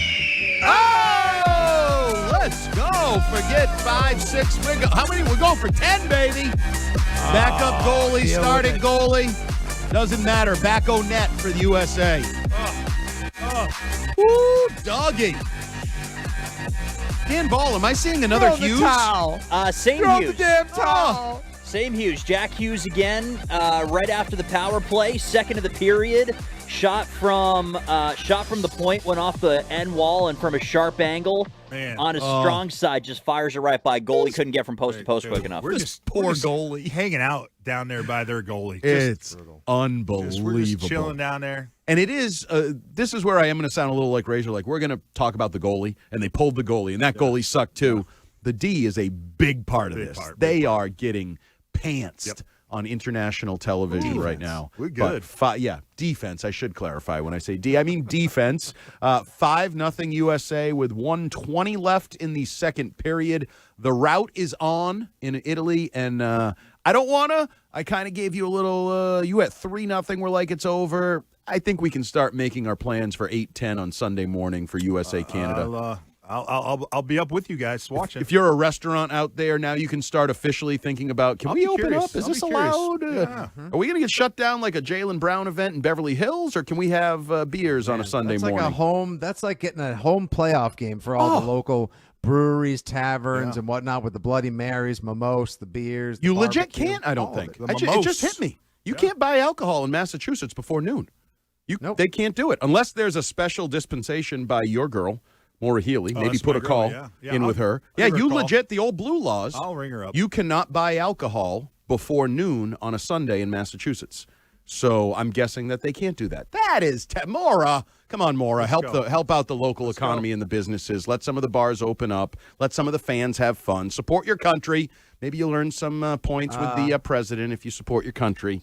But, all right, this is let's put a pin in this talk for Christian Gonzalez. There was an exasperating discussion there, expedited discussion, that with the goal getting in the way. More penalties. This game is phenomenally entertaining up here. Up next here on WEEI Afternoons, it's Friday. It's 4:45. Brian Frizzoko's coming in. It's Frizzoko Friday here on WEEI.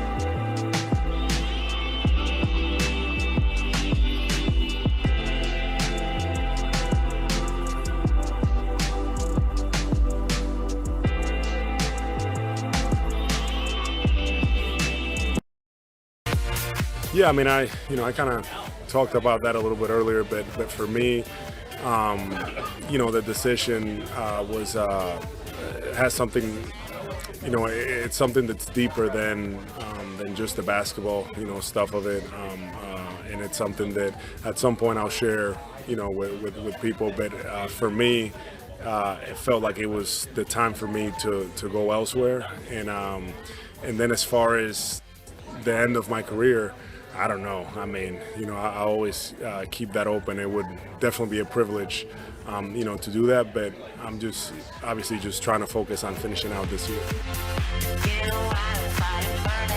That was Al Horford yesterday talking about leaving the Celtics and it being deeper than basketball. And that's what Brian Frizzoco, our Twitter camera guy, wants to talk about in this edition of Frizzoco Friday. What's going on, boys? What's up, B? I'm a little upset that just the second period just ended. I'm not going to get in on the goal horn celebration. Oh. I just saw, I was like, You never know. The timing didn't work out.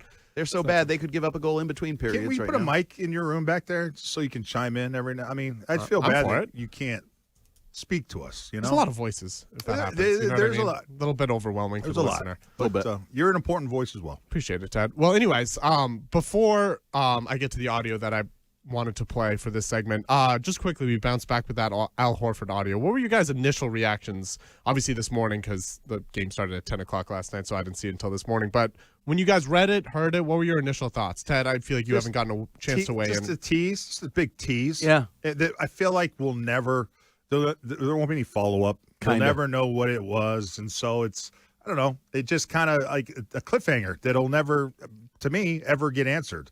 I'm curious, like, did he want to stay here, but he couldn't because of personal reasons? I don't know.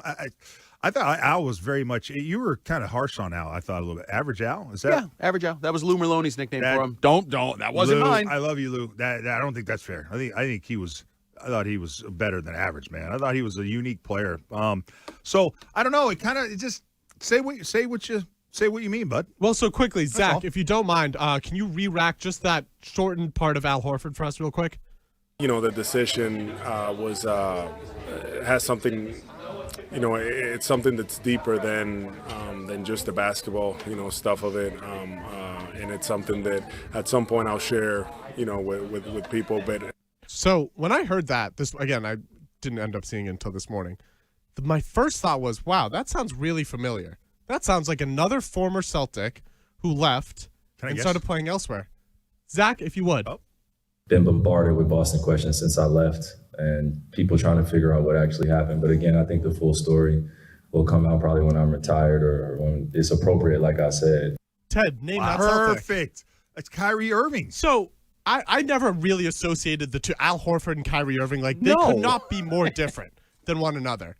But what is this stuff now where, well, there's sort of this behind the scenes, I didn't really love my time, or sort of alluding to the fact that maybe we didn't like their time. We sort of knew Kyrie hated it here by the end. But Al Horford, you sort of thought this was sort of his second home, right? Yep. When you think of Al Horford, you knew he spent a million years with the Atlanta Hawks, but I think when he retires, he's sort of going to be known as a Celtic, winning a championship here, all the time he spent here. Oh, for sure. Where is this coming from? Yeah. I mean, because even when he left, I assumed that the story was they were cutting costs. They were moved on from a bunch of players in the offseason, Drew Holiday, Porzingis, obviously Al Horford. I just sort of felt like he was an older guy and was, for lack of a better term, a cap casualty, right, for the Celtics and the new ownership just wanting to cut costs. Where is this coming from? Because if it was about the money, or if it was about the new owner who he doesn't have a relationship with, I wouldn't think. Right. Why isn't he just saying that? Why isn't he just coming out and saying, it's about the money. It's about, the fit with the team. I didn't feel like I was going to fit with where they were trying to go. Or, I heard Dan Ball say earlier when you guys were talking about around the 2:30 hour where it was, what if it's about his family? Well, wouldn't he just say that? Yeah. I think he didn't want to leave. There's something he's not happy that he left here. I got a sense that Al loved it playing here. Right. And so, I mean, hell, he left, come back, left, came back. My feeling is something happened where he was forced to leave the team that he really wanted to continue in his career with. But I think it's interesting that you compare it to the Kyrie, and I didn't. It's such a good good call, point, man. Great call. And we'll never figure the answer to Kyrie. So. Nope. But Kyrie likes it that way because he wants drama for the sake of drama. And I would even argue, he's my guy, JB, wants drama for the sake of drama sometimes. I never thought Al Horford was a drama for the sake of drama kind of guy. I mean, he's doing That's what this feels like. He's doing what Tatum and Brown have been doing the last couple of weeks Yes. that we keep talking about, right? Jaylen Brown says one thing or posts one thing. A couple of days later, Tatum has to respond with something else cryptic. Then Brown has to respond to, what Jaylen Brown responded to him with another cryptic thing. Like, it just sort of felt like this cycle that's been going on the last 2.5 weeks.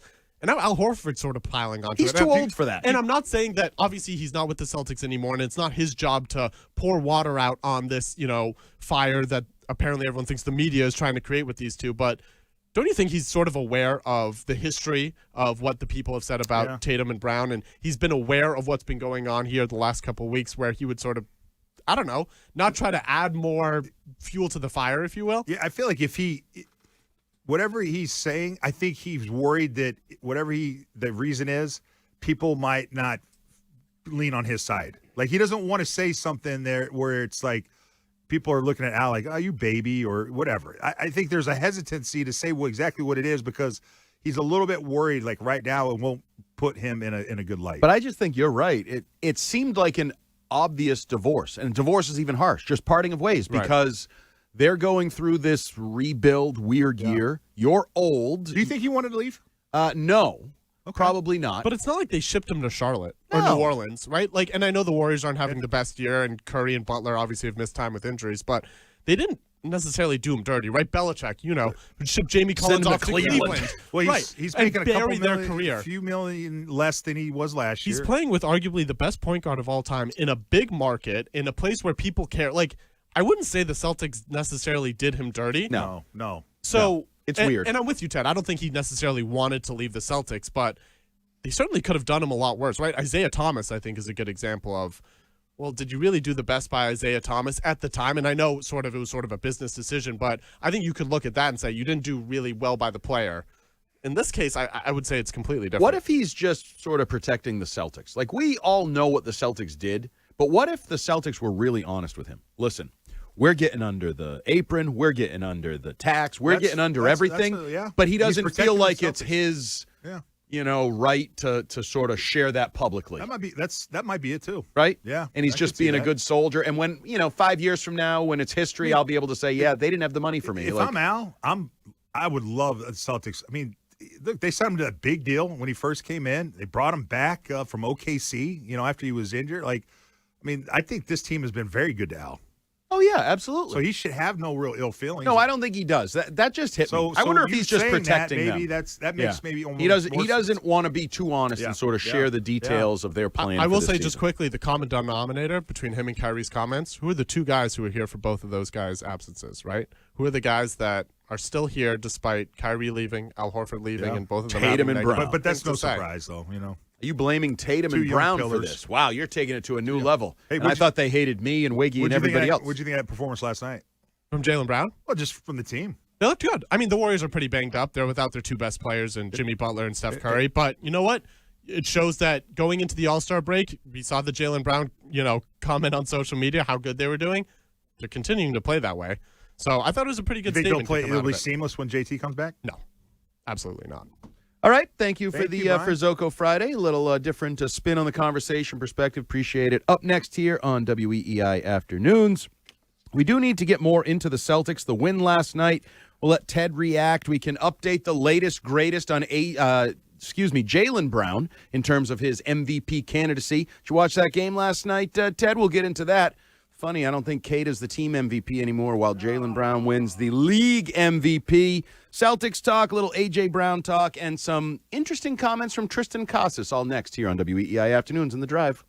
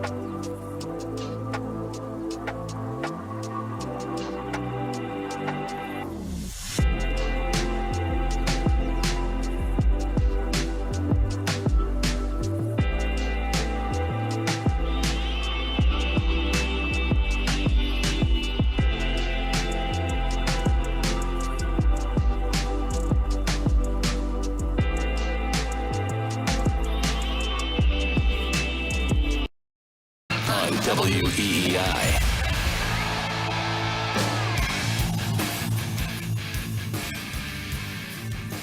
Back here on WEEI Afternoons, a little after 5 o'clock.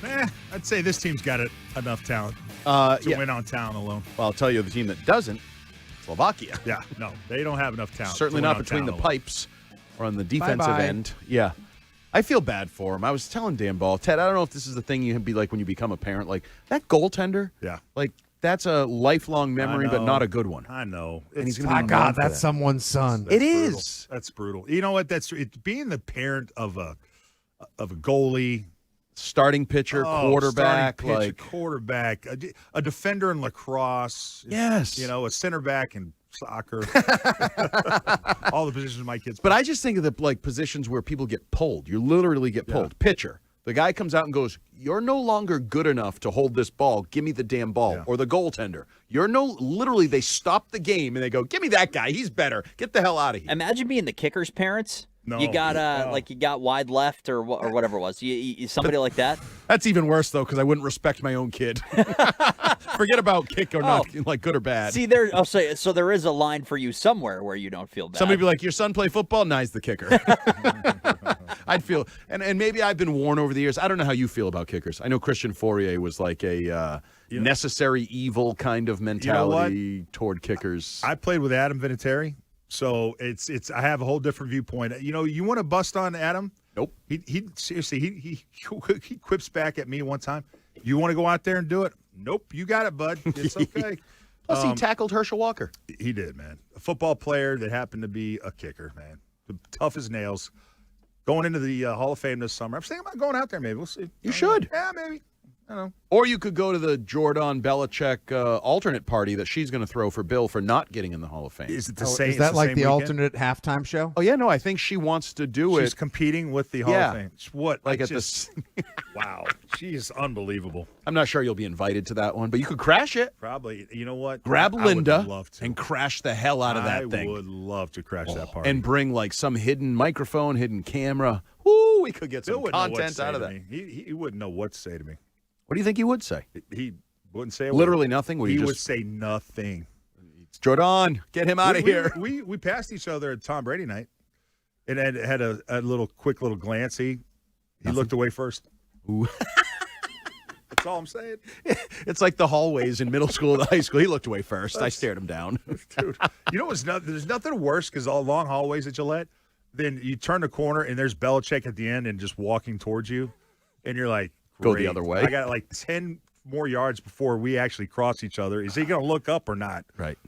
Oh, More yeah. times Wes than Welker not, used to always talk about that. All those guys used to talk about that feeling of like walking towards Dread. Bill and not knowing how it was exactly going to Yeah, play I out. confirm that. All right. It is 5:08:57. Are you ready for the drive? Yeah.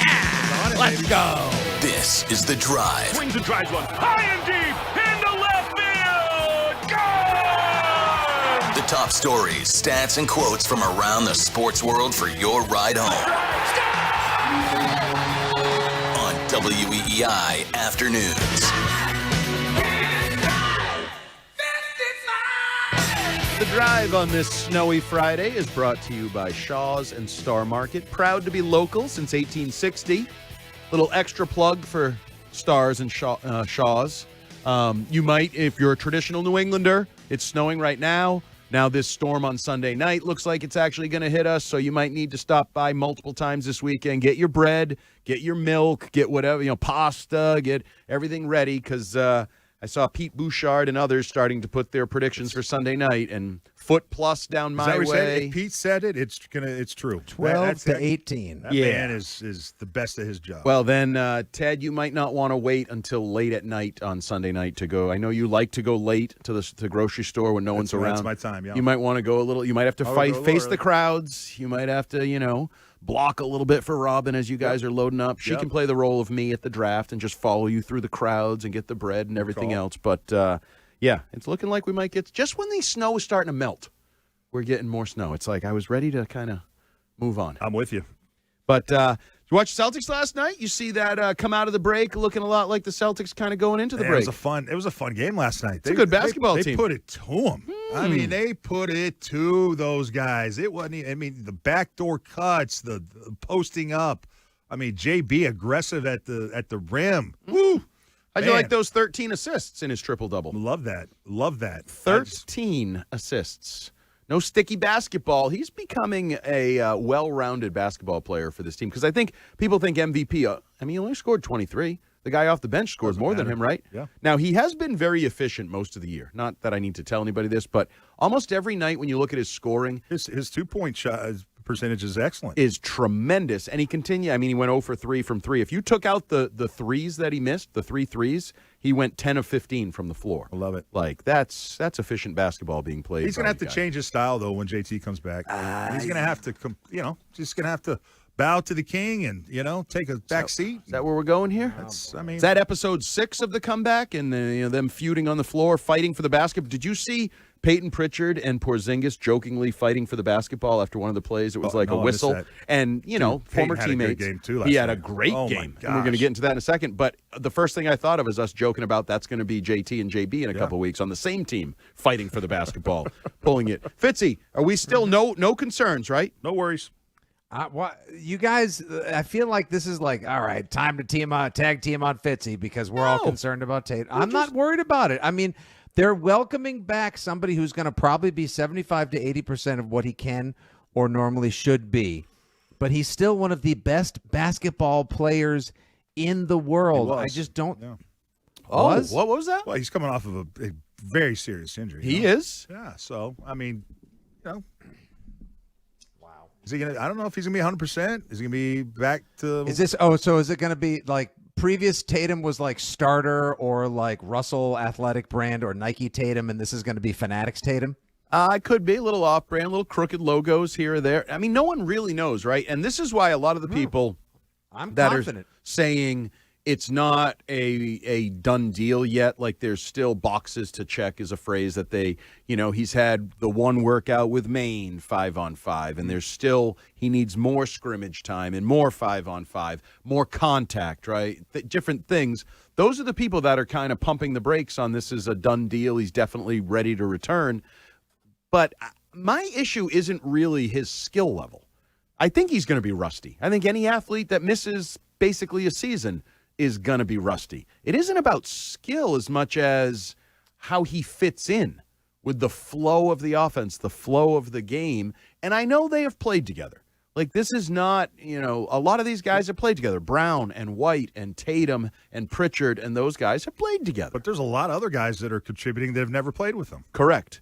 And how that fits, I don't know, Fitzy. I appreciate your optimism, but I just the realist in me says there's not a guarantee that it's seamless. And the more games you see like last night, where they are just a dominant, flowing basketball team, makes you wonder if he derails that a little. Is it counterproductive? And for how long will it be counterproductive before they get back on the track again? They're a smooth operating, free-flowing, dominant team against a team without its best player, all-star, all-world player as well. That's just one little asterisk / caveat that needs to be noted.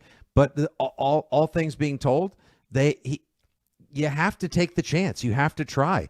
And I'll say this. For everyone who's a Tatum fan or a Tatum defender, the Stanley, Stiz, Grimy Brunos of the world, not here today in New York City, who loves Tatum and thinks that Tatum is slighted more than Jaylen Brown. If Jason Tatum comes back, makes the offense bow to him, disrupts the chemistry, and completely throws off the flow of this very surprising, very rewarding season, and he's not okay with just integrating himself into their game as opposed to making them come to him, this will be a big knock against him, even as people applaud him for hurrying back from the Achilles injury. Well, I do think in a weird way it's become that, where it's a no-lose situation for Jaylen Brown and an almost no-win situation for JT, because JB has been leading them all year long. Well, what's the win if they win the title? What if he comes back and plays really well and there's still offensive continuity and he's decent on defense? That's a win. Yeah, no, but he's working into what he's been doing with JB. That's my point. That's what they've been all year. That's a win for him. I mean, if they win the title, that's the ultimate win, but there's multiple wins to be had for him. It's not just title or bust. Yeah, I don't know. I think maybe it's Eastern Conference final or bust when he comes back because people are assuming he's adding something. And we've talked a lot about it. You're adding on paper great talent, but what are you adding on the court?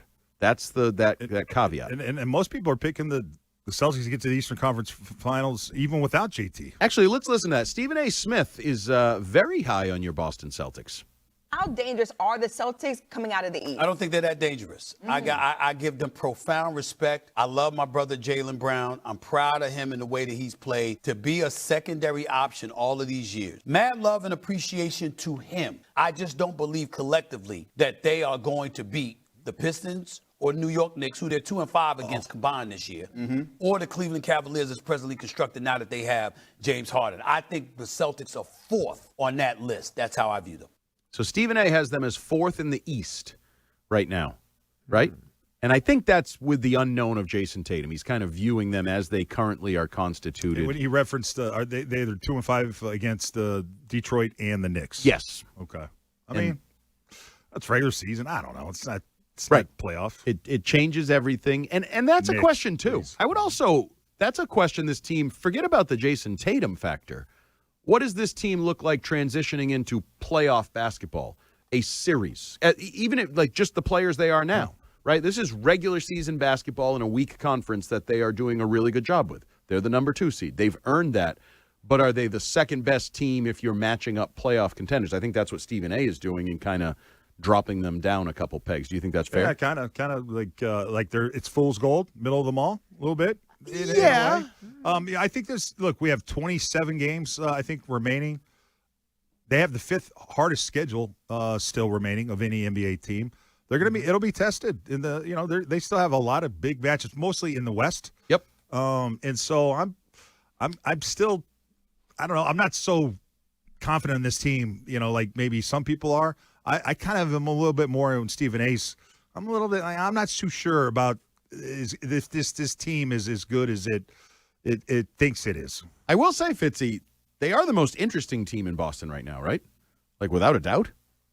Oh, heck yeah. I mean, the Celtics, I mean, they have one of the great looming questions, like, can their superstar, can their, all-world player come back? And if he does, how will he mesh with the team? What does he do? Can they win the title? Or does he derail the momentum they've established without him when Robin has taken over as Batman, quite aptly, no less?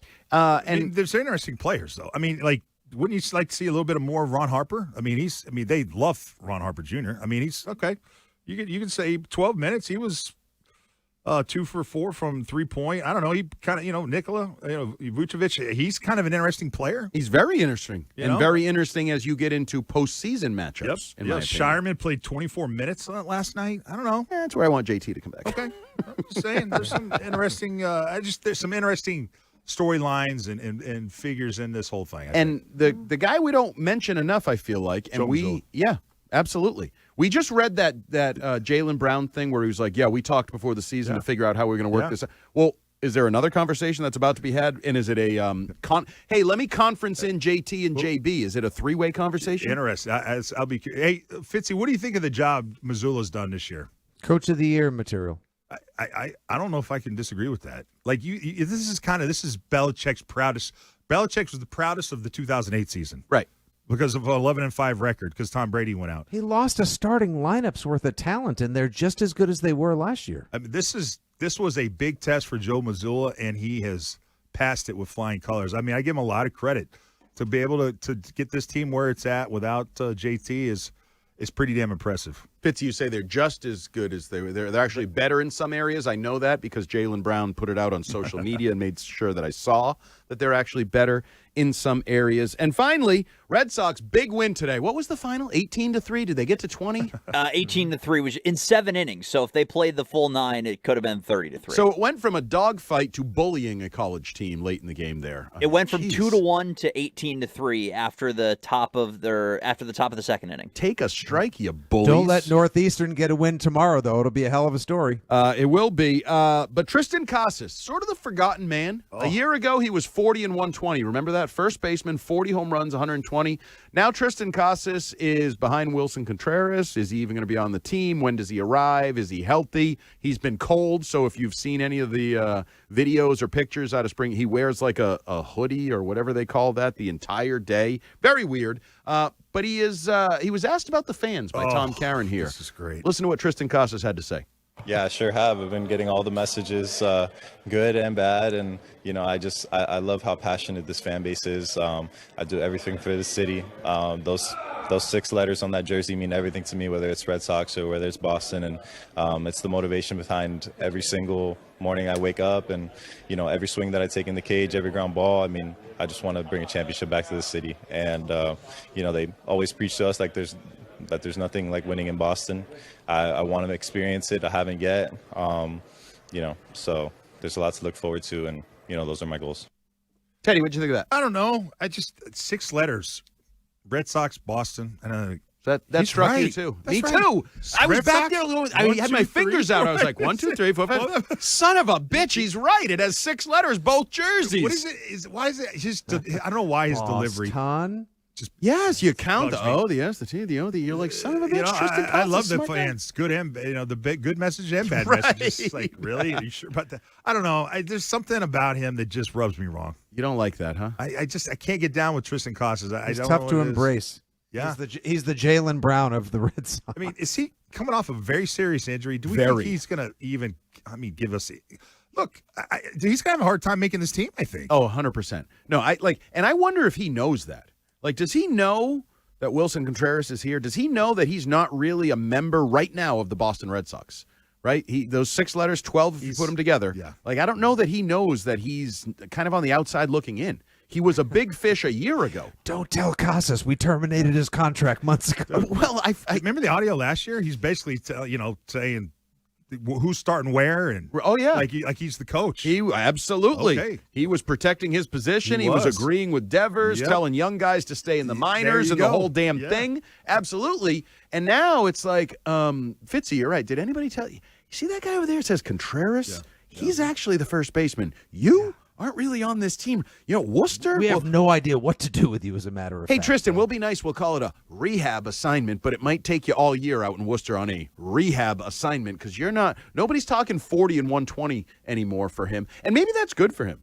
Maybe that'll let him kind of just blend into the back. As you said, maybe mid-season, somebody's banged up. He joins it, hits a couple home runs, gets a little but his injury was major. What was it? Torn patella and something else? Dislocated? I think it was gross. He dislocated his kneecap, I believe, and predominantly it was the torn patella tendon, which is awful. I hope to never know exactly what that means, how long it takes to come back from. And hey, listen, maybe they'll sell him on the bill of goods like, hey, buddy, look at how many stars came from Worcester and made it all the way back to the Red Sox last year. I mean, you could travel I-90 one way and then maybe come back the other way and earn yourself a spot on the team. His high water mark was like basically 2 years ago for 3 months. Oh, yeah. And was it even 3 months? Was it 2 months? I feel like you're being generous. Six-pack. Oh, and the Kachuk family is on the board. It's Brady. Makes it 6-1 USA with 9 minutes left in the third. Yeah. Brady Kachuk. Look at that. Putting in the back of the net. I missed. Oh, here comes the replay so I can see it. Save some for Sunday, boys. Save some for Sunday. No, we're fine. We're picking on them, man. We're just putting their head down in the toilet, giving them wedgies. What would you say you two defenders are doing trailing Brady Kachuk by that was a nice move. 10 yards? What would you say you guys do here? What do you call this move right here? This little hezzy? Is that a hezzy? It was a hezzy. Is that a little hezzy? A little fake. Nope. It is now. I'll tell you, I know we've given up on the competitive nature of this game. So have the defenders. That was okay, Dan Ball, am I exaggerating? Am I going over the top on those two defensemen? No, that was really poor coverage. That you're supposed to have one guy who's engaging the puck and the other who drops back behind him, and they were in they call it rod hockey. They were just right in a line. Yeah, okay, make a face at me all you want. What was that? You got him right. Rod hockey? Rod hockey? Yeah. Okay. Rod hockey. Yeah, like you don't space yourself out. You're just together in one line as opposed to moving around the offensive end. Yeah, they definitely had the 10. I thought you had him. Who had him? Nope. It's like two DBs, this corner and the safety, when they're not on the same page. Oh, I don't have help back here?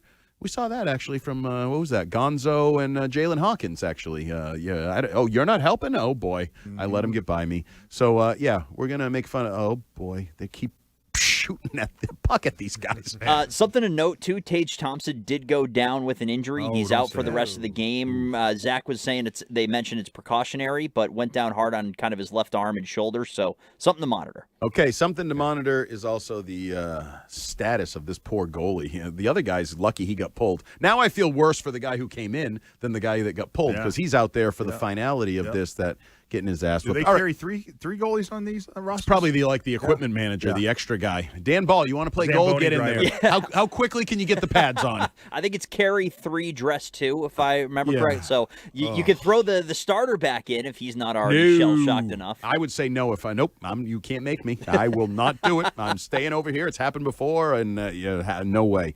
All right, that's going to do it for the drive today. Coming up next here on WEEI Afternoons, if you remember, we played the audio of Logan Paul going at it with Tom Brady. Tom Brady saying it was cute that Logan Paul was a wrestler. Well, I think that made its way to WWE because the wrestlers of WWE have responded to Tom Brady and his cute comment. You'll hear that up next here on WEEI. Jones and Keefe, weekdays 10 to 2. Now, here's what's trending on WEEI. Trending now on WEEI, brought to you by FindMassMoney.gov. Midway through the third period, out in Italy, 6-1, the United States leading Slovakia in the men's hockey semifinals. Goals from Dylan Larkin, Tage Thompson, Jack Hughes, Jack Eichel, Jack Hughes again, and most recently Brady Tkachuk. Those are the 6 for the United States. Meanwhile, the lone goal for Slovakia was Juraj Slavkovsky. The Slovaks have just scored again, so now it's 6-2 right now with counted 7:55 to go in the third period. So 6-2 live goal here for Slovakia, still trailing by 4 in the waning moments here in the third period. In the other semifinal, Canada came back from down 2-0 to defeat Finland 3-2. The gold medal game is scheduled for Sunday morning at 8:10. The U.S. women's team won the gold medal yesterday. America tied the score with 2:04 remaining on a goal from Hillary Knight, and Boston Fleet captain Megan Keller won the game 4:07 into overtime. Overall, the United States has won 9 gold medals, 12 silver, and 6 bronze. Their 27 medals ranked second at this year's Olympics behind Norway's 37. The Celtics returned from the All-Star break with a 121-110 road win over the Golden State Warriors. Peyton Pritchard led the C's with 26 points off the bench. Boston visits the Los Angeles Lakers on Sunday night. The Red Sox defeated Northeastern 18-3 in their spring training debut. They begin their Grapefruit League slate against the Twins on Saturday afternoon. First pitch will be at 1:05 with coverage beginning at 1 o'clock on WEEI FM, the Odyssey app, and across the Shaw's and Star Market WEEI Red Sox Network. Shaw is proud to be local since 1860. Tonight, Boston College Hockey welcomes UConn to Conti Forum. Puck drop is at 7 p.m. Coverage on WEEI 8:50 a.m. begins at 6:45. And tomorrow, Boston College Basketball visits SMU. Tip-off is at 4 p.m. Coverage on 8:50 begins at 3:45. Celebrate your favorite presidents with money from FindMassMoney.gov. You could have unclaimed money from a forgotten savings account, uncashed payroll checks, or a refund check that never got to you. It takes less than 30 seconds to search your name. FindMassMoney.gov. It's fast, easy, and free. I'm Dan Ball on Boston Sports Original WEEI. More afternoons coming up right after this. Call this move right here. This little.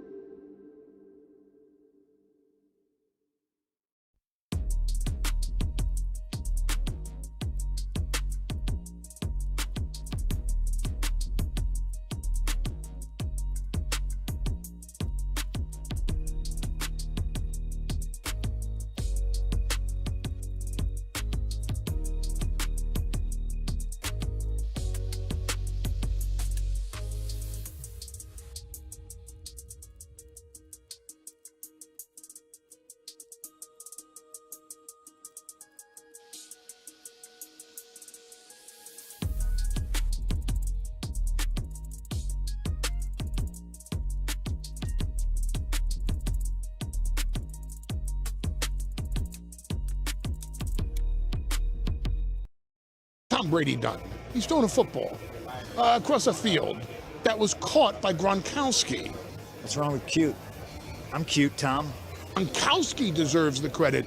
Belichick and his girlfriend deserves the credit.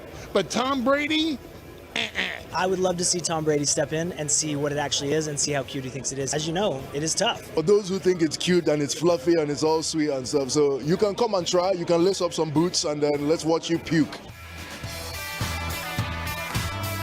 Oh boy, Tom Brady has stepped in it again. First, he had all his former teammates coming after him when he said he didn't have a dog in the fight of the Super Bowl. Now, he says WWE is cute, and they're basically challenging him to step in the ring, which I'm sure WWE would take at any time. You put Tom Brady in a ring at WrestleMania. They would love it. Holy money, holy eyeballs. Well, don't you just have to basically point to Gronk and how WWE was so disappointed in him as a wrestler to understand how some of the skill players handle wrestling? Oh, yeah. I mean, but they just want eyeballs. They just want attention. That's why they're eating this up. Let's re-rack the middle part of that, Zach. Can you re-rack? So TV is the heel in this scenario, right? Yeah, kind of.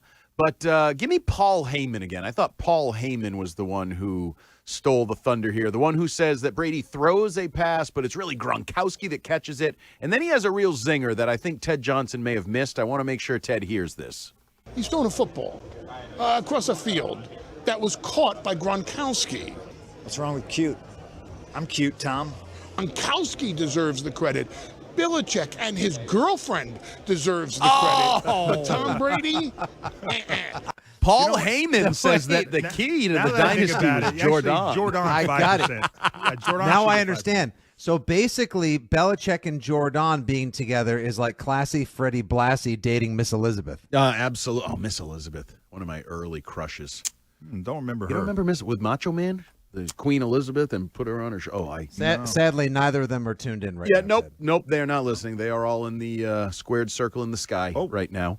But no, that I did what what does Brady think of this? Like, does he get that this is all part of the gag in the business? You don't think he said what he said knowing what was going to come after? I don't know. I never know, because this is that world of promotion, right? We're in the world of he's promoting with Logan Paul about a flag football game in Saudi Arabia, and it's a work or whatever, and they're going back and forth. There's a little bit of Tom kind of not knowing where he is, what direction he's going. Like, he talks all the time about everything. He gives his opinions. That you just wonders, like, he makes some things harder on himself than he really needs to make them. But I also think he wants to be liked, right? He wants Is to that be fair? relevant. Okay. More than I think he so wants he'd to be prefer liked. relevancy over being liked. That's at the end of the day, he wants both, but he wants relevancy over being likable. So He's thirsty for both, for sure. Any attention is good attention. They're Correct. talking about me. People are the WWE. I'm in their heads, and they're all cutting videos and social media. And I'll tell you what, we'll settle this at Tom Brady Card Vault on the Strip in Las Vegas, Friday at 8. Well, I'll tell you who would love this. So WWE is in bed with Saudi Arabia. They've done pay-per-views over there. Brady's getting in bed with Saudi Arabia for flag football.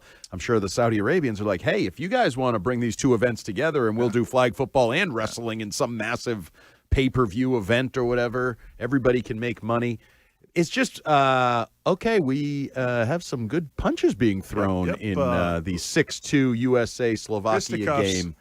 I thought we didn't fight in Olympic hockey. I don't think you're supposed to. In And less than 2 minutes, what are we doing here, boys? I don't care what the Slovakians do, but Americans, keep your fist down because you got a game to play on Sunday at 8 Don't a.m. break your hand. I'll man. give you two guesses who the two players are in the middle of this right now. Kachuk is one. Yep. And Kachuk is the other. Oh, the Kachuk brothers. I love it. I love it. Just make sure you're still available. I don't know how that works, Dan Ball. I don't know what the rules are that could possibly get you thrown out of a game. I know you're not allowed to fight, quote unquote, in the Olympics, but let's make sure we're available come Sunday morning. But getting back to Tom Brady here, is this just even the Logan Paul thing? Was that was he genuinely annoyed with Logan Paul? No. That was all just a work to Has promote. to be. Okay, I never know. I mean, I think, right? I just can't imagine him. I mean, there's some things I think Tom is kind of clueless about, but I can't imagine he doesn't know that that's going to have a little bit of pushback. I think he was legitimately annoyed because I think that guy I think his special skill, his magic power, is he can get under anyone's skin because he's that annoying. Right. Well, because he knows if he gets under someone's skin, it's going to provide content. It's going to provide interest, and he is promoting something at all times. Always. I don't know. I thought he annoyed Tom. I thought he got under Tom's skin. Okay. When Tom said that I get 7 Super Bowl rings, no one gives a bleep. When Logan Paul's like, I was an all-state linebacker in high school. I thought Tom for got 1,200 annoyed. yards my junior year. Great. Yeah, I legit thought Tom got a little annoyed, and I thought if there was a script and there was sort of an idea of where this is going, I thought he got more emotional than he probably even expected to. Maybe so. Whereas the guys on the WWE videos, they're professionals. They are trained professionals. Yeah. They don't really give a rat's ass what Tom Brady says, but they know it's an opportunity for people like us to talk about it, for videos to go across the internet to help them, promote their events and it's a show. It's all a show to them. I'm not sure that was all a show to Tom Brady with Logan Paul, because I think he's dabbling in worlds where he's not familiar with. Right, comfortable totally with. He had all the answers on the football field. Remember, he told us he had all the answers when he's in the huddle and when he's dropping back. Now he doesn't have any of the answers. I'm just surprised he exposes himself as much as he does to all these different interviews and podcasts. So you're constantly getting asked things that you're gonna put your foot in your mouth eventually, right? But who's there to say no to him? Nobody. You're right. Who checks him? Right. Who says, "Hey, Tom, let's or strategizes with him. Hey, let's have a plan here, as opposed to you just going on every show and talking about your greatness. Can we maybe plan this out a little bit better?" I don't think he's got a clear plan for what his life looks like on day-to-day basis. And this isn't like, we're not taking shots at him. We're just observing the way this is unfolding before our eyes, right? And he's doing fine for himself. The card vault, Tom Brady card vault. I think $500 million is he's talking about money. Yeah, he's doing fine. No, but I mean, even like promoting different things, like it's not like the team he's part owner of sucks. Yes. The Raiders. Well, Alex is going to clean that up. And Alex you is running. saw him the on team. his yacht by himself for 4th of July. I did see that. That is a little sad. That's, come on. But he hasn't stepped on a third rail yet, I would say. There's been no event where it's like, a Mel Gibson event where you're like, okay, you need to go away for a while. You've really gone off the rails with your celebrity.